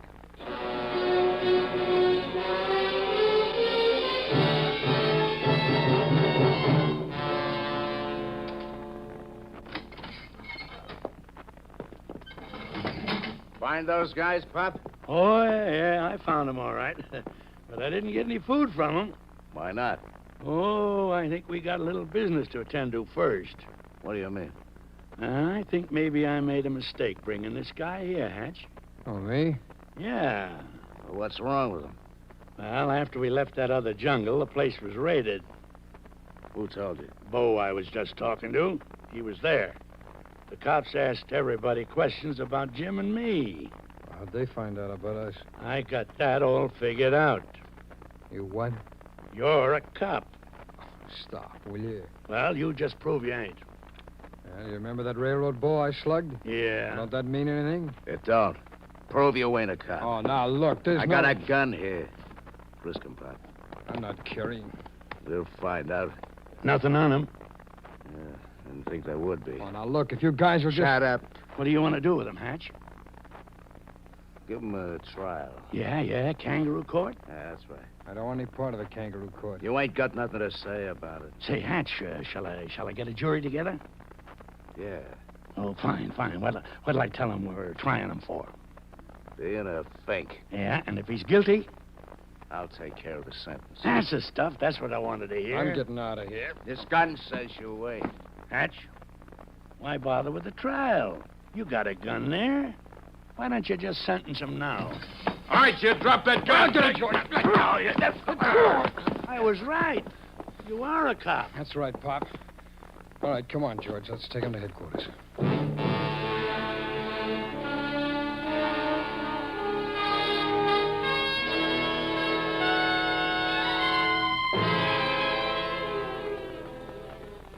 Samuel Hatch Harper was turned over to state authorities and prosecuted for murder. He received a sentence of life imprisonment. Upon checking Pop Russell's fingerprints after his arrest, it was learned he was wanted in a western state for robbery. He was extradited, tried, and received a 2-year sentence. By learning the approximate time the freight train carrying Special Agent Taylor had gone through Loganville, Agent in Charge Meade was able to check and discover that its run ended at a nearby city, a city where there was a known hobo jungle. You have already witnessed the results of that last bit of investigation. In tonight's case, you also witnessed Special Agent Taylor place his life in jeopardy, a situation which to law enforcement officers is part of a day's work, a situation which last year was repeated so often that 55 officers were killed in line of duty, killed while protecting you, the American people.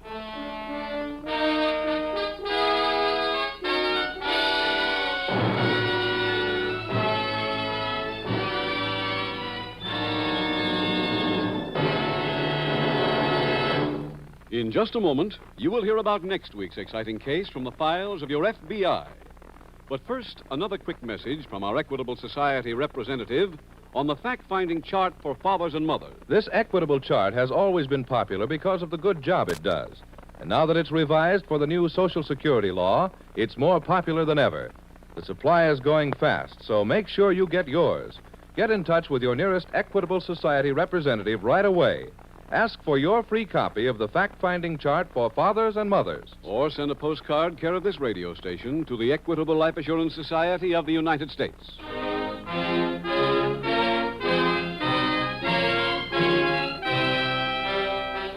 Next week, we will dramatize another case from the files of the Federal Bureau of Investigation. File number 298. Its subject, the Christmas season. Its title, The Return of St. Nick.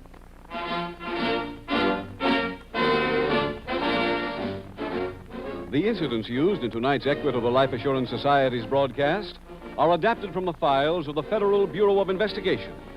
However, all names used are fictitious, and any similarity thereof to the names of places or persons, living or dead, is accidental. Tonight, the music was composed and conducted by Frederick Steiner.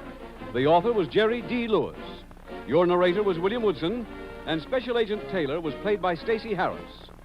Others in the cast were Walter Catlett, Ed Gargan, Lamont Johnson, Edmund McDonald, Gaylord Pendleton, John Sheehan, and Roland Winters. This Is Your FBI is a Jerry Devine production. This is Larry Keating speaking for the Equitable Life Assurance Society of the United States and the Equitable Society's representative in your community, and inviting you to tune in again next week at this same time when the Equitable Life Assurance Society will bring you another thrilling transcribed story from the files of the Federal Bureau of Investigation. The Return of St. Nick on This Is Your FBI. Stay tuned for the adventures of Ozzie and Harriet. There's fun for the whole family when Ozzie and Harriet come your way next. This program came to you from... The Equitable Life Assurance Society presents This Is Your FBI.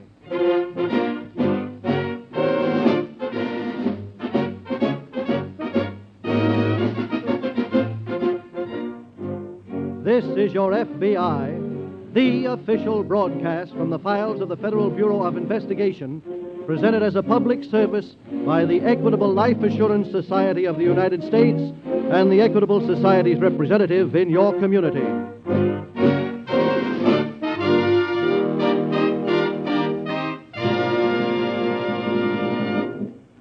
Fathers and mothers of America, attention, please.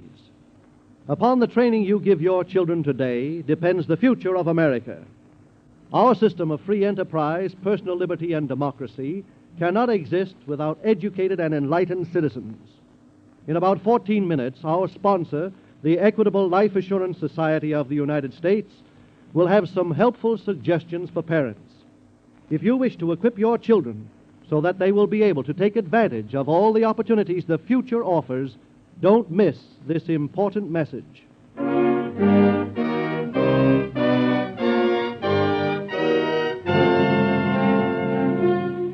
Tonight's FBI file, The Return of the Mob.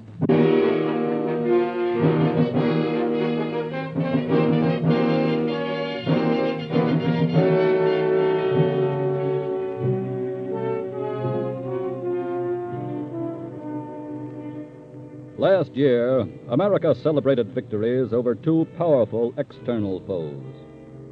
Victory is made possible only by the perfect coordination, the perfect teamwork of every unit of every branch of the armed forces and civilian production.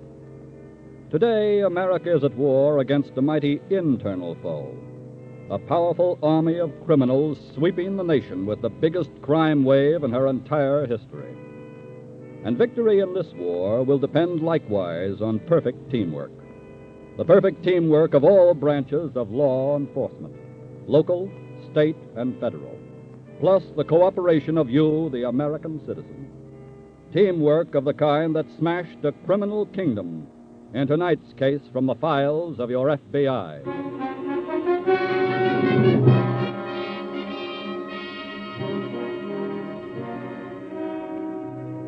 20 years ago, the White Horse Tavern in the city of Riverdale was a popular speakeasy and the throne room of one of the most powerful mobs of that era.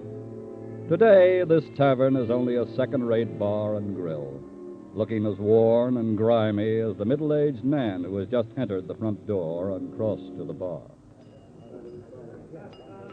What'll you have, mister? Huh? I said, what'll you have? Oh, not a thing, thanks. I just come in to look around. Well, the 50-cent tour don't start for an hour, so breeze, will you? Wait a minute, bud. Wait a minute. Yeah? I used to come in here years ago. A lot of years ago. Uh-huh. I was wondering if any of the old customers were still here. Look, Mac, I just came on this job a month ago. Take your business down the street. Wait. You ever hear of Curly Silvers? Sleepy Young? No. How about George Hamilton? Hamilton? Yeah. You're sitting right back there. No kidding. Hey, let's have a couple of beers, will you? Okay. That's wonderful, really wonderful. Come on, drink up, baby. We gotta be moving. Okay. Excuse me. Yeah? I was told there was a friend of mine back here. Well? George Hamilton. Do you know him? I'm George Hamilton. Oh, you can't be. You're too young. Look, Pop, what is this, a touch? No. I'm looking for a fellow who used to hang out here 20 years ago. Say, George, maybe he means your old man. My old man worked for this bum. Stop, will you? 20 years ago, his boss was King Brown. I'm King Brown. What? I said I'm King Brown. This used to be my headquarters. George, is he leveling? Here's a picture, miss. Me and George Hamilton 20 years ago. Let me see that. Sure, here. That's Pop, all right. Yeah, and that's me. Yeah, it is. Well, what do you know? I thought you were sent away for life. I was paroled. Got out 2 days ago. You know something, honey? What? This character used to be the biggest operator in town. King, what brought you back here? I'm on my way to my brother's farm in Minnesota. Did you get the shorts? Need some car fare? Well, Yes. Got the hungries going, too? I could stand a meal, yeah. Sit down. Hey, I thought we were leaving. I want to talk to the guy. Yeah, but we gotta All be right, down sit down now, both of you. Okay. Thanks. King, my old man used to say you were the best organizer he ever saw. Well, that was a long time ago. That happens to be the business I'm interested in right now. Maybe I can pick up a few tips. How about a nice big steak?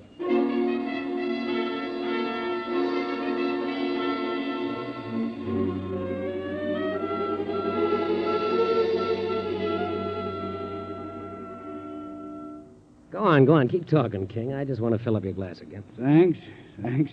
I guess this stuff ain't as fancy as you used to drink in the old days, huh, King? Well, honey, at least the label's on the level.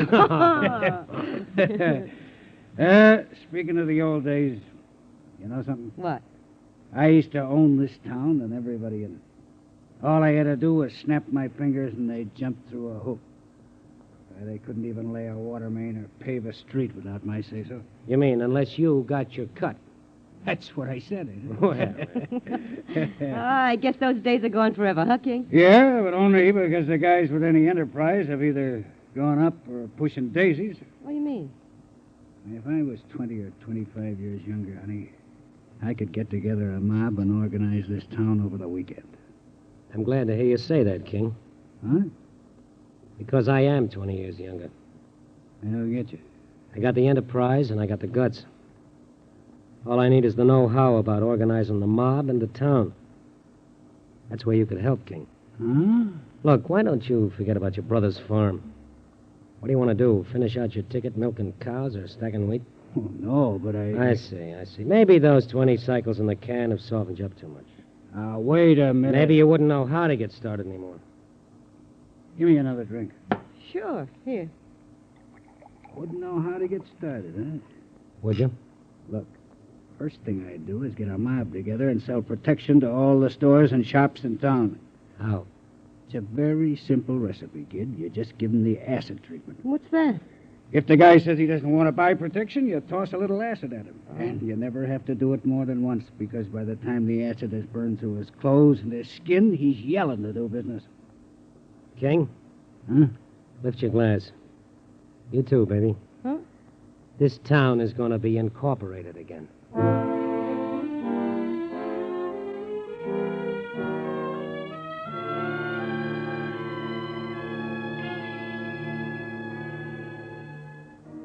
Things began to move fast behind the scenes in Riverdale, for it was barely a month later that Agent-in-Charge Collins of the local office of the FBI received a caller on an urgent mission. The caller was Riverdale's Chief of Police, Claude Monroe, and his mission? It's not news to either of us, Mr. Collins, that the old gang system of organized crime is coming to life again in this country. That's right. But it gave me a pretty stiff jolt last week to find out that it's happening right under my nose in Riverdale. Really? What'd you uncover? Well, I haven't got positive proof, but I'm pretty familiar with all the signs of a gang at work. Yes. You see, I was a rookie cop in Riverdale back in the 20s when the mobs were first getting started in this country. Then you must have had a hand in cleaning up King Brown's old mob here. Yes. That's why I can tell what's happening now. Not with the same mob, of course. They were wiped out when King Brown went up, weren't they? That's right. This is a new gang, but it's getting started along the same old pattern. Mm-hmm. We don't know who's running it or who the hirelings are. But this much we do know. Yes? Nearly every store and shop in Riverdale is paying protection. When did this start? Well, couldn't have been more than a week or so ago. We've been trying to turn the light on it ever since. But, of course, as you might know... Nobody will talk. Exactly. The same old intimidation, Chris. It's hard to blame the store and shop owners much. I know. Not when their property, their work, and even their own lives are at stake. But blast it, Collins, the longer they keep silent, the longer they'll be slaves. I know. Something's got to be done, and done fast, or things will be as bad as they were back in the 20s. Yes. No telling what price the people of Riverdale will have to pay before we can break it up. What's your plan of action? Well, that's why I'm here. I need the FBI's help. The job is already too big for my small force. But, Chief, I can't... I know the FBI can't step into a local situation unless some federal law is being violated. But all I'm asking now is, couldn't you at least give us a hand in finding out who's behind this thing? Mr. Monroe, we'll start to look around right now.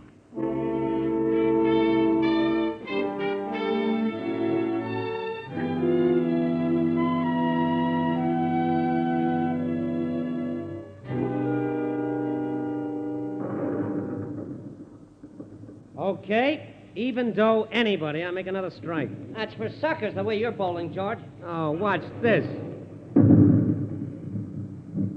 Oh, pretty lucky. Nice going, honey. Huh? Oh. Hey, where have you been, baby? I've been waiting to show you the new office. Well, let's see it. Okay, amateurs, the alley's yours. Come on, sugar. Look, George, why did you have to pick a bowling alley? Because it gives us a legal front. I'm playing it smart, sweetheart. Here we are. Now be careful when you step on the rug. You'll sink up to your ankles. George, this is beautiful. Like it? Boy, I love it. And that desk. I never saw such a production. How do I look behind it, sweetheart? Huh. All you need is the secretary on your knees. Wow, what are we waiting on? Is this the right position, Mr. Hamilton? Well, let's try it and see. Oh, Mr. Hamilton. Proud of me now, baby? I don't know. How much money are we making? It's coming in by the crateful. I'm very proud of you.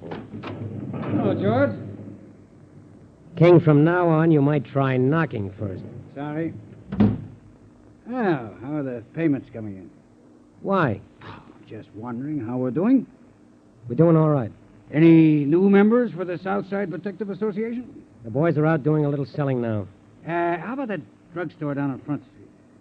That's out. What do you mean, sir? It's a chain store. The manager can't spend any dough without an okay from the home office. And you're going to leave it like that? Well, what can we do about it? Look, kid. I told you to stop calling me kid. Whatever I call you, you better get out of the business right now if you're going to take alibis instead of dough. Listen, King. Are you going to run this outfit like a bush leaguer, or are you going to run it like I told you? Because if you're not, you better toss in the towel right now and get yourself a job jerking soda. Now, just a minute. I got to go up the street. Give me 20. Okay. Here. Thanks.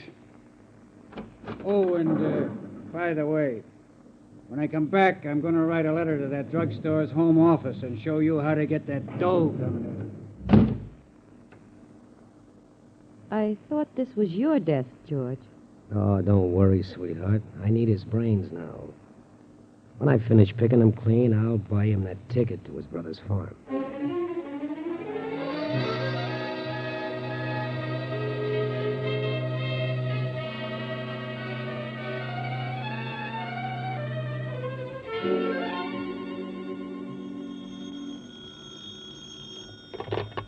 Collins speaking. Hello, Collins. This is Chief of Police Monroe. Hello, Chief. Any news? Yeah, those investigative tips you gave us yesterday have already paid off. Oh? The boss of the mob is George Hamilton, Jr., the son of King Brown's former lieutenant. No wonder the pattern of operation was familiar. Everything's the same, even down to throwing acid. Hmm. And here's where the FBI can come into the case. What do you mean? Well, we found out Hamilton sent a threatening letter to the head office in St. Louis of a chain drugstore here. Uh-oh. But we can't get that letter. Why not? Well, it's a small one-man organization. Only 4 stores. And the owner, just like the other store owners here, is afraid to talk or cooperate. But you've got proof that there is such a letter. Definitely. And that's enough for us, Chief. We're moving in.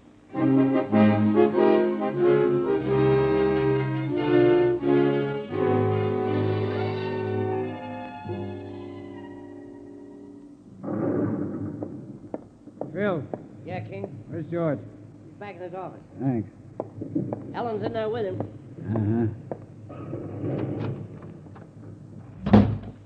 You forgot to knock again, King. Ellen, I'd like to talk to George alone. Okay. You don't have to go, baby. What's on your mind, King?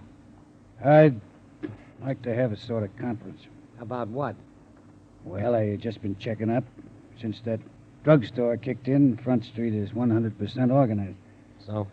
So I thought it was time we were talking about my cut. George, I told you Keep he'd out start of this, yapping. baby. King, just out of curiosity, how much cut do you want? 50%? Oh. Wow. What's so funny? The difference between what you're asking and what you're going to get. And what's that? I bought it for you this morning. Huh? This railroad ticket to your brother's farm in Minnesota. And $100 besides. I'm through picking your brains, King. Here. Now get going. I'll give you a chance to say you're just kidding, son. Does this gun look like I'm kidding? No, George. Shut up. Look, you better put that down while you can get off with 50%. What do you mean? If I have to take that gun away from you, I'll take everything. Stop, will you? I mean it, kid. You ain't got guts enough to use it, so put it away. Oh, no. Okay. You asked for it. George. George, stop him. He ain't got nerve enough, have you, kid? Keep away from me. Well, why don't you shoot? No. No. Okay. Let go of it. Let go. Ah! George. Kids should carry cap pistols.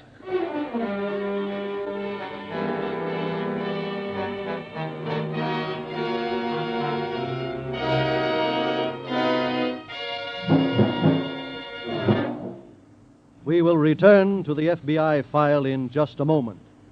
Now, 3 questions and answers on education. First question. Of our 32 presidents of the United States, how many attended a college or university? 10? 15? The right answer is even higher. 25 of our 32 presidents have had college or university training. Yes, education does help equip men and women for leadership. It helps to build up the character, judgment, and integrity which identify the well-rounded American citizen. Think that over, mothers and dads, and decide now to investigate an equitable educational fund, a life insurance plan that has solved the problem of education costs for thousands of parents who are members of the Equitable Life Assurance Society. Second question. What is an equitable educational fund? It is a plan offered to far-sighted parents by the Equitable Life Assurance Society, and it includes these important features. 1, the Equitable plan makes sure that money for education will be ready when your child is ready. 2, if you die, the educational fund becomes fully established. If you are totally and permanently disabled, it continues to build up without any further payment. 3, educational costs are spread out over many years instead of being concentrated in a few. Last question. How much will it cost to send your son or daughter to college?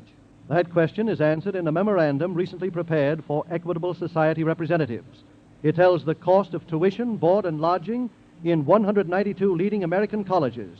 In addition, it summarizes the long-range opportunities open to educated men and women in 29 industries and professions, such as architecture, dentistry, engineering, chemistry, life insurance, social service. The memorandum is crammed with information that every parent should have. Your nearest Equitable Society representative has a copy and will be glad to show it to any sincerely interested parent. Call him tomorrow. You'll find him in the phone book under Equitable Society. That's EQUITABLE. The Equitable Life Assurance Society of the United States.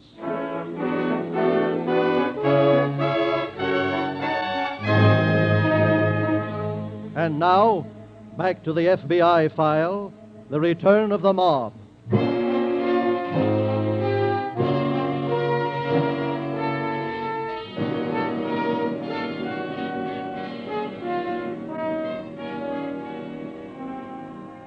Long years behind prison bars may wither the body and humble the pride of the gangster type of criminal, but seldom do they erase the inborn instinct for crime, the contempt for law and for the rights and property and lives of others.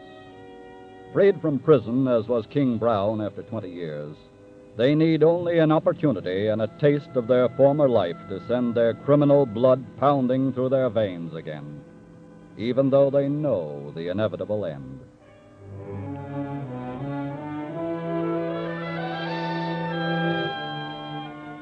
On the floor of the bowling alley office in Riverdale lay the body of George Hamilton, his career as a mob leader cut short by the bullet fired by King Brown.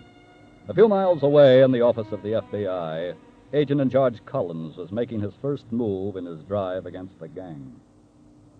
Send for me, Mr. Collins? Yes, Terrell. I just spoke to that druggist in St. Louis, the one who received the threatening letter. Oh? As you know, he didn't want to cooperate with Police Chief Monroe. Yes. But after reflecting on the matter, he decided it was his duty to help the FBI. He's going to fly here this afternoon on business. He'll bring the letter with him. I see. I want you to arrange to meet him at the airport.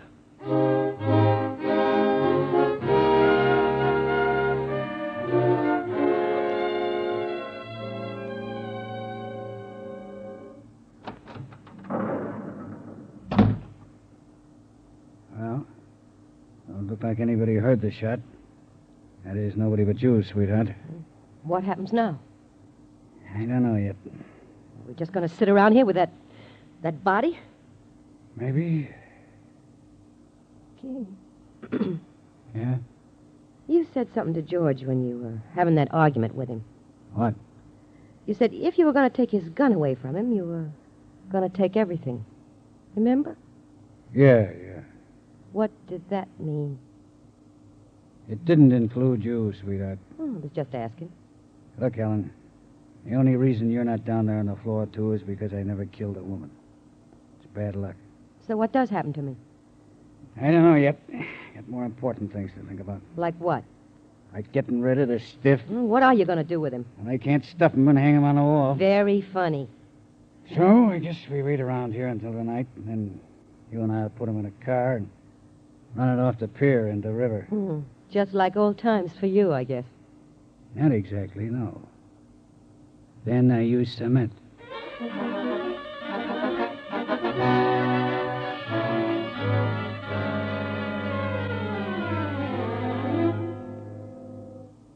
I met the druggist at the airport, all right, Mr. Collins. Here's the letter. Good.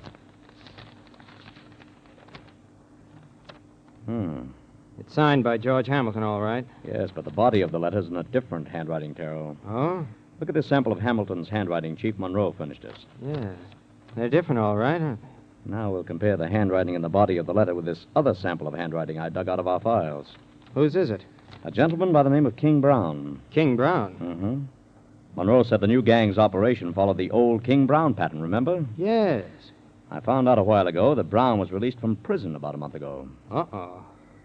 How would you say these two handwritings compare?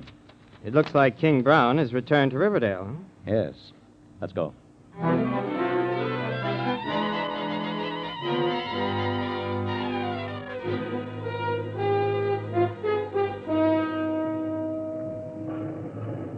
When did they move into the bowling alley, Chief? About a week ago, Mr. Collins. That must be the office there. Let's have a look. Right.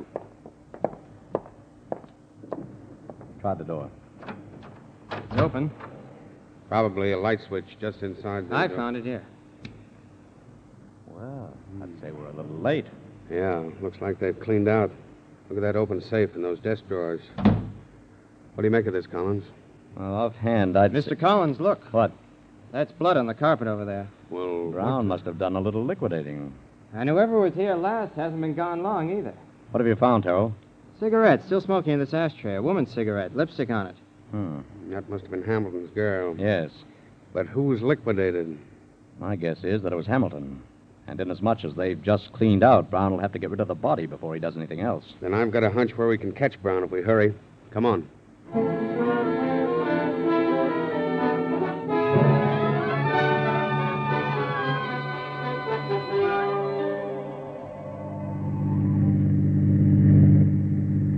King, where you going to dump the body? Well, just for the sake of old times, I'd like to use a pier a little ways ahead. What about the car? George stays right in it. They both go in the river. Oh. King, Yeah? have you made up your mind about me yet? Yeah. Well, Here's a pier. what's the story? The story is, baby, you know too much. What do you mean? You know I killed Hamilton, and you know who's the boss of the mob. Look, King, you don't think I'd ever double-cross you, do you? I'm going to guarantee that right now. King, what are you going to... King! So long, sweetheart. You're staying in there for the ride. No, no. Let me out of here! King! Let me out! Let me out! Here we are, Brown. Who are you? Special agents of the FBI. Okay, G-Man, but if you think you're going to take me... Now get up. The girl seems to have fainted, Mr. Collins. That's not what's wrong with Hamilton, though, on the floor of the car. How'd you know I'd be here? Chief Monroe remembered this pier. According to him, this is where you used to dump all your victims. Come on, Chief. We're going to get the rest of his boys.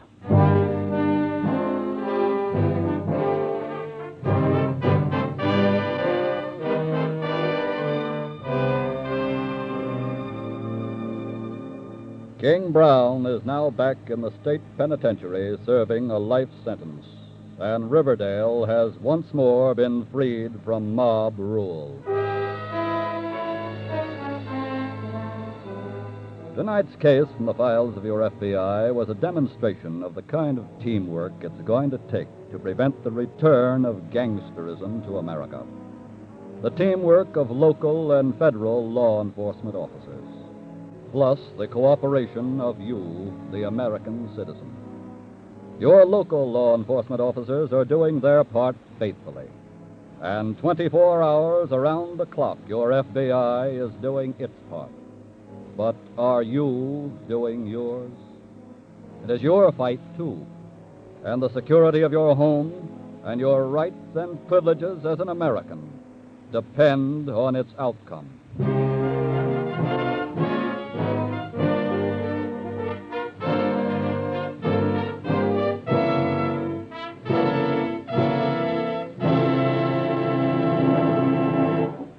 In just a moment, we will tell you about next week's exciting story from the files of your FBI. And now again, let me remind you to check with your Equitable Society representative about the safest and wisest investment a parent can make for his children's future, an Equitable Educational Fund. Without obligation, he will also show you the Equitable Society's memorandum on the costs of higher education and some of the opportunities it opens. You'll find your Equitable Society representative in the phone book under the Equitable Life Assurance Society of the United States.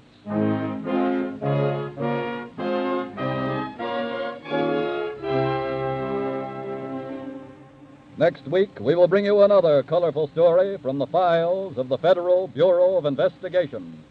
Murder on the Range.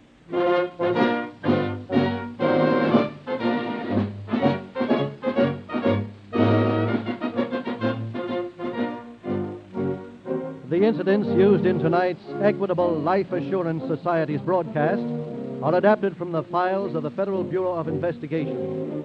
However, all names used are fictitious, and any similarity to the names of persons living or dead is accidental. Tonight, the music was composed and conducted by Frederick Steiner. The author was Frank Ferries, and your narrator was Dean Carlton. This is Your FBI is a Jerry Devine production. This is Milton Cross speaking for the Equitable Life Assurance Society of the United States and the Equitable Society's representative in your community, and inviting you to tune in again next week at this same time when the Equitable Life Assurance Society of the United States will bring you another colorful story from the files of the Federal Bureau of Investigation, Murder on the Range, on This is Your FBI.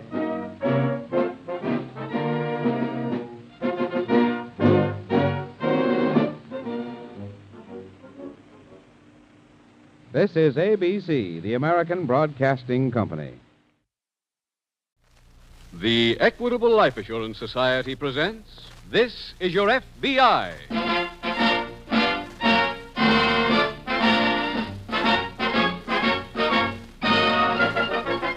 This is Your FBI, the official broadcast from the files of the Federal Bureau of Investigation, transcribed and presented as a public service by the Equitable Life Assurance Society of the United States and the Equitable Society's representative in your community.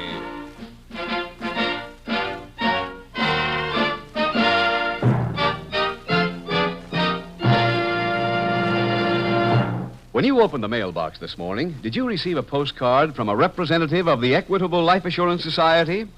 This postcard I'm talking about was mailed to thousands of people by Equitable Society representatives yesterday, inviting everyone to listen to a brief but very important message in tonight's middle commercial. It will give you interesting details about the Equitable Society's Independent 60s plan, a practical, workable plan for people who want to be independent after they reach the age of 60. I'll be back in approximately 14 minutes to give you full information on this special plan offered by the Equitable Life Assurance Society of the United States.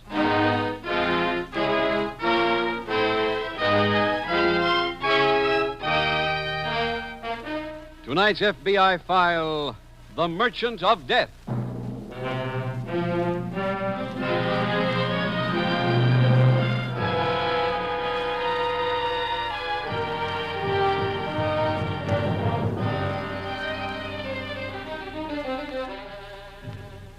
From time to time, the Federal Bureau of Investigation has reported the latest figures on the current crime wave to you through the medium of this, their official program. Now it is time to report on one facet of the latest survey, one fact which stands out like a beacon above all others. There is a person murdered in the United States every 40 minutes, day and night, throughout the year. These are shocking figures. But even if they fail to impress you in any way, your FBI asks you not to ignore their potential danger. The killing of that many people, more people than died in many of the big battles of World War II, is something that requires every citizen's attention, if only out of the selfish motive of self-preservation. The victims in some portion of the more than 13,000 murders which took place last year were criminals who happened to be killed by other criminals. Their loss to the community was negligible in most cases and a boon in a few others.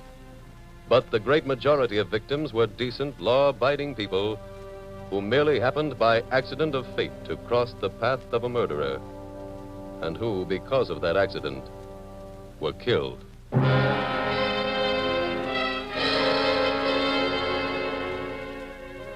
Tonight's file opens in the attractively furnished private office of John Williams, a real estate broker in a large eastern city.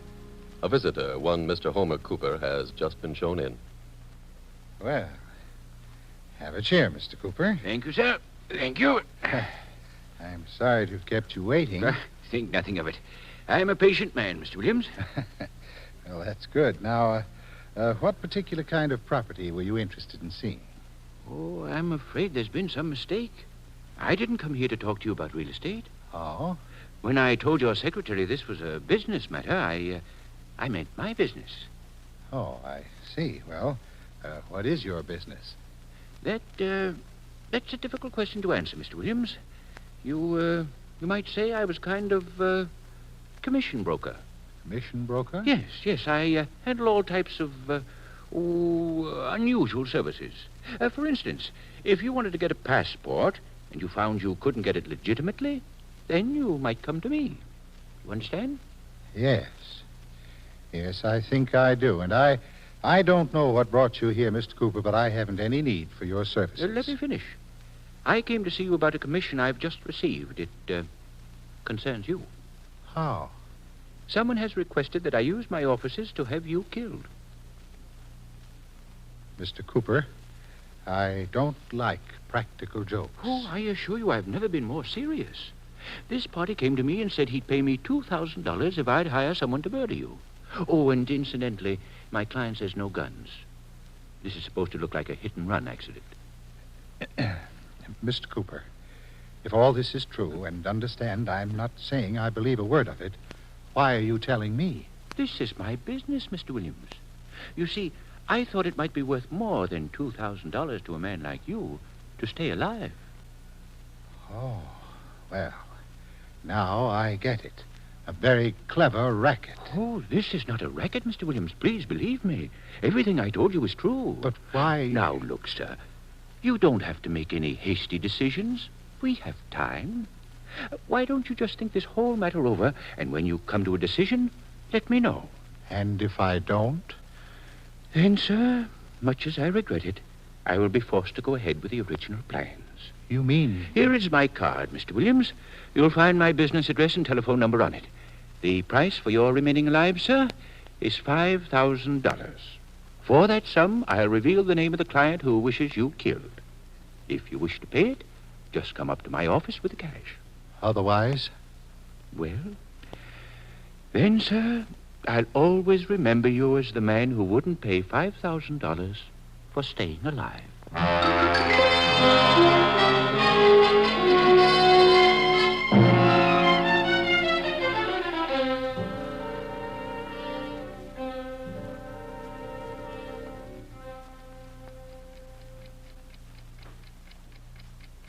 John. Yes, Anne? What's the matter, darling? Oh, nothing. Tossed and turned ever since we went to bed. Yes, I just can't fall asleep. Something's bothering you. Come on, John, what is it? Well, a man came to see me today. A man named Cooper. And? He told me he'd been hired to get someone to kill me. John, I don't believe it. I didn't at first. Why, the whole thing is preposterous. I know. It's so preposterous, Anne, that, well, I just can't help thinking it might be true. Oh, darling. I can't help thinking that, Anne. Who would want to kill you? I don't know. But this Cooper said he'd reveal the name of the man for $5,000. John, he's just trying to get money out of you. I accused him of that, but he swore that his facts were true. I don't believe him. But, Anne... John, look, darling, try to get some sleep now. We'll discuss it again tomorrow. Well, all right. I just hope tomorrow isn't too late.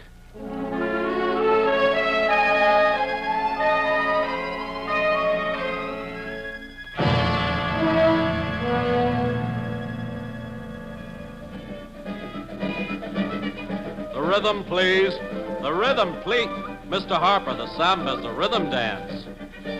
Ralph, Oh, hello, Ann. can I see you a minute? Oh, surely. Pardon me. You just go on without me. I'll be right back. What is it, Ann? Let's go to your office.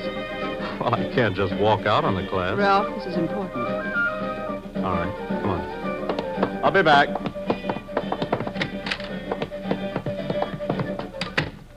Now, Ann, what is it? John knows about Cooper. What? Cooper went to see him at his office.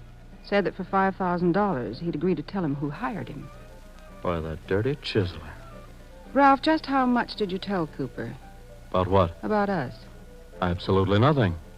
Why didn't Cooper come to you if he wanted more money? I don't know. Let's offer him $6,000. Go to John and ask for $8,000. That's true. I've racked my brain. I can't think of anything. Does John want to pay him? Wants to go to the police. Well, that's just as bad. I convinced him to sleep on it another night. What'll we do, Ralph? You go on home, darling. I'll think of something.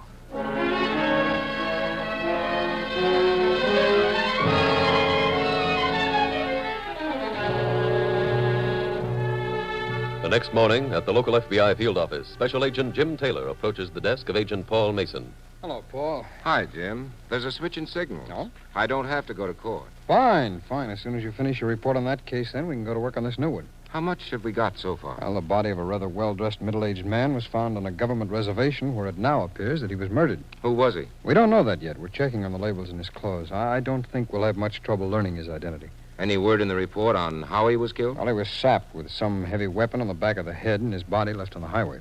That wouldn't seem to be a very good place to conceal a body. Well, apparently this was supposed to look like a hit-and-run accident. Oh. There were skid marks in the road, and the body was very carefully placed right beside them. Do we know for sure that it wasn't a hit-and-run accident? Well, the victim's clothes didn't have a spot on them, Paul. If he'd been struck by a car that was going fast enough to leave skid marks, he'd have ripped something when he hit the pavement. Yeah, I guess he would have. Besides which, there was no identity in his pockets.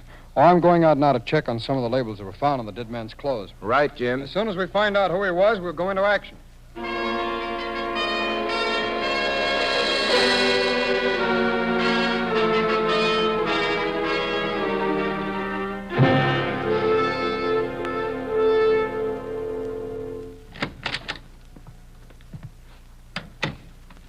Anne, Darling, I thought you went to the office. Well, I stopped off to see that Mr. Cooper. Why? I decided to pay him and find out what he knew. What did he say? He wasn't there. He's been murdered. What? He was murdered last night. How do you know? Well, there was a man from the FBI at his office. He told me all about it. He questioned me for quite a while about who Mr. Cooper was, how I met him, what I was doing at his office, a lot of things. But what did you tell him? Well, I lied. I told him I'd received a telephone call from Mr. Cooper yesterday to come and see him about a real estate transaction. I told him I'd never seen Mr. Cooper, that I didn't know anything about him. Did he believe you? I don't know. What else went on? Nothing, except they're searching for the killer. They know who it is? He didn't say. Oh. Anne, I've decided to go back to see him. The FBI man? Yes. What for? I was wrong. I shouldn't have lied to him. I'm going to tell him what I know. John, that wouldn't serve any purpose. But I want to... This is a murder case. The tabloids will be filled with every detail. Do you want to be mixed up in that? But I must do something. Darling, go inside and lie down. Think the whole thing out very carefully. And I'm sure you'll decide then that the best thing to do is forget the whole thing.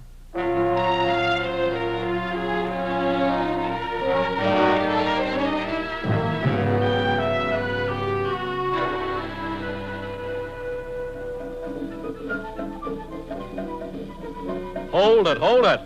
Will someone please take that record off? Thank you. I'm afraid you're just not watching me. Now, look. 1 and 2. 1 and 2. 1 and 2. 1 and 2. Da-da-da-da. Da-da-da-da. Now, that's simple, isn't it? All right, start the record again.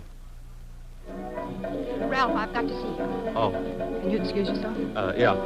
Pardon me, I'll be right back. Come on. This is really serious. Let's wait until we get into the office, huh? Go ahead. Thanks. What is it? John just came home. He's been to Cooper's office. So? There was an FBI man there. He told John that Cooper was murdered. Oh, Ralph, did you kill him? yes. How did it happen? Well, I called him yesterday morning after you left here and asked him if he'd take a ride with me. Yes. He agreed, and we went out to the country. I started to question him about the double cross. What'd he say? He got mad and threw a punch at me. There was a tire wrench on the floor of your car, and I picked it up and hit him with it. My car? You used my car? Yes. Oh, Ralph. Well, it's back in your garage now. Nobody knows I took it. We have no assurance of that. Anne, look, how much did John tell you about what went on between him and the man from the FBI? Why? Well, do you know whether or not the FBI man asked John if he knew Cooper? Yes, he did. What'd he say? Said he never met him. That's fine. Why? All you have to do is tell one small lie. What are you talking about? If the police should learn from some anonymous source that John was driving your car last night, they'll question you. And you want me to say he was? You say he was out all night. What good does that do? Darling, it hangs Mr. Cooper's murder right around John's neck.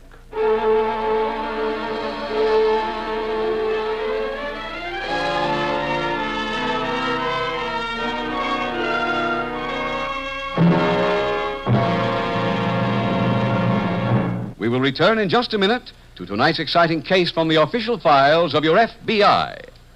Now, here's an invitation to all members of this audience. An invitation to join a group of American citizens who have taken advantage of the Equitable Society's Independent 60s plan. If you've ever been worried by the thought, what's going to become of me when I'm 60 years old, this plan is the answer. It provides for financial independence when it's time for you to retire. It enables you to be your own boss, to live as you like and where you like. I retired to the little old town where I was born and raised. Believe me, my wife and I have a mighty good life now. I'll bet you do. Mr. Keating, our food bills amount to practically nothing. Eggs from our own chickens, fruit from our own little orchard, and believe me, I have one of the best vegetable gardens in town. Whenever I hear a man talk like that, I say to myself, why doesn't everybody in America have an Equitable Independent 60s plan? They make the same mistake I made for years. They think an Independent 60s plan is a proposition only a rich man can afford. How did you find out different? From my Equitable Society representative. He showed me that I was already halfway towards Independent 60s, thanks to Social Security and the life insurance I already owned. That's a fact. In many cases, only a small amount of additional insurance is required to enable a man to look forward with complete confidence to Independent 60s. A few extra dollars a week did it for me. So why not see your Equitable representative without delay? Phone him soon. Or send a postcard care of this station to the Equitable Society. That's EQUITABLE. The Equitable Life Assurance Society of the United States.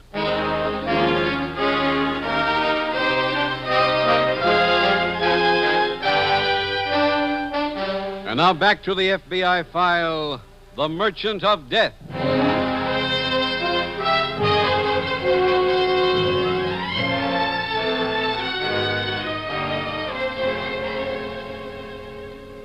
The Roman Empire, which existed from the year 27 B.C., when it was established by Augustus Caesar, until the year 395 A.D., was the home of a civilization which reached heights the world had never before known. It contributed military leaders, artists, and statesmen to the pages of history, men who will be remembered as long as people study the lives of those who went before them. We know a great deal about these people who flourished almost 2,000 years ago. We know how they dressed, and how they spoke, and what the common axioms of their language were. We know, too, that even then, the criminal among them was a cause of concern, and that through the years he has not changed his habits very much. That can be said because one of the axioms that has come down to us through the corridors of time from those ancient Romans is as true today as it was then. A proverb which applies to tonight's case from the files of your FBI and which said, "Who is content with one crime only?"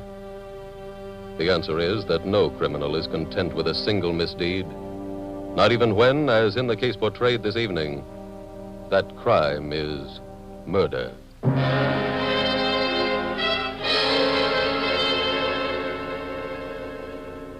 Tonight's file continues later the same day. Special Agent Taylor is just signing out at the FBI field office as Agent Paul Mason enters. Jim, you going out on that murder case? Yeah, Paul. We found out who the dead man was. Oh, who? A man named Homer Cooper. He was first arrested about 25 years ago. After I learned his identity, I went over to his office in the Bulletin Building. Any leads there? Oh, a lot of correspondence. I haven't read it yet. And there's an old dictograph machine in the inner office, but no records anyplace to be found. Have we got Cooper's home address? Not yet, but we may not need it, Paul. While I was searching Cooper's office, a man named John Williams came in looking for him. He seemed to be legitimate. I questioned him for a while. He said he'd never seen Cooper, so I let him go. Uh-huh. But then I checked at Williams' office just to make sure. His secretary said that Cooper was in there 2 days ago and spent quite some time closeted with her boss. I wonder why he lied. I think I have the answer. We got an anonymous phone call a few minutes ago. The person who called said that he didn't want to become involved in the case. But he said if we checked closely enough, we would find that John Williams was being blackmailed by Cooper. That'd certainly give him a motive. Yeah. Well, I'm going out now and pick up John Williams for questioning.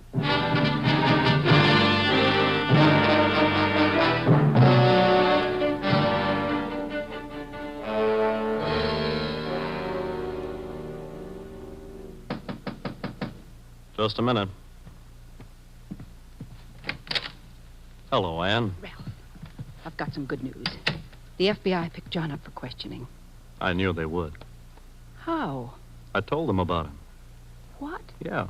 I called them and said that Cooper was blackmailing John. Oh. I didn't give my name, of course. How about a drink? Yes. Scotch? Mm-hmm. They took my car. Yeah, I figured they would. Why? Well, I told them I saw John riding in your car with Cooper last night. Oh. Here you are, darling. Let's drink a toast to John. May he stay in jail, and may we stay out.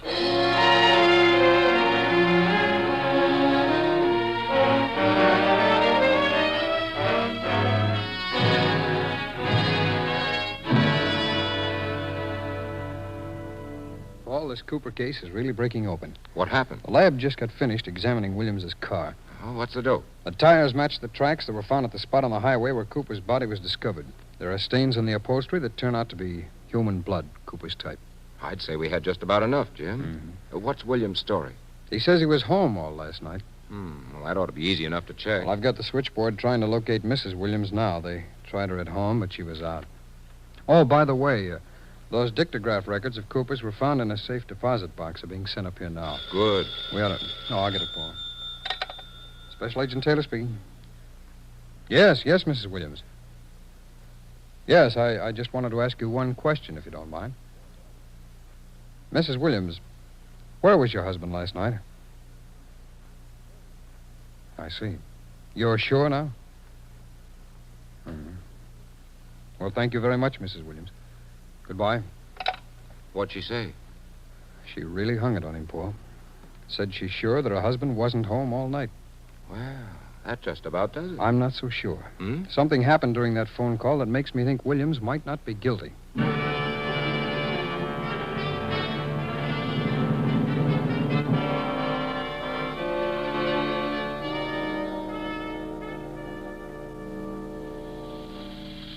All right, sir. We may consider the deal to be closed. Good. And as soon as the job's done, you'll get your money. Sorry you've had to listen to all these records by yourself, Jim. Did you find anything? Yeah. What? This record on the machine now exonerates Williams. How? It's a conversation between Cooper and someone else, and Cooper is being hired to get someone to kill Williams. Then your theory about Williams' innocence was right. Yeah, but it was more than a theory, Paul. While I was talking with his wife, I heard a very unusual set of chimes start ringing. So? So I heard the same set of chimes a couple of hours earlier. Where? They were in the background when that anonymous phone call came in telling us that Cooper was blackmailing Williams. Switchboard is trying to locate the address that goes with the number where they found Mrs. Williams now. I see. Now, about this record, Jim, can you recognize the other voice? No, I can't. Quality just isn't good enough. This is pretty obsolete equipment Cooper was using. Oh, that's too bad. Well, let's listen to it again. Paul, see if you can catch anything. I've done this so many times now I'm kind of numb. I'll try. Okay, I'll start it here in the middle. The first half isn't very much. Oh, one other thing, Mr. Cooper. Yes? What's that? It must look as if Williams died in a hit-and-run accident. I understand your position perfectly. You may rely implicitly on my discretion. Now, I don't want this job too messy in any way, you understand? I understand. Pardon me, I just can't help yawning. It's getting to be past my bedtime. Well, if you'll call me again, say day after tomorrow, I'll arrange for you to meet the young man I have in mind for the job. He's a nice youngster, and he's got just the right temperament. Paul, that's it. Oh, how did I miss it all those other times? Miss what, Jim? He said it was getting to be past his bedtime. Come on, let's check on something.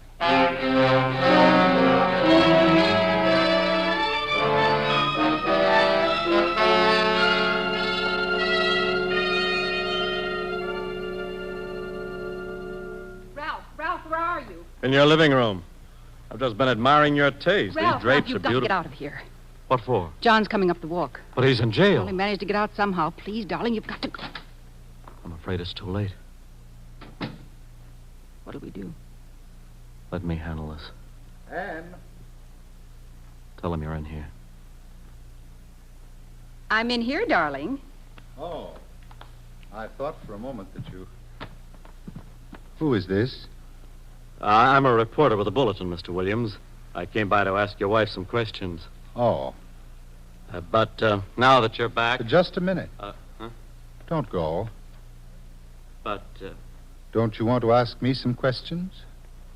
Don't you want to know how I happened to be picked up for questioning? well... I'll give you some very good items for a story. For instance, my wife here told the FBI that I was out all last night, and that wasn't true. Why did you tell them that, Anne? I didn't, John. Yes, you did. Why, they must have misunderstood me. I said you were ill and up all night, not out. Then how does it happen that there was blood on the front seat of your car? Wouldn't you like to know about that, Mr. Brown? Wouldn't that interest you, Mr. Brown? John, I won't stand here and be questioned by you in front of a perfect stranger. You'll pardon me, Mr. Williams. This looks like a family fight to me, and our paper isn't interested in that sort of thing. I must leave. John, dear, you don't believe that I deliberately tried to get you in trouble, do you? Anne, I don't know what to believe. But why should I? Hasn't been a day since we were married that I haven't been in love with you, John. And you with me. Mr. Williams, may I come in? Why, yes, Mr. Taylor. Come right ahead. Thank you. Ralph, And I've been arrested. what's this all about? This man is the one who hired Mr. Cooper. He also killed him. Ralph, they can't prove that, can they? I'm afraid we can, Mrs. Williams. I've got warrants here for the arrest of both of you on a charge of murder.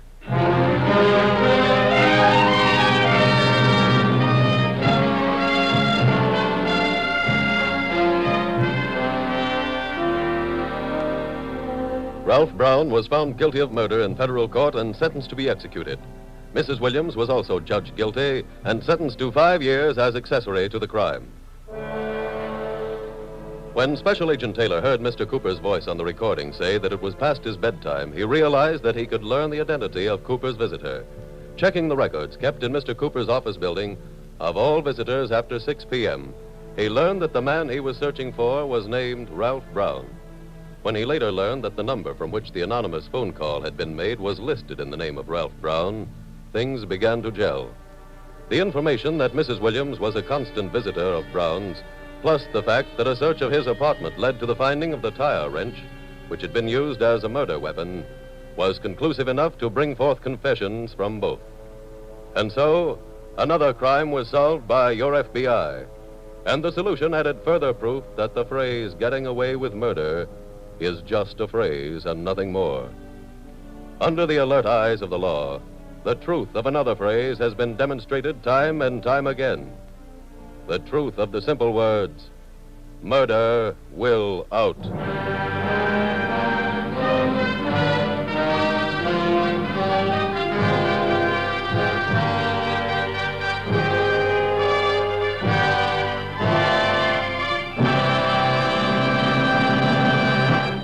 In just a moment, we will tell you about next week's exciting case from the files of your FBI.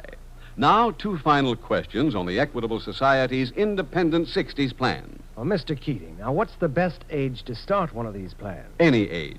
Your Equitable representative will explain that the sooner you start, the less your plan will cost you each year. Well, what about the income? How much can I expect when I'm 60? The exact amount depends on two factors, your present income and your future needs. In any event, your Equitable Society representative will be glad to work it out for you without obligation. Phone him soon, or send a postcard care of this station to the Equitable Life Assurance Society of the United States.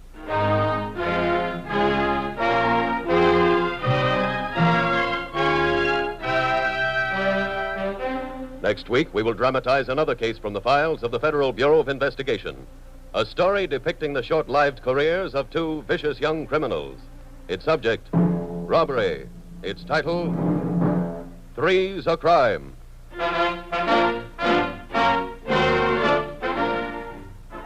The incidents used in tonight's Equitable Life Assurance Society's broadcast are adapted from the files of the Federal Bureau of Investigation. However, all names used are fictitious, and any similarity thereof to the names of persons living or dead is accidental. Tonight's program was transcribed, and the music was composed and conducted by Frederick Steiner. The author was Jerry D. Lewis. Your narrator was William Woodson, and Special Agent Taylor was played by Stacey Harris. Others in the cast were Jack Edwards, Bill Johnstone, Lynn Whitney, Roland Winters, and Donald Woods. This Is Your FBI is a Jerry Devine production. This is Larry Keating speaking for the Equitable Life Assurance Society of the United States and the Equitable Society's representative in your community, and inviting you to tune in again next week at this same time when the Equitable Life Assurance Society will bring you another thrilling story from the files of the Federal Bureau of Investigation. Three's a Crime on This Is Your FBI. This is ABC, the American Broadcasting Company. The Equitable Life Assurance Society presents This Is Your FBI.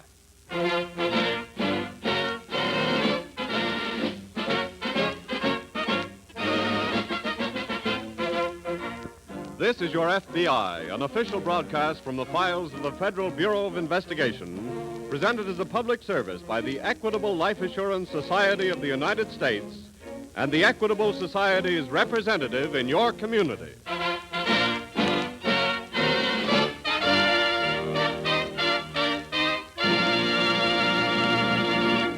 Mrs. America, if your husband isn't with you by the radio tonight, please get him. Tell him that 14 minutes from now, the Equitable Society, the sponsor of this program, has some important news for homeowners as well as for people who are thinking of buying or building a home.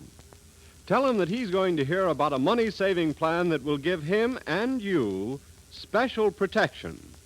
It's known as America's finest plan for home ownership.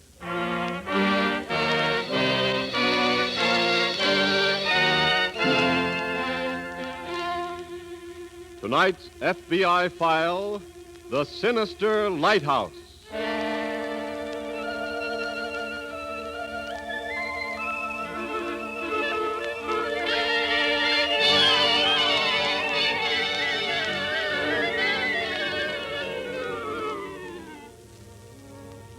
As we speak to you tonight, an unprecedented tidal wave of crime is sweeping our country from coast to coast, through village and hamlet and town and city, destroying lives and property, and smashing savagely at the very pilings on which rests the whole structure of American society.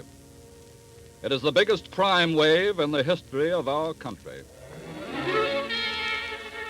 As to its magnitude, we need say no more than this, that major crimes alone, one of which we report tonight, are being committed at the rate of almost 5,000 every 24 hours.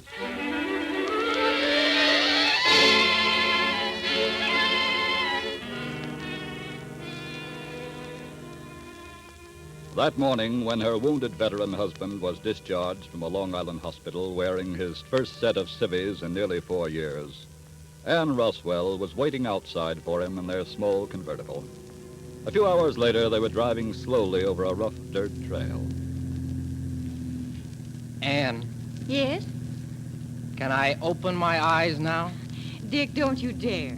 But I'm supposed to see where I'm driving. I'm handling that. And besides, we're almost there. Where?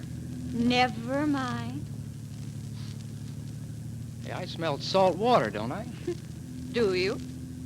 We're in Maryland, right? Are we? Sure.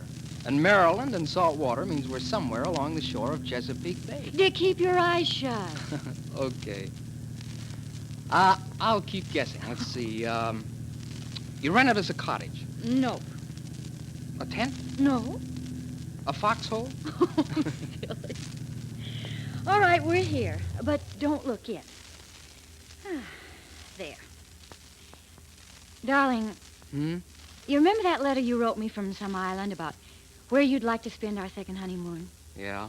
You said that you'd like to find an old abandoned lighthouse and... Well, look. Baby, you did it. I found it about a month ago and finally dug up the people who own it. Oh, gee, this is wonderful. They never come here, so they said we could use it. Oh, baby. There's not much furniture. Who cares? Come on, let's go look inside, quick. All right. Oh, be careful, darling. Never mind my leg, come on. Give me your hand, baby. Okay. That's the front door right there. Well, what are we waiting for? Let's take over. How old is this place, do you know? Very, very old. Maybe we'll even find some buried treasure around. I'm sure we will. Here we are. Wait a minute. What's the matter? We've got to do this according to regulations. I'm carrying you through the doorway. Oh, but Dick, darling, you can't. Your I'm leg. carrying you, baby. Come on. Oh, This is the way we do it. Careful now. Okay. Now, a big kiss before I put Dick. you down. Huh? Look. Look over there on the couch. Wait a minute. You stand right here. He looks like he's dead. Dick, is he... No, he's not dead. But he's sure knocked out. What happened to him? The hypo needle on this table probably had something to do with it. What's he blindfolded for? I don't know, but looks like we've stumbled into something, baby. What'll we do, Dick? We're going to get the police as fast as we can. Come on, let's... Stay where you are, both of you. Who are you? Answer me. If there's any questions to be answered, the boss will take care of that when he gets here. In the meantime... That's for crashing the party without an invite. Now sit down.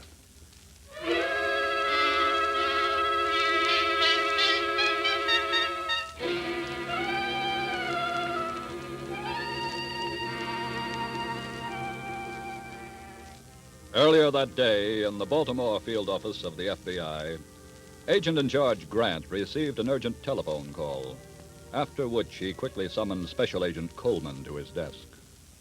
I got something hot off the wire, Mr. Grant? Yes. Do you know who John Berkeley is? You mean the plastics manufacturer here? That's the one. He just telephoned. His son, young Howard Berkeley, has been kidnapped. Well, when was this? Sometime after 6 o'clock last night. Young Berkeley had gone up to the family cottage on the bay yesterday by himself to work on his boat. Yes? At 6 o'clock, he telephoned his home to say he was staying at the cottage all night. And that was the last they heard from him. Well, how do they know he was kidnapped? The father just got an anonymous telephone call a while ago to that effect. Oh. The caller, a man, said Berkeley would receive his instructions later. And in the meantime? Here's the location of the cottage Berkeley gave me. You should be able to find it, all right? Uh-huh. You better take a run up there right now and see if you can pick up any leads. Oh. Okay. I'll arrange to have approaches covered right away so we'll get the ransom note without having to contact Berkeley in the open to get it. Right. Get back here as soon as you can. Things may start moving fast.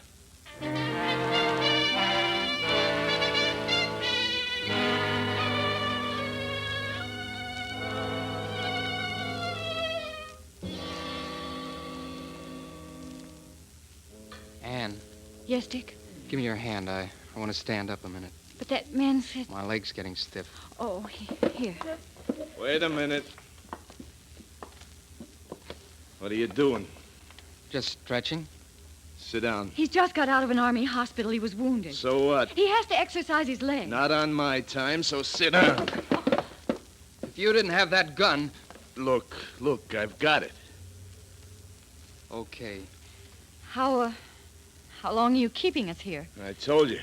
That's up to the boss. Hey, wait a minute. That's him coming now. Does that mean we can go? Well, you can ask him that question. He must have saw your car. Ox? Yeah? Whose car is that? Well, we had some unexpected company, but everything's under control. Oh. Who are they? They claim they got permission to use the lighthouse for a second honeymoon. Well, how romantic. Who are you? I'm Dick Roswell, and this is my wife. Where do you come from? We live in the New York suburb, Scarsdale. Oh, the Westchester set, huh? What'll we do with them? Mr. Roswell? Yes? I think you ought to know what's going on here. I already have an idea. Did you tell him, Ox? Of course not. Well, that character on the couch there is what you'd call in Westchester a house guest. He's staying here until we collect a chunk of dough from his old man. Kidnapping. Lady, you're being very crude. This is strictly a business deal. Look, what are you telling them all this stuff for? Because they're going to help us, Ox. Huh? On account of this is a business deal, Mrs. Roswell is going to write a business letter for us. Well, what's the idea? A dame's handwriting will set up a good false lead. Oh, yeah, I get it. And besides, her fingerprints won't mean anything, huh? That's right, Ox. Mrs. Roswell, you'll find a box of paper and a pencil on the table there. You mean you want me to write this? It's okay, baby. Here's the paper. Did I ask you to butt in? I'm just handing her a sheet of paper, that's all. Here, Anne. Ready, lady? Yes, sir. Then take this note. To Mr. John R. Berkeley, 2705 Linwood Drive, Baltimore.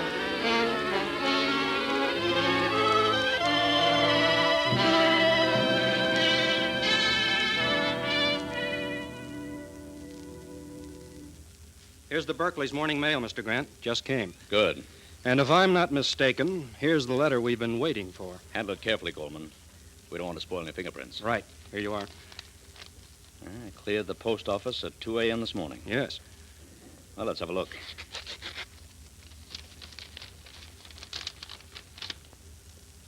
What does it say?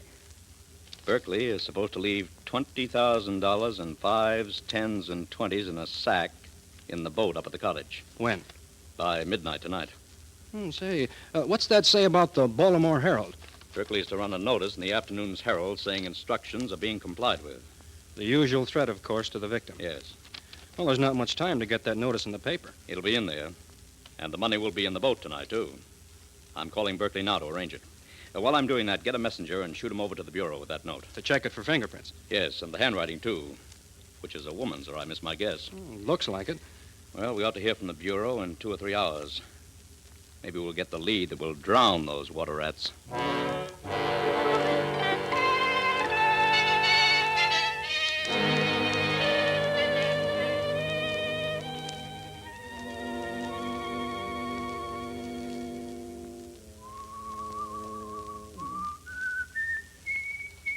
Say, boss, What is it, Ox? you need any help? No, I'm just about finished. What's he doing? Tying Berkeley up. We deliver him tonight. Can't he whistle any other song? He happens to like that song. He also happens to like the singer who uses it. It also happens to be driving us crazy. Well, everything's in real good shape. Boss. Well? What time is it? Why? Well, it'll take us nearly an hour to row across to that boathouse. That's right. Well, how much time we got? Enough.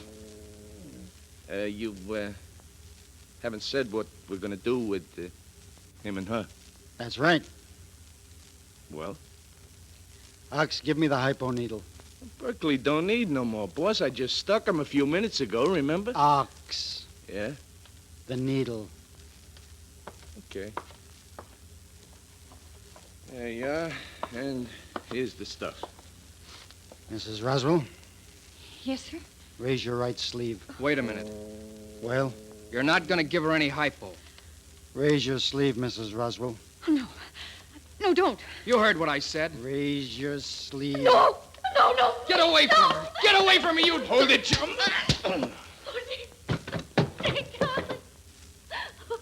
Thanks, Ox. Now, Lord, float Berkeley in the boat, will you, while I put Mrs. Roswell to sleep.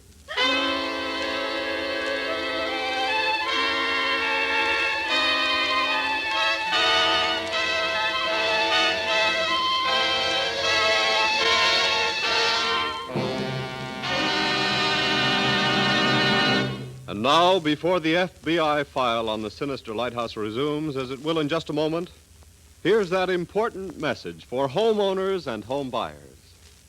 This week, at the Equitable Life Assurance Society, I met a self-sacrificing father.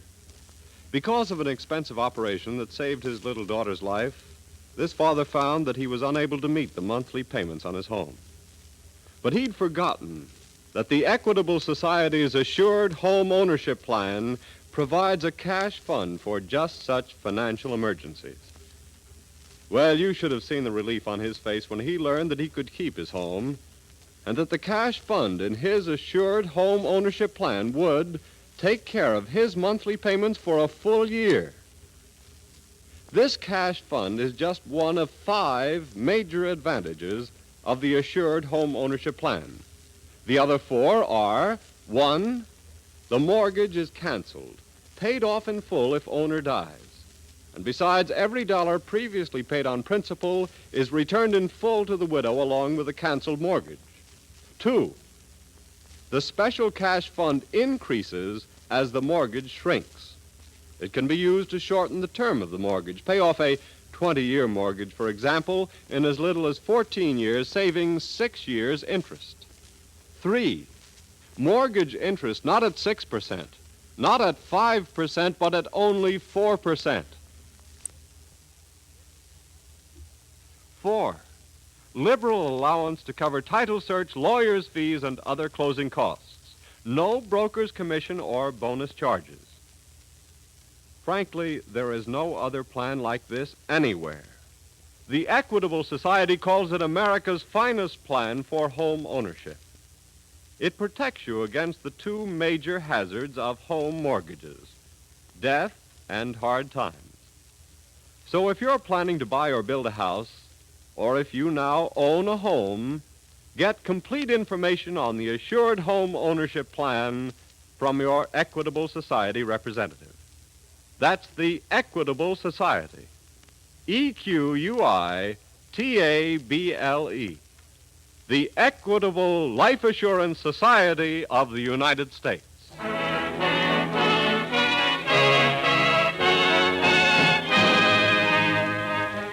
And now back to the FBI file, The Sinister Lighthouse.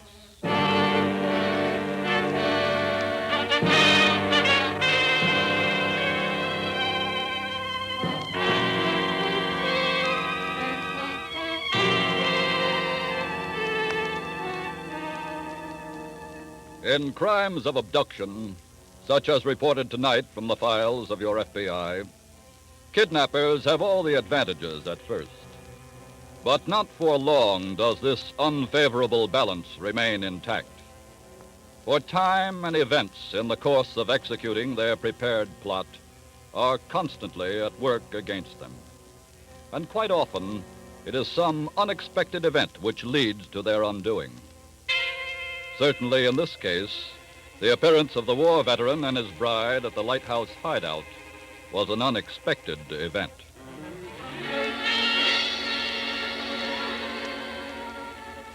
It is now about 11 o'clock. On the floor of the lighthouse lie the unconscious forms of the war veteran and his bride. A few yards away, the kidnappers are putting out from shore in a rowboat.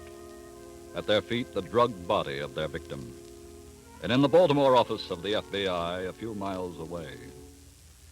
Well, an hour from now, Mr. Grant, the kidnappers will have collected that $20,000, and here we are just sitting. I know. This is the toughest part of a kidnapping case, Coleman. I'd give anything if we could be at that boathouse when they get there. So would I. But we can't gamble with the victim's life. Well, we should be hearing from Washington. I know they've had the ransom note for several hours now. There must have been some fingerprints on it. Maybe none they've got a record of. Washington. I hope so. Grant speaking. Right. It's Washington, all right. I got my fingers crossed. Hello? Yes? Uh-huh. Woman's handwriting, huh? We figured that much. Any record of it? I see. What about fingerprints? What? But that doesn't make sense. Uh-huh. All right, I got the name. Lives where? Okay, we'll go to work on it right now. Thanks.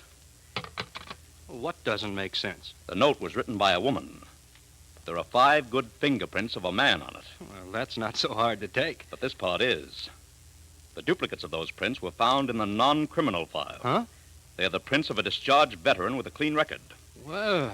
And what's more, he was just released yesterday morning from a Long Island Army hospital. Hey, wait a minute. That's what I say.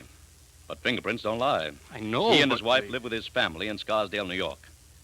Let's get the New York office on the phone, and fast.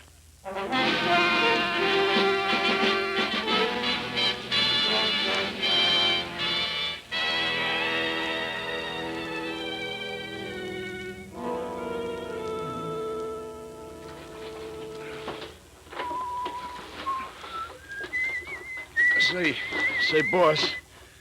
Well? I think we got away with them 20 G's too easy. Just keep on rowing, Ox, and be thankful for this fog. Anyway, I'm glad we got that kid off our hands now. I think you've got a point there, Ox. Yeah, I was beginning to get... Hey. Well? Wait a minute. Look, that kid won't be able to tell nobody nothing about us, 'cause he never got a look at us. That's right. But the other 2 got a real good look at us. So? Well, maybe we ought to go back to that lighthouse and knock 'em off for keeps. Look, so far we've done this job clean, and that's the way it stays. But they can identify us. For that, they need our names, where we're from, and our fingerprints, none of which they have. Yeah, but if... Keep on rowing to where we hid the car. We're getting back to New York fast.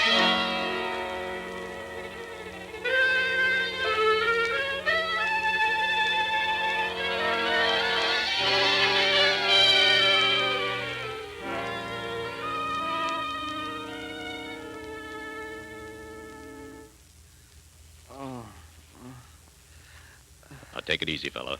Huh? You'll be all right. Who are you? We're special agents of the FBI. FBI? That's right. Oh. Anne. My wife. Where is she? She's right here. But they Apparently, she was drugged. She's coming around all right now, Mr. Grant. Good. It'll take a couple of minutes for her mind to clear. If I ever get my hands on those Just tell us what you know about them quickly. Well, sure, but how did you get here? I mean... Fortunately, your fingerprints were on the ransom note.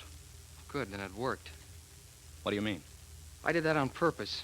I knew my prints would be on record on account of being in the Army, and maybe you could trace us here that way. That's just what happened. Anne and I came here for our second honeymoon. We know all that. We've talked to your folks. And you stumbled into a kidnapping. Yeah. And they forced your wife to write the note. That's right. They've collected the ransom by now. Now it's up to us to catch them. With your help. What do you want to know? How many were there? 2. Can you give us a good description? Well, let me see. Well, did they have any distinguishing characteristics or marks or habits that might help us? Well, the only habit I remember was the boss kept whistling the same tune over and over and over. What tune? I never heard it before. Any particular reason for him whistling it? The other one let something slip about some girl that sings it all the time. Who was she? He didn't say. Did you get any idea where they're from? They seem to know New York pretty well. See if you can remember how the tune went. Well, I'm not much good at that. Dick. Anne, darling. Dick. Everything's all right, baby. Maybe she can remember how that tune went. Yeah. Anne. Listen, baby. Dick, I'm so sick. You're gonna be okay, darling. Listen, you gotta help these men. They're from the FBI. What? That tune he was whistling all the time. Tune? Yeah, the one that kidnapper whistled. How did it go? I don't remember. Sure you do. You never forget a tune. Come on, snap out of it, baby. If you remember that song, it might help the FBI catch them.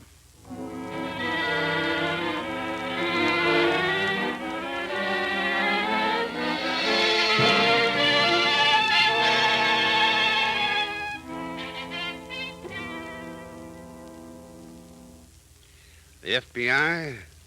What do you want to see me about? Since you're a prominent nightclub operator here in New York, Mr. Cardoni, you might be just the man who can help us. What do you mean? We want you to identify a tune for us. Tune? What tune? We don't believe it's published. Probably special material. Mrs. Roswell. Yes. Would you sing it for him? Hey, now look here. If this is some trick to get this girl an audition... We identified ourselves, Cardoni, and we're after a couple of kidnappers. Sing the tune, Mrs. Roswell. Do, do, do, do, do, do, do, do, da, da, da, dum. Okay. I know it's not an audition gag now. What's the tune? That's Kay Wentworth's theme song. Who's she? Nightclub singer. I booked her here several times. Where is she now? Around town. Why? Who's her boyfriend? Is she married? To whom? Trumpet player. Oh. That bad? Look, Mr. Grant. Yes? Just because our man whistles a tune all the time doesn't necessarily mean he knows Kay Wentworth. That's true. He might be, well, just an ardent admirer of hers. Is Miss Wentworth singing anywhere now, Mr. Cardoni? No. You know what I'm thinking, Mr. Grant? I believe I do. Mr. Cardoni. Yeah? I'm sure you book your talent for the club far in advance. But this is an emergency. And if you'll cooperate with the FBI, you may be helping us to...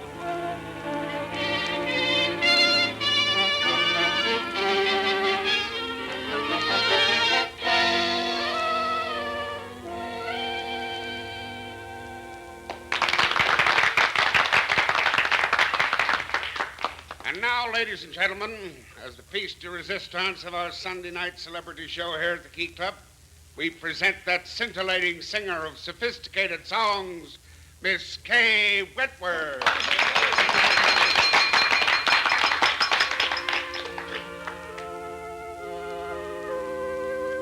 There she is, boss. Oh, she's gorgeous, huh? And you keep quiet now, Ox, or you'll eat this bottle. Huh, boss? Shut up. Joe is just a name to most, but to me... Hey, boss. I told you to keep But quiet. look who's coming this way. I don't care who it is. It's them kids from the lighthouse. What? And they got two other guys with them. Let's get out of here. Just a minute, you. What's the idea? I believe you already know Mr. and Mrs. Roswell here. And we're special agents of the FBI. Look, I don't know what They're the men, all right. Then sit back down, both of you. We went to a lot of trouble to arrange Miss Wentworth's appearance here, especially for you, mister. You ought to hear the finish of her number. You'll have a lot of time to whistle it.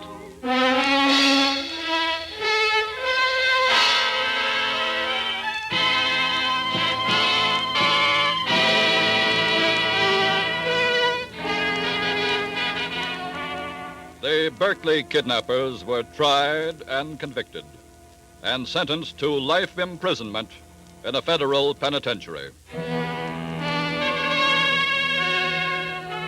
Yes, the tremendous upsurge of crime in post-war America finds the kidnapper at work again.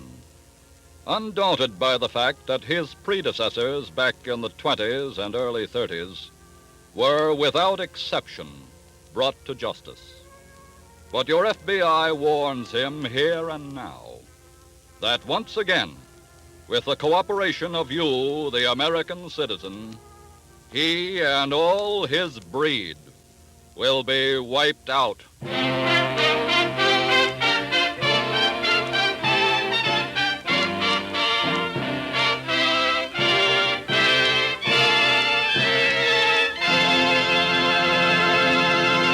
Next week, another thrilling case from the files of your FBI. We'll tell you about it in just a moment.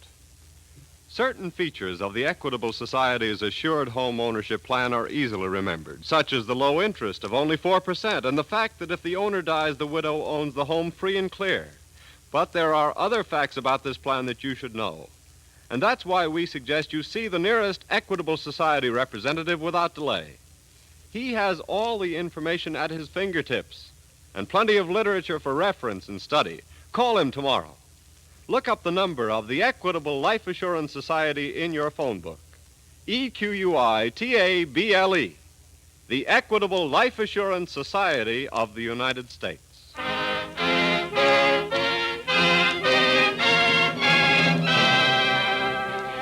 Next week, we will bring you another colorful story from the files of the Federal Bureau of Investigation. Flowers for the Corpse.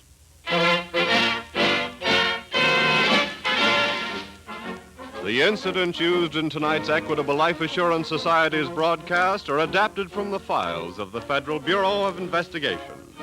However, all names used are fictitious, and any similarity thereof to the names of persons living or dead is accidental. Tonight, the music was composed and conducted by Frederick Steiner.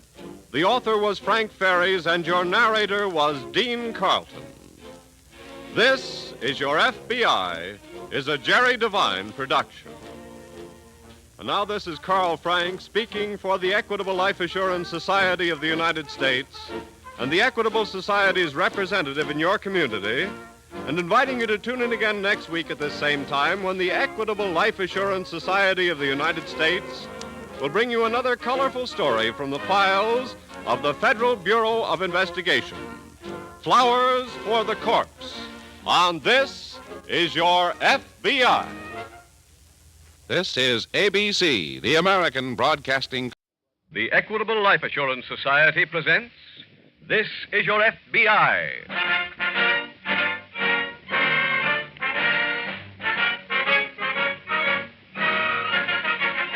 This is Your FBI, the official broadcast from the files of the Federal Bureau of Investigation, presented as a public service by the Equitable Life Assurance Society of the United States and the Equitable Society's representative in your community.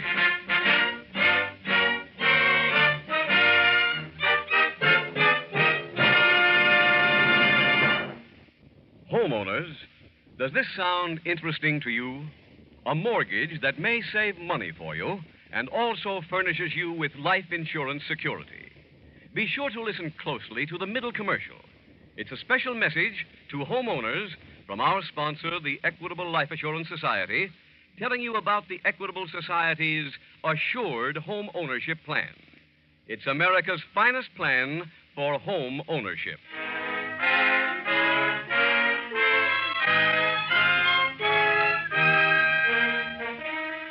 Tonight's FBI file, The Careless Killer.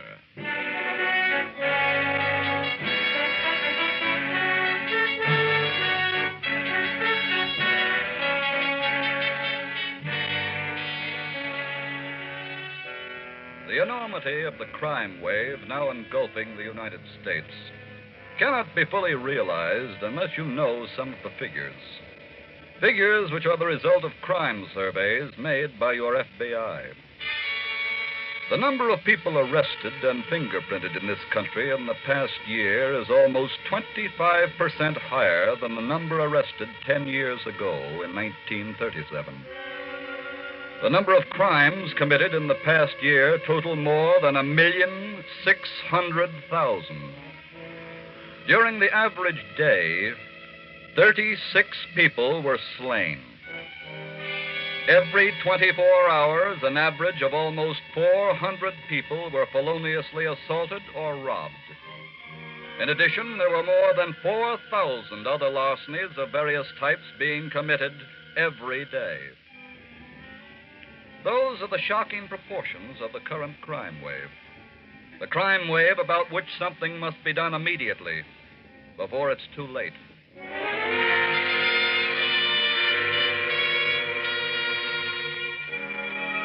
Tonight's FBI file opens in an apartment in a large Midwestern city. The occupants of this flat are a young married couple named Rockford. Mrs. Rockford is at the front door, just admitting a visitor. Oh, hello, Mom. Hiya, Peg. Come on in. Okay. Well, gee, you'll have to excuse how the house looks, Mom. I didn't expect nobody so early. This ain't the first sloppy joint I've seen. Where's that husband of yours? Charlie? Well, how many husbands have you got? Just Charlie. He's in bed. Get him up. Oh, well, he's still sleeping, I Mom. said get him up. I want to talk to him. Sure, okay. He may not like this. That really worries me. Charlie? Huh? Charlie? Huh? What? Charlie, will you wake up? Oh, what is it?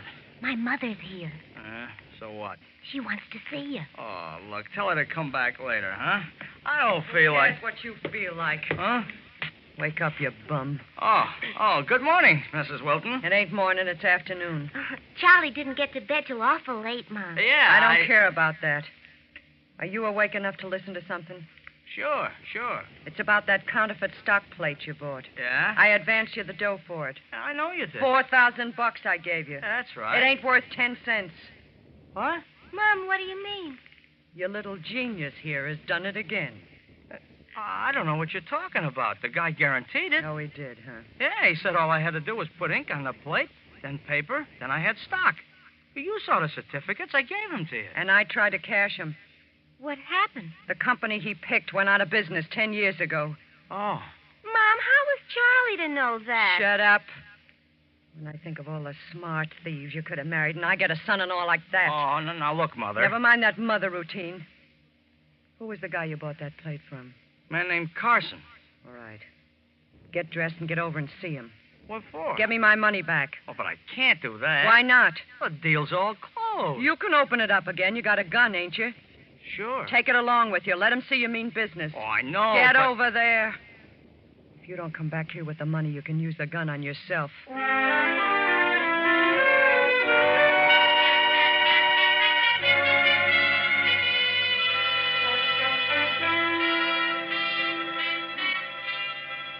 In the same city, in the nearby FBI field office, Special Agent Jim Taylor is just reporting to his agent in charge. You sent for me, Mr. Stilling? Oh, yes, Jim. Just got a report from our Chicago office. Huh? Want you to get right to work on it. What's it all about, sir? National Stolen Property Act. They picked up a suspect yesterday who was trying to pass over $5,000 worth of counterfeit stock certificates. I see. And the agents who searched his effects found that he also had counterfeit stock plates in his possession. Well, did his own printing job, huh? That's right. Well, this man was questioned for a number of hours, and he finally broke down and revealed where he got the plates. And where was that? Right here in town. Well, he claimed he got them from a man named Carson. Here's his address, Jim. All right, sir. According to the suspect's testimony, this Carson makes a business of turning out counterfeit stock plates. I see. Get right over there and check on Carson. Okay. See what you can find out.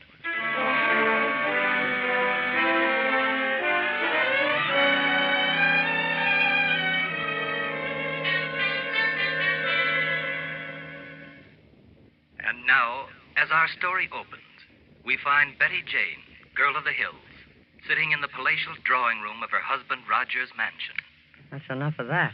Oh, Mom, what'd you turn it off for? Are you kidding? But I wanted to hear it. It's such a sweet, sad story. It's all about a girl who's looking for a missing husband. I'd rather hear about your missing husband. What's keeping that guy?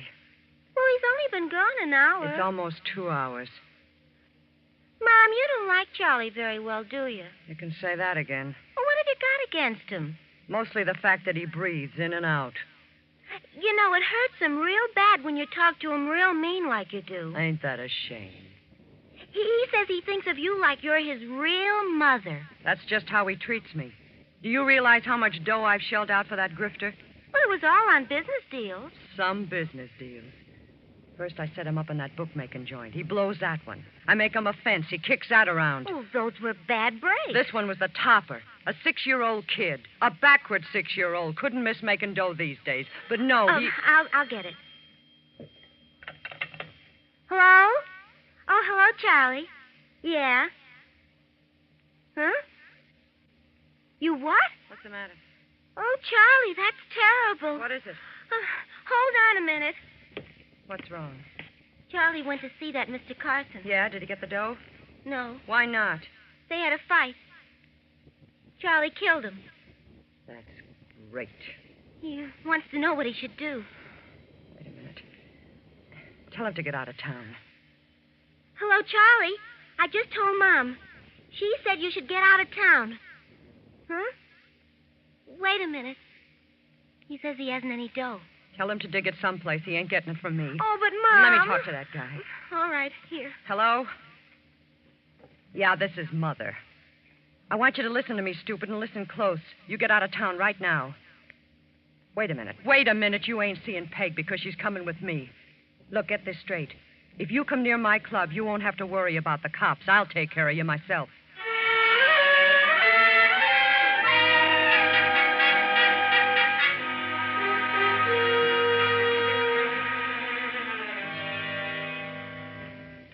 Mr. Sterling. Yes, Jim. May we come in? Come ahead. This is Detective Harvey, Homicide Squad. Mr. Sterling. Hello, sir. Hello, Harvey.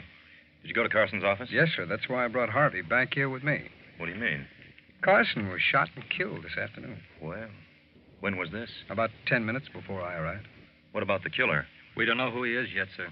Let's have the whole story, Jim. All right, sir. Well, as I told you, as soon as I arrived at Carson's office, I found his body. Was anyone else there? Yes, a young lady, his secretary. Could she shed any light on the killing? Well, she didn't know the name of the man who did it, but she said he had been in Carson's office before. Oh? I got a complete description of him from the girl, sir. Right down to a ring that he was wearing. Good. I also learned why this man was there. Yes? The secretary admitted that he had bought some counterfeit stock plates from Carson in the past. On this visit, he had an argument with him, claiming these plates were worthless. And that evidently led to the shooting. Mm-hmm. Where is the secretary? We're holding her now as a material witness.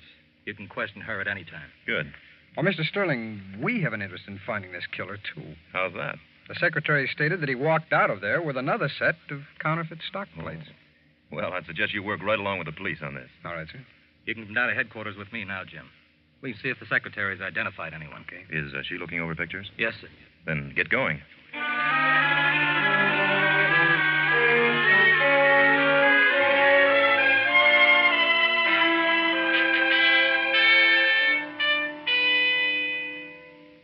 Oh, Jim. Oh, yeah, well.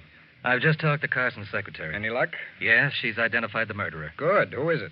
A small-time thief named Charlie Rockford. Charlie Rockford. I see. Our lieutenant seems to have a pretty good line on him. Oh? Knows where he lives, where he hangs out. Hey, that's fine. They've sent out a general alarm on him. They also have a squad car on the way over to his home. Good. Oh, Bob, I'd like to talk to that secretary now. See if I can get a complete line on Carson's operation.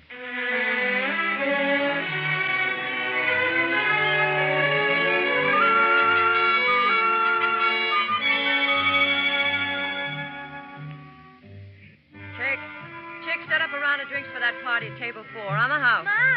Mom! What is it, Peg? Charlie's here. What?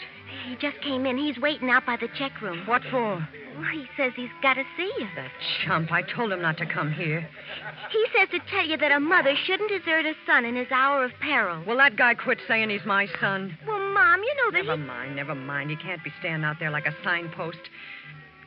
Bring him back to my office. Sure, okay. I'll be right there. Charlie. What'd she say, Peg? She wants you to come back to her office. Oh, swell. Let's go. She's sort of mad at you, Charlie. Oh, look, honey, I'll con her out of that. She says you shouldn't have come here. Now, what sort of way is that to act to her own flesh and blood? She says you ain't her flesh and blood, Charlie. Listen, I'm getting sick of what she says. Now, don't go acting that way. Here we are. Go ahead. Okay. Hiya, Mother. I thought I told you to keep away from here. I'm in trouble. Flash. Look, I'm hot, I tell you. So I see by the newspapers. Huh? The papers have got something about me? Only a story and a picture. Oh, so that's why them cops showed up. What do you mean, Charlie? Showed up where? At the apartment. You went back to your apartment? Yeah. Why? Well, I thought maybe Peg would be there. Why, you stupid... What happened with the cops? Well, I happened to spot the squad car pulling up in front of the building, so I slammed down a fire escape. And then you came right over here? Yeah. That's great. Drag me into this thing. How? They wouldn't be tailing you or nothing. Oh, I gave them the slip. Some slip you could give them. Blind Tom could follow you. You shouldn't have done that, Charlie. Oh, look, lay off of me, will you, both of you? I need some dough, getaway money. And that's what you came here for? Yeah. Not a chance. Oh, now, wait a minute. You're in this thing, too, you know. How do you figure that? Well, you put up the dough for that phony stock plate. You were the one who told me to use a gun to get the dough back. Charlie, that isn't fair. Let him talk. I want to hear more. Sure, I'll talk. I'll tell you this right now. Unless you kick in with a bundle for me to go away with, I blow a whistle on you. I bet you would, too. Sure. So how about it? Are you getting it up? The answer's still no. Okay. Maybe this'll change your mind. Charlie. I was wondering when you'd pull that gun. How about some dough? Charlie, put down that gun. She's my mother. Never mind the song titles. Come on, money. Your desk is loaded with cash, I know that. Well, I was always taught to pay a good deal of respect to a guy with a pistol. Mom, don't you give him anything. Keep out of this. Looks like I gotta give him something, honey. Think this'd be enough?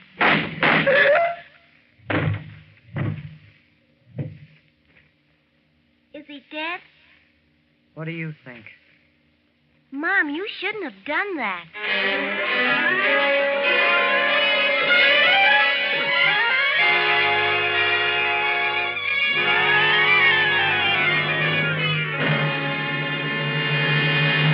Tonight's case from the official FBI files will be reopened in just a moment.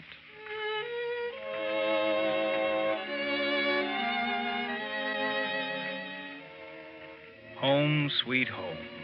I forget the words now, but it's always hard for a man to express his real feeling, the warmth, the love of his own home. As a homeowner myself, I know what you mean. And for that reason, I also know you'll be interested in the Equitable Society's Assured Home Ownership Plan. It's a money saver, it's a home saver. It's America's finest plan for home ownership. Assured home ownership? Well, what is this plan, and why is it the finest? The Assured Home Ownership Plan has these four main advantages. First, if the owner dies, the Equitable Society cancels the mortgage. It's paid off in full. What's more, every dollar previously paid on principal is returned to the widow along with the canceled mortgage.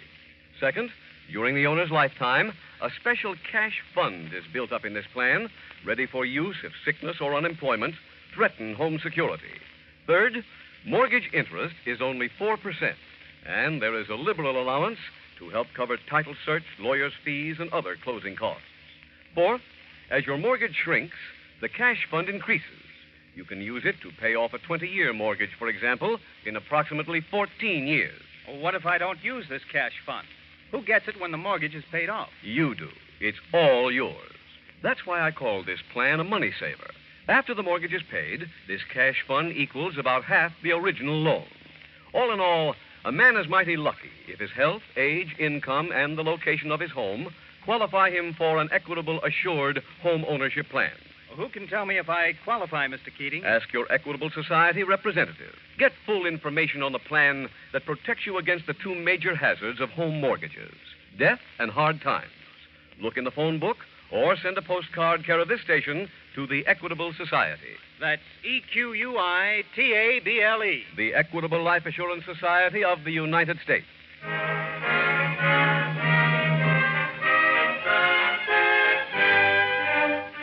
And now back to our FBI file, The Careless Killer.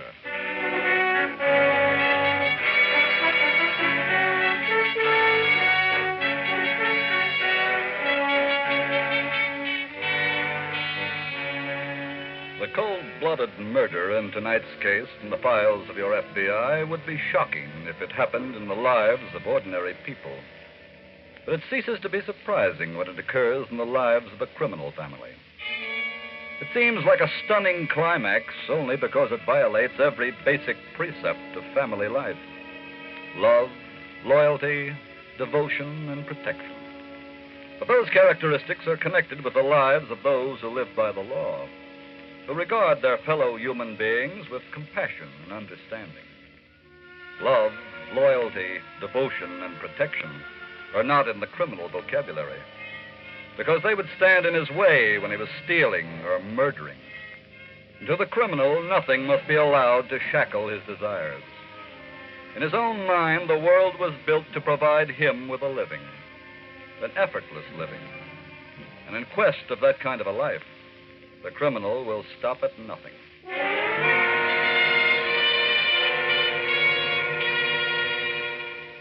Tonight's file continues at the FBI field office.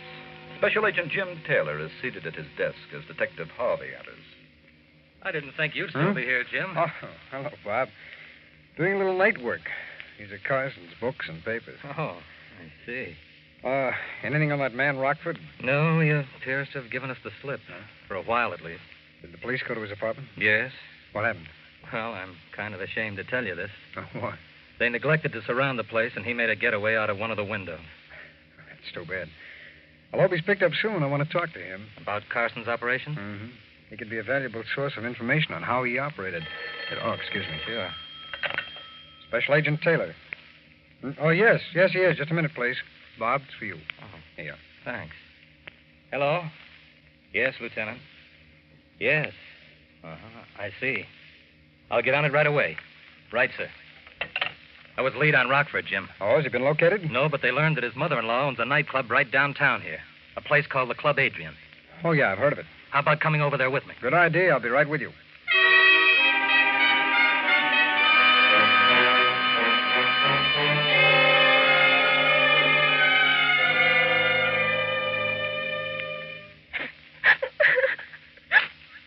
Peg, will you cut that out? I feel just like Betty Jane. Who's she? Betty Jane, Girl of the Hills, that radio program. Oh, that. You should suffer so long. She, too, has no husband. Look, save those crocodile tears. You miss him just about as much as I miss Hitler. But he died so bravely. Yeah, just as he was about to shoot your mother. Now cut it out. Mom. Yeah. What are you going to do with him? Get rid of him, of course. Where is he now? In a closet in the back hall. Will anyone find his body? Eventually.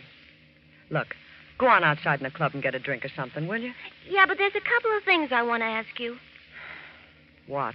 Well, first of all, should I start wearing black? Oh, that'd be great. The guy's body may not turn up for months. But I look good in black. Look, please go outside, honey. How are you going to get rid of him? I told one of the boys to pick up a truck of some kind. Steal it? Yeah, he'll come around to the back of the club and we'll load the body in after we close. Oh. Now, will you go outside? There's a lot of guys in the joint looking for young girls to dance with. Well, why didn't you say so?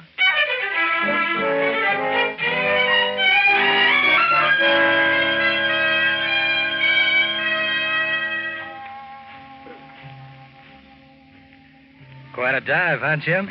It's hard for me to tell. I can't see very well through this haze of smoke. I wonder if the owner will join us. Mrs. Wilton? Yes. Oh, did you tell the captain we'd like to see her? Yes, but that doesn't... I beg your pardon, boys. Did you want to see me? Are you Mrs. Wilton? That's right. How do you do? My name is Taylor. I'm a special agent of the FBI. Oh. This is Detective Harvey of the local police. Hello. Hello. Well, you boys just about cover everything, huh? Just about. Glad to see you. Thanks. Won't you join us for a moment? What's on your mind? We'd like to talk to you if we may. Oh, sure. Here, sit right here. Thanks. Will you have a drink? Oh, thanks. I just sell the stuff. Well, go ahead. It's about your son-in-law, Mrs. Wilton. I figured that was it. He killed a man today. Yeah, I read it in the papers. And so far, your son-in-law has managed to elude the police. I was wondering if you had seen anything of him. No. And frankly, I don't want to. How about your daughter? Has she heard anything of him? No. Now, how do you know? She's been with me all day and tonight. Is she at the club here now? We'd like to talk to her, too. Well, she ain't around at the moment. If you was to come back later or wait here a while... there you are. I've been looking all over for you, Mom. Is this your daughter? Yeah. I've just been dancing with that cute little guy. He works for an advertising agency. Excuse me, Mrs. Rockford. Yeah? I'm a special agent of the FBI. Huh? I've come here to find out about your husband. I already told you we ain't seen him. Oh, no, we ain't seen him all right. Not at all. Go finish your dance, honey. Oh, yeah, sure. Goodbye. Nice to have met you. You see, she don't know any more about him than I do. Yes, I gathered that. How about a drink for you boys? No thanks. We've got to be going. Well, if the guy turns up, you can believe me, I'll get right in touch with you. I ain't looking for the kind of trouble he carries.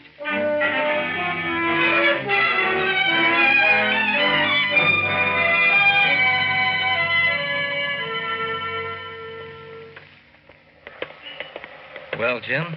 Pretty phony routine she gave it. Yeah. I think they've heard from Rockford all right. In fact, I know they have. How's that? You remember that ring that Carson's secretary said that Rockford was wearing? Yes. Black onyx with 3 diamond chips. Mm-hmm. Well, his wife was wearing it tonight. Oh. Mm-hmm. Of course, it could be a duplicate, but I doubt it. Well, that means that he's been back here at the club. I think so. It could also... Look out, Bob! Hey. Thanks, Jim. It's okay. That would have been a nice finish. Knocked off by a truck from a diaper service. Yeah. He certainly was... Hey. Wait a minute, Bob. What? That alley the truck just went down. I'd like to see where it leads to. Okay. Seems to go around back of the club. Mm-hmm. What would a diaper truck be doing back there? Bob, if Rockford is still in the club, they could be using that truck to get him out. That's logical. No one would ever suspect he was getting away in that. Bob. Yes, Jim. Let's find a patrolman. Have him cover the front door of this club. Okay. I'll cover this alley and keep an eye on the truck. Right. You go down and pick up a warrant for us to search this place at once.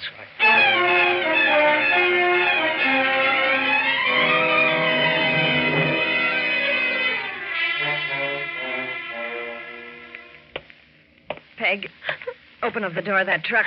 Very well. Well, hurry up about it. This guy's heavy. Yes, Mom. Oh, well, you cut out that sniveling. This is his funeral, Mom. And I ain't even wearing black. Yeah, I know.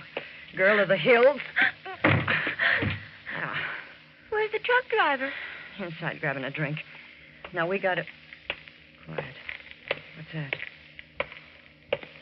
Good evening, Mrs. Wilton. Who is it? Special Agent Taylor. The FBI. Oh, hello there. I thought I heard some kind of activity going on back here. Yeah, just taking in some laundry. Oh. And is your laundry usually delivered in a diaper truck? Yeah. Okay, Peg, you can tell the driver to come out. Oh, just a minute. Huh? I'm curious to know what it is you were putting in the truck, Mrs. Wilton. What do you mean? You just carried something in there, didn't you? No. You mind if I take a look in there anyway? No, don't. Shut up. What's wrong, miss? Keep away from that truck. Why? I've got a gun here. That's reason enough. That wouldn't be Rockford's body in there, would it? Real smart, ain't you? No, just observant. Well, that observant stuff ain't going to do you any good. Mom, take it easy. We might just as well add another body to the collection. Give me that gun. Not a chance, mister. Yeah. Huh? Give me that gun. No, let go of me. Sorry, Mrs. Wilton. I have the search warrant. Ah, Bob, you'd better change it to an arrest warrant for murder.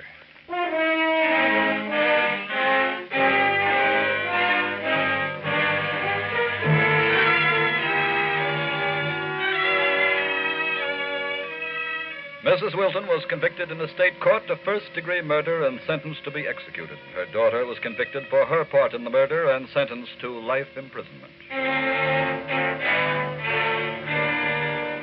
Too much credit for the closing of tonight's case from the files of your FBI cannot go to the local police department, whose cooperation is extended to the fullest extent.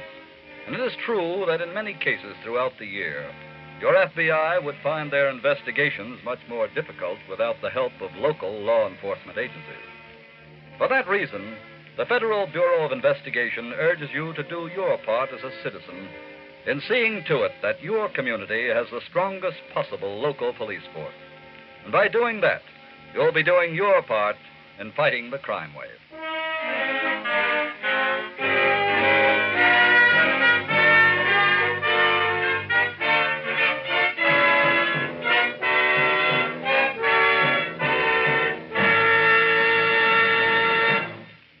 In just a moment, we will tell you about next week's exciting case from the files of your FBI.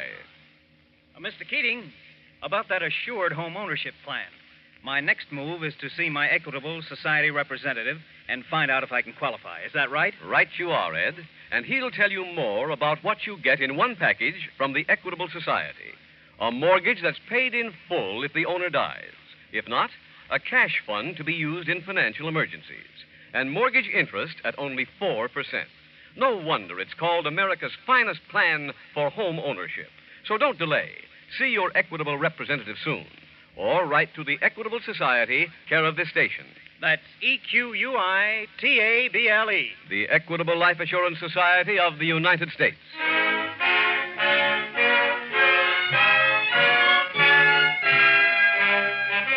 Next week, we will bring you another colorful story from the files of the Federal Bureau of Investigation.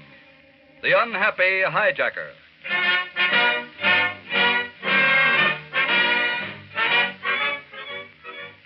The incidents used in tonight's Equitable Life Assurance Society's broadcast are adapted from the files of the Federal Bureau of Investigation. However, all names used are fictitious, and any similarity thereof to the names of persons living or dead is accidental. Tonight, the music was composed and conducted by Frederick Steiner. Your narrator was Dean Carlton, and Special Agent Taylor was played by Stacey Harris. This Is Your FBI is a Jerry Devine production.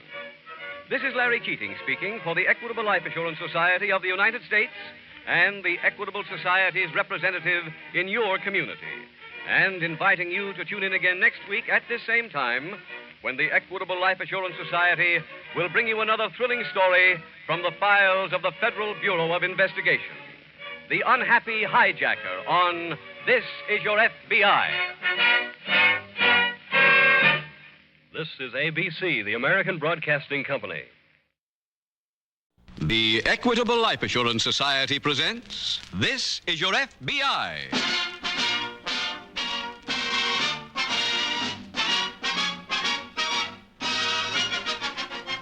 This is Your FBI, the official broadcast from the files of the Federal Bureau of Investigation. Presented as a public service by the Equitable Life Assurance Society of the United States and the Equitable Society's representative in your community.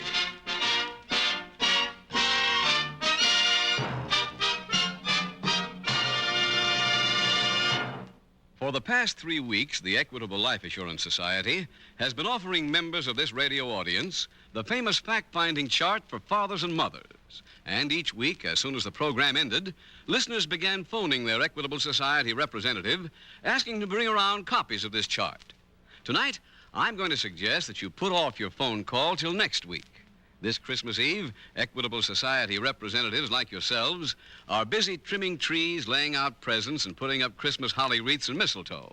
But next week, be sure to call an Equitable representative about the fact-finding chart for fathers and mothers. I'll tell you more about it in about 14 minutes.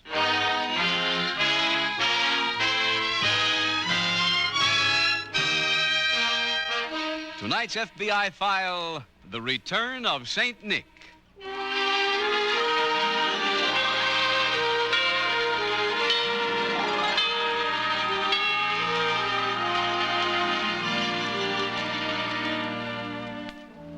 The United States is a young country in the family of nations, but already it has its share of national holidays.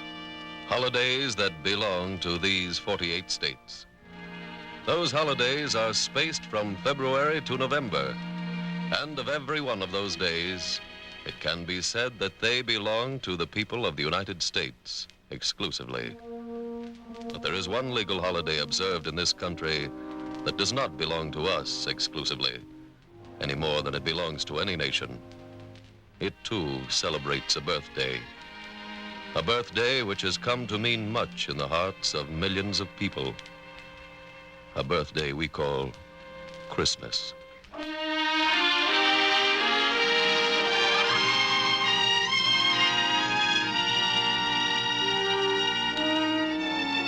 Tonight's file opens in an FBI field office located in a large eastern city. It is 2 days before Christmas, and Special Agent Jim Taylor has just entered the office of Agent in Charge, Sheridan. Morning, Jim. Morning, sir. I've got my report here on the Henderson case. Fine. Just leave it on my desk. All right. You're officially on leave, aren't you, Jim? Yes, sir, as of this morning. But I wanted to hand this in before I left. Going out of town for the holiday? That's right, sir. I'm flying home this afternoon. Oh, how long since you've been home on Christmas? Oh, not since before the war. Well, have a nice trip, Jim. Thank you, sir. And a very Merry Christmas. And the same to you, sir.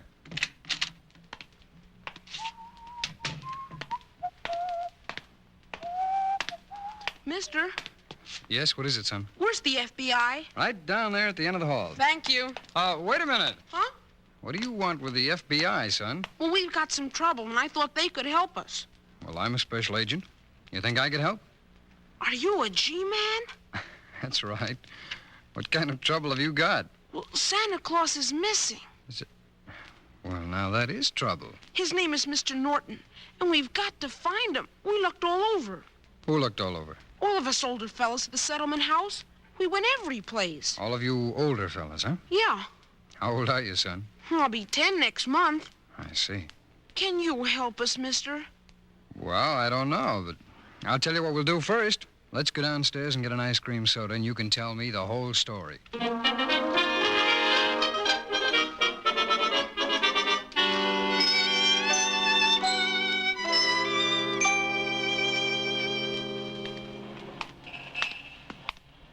This is the settlement house, Mr. Taylor. It's a nice-looking building. Here, we go in this door. Okay. Go ahead, son. Mr. Williams' office isn't there. Gee, he's a nice man. I'm sure he is. This door here? Yeah. Oh, but first we must knock. Oh, I didn't know that.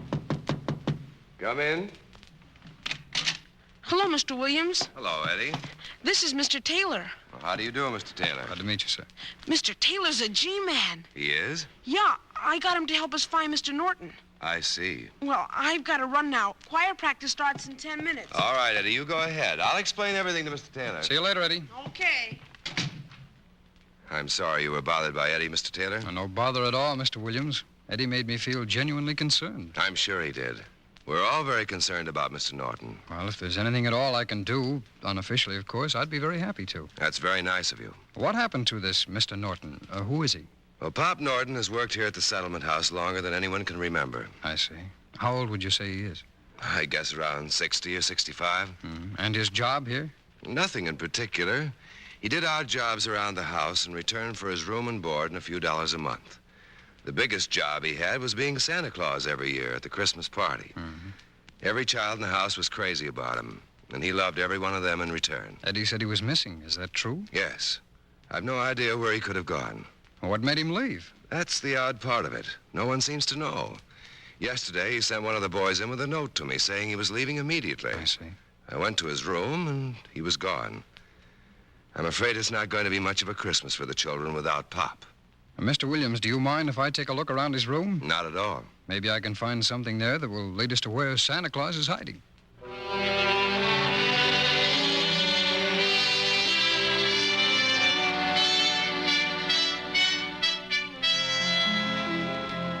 God rest ye merry gentlemen, let nothing you dismay. Remember Christ our Savior. Mr. Williams, may I see you for a moment? Certainly. Keep singing, boys. Let's walk over here. When we were gone astray. Did you find anything in Mr. Norton's room, Mr. Taylor? Not a thing, Mr. Williams' room was cleaned out. Tell me, what do you know about Mr. Norton? What did he do on his day off? Who were his friends? He never took a day off that I can remember. No? The only pleasure he got out of life besides serving the kids was reading. He always had 3 or 4 books from the library down the street. I have a hunch Mr. Norton isn't going to be too difficult to find. Why do you say that? Well, from what you've told me, he's a man of about 60 with no outside interests. The only things he likes are reading and children. That kind of a man doesn't usually run very far. Pardon me. Certainly. All right, boys, you can rest a while. Sorry, Mr. Taylor. Please go on. Well, I was about to say that I think he's probably still here in the neighborhood. Mr. Taylor! Mr. Taylor! Oh, hello, Eddie. Oh, excuse me, sir. All right, Eddie. Mr. Taylor, I've been working on the case. Good for you, son. What did you find? Well, I spoke to a boy who saw Pop just before he left. Well, that's fine. What did he say? He told me that he was playing with Pop yesterday when 2 ladies came into the gym. 2 ladies? Yeah. Pop saw them, and he went and hid in a closet until they went away. When was this, Eddie? Just before milk. Just before milk? Well, that's at 4 o'clock. They all got milk and cookies. Oh, I see. Well, thanks, Eddie. You've been a big help. You're welcome, Mr. Taylor. Oh, now, you stay here a minute, Eddie. I've got another job for you. Gee, thanks. Mr. Williams, do you know the 2 women who came here yesterday? One of them was a Mrs. Chester. She's on the Board of Governors. She brought a wealthy friend of hers to try to interest her in contributing to the house. I see. Do you know the friend's name? No, I don't. But I can find it out from Mrs. Chester. Oh, I'd appreciate you doing that. Now, Eddie, you ready for your assignment? Yes, sir. Anything. All right. I want you to go to the library down the street and see if Mr. Norton is there. Yes, sir. And if he's not there, wait around for him. I think he might come in for some new books.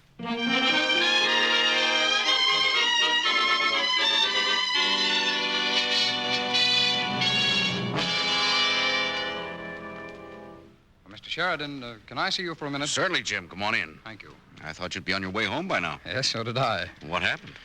Well, when I left your office this morning, a young boy stopped me in the hall and asked for some help. What kind of help? Well, he belongs to the Murray Street Settlement House. It seems that their Santa Claus has disappeared. What? He wanted us to find him. I went back with him and talked to the head of the house. What's the story? Well, this Mr. Norton has worked at the settlement house for about 30 years. Yesterday, he suddenly quit. Why? Nobody seems to know, except that he saw two women come in and hid in a closet until they left. Then he packed all his belongings and disappeared. I see. I know this isn't our case, sir, but, well, I'd like to ask a favor. What is it? We have no picture of this man, sir, and I'd like to have an artist go over to the settlement house, talk to the kids, and make up a composite picture of Mr. Norton. What do you want that for? Oh, I have a hunch Mr. Norton is still in the neighborhood. I'd like to circulate the picture and see if we can't get him back to the settlement house in time to be Santa Claus again this year. What about your trip home, Jim? Oh, it can wait a day. I don't mind. Well, you go ahead. We'll find an artist, and more than that, you can use any facilities we've got. No, thanks very much, sir. Excuse me. Sheridan speaking. Is Mr. Taylor there? Yes, just a moment. It's for you, Jim. Oh, thanks. Hello? Hello, Mr. Taylor. I've got that information for you. Oh, fine. The woman with Mrs. Chester yesterday was a Mrs. Norman Montgomery.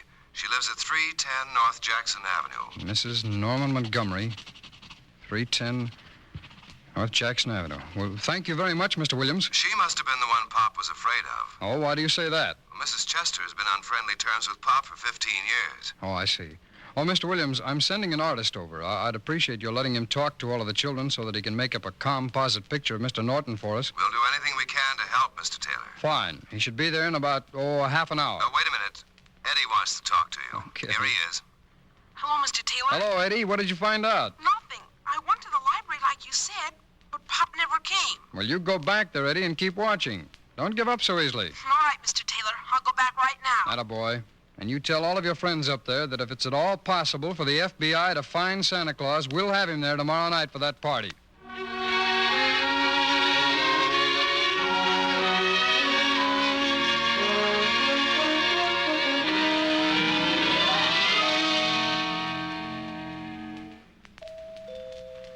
Just a moment, please. Mrs. Montgomery? Yes? My name is Taylor. I'm from the FBI. Here are my credentials, ma'am. Oh, what can I do for you, Mr. Taylor? I'd like to come in and talk to you, if you don't mind. Come in. Thank you. What is it you want? I'm checking up on something, and I'd like to ask you a few questions. What sort of questions? Well, the first one would be, were you at the Murray Street Settlement House yesterday? Why, yes, I was. With a Mrs. Chester. What has that to do with you? Oh, it has nothing to do with me, Mrs. Montgomery, but it might have something to do with a man who disappeared. What are you talking about? Well, this man who disappeared seemed to be afraid of being seen by you, according to what I can gather. What? Well, that's merely a theory, Mrs. Montgomery. Oh, why would he be afraid of me? Well, that's what we don't know. Who is this man? Oh, I have a composite picture made by one of the artists in our office. Here. Well, do you recognize him? Yes, I do. I haven't seen or talked with him in 30 years, but I know him. Who is he? He's my brother, Kenneth. Why would your own brother try to avoid you? He had a good reason. And what's that, Mrs. Montgomery? Kenneth is a common thief.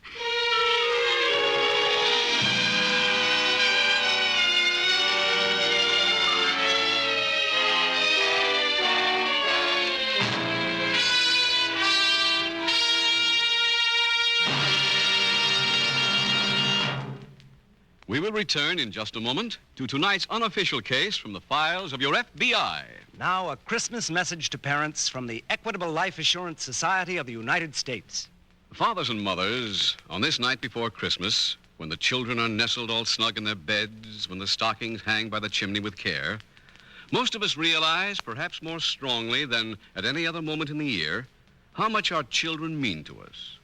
At such a time, therefore, it is perhaps not unsuitable to discuss one of the most unselfish gifts a father can give to his family, the gift of life insurance. Life insurance is the loving father's way of making sure that his love will continue to watch over his family, no matter what may happen to him. Through life insurance, he makes certain that they will have an adequate income to live in comfort and security if he should be taken from them. To help you to determine what that income should be, the Equitable Life Assurance Society has published a special chart. It is called the Fact-Finding Chart for Fathers and Mothers. Its purpose is to help you make an accurate estimate of how much money your wife and children would require to carry them through the critical years until the youngest child finishes high school. You will be able to fill in this chart in 5 minutes because you are guided every step of the way by simple, easy-to-understand pictures. It is offered to all parents as a public service by the Equitable Life Assurance Society without charge or obligation. Simply phone your nearby Equitable Society representative and ask him to bring you the fact-finding chart for fathers and mothers. Or send a postcard addressed to the Equitable Society, care of this ABC station. Your request will be forwarded to the nearest representative of the Equitable Society. That's EQUITABLE. The Equitable Life Assurance Society of the United States.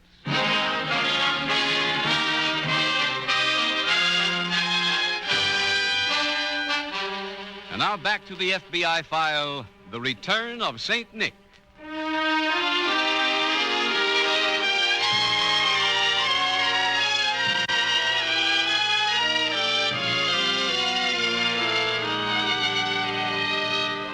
Hate is a vicious emotion which feeds upon itself and becomes greater as time goes on.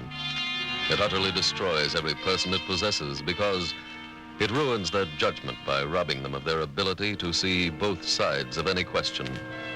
Ultimately, it must warp the mind to such a degree that only a paramount shock can restore any degree of mental balance. As you can see from tonight's case from the files of your FBI, hate can make two members of the same family stop talking for 30 years, for a period of time that is almost half the allotted time of man on earth. That kind of hatred can consume a person, an industry, or a nation. For when a nation hates that way, the lone possible outlet is war. No one person can prevent a war between nations, but every one of you can make this a much merrier holiday season for yourself by resolving to live your life with full dignity as a human being and full respect for the rights of every other human being on the face of the earth.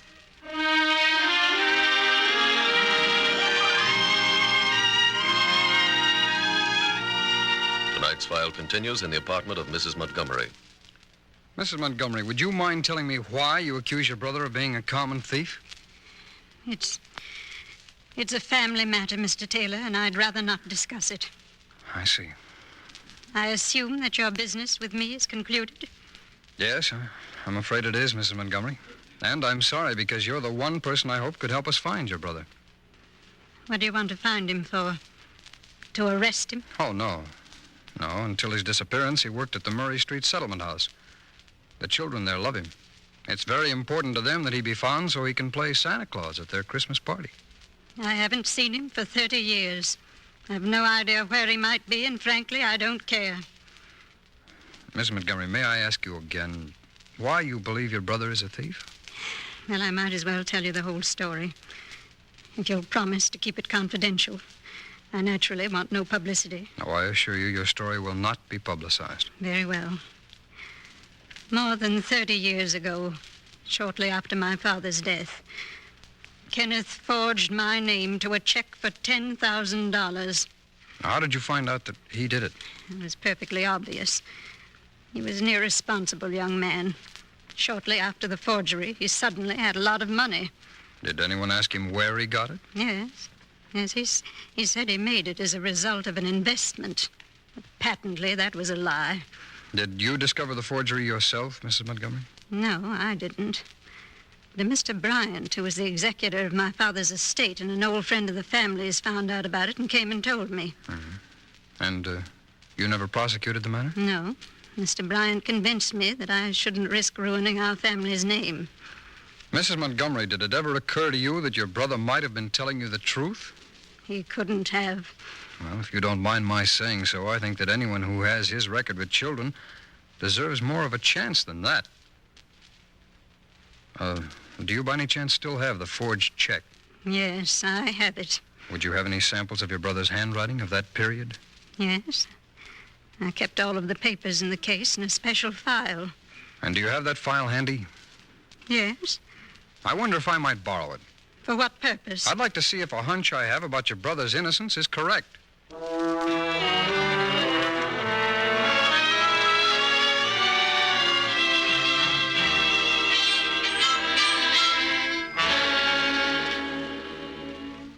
Hello, Mr. Taylor. Oh, hello, Eddie. Here, have a chair. Thanks. Eddie, what are you doing wearing a mustache? Well, I bought a disguise kit, Mr. Taylor, so I could stay at the library and watch out for Mr. Norton without him recognizing me. Oh, that's a good idea, Eddie. Well, did you see Mr. Norton? Yes, I did. Oh, when? Well, he didn't show up at all last night. I stayed until the library closed. But you told me to stay on it, so I went back this morning. And he came to the library about 10 o'clock. Did you talk to him? I tried to talk to him, but he said he didn't know me. He did? Yeah, so I took off the red wig I was wearing. But he still said he didn't know me. I didn't think you'd do that. Then he turned around and walked out of the library. I trailed him, just like I saw a detective do in the movies. Where did he go, Eddie? I wrote down the address, Mr. Taylor. Here it is, 71 Vernon Avenue. Vernon Avenue. That's not far from the settlement house, is it? No, it's only about 2 blocks. Well, good work, partner. Here's that report from handwriting, Jim. Oh, thanks, Carl. Thanks very much. What's that, Mr. Taylor? I had some papers analyzed by our handwriting experts, Eddie. Are you going to see Pop now? In a little while. But first, I've got another call to make. You go back over to the settlement house. I'll see you there later on.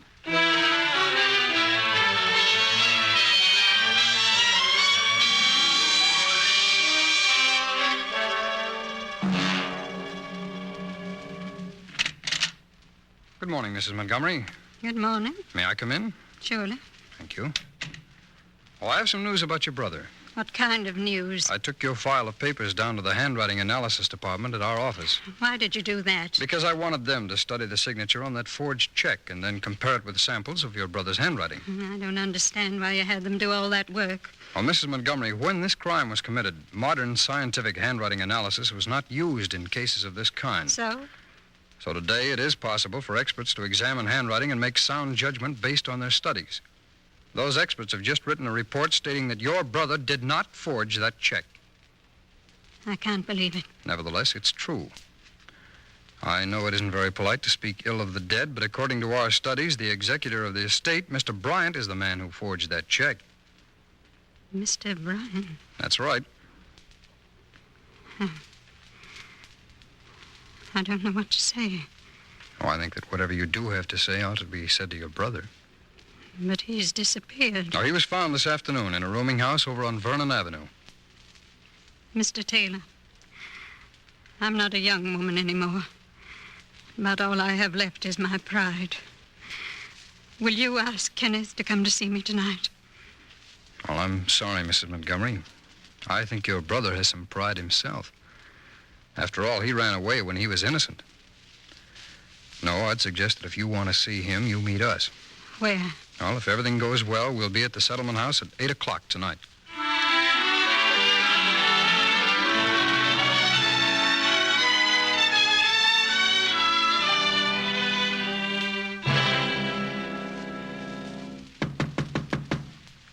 Who's there? Mr. Norton? That's right. I'd like to talk to you, sir. Come in. Thank you. Mr. Norton, I'm from the FBI. Here are my credentials. What do you want here? I came up here to ask you to come back to the settlement house. I'm sorry, but I don't think that's any of your business. Well, you're quite right, sir. It isn't. But may I ask you a question? What is it? Why did you leave? Oh, I got tired of listening to all those kids yelling and screaming in my ears. I find it pretty difficult to believe, sir, that anyone who spent 30 years with children as you have would suddenly get to dislike them that much. Well, maybe that's not the reason. Maybe I've got reasons of my own that I don't want to talk about. Could it possibly be because of your sister? Who told you that? Oh, I'm sorry if I seem to have pried into your affairs, Mr. Norton, but I've been to see your sister. What for? I went there because I was trying to find you. She told me about that check for $10,000. She did? Yes. And with the aid of the FBI laboratory, we showed your sister that you didn't forge your name. Mr. Bryant was the guilty one. What did you say? I said Mr. Bryant was the one who forged that check. How do you know that? Well, handwriting analysis proved it. You told this to my sister? Yes. Did she believe you? Yes, she did. And she'd like to see you. She'd like to try to make amends. I asked her to come to the settlement house tonight. I don't want to see her. Oh, now, Mr. Norton. Look, it's Christmas Eve. This is no time to feel that way. If she's coming to the settlement house, I won't go back there. Now, look, Mr. Norton, you're not going to let all of those kids down. Now, come on. Put on your coat. If we hurry, we can get there for the beginning of the party.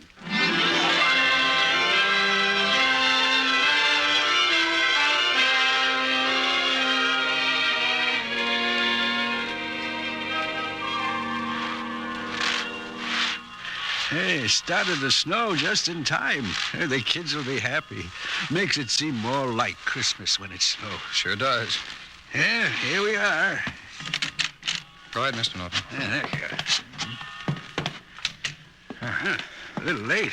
Suppose the party's already started. Yes, I think so. I better hurry upstairs and get into my Santa Claus suit. Oh, it's in Mr. Williams' office. He told me to bring you right in. Oh, fine. You go ahead in, sir. I'll wait for you out here. Yeah, thank you. Hello, Kenneth. Grace. Mr. Taylor was kind enough to invite me to the party. I know. You haven't changed much, Kenneth.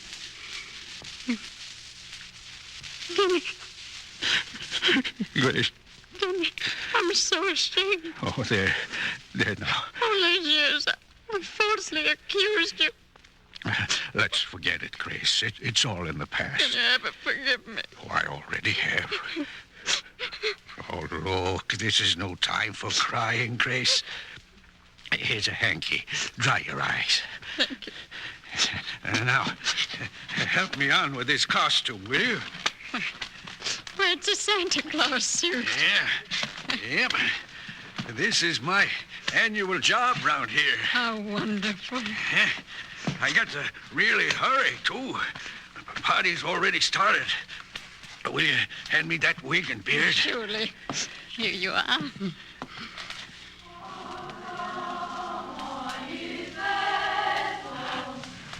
The boys are starting to sing. Yes. I better be getting out there. Well, will you join me at the party, Grace?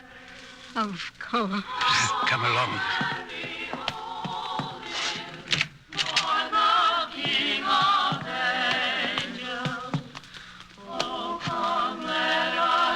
The boys are waiting for you, Mr. Norton. I know. Merry Christmas, sir. Merry Christmas, Mr. Taylor.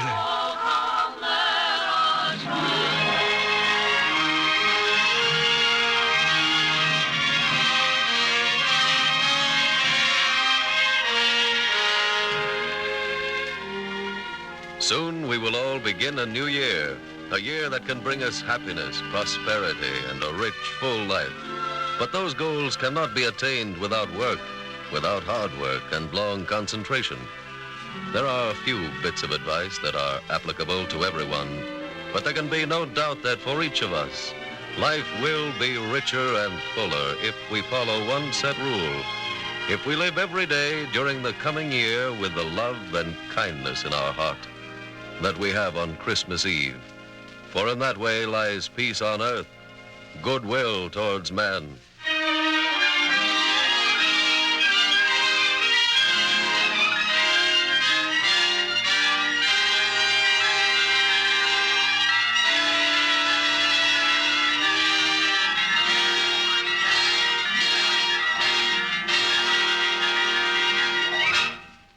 Now, let me again remind you that the Equitable Life Assurance Society is offering its famous fact-finding chart for fathers and mothers. This helpful chart, which may make such a vast difference in the future happiness and security of your children, is yours for the asking. Phone your Equitable Society representative soon, or send a postcard to the Equitable Society, care of this ABC station. Your request will be forwarded to the nearest representative of the Equitable Life Assurance Society of the United States. Meanwhile, your equitable representative wishes you a Merry, Merry Christmas. The incidents used in tonight's Equitable Life Assurance Society's broadcast are adapted from the files of the Federal Bureau of Investigation. However, all names used are fictitious, and any similarity thereof to the names of persons living or dead is accidental. Tonight, the music was composed and conducted by Frederick Steiner. The author was Jerry D. Lewis. Your narrator was William Woodson, and Special Agent Taylor was played by Stacey Harris. This Is Your FBI is a Jerry Devine production. This is Larry Keating again wishing you a Merry, Merry Christmas from the Equitable Life Assurance Society of the United States and the Equitable Society's representative in your community, and inviting you to tune in again next week at the same time to This Is Your FBI. This is ABC, the American broadcast. The Equitable Life Assurance Society presents This Is Your FBI.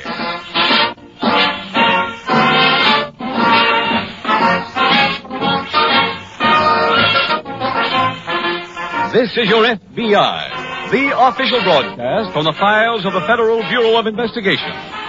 Transcribed and presented as a public service by the Equitable Life Assurance Society of the United States and the Equitable Society's representative in your community.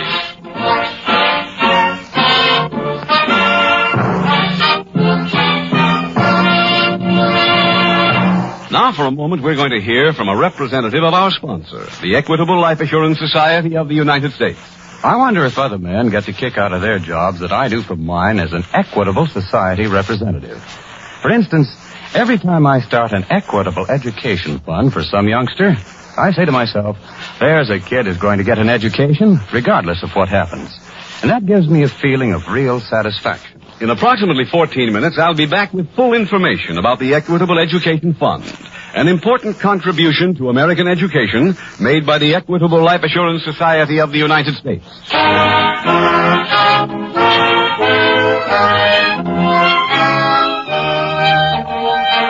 Tonight's FBI file, Larceny Will Out.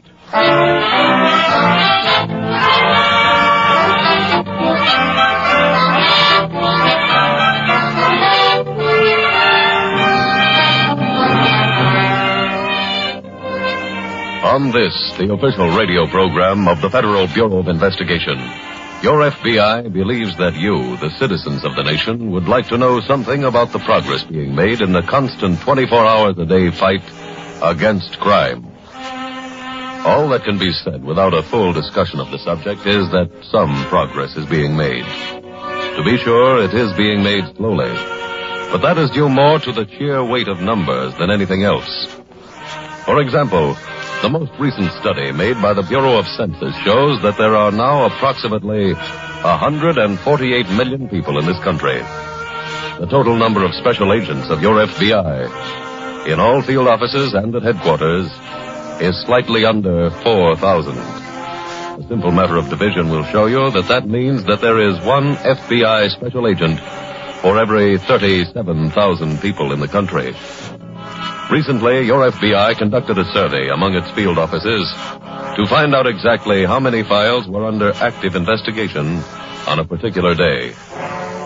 The total rose to more than 68,000. Or, to put it another way, each special agent has an average of 17 cases with which he is actively concerned. Progress is being made in cutting down that number, too. But here again, such progress is necessarily slow. Because while special agents are clearing up files every day, major crimes are being committed much more quickly. To be specific, at the rate of 3 a minute.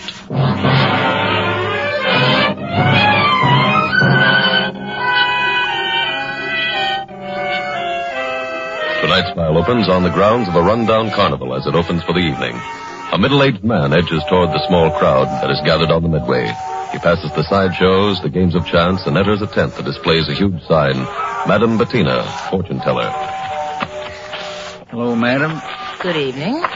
My name's Davis. I'm on the show. Oh, you're Farmer Davis, aren't you? Yes, that's right. I've heard of you. Oh, well, I'm sorry that I haven't been in to see you before this. I always try to welcome any new performers on the show. That's okay. And I also must regret that the call I'm paying tonight isn't exactly social. What do you mean? Well, I've come here to you as a customer. I've got a problem, madam, a very serious one. Oh, well, sit down, Farmer. Take that chair, Ransom. Thank you. Now, do you have any preference? Bourbon. I mean, do you want me to use the cards, crystal ball, or read your myth? Oh, well, I thought maybe we could just talk. Huh? Well, I'm afraid that my problem can't be solved by occult means. I see. Well, for talking, I'll have to charge you the same as the reading. That's all right. What is your problem? Well, up to 3 weeks ago, I had an Uncle Clem. He was a legitimate businessman. He died, left me $10,000. $? Cash? Yeah. Your problem is you can't get it? Oh, no, I've already collected it. And you still got trouble? Yes. You see, since the inheritance, I just can't pick a pocket anymore. Oh. I got the money 10 days ago, and I haven't gone into a single kick since. It's terrible. I come out on the midway every night, make a mark, walk up to him, measure where his wallet is, start to dip, and can't do it. I understand. Now, that's why I need your help, madam. Why, I haven't spent a week without lifting a wallet since I was 9 years old. What am I going to do? How much did you say your uncle left you? $10,000. Tell me, madam, can you help me? I think I can. Oh, wonderful. How? Let me contemplate about it overnight. I'll let you know tomorrow. You really believe you can get me back in action? Farmer, I'll get you back in action so good you'll be picking your own pocket.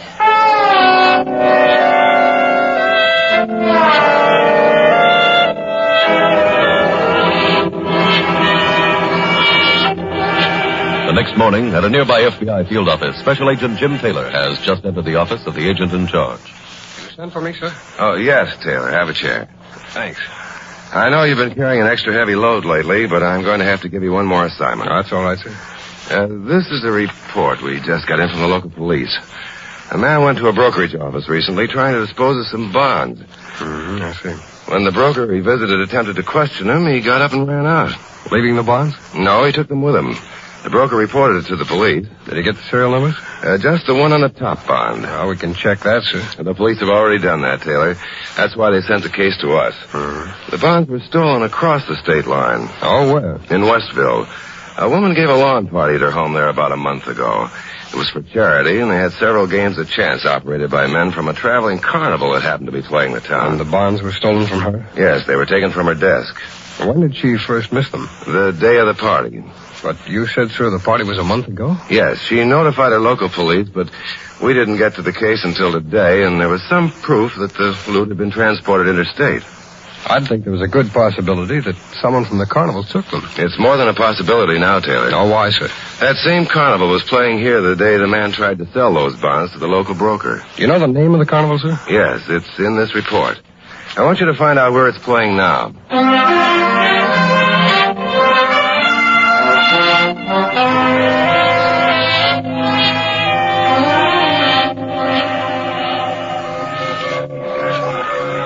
Step right up, folks, and get the biggest bargain on the Midway. Only 10 cents to play the Wheel of Fortune. A big Cupid dog goes to the winner every time we spin the wheel. Joe. Huh? Oh, hello, Betty. Come on down off of there. I want to talk to you. Okay. Something wrong? No, I got real good news. What? I got a customer for the bonds. Oh, look, Betty, let's forget about those bonds. Huh? Forget them? They're too hot. We can't pass them. Then why did you steal them in the first place? Well, it was an accident. I was casing that desk for a small score. I came up with those. You should always have such accidents. They're hard luck, Betty. We already had to leave one show on account of them. I'm going to take them someplace and burn them. You are going to give them to me. But, Betty... Where are they? In my trunk. Go get them. Right now? Yes?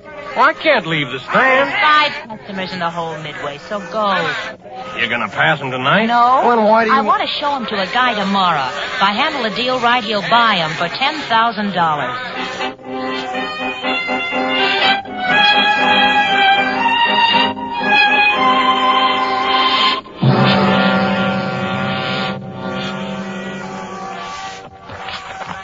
Madam Bettina. Come in, Farmer. Oh, thank you. Feel any better than you did last night? No, I feel worse. I just made a well-dressed man down to the fun house. He was with a young lady. Took out his wallet to buy some tickets. I got a peek at it. It was stuffed like the inside of a frankfurter. He paid for his tickets, put the wallet into his back pocket. Please believe me, madam, I could have taken it out with a spoon. And you didn't? I couldn't.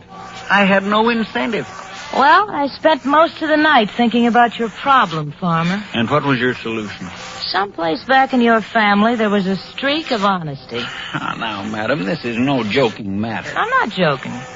The reason you're bothered by the money your uncle left you is that it was made in a legitimate business. Yes, that's possible. But that isn't a solution. I have one. There's only one thing you can do. What's that? Buy something that's hot. That'll take the legitimate taint off the money. You really think that'll do it? I know it will. You see, if you buy something that's hot enough, you won't be able to sell it right away. That means you won't have any money, and you'll have to go back to work.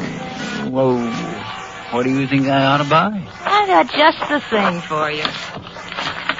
In the trunk? Mm-hmm. Take a look at these. These bonds are so hot, I ought to keep them in an asbestos envelope.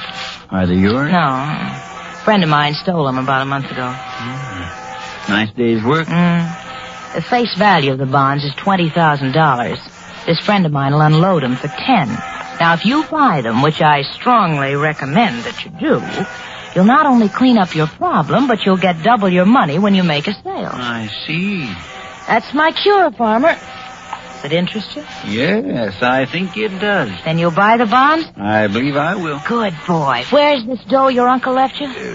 In a bank in town. The banks are open now. Why don't you go get it? We'll close the deal. Well, and look, there will be times after you've bought the bonds when you may doubt that this was the cure. When that happens, you just say to yourself, I will be a thief. I will be a thief. I will be a thief. That'll put you right back on the beam.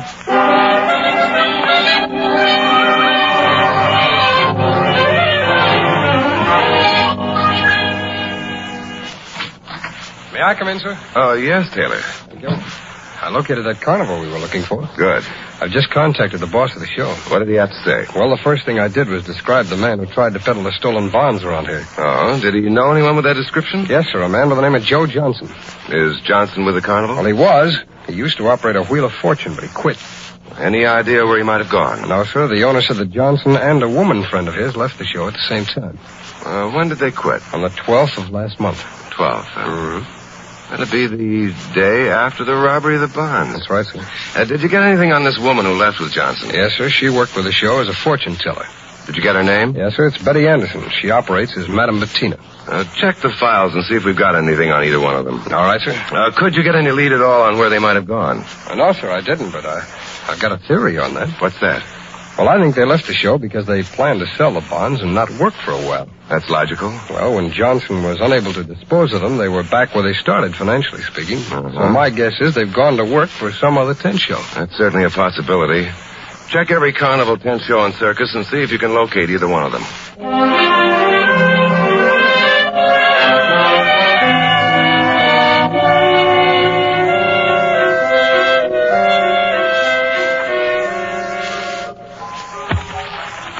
You busy, Betty? No, come on in. Just trying to put a little shine on this crystal ball. Hey, what about the bonds? Huh? What'd you do with the bonds? They're in my trunk. You told me you had a customer for them. I have. He should be along any minute now. He's going to buy them? For $10,000. Where'd you dig that kind of a sucker? He was right here on the show, a guy named Farmer Davis. The pickpocket? Mm-hmm. Where'd he get 10 G's? An uncle died and left it to him. How'd you get him to go for it? Oh, it's a long story. The point is he's coming here with $10,000 in cash. Now, we split it down the middle, right? Sure. And we can kiss off this flea circus quick. Before he changed his mind, huh? He won't change his mind. Well, that's a pretty big bundle we're clipping him for. Joe, he ain't being clipped. They're worth $20,000. If he's a smart operator, that's what he'll get for him. What time is it? A little after 1. I better get the bonds out. He's due here now. You want me to get out of here? No, you can stick around. Hey, What? the bonds. What about them? They ain't here. Huh? I put them right in this drawer. Wait a minute. What's this? What? This note. It's from the farmer. What's it say? Dear Madam Bettina, I came here to your tent with the $10,000. You were out. While waiting, I felt a doubt come over me, just like you described that it would. So I quickly started to say over and over, I will be a thief, I will be a thief. It worked so good, madam, that I went right to your trunk and stole your bonds.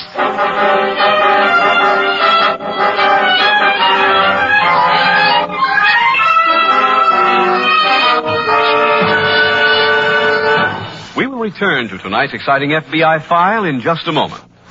Soon, the 1949 college football season will get underway. In hundreds of bowls and stadiums, crowds will thrill to plays like this.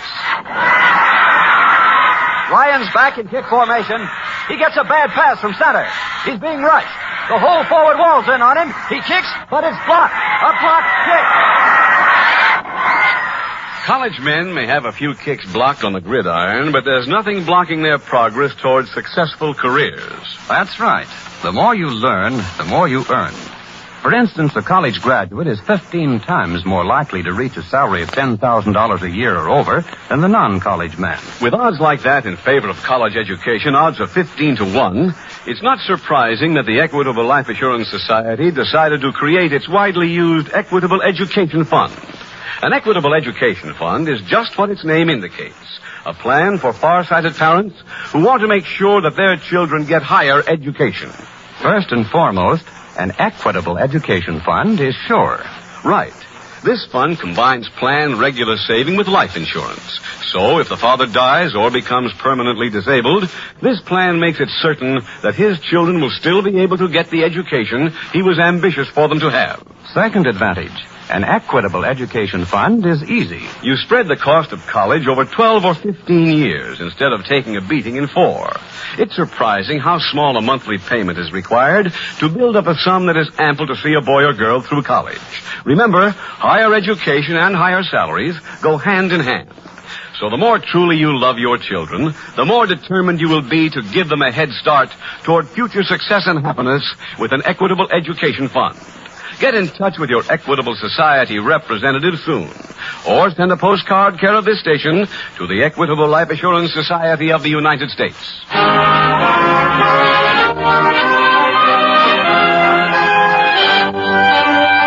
And now back to the FBI file. Larceny will out.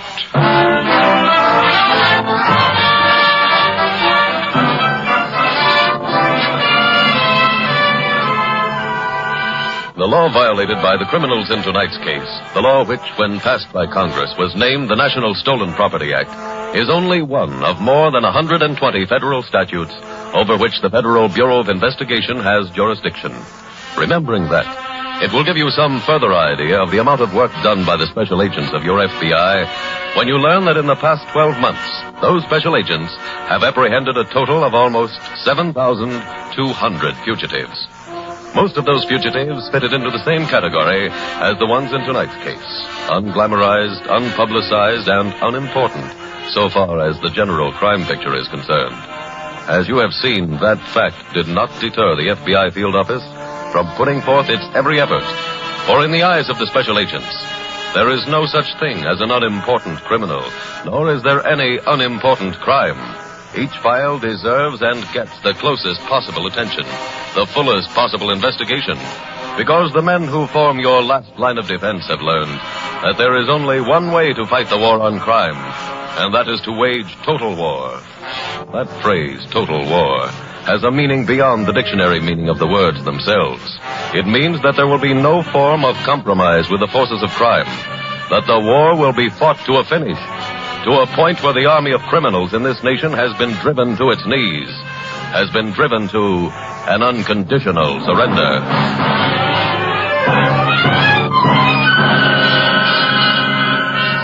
Tonight's file continues at the local FBI field office. Special Agent Taylor is just approaching the agent in charge. Are you busy, sir? No, sit down, Taylor. Thank you. How did you make out of that carnival checkup? I just received an answer to the query I sent out. About that man and woman? That's right, sir. Have you located them? Yes, they joined a show called the Sunbeam Carnival 3 weeks ago. Have you checked to find out whether or not they're still with the show?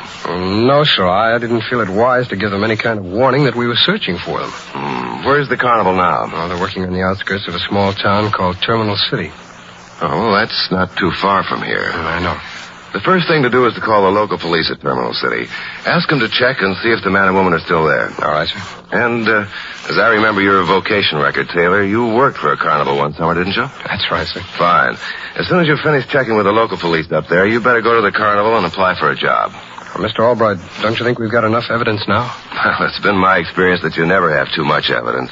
If those brokers don't make positive identification of Johnson as the man who tried to dispose of the stolen bonds, we'll need something else. I see. So get some kind of a job up there and see if you can get some concrete proof. Enough to convict Johnson.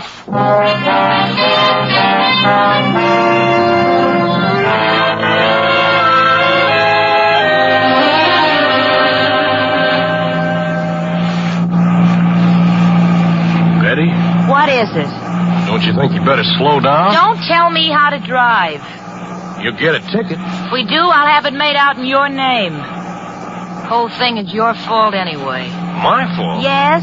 Did I dig up the farmer as a customer? I'm going back before the farmer.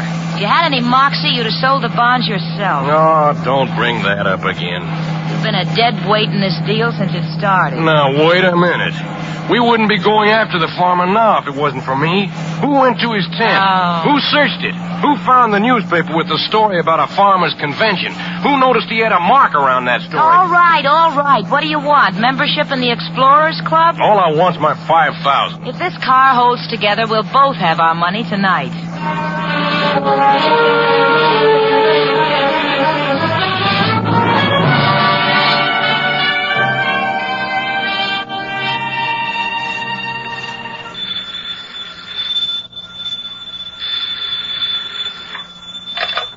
Albright speaking. Taylor, Mr. Albright. Oh, yes, Taylor. Where are you? Police headquarters in Terminal City. Have you been out to the carnival yet? Yes, sir. Johnson and the woman aren't there anymore. They've quit that carnival, too? That's right, sir. Any idea where they went? No, sir. I spoke to some of the other employees around the lot, and from what I gather, they pulled out of here in a hurry. Why? Well, I understand they lost the bonds. How? They were stolen from them. By whom? A pickpocket nicknamed the Farmer. They both left here trying to catch up to him. Any lead on where they went? No, but I learned how they left. Johnson rented a car this afternoon. I've had an alarm sent out on it. Fine. You want me to stay here in Terminal City, sir? Oh, I don't see much point to it. Take the next train and come back to the office. There's only one train a day out here, Mr. Albright. That one's already left, but I think I can arrange for a lift. A lot of the local farmers drive in with truckloads of produce. All right. Report to me as soon as you get here.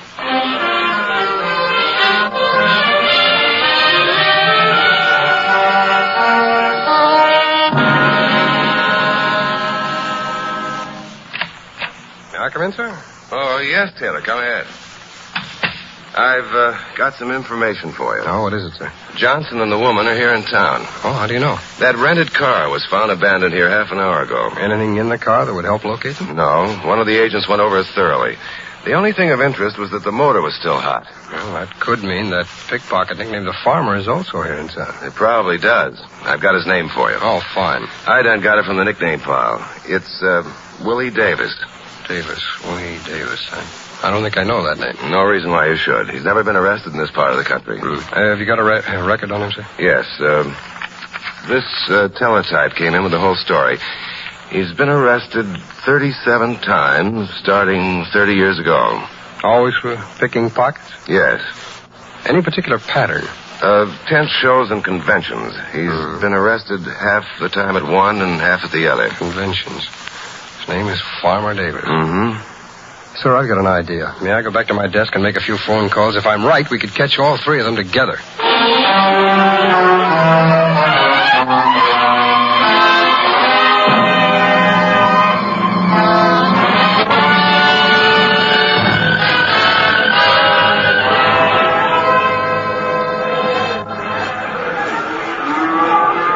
Betty, over here. You see any sign of him? No. Well, let's split up and make the circuit again. Or can't we take a recess? My feet are killing me. They'll hurt worse if we don't find him. Oh, we don't even know if he's here. Maybe he's come and gone. There are 2,000 people in this armory. That many pockets is like smorgasbord for the farmer. Come on, let's make the circuit. Okay. Wait. What? Look. Where? Straight ahead. Yeah. It's him. Come on. Oh, wait a minute. What for? Can't you see? He's in that guy's poke. Let him finish. Look how he clipped that wallet. Oh. He's going over to the corner to empty and dump it. Yeah, that'll be a good place to nail him. Come on. Okay. Hello, farmer. Nice job you just did. Coming from a fellow professional, I appreciate the compliment. You know why we're here, don't you? Oh, yes. Beautiful cattle, aren't they? Get up those bonds, farmer. Bonds? I don't have any bonds. You left a note and said you took them? And I did. But I don't have them anymore. Where are they? I sold them. You passed them? Certainly. You hear that, stupid? They were too hot for you. He sells them the first day he gets his hands on them. Where'd you get rid of them? I sold them to a friend of mine who happens to be a fence. Okay, turn over the cash. Oh, I couldn't do that. Joe, I'll shield you. Show him what you're carrying in that pocket. Okay. Good heavens, that's a nasty-looking revolver. It'll go off right in your face if you don't kick in with that money. Now, let's have it. Very well. Stand right where you are, all of you. Huh? Who are you? I'm a special agent of the FBI. Am I glad to see you? These people were just robbing Which me. only proves that there's no honor among thieves. What do you mean, sir? I mean, you're all under arrest for bond theft. But I'm an... Suppose you tell your story down at headquarters.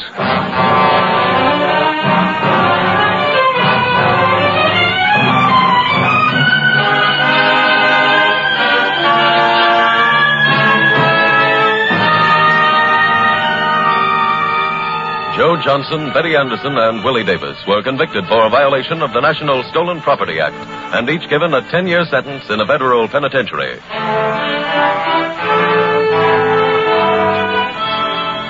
Special Agent Taylor was able to locate the three criminals in tonight's case because he knew that the farmer who gave him a lift back from Terminal City was going to the city to attend a farmers' convention. He didn't know where in the city it was being held, though, but a call to one of the local newspapers gave him that information. The only question that remained was whether or not he would be in time to apprehend the trio, a question you have already seen answered. And so, through the superior investigative qualities of a special agent, plus the cooperation of local police in two communities, your FBI was able to close another file. Upon being questioned at headquarters, Willie Davis, the pickpocket, confessed that he had sold the stolen bonds and told the name of the fence who bought them. That enabled the local police to recover loot from many another previously unsolved robbery. Loot which, like the stolen bonds, was returned to the victims of those robberies, which makes still another instance of the protection you receive from your FBI. Protection of your life, your liberty, and your personal property.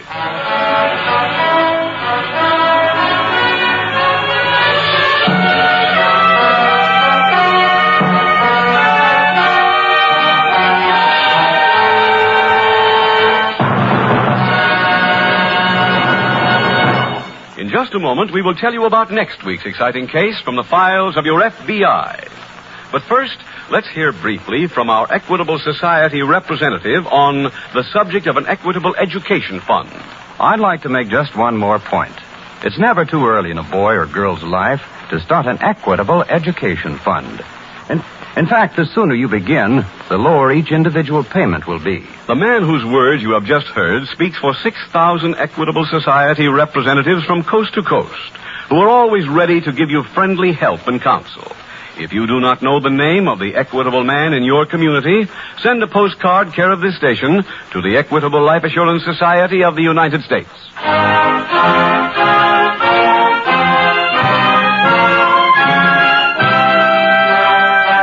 Next week, we will dramatize another case from the files of the Federal Bureau of Investigation. An expose of a new and vicious criminal racket. Its subject, impersonation. Its title, The Chinatown Shakedown.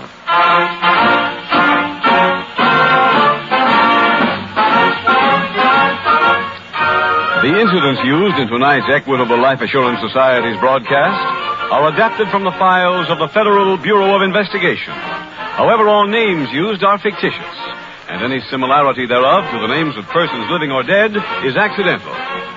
Tonight's program was transcribed, and the music was composed and conducted by Frederick Steiner. The author was Jerry D. Lewis. Your narrator was William Woodson, and Special Agent Taylor was played by Stacey Harris. Others in the cast were Harley Bear, John Beale, Kathy Lewis, and Carlton Young. This Is Your FBI is a Jerry Devine production.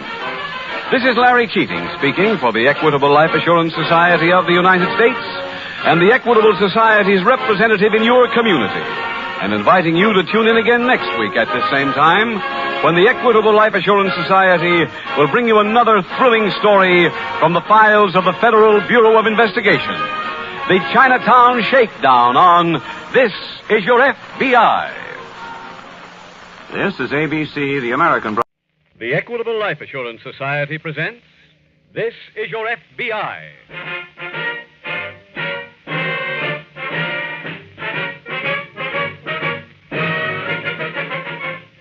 This is Your FBI, the official broadcast from the files of the Federal Bureau of Investigation. Presented as a public service by the Equitable Life Assurance Society of the United States and the Equitable Society's representative in your community.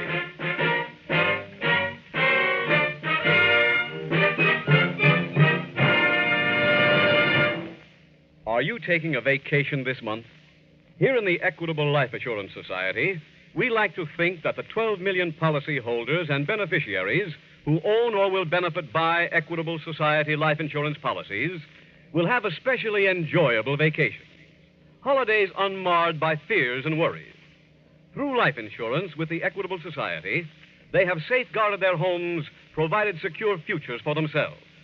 So, for a carefree vacation, for a worry-free holiday, better get in touch with your Equitable Society representative before you go.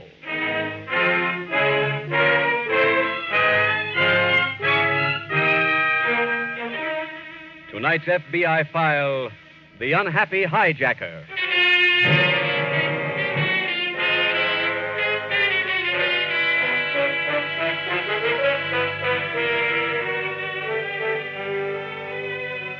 Last year, there were more than 1.5 million major crimes committed in the United States.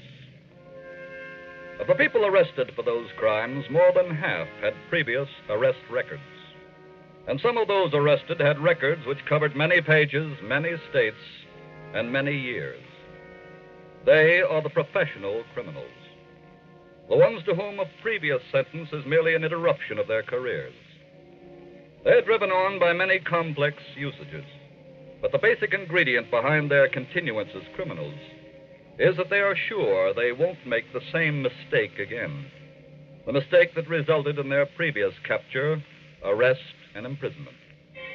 They're confident that their experience has made them smarter than all the police in the world. And when they have achieved that state of illusion, no crime is beyond them. Armed robbery, arson, or even murder.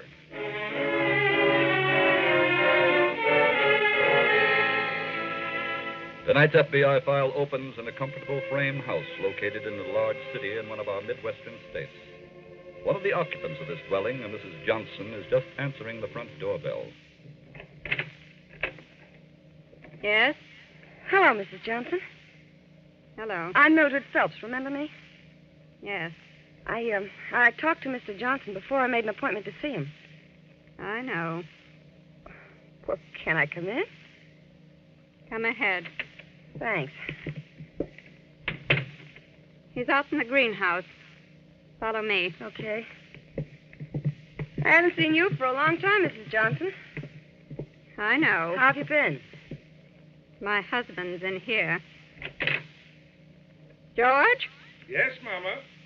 Here's your company. Oh. Go ahead. Oh, thanks. Hello, Mr. Johnson. Hello there, Mildred. Hey, this is really a layout. The greenhouse? Yeah, look at those orchids. I have over a dozen species here. This is my hobby. I spend a great deal of time with them. No wonder nobody sees you anymore. Well, pretty much out of action these days. Completely out? No. Excuse me a second, Miller. This orchid needs a little attention. Mr. Johnson, I have something I think will interest you. What is it? Did you read this morning's paper? Uh-huh. Did you see the story about a truckload of whiskey being hijacked? Yes, I did. That's why I'm here. Well, what's the story? I know who knocked it off. And I know where it's stored. Well? If I told you how you could get it, how much would the information be worth? You want me to take it from the person who hijacked? Well, it wouldn't be the first time, would it, George? No.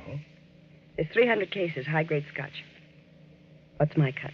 Well, in the past, I've always paid $10 a case. You've got a deal. Oh, wait a minute. I want to find out a few things first. Where is the stuff? How do I get it? I'll call you this afternoon, give you all the dope. Who am I taking it from? Does that matter? Yes. Look, I'd rather not tell. Oh, Mildred, I have to know who did the job. Okay. It's Paul Carter. What? Well, he's your boyfriend. He was my boyfriend. Oh, so that's it. Yeah. Dirty pool, Mildred. He deserves it. Does it bother you? Not at all.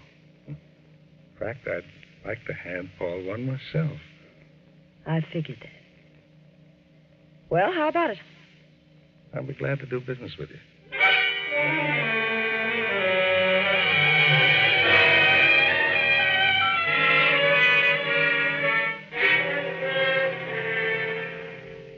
Well, Paul, that's the story.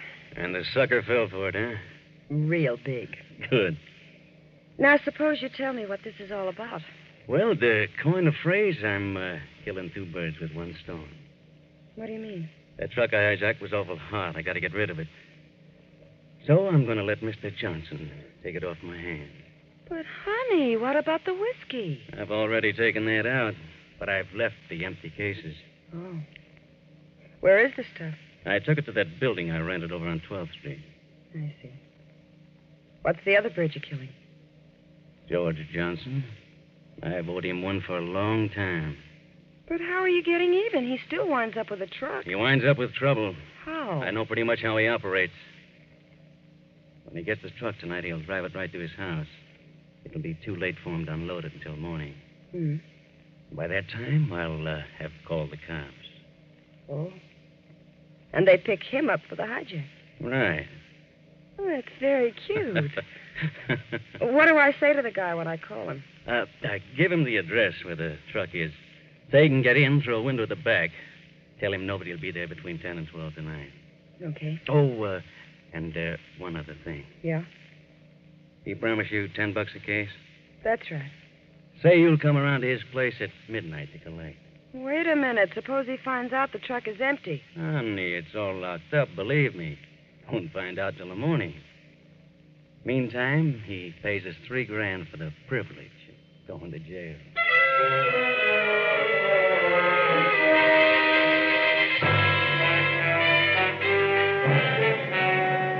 In the same city at a nearby FBI field office, Special Agent Jim Taylor is just entering the office of the agent in charge. May I see you, Mr. Morgan? Yes, come in, Jim. I've been waiting for you to come back to the office. Well, I've been caught all day. What's on your mind? I don't imagine you've had a chance to read the report on a hijacking that occurred last night. No, I haven't. A liquor truck was waylaid just across the state line. Just one man did the job. Oh? He overpowered the driver when he stopped for a traffic light on a lonely stretch of road. I see. The driver was severely beaten and left by the side of the road. Uh-huh. However, he managed to make his way to a nearby filling station and report the crime. Well, what time did all this happen? Well, the hijacking occurred at approximately 12:30 a.m. The driver reported it to the police about 2 hours later. Any leads? Yes, sir. The police checked with the toll booth on Midway Bridge as soon as they received the report. And? And they remembered the truck. It had passed through about an hour before. Then it came here to the city. Yes, sir. So they immediately sent out an alarm on it here. Any results? Well, a truck very much like it was spotted driving through the West End about 3 a.m. It disappeared, however, before it could be picked up. Any report on it since? No, sir. But we've set up a procedure that may bring some results. What's that? Well, the section where the truck was last seen is at the tip of that peninsula that juts out into the river. Yeah? Now, going on the theory that it found cover there someplace, we've blocked out the whole area. Fine. The police are cooperating with us, and we're going to search every building. Good, good. What about the driver? He's in the hospital, sir. Could he give any description of the hijack? No, not too good a one. Police have brought some pictures down to the hospital to him for him to look at. Fine, that's fine. I'll let you know, sir, if we get any results.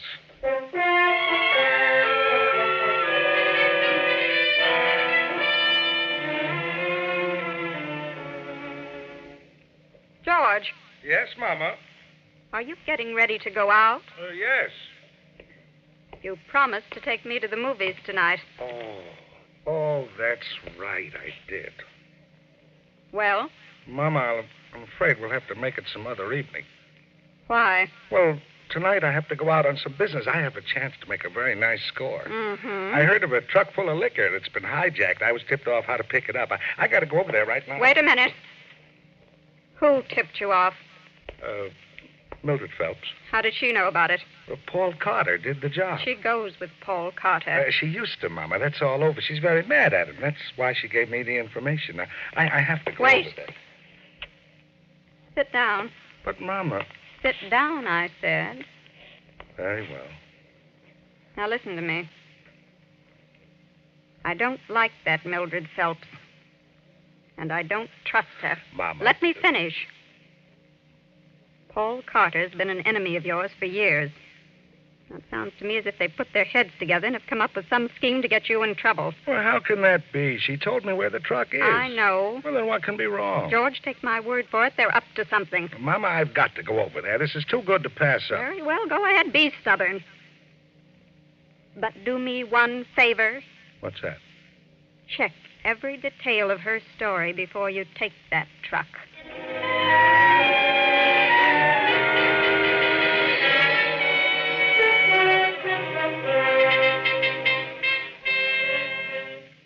Any news, Jim? Oh, hello, Mr. Morgan. I didn't think you'd be here this late. Any report on the hijacked truck? No, sir, not yet. What have you got there? Oh, this is a detailed map of the peninsula where the truck was last seen. Oh? Now, those white pins indicate every possible building in which the truck could have been stored. I see. And the blue pins here indicate places that have already been checked by the police. Uh-huh. How many men have they got on the job? A detail of over 2 dozen, sir. Good. They've been calling in every hour all evening, getting their reports. Well, you're certainly doing a thorough job, Jim. Thank you, sir. Oh, say, did the driver look over those pictures of suspects? Yes, sir. He picked out 5 men that might possibly have been his assailant. The police are rounding them up now. Yes, that's it. Oh, excuse me, sir. Surely. Special Agent Taylor. Oh, hello there, Sergeant. Yes. Oh, good work. Will you let me have that address? Got it. Thanks a lot. I'll be right over. Well, sir, they found the truck. Fine. It's in a small garage on West Street. I'm going right over there.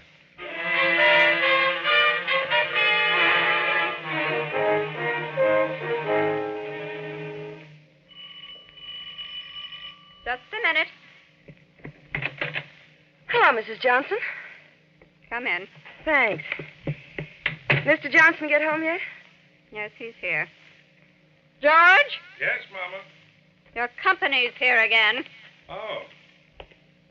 Hello there, Mildred. Hiya, George. How'd everything go? Just fine. No trouble, huh? No trouble at all. Oh, that's swell. Well, you can pay me off then, if you will, and I'll be on my way. What's your hurry? Well, it's pretty late, you know. Let's have the dough, huh, George? I'm afraid I have some bad news for you, Mildred. What? There isn't going to be any payoff. What are you talking about? You got the truck, didn't you? No. I thought you said everything went okay. It did. But not the way you planned. What is this? Well, before I went over for the truck tonight, I told my wife the whole story. So? Well, I don't like to say this, but at times, Mama has a very suspicious nature. She didn't believe your story. Now, look. Let me finish.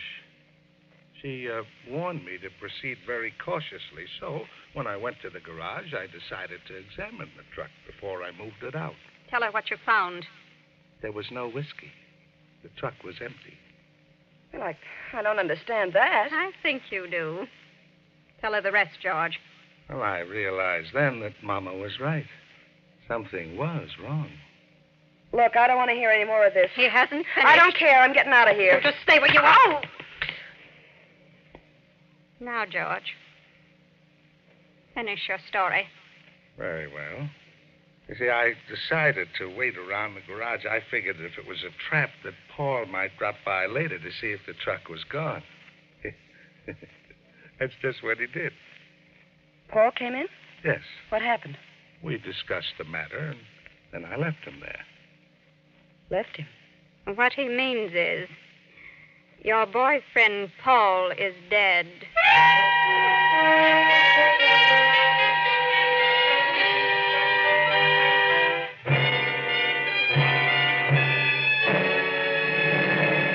We will reopen tonight's FBI file in just a moment.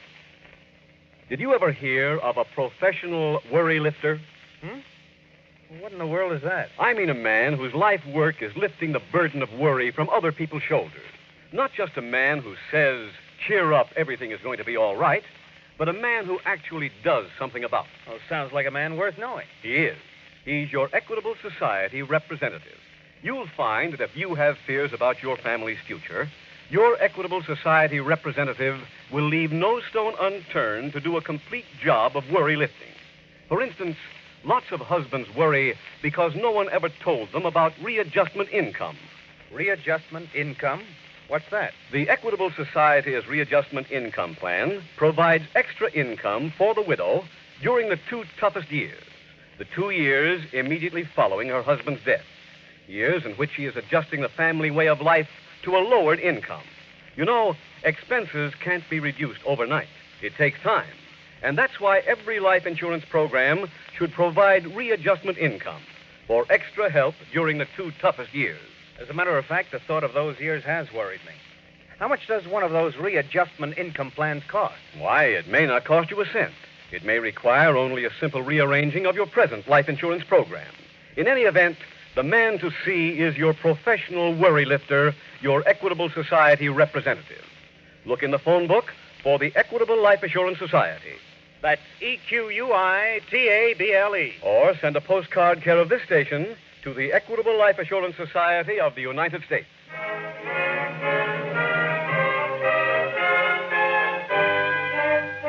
And now back to the FBI file, The Unhappy Hijacker.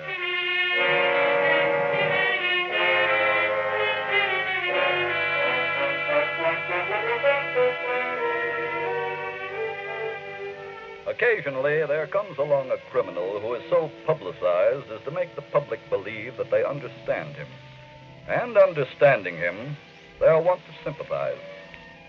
If you have ever been a victim of that kind of thinking, you have been experiencing the wrong emotion. The only feeling you should have for the professional criminal is one of revulsion. He is not a person whose mind you can understand, because his life is built on moral standards that you know nothing about.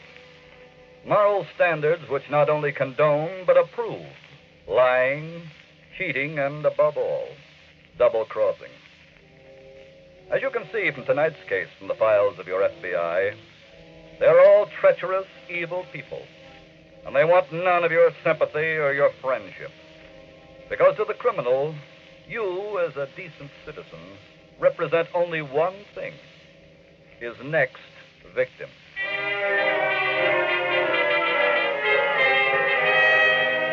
Tonight's file continues the following morning at the FBI field office.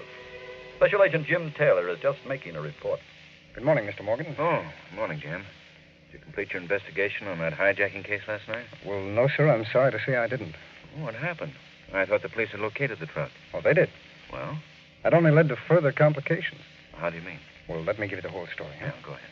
When I arrived at the garage, I learned that the police had found the body of a man named Paul Carter in the back of the truck. Paul Carter? Yes, he was a small-time racketeer and thief. Oh. One of the 5 suspects that the truck driver had identified from those pictures. Well, obviously, he was the right one. Yes, but that only complicated the case. How's that? The whiskey had been removed from the truck. Now, we searched the premises completely, but couldn't find any trace of it. Oh. Any lead on who killed Carter? No, sir, not yet. We found a window in the back of the garage that had been jimmied open. That was evidently how the killer came in. I see. There was a peculiar matted substance on the windowsill. It appeared to have come off the intruder's shoe. A matted substance? Yes, it resembled moss. I sent it on to the laboratory last night. We should have a report on it soon. Uh-huh. Say, this killer could have taken the whiskey, and that would keep us in the case. Yes, I know. Have the police checked on Carter's associates or enemies? Well, they're doing that now. They're also trying to learn where Carter lived, and as soon as they have any information, they'll get in touch with us.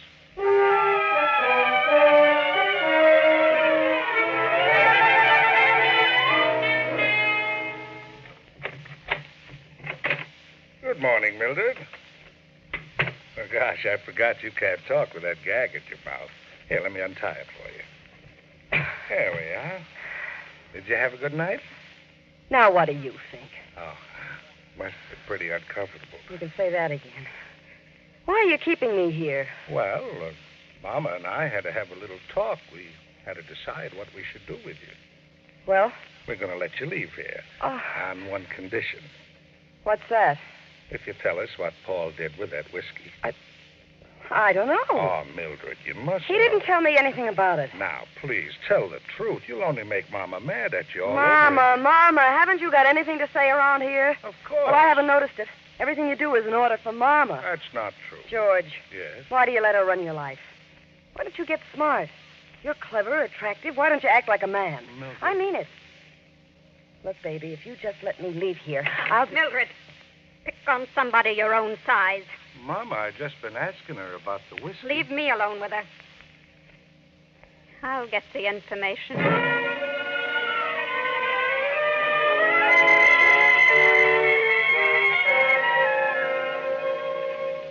Well, Mr. Morgan. Yes, Jim. A report just came in from the laboratory on that substance I found at the scene of the killing. Oh? What was it? Well, they describe it as a plant called fern root. It's a species of moss. I see. They also said that it's not native to this section. It's found mostly in the eastern states. Oh, that's strange. You say you believe it came from the killer's shoe? That's right, sir. There was a suggestion of a heel imprint on it. That's where I got that idea. You keep coming up with puzzlers on this one, don't you? Oh, by the way, a list of Paul Carter's enemies just came in. There's 22 names on it. Ooh, quite a roster. Mm-hmm. Won't be easy to pick any individual out of that. No. Police are cooperating with our agents, checking up on the men, finding out about their backgrounds, when they saw Carter last, and... excuse me, Jim. Certainly, sir. Morgan speaking. Yes, he is. Yeah? Yes. Jim, sir. Copy down this address. All right. Go ahead. 228 North Adams Street. I have it, sir. We have it. Yes, he will. Goodbye. That was police headquarters, Jim. No. That address I just gave you is where Paul Carter lived. I told the police you'd be right over there.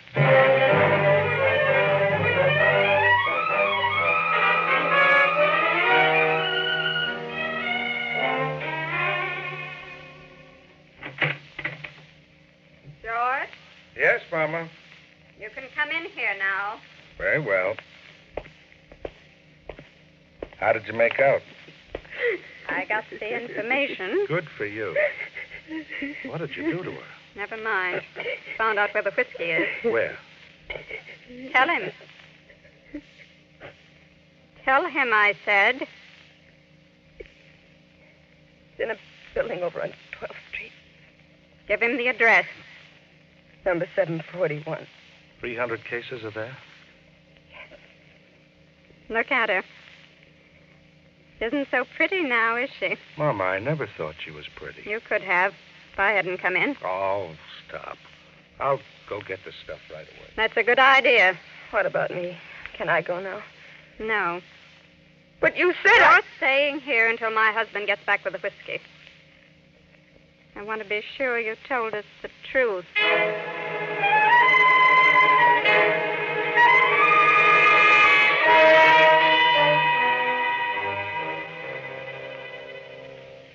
Mr. Morgan, I'm a little ashamed to be coming in like this again. What do you mean, Jim? I have to report another failure. What is it this time? Well, I went to the place where Carter lived. It was a small apartment downtown. Yeah? The police had already arrived there. They'd searched his effects. They found a rental receipt for a small building over on 12th Street. In Carter's name? That's right, sir. We went over there and found that it was the place he had used to store the liquor. Had used? Yes, by the time we got there, it was gone. Well, how did you know it had been there? Well, there were several boxes and a few broken bottles of the same brand that Carter had hijacked. Oh. Well, does that mean he moved it to another place before he was killed? I don't think so. Why not? A truck had just recently been driven into the building. We could still smell the exhaust fumes. Oh. Mr. Morgan, I have an idea that whoever killed Carter is the same person that came and took away the whiskey. What do you base that on, Jim? Well, I found several particles of what appeared to be that same matted substance that I picked up on the windowsill back at the garage. The fern root? Yes. I dropped it off the laboratory. They're going to make a quick comparison for me. You say a truck was used? That's right, sir. Were there any tire impressions? No, sir, there weren't. It was a concrete floor. No moisture. Come in. Excuse me, sir. What is it, Tom? I have a report from the laboratory. It's for Jim. Oh, let me have it, huh? Here you are. Thanks, Tom. Right. Is that a report on the second fern root sample, Jim? Yes, sir. It's the same substance. Something else, too. What? Laboratory says that fern root is used in the growing of orchids. Hey, wait a minute. What are you looking for? That list of Carter's enemies, I think it'll tell us who the killer is.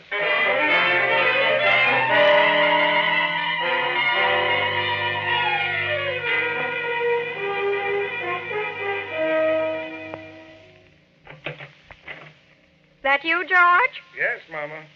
Right in here. Uh-huh. How'd you make out? Fine. How many cases were there? 300, just like she said. What'd you do with it? It's out back in the shed.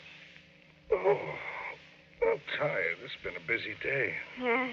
Did you keep supper for me? It's all ready. Good. Oh, where's Mildred? Next room. Well, I guess you can let her go now. Are you serious? Well, that's what you promised her. Only to find out where the liquor was. You can't let her go. She'd tell the police about your killing Paul. Oh. Oh, that's right. What else can we do with her? That's pretty obvious, isn't it? Kill her, too? Of course. I see. When? Right now. Before supper? Yes. Very well. You set out the food. This won't take long. What was that? My greenhouse. Someone broke a window. George. My orchids, Mama, my orchids. Oh, look, the glass door is broken. I had to break it, Johnson. Who are you? Special agent of the FBI. What? I want to talk to you about a case of whiskey and murder.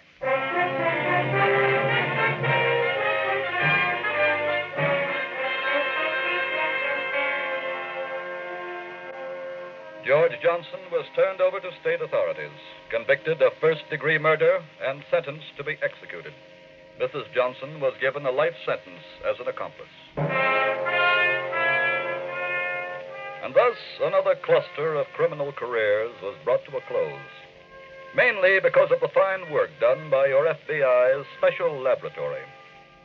1947's crop of criminals includes those who have taken advantage of modern inventions. And no law enforcement agency could cope with them unless it, too, used the aid of science in its investigations. Tonight's case involved the use of the spectroscope, one of the many machines which are at work even now at Washington, D.C., in the laboratory of the Federal Bureau of Investigation. At work for you and for your FBI.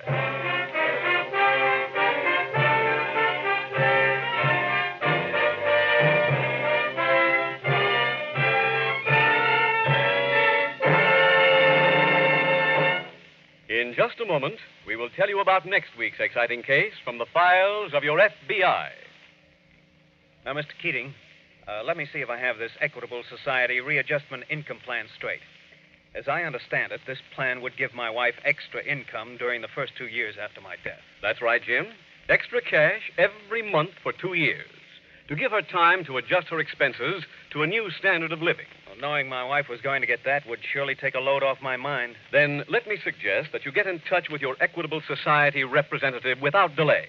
Let him show you how little it costs to provide your wife with equitable readjustment income. Call your Equitable representative soon. Or send a postcard care of this station to the Equitable Life Assurance Society of the United States.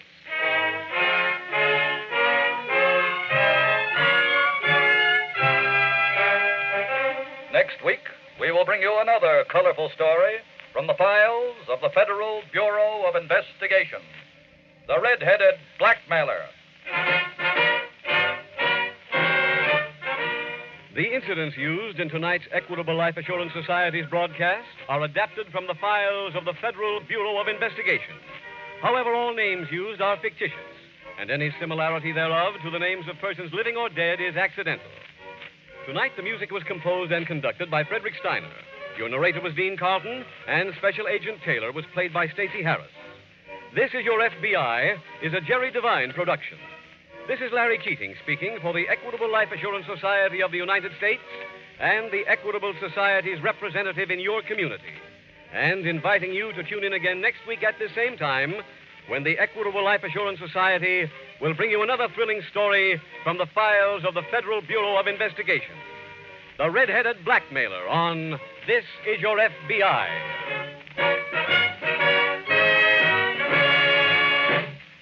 This is ABC, the American Broadcasting Company. The Equitable Life Assurance Society presents This is Your FBI.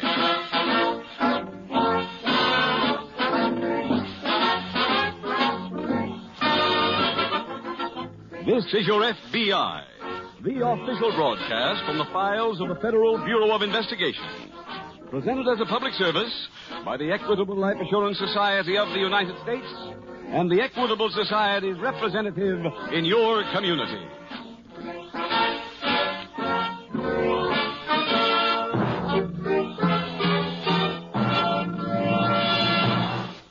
A-H-O.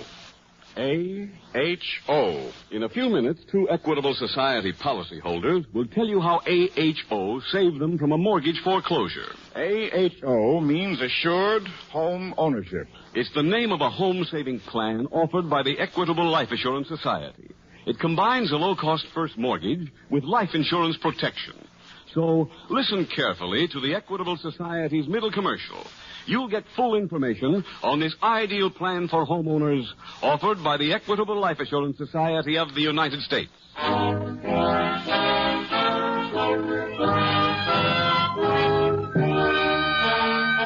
Tonight's FBI file, The Hungry Rustler.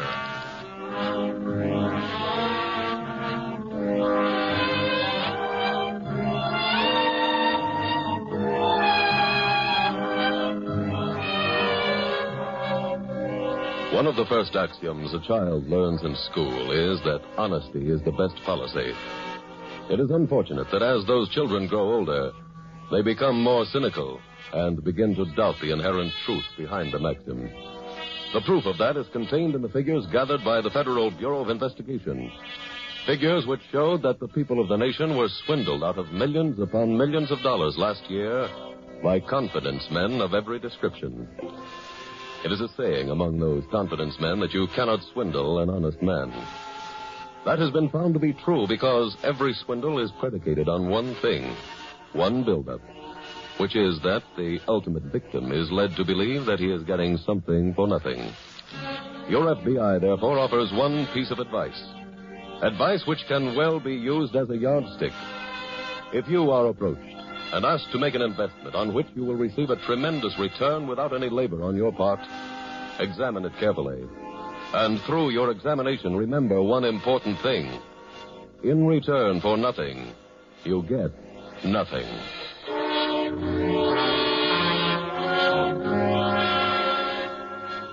Tonight's file opens in a shabby second-floor gymnasium located in a large eastern city. A man stands beside the ropes of a practice ring while a wrestler works hard trying to get into condition.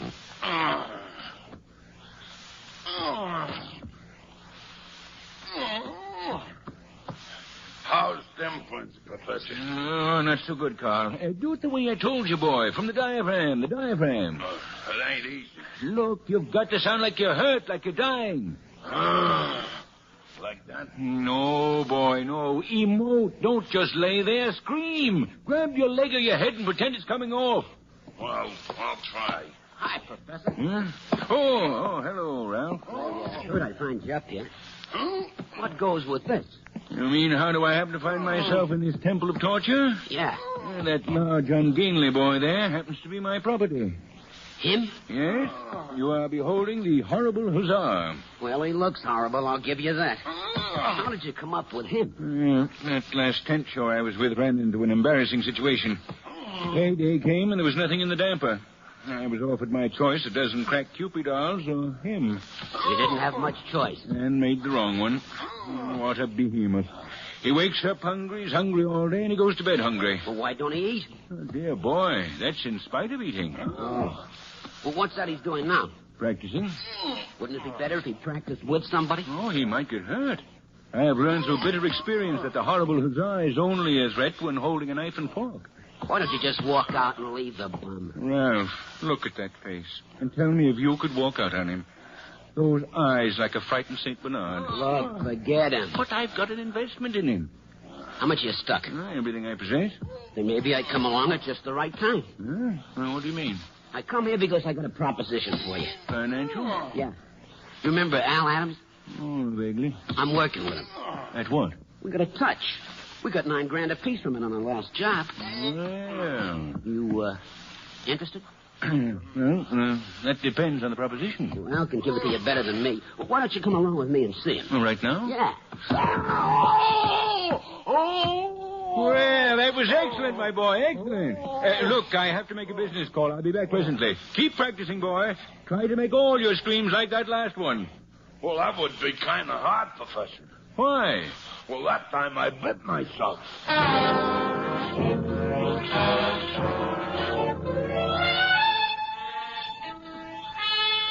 Meanwhile, at the local FBI field office, Special Agent Jim Taylor is in the teletype room when Agent Tony Webster enters. Hi, Jim.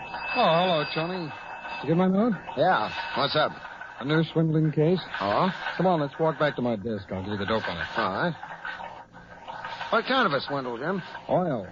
Oh, where? Out west. Well, how come this office is in on it? Well, the Oklahoma City office apprehended a man who confessed to being part of the trio that put over this swindle. When he was questioned by our agents, he gave them the names of the other two men and said that they were headed this way. Who are they? Well, one of them is named Al Adams, and the other is a Ralph Hudson. Any descriptions? Yes, complete. And they've both got previous records. I assume you've already sent out an alarm on them. Just a few minutes ago. Well, what's the story on the swindle, Jim? Oh, I haven't got the details yet. I was waiting for another teletype on that. The Oklahoma City office said they'd send one on as soon as they finished the questioning. Oh?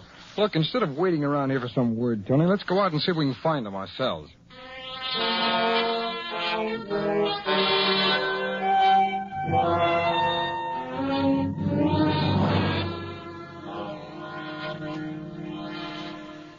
Ralph, get the professor a chair. Okay, Al. Have a drink, Professor? I never imbibe before discussing any financial matters. That's a good idea. Here you are, Professor. A nice, comfortable one. Yeah, thank you. Thanks. Now, Ralph told me you had a proposition that might prove mutually advantageous. That's right. How much did you tell him about the deal, Ralph? Not a thing. Well, then, let me give it to him quick. Professor, you pose as a professor. Pose? I'm sorry. You go to a small town upstate and visit the local library. Logical place for me. You ask the librarian if she has any very old books about the beginnings of the town. Usually they've been stored down in the cellar with a lot of other junk. Yes? You go down there and plant a book I give you. What kind of a book? I'll give it to you before you leave. It'll be a book about the early history of the town. You leave the book in the library and then go out and buy a certain piece of property a little way out of town. Oh, I'm afraid you've overestimated my resources. Oh, I'll put up the money. Oh, splendid. Now, after you've bought the property, Ralph goes around and spreads the rumor that you found a book in the library that told you where there was oil. Do you see, Professor? The book says there's oil on your property. Oh, very clever. And just to make sure of the score, I come to town and say I'm from the Federal Bureau of Geology. But I've heard about the oil and I want to check. I check and I say it's there. Then you sell and we leave town. How's it sound to you, Professor? Yes, it's a wonderfully contrived idea. Would you like to join the act? Well, I'm not sure that I can at the present time. Why not? I can't travel. Why? You met the reason earlier. The horrible huzzah. What's that? A wrestler, my wrestler. Oh. And if left unattended, I'm quite certain he would starve today. Look, I'll advance you some dough, enough for him to eat on while you're gone. Where will he live? Professor, from what I've seen of that bum, you can board him in a kennel. Now, what do you say? Well, if he's properly fed and sheltered, I'll accept the deal.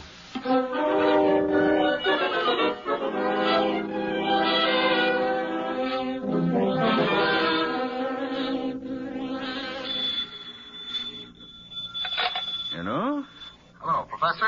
Al Adams. Mr. Adams of the Federal Bureau of Geology? Forget that. I'm alone. Oh. How's it going out there? Oh, even better than you hoped. My telephone hasn't stopped ringing all day. Sounds like Ralph did a good job planting the rumor. Yes, indeed, yes. What did your customers want? Oh, some of them said they wanted to buy the house. Some of them said they wanted to buy the land. But no mention of oil. Not one. It's rather disheartening, Al. What? The dishonesty of the average citizen. Just proves the old theory. Legitimate people can't be trusted. Yeah. Al, when does this enterprise reach a monetary basis? How many suckers would you say have called? I guess about 50. Tomorrow, you can accept deposits from all of them.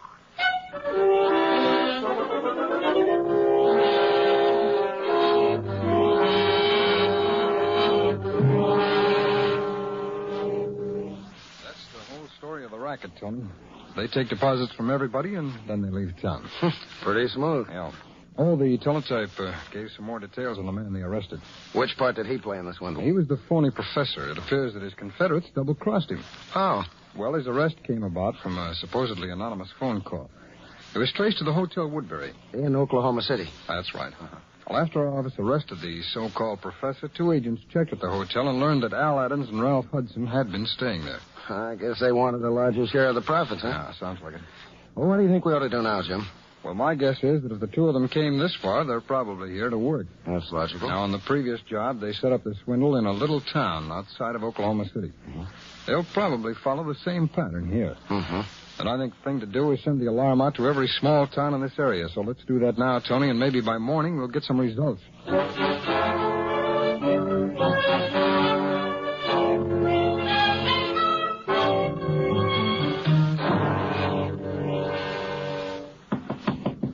Come in. Hello, Professor. Carl. That's right. What are you doing here? Well, think you're going to ask me to come in? All right, come ahead. How did you know where to find me? Well, I went to where you used to live. They didn't know where I went? Oh, yes, they did. How? Well, you sent a package there to yourself, remember? Yes. Well, you put this address on a package. Oh, good heavens. I double-crossed myself. Well, ain't you glad to see me? No. I'm glad to see you. Stop looking at me through those shaggy eyes. I missed you. No, that's very touching. Is that why you came here? No, I was hungry. Well, I can't do anything for you. I'm in the middle of a very important business transaction. But I ain't had all day. I can't help it. You'll have to go back home, Carl. Well, I can't until I tell you.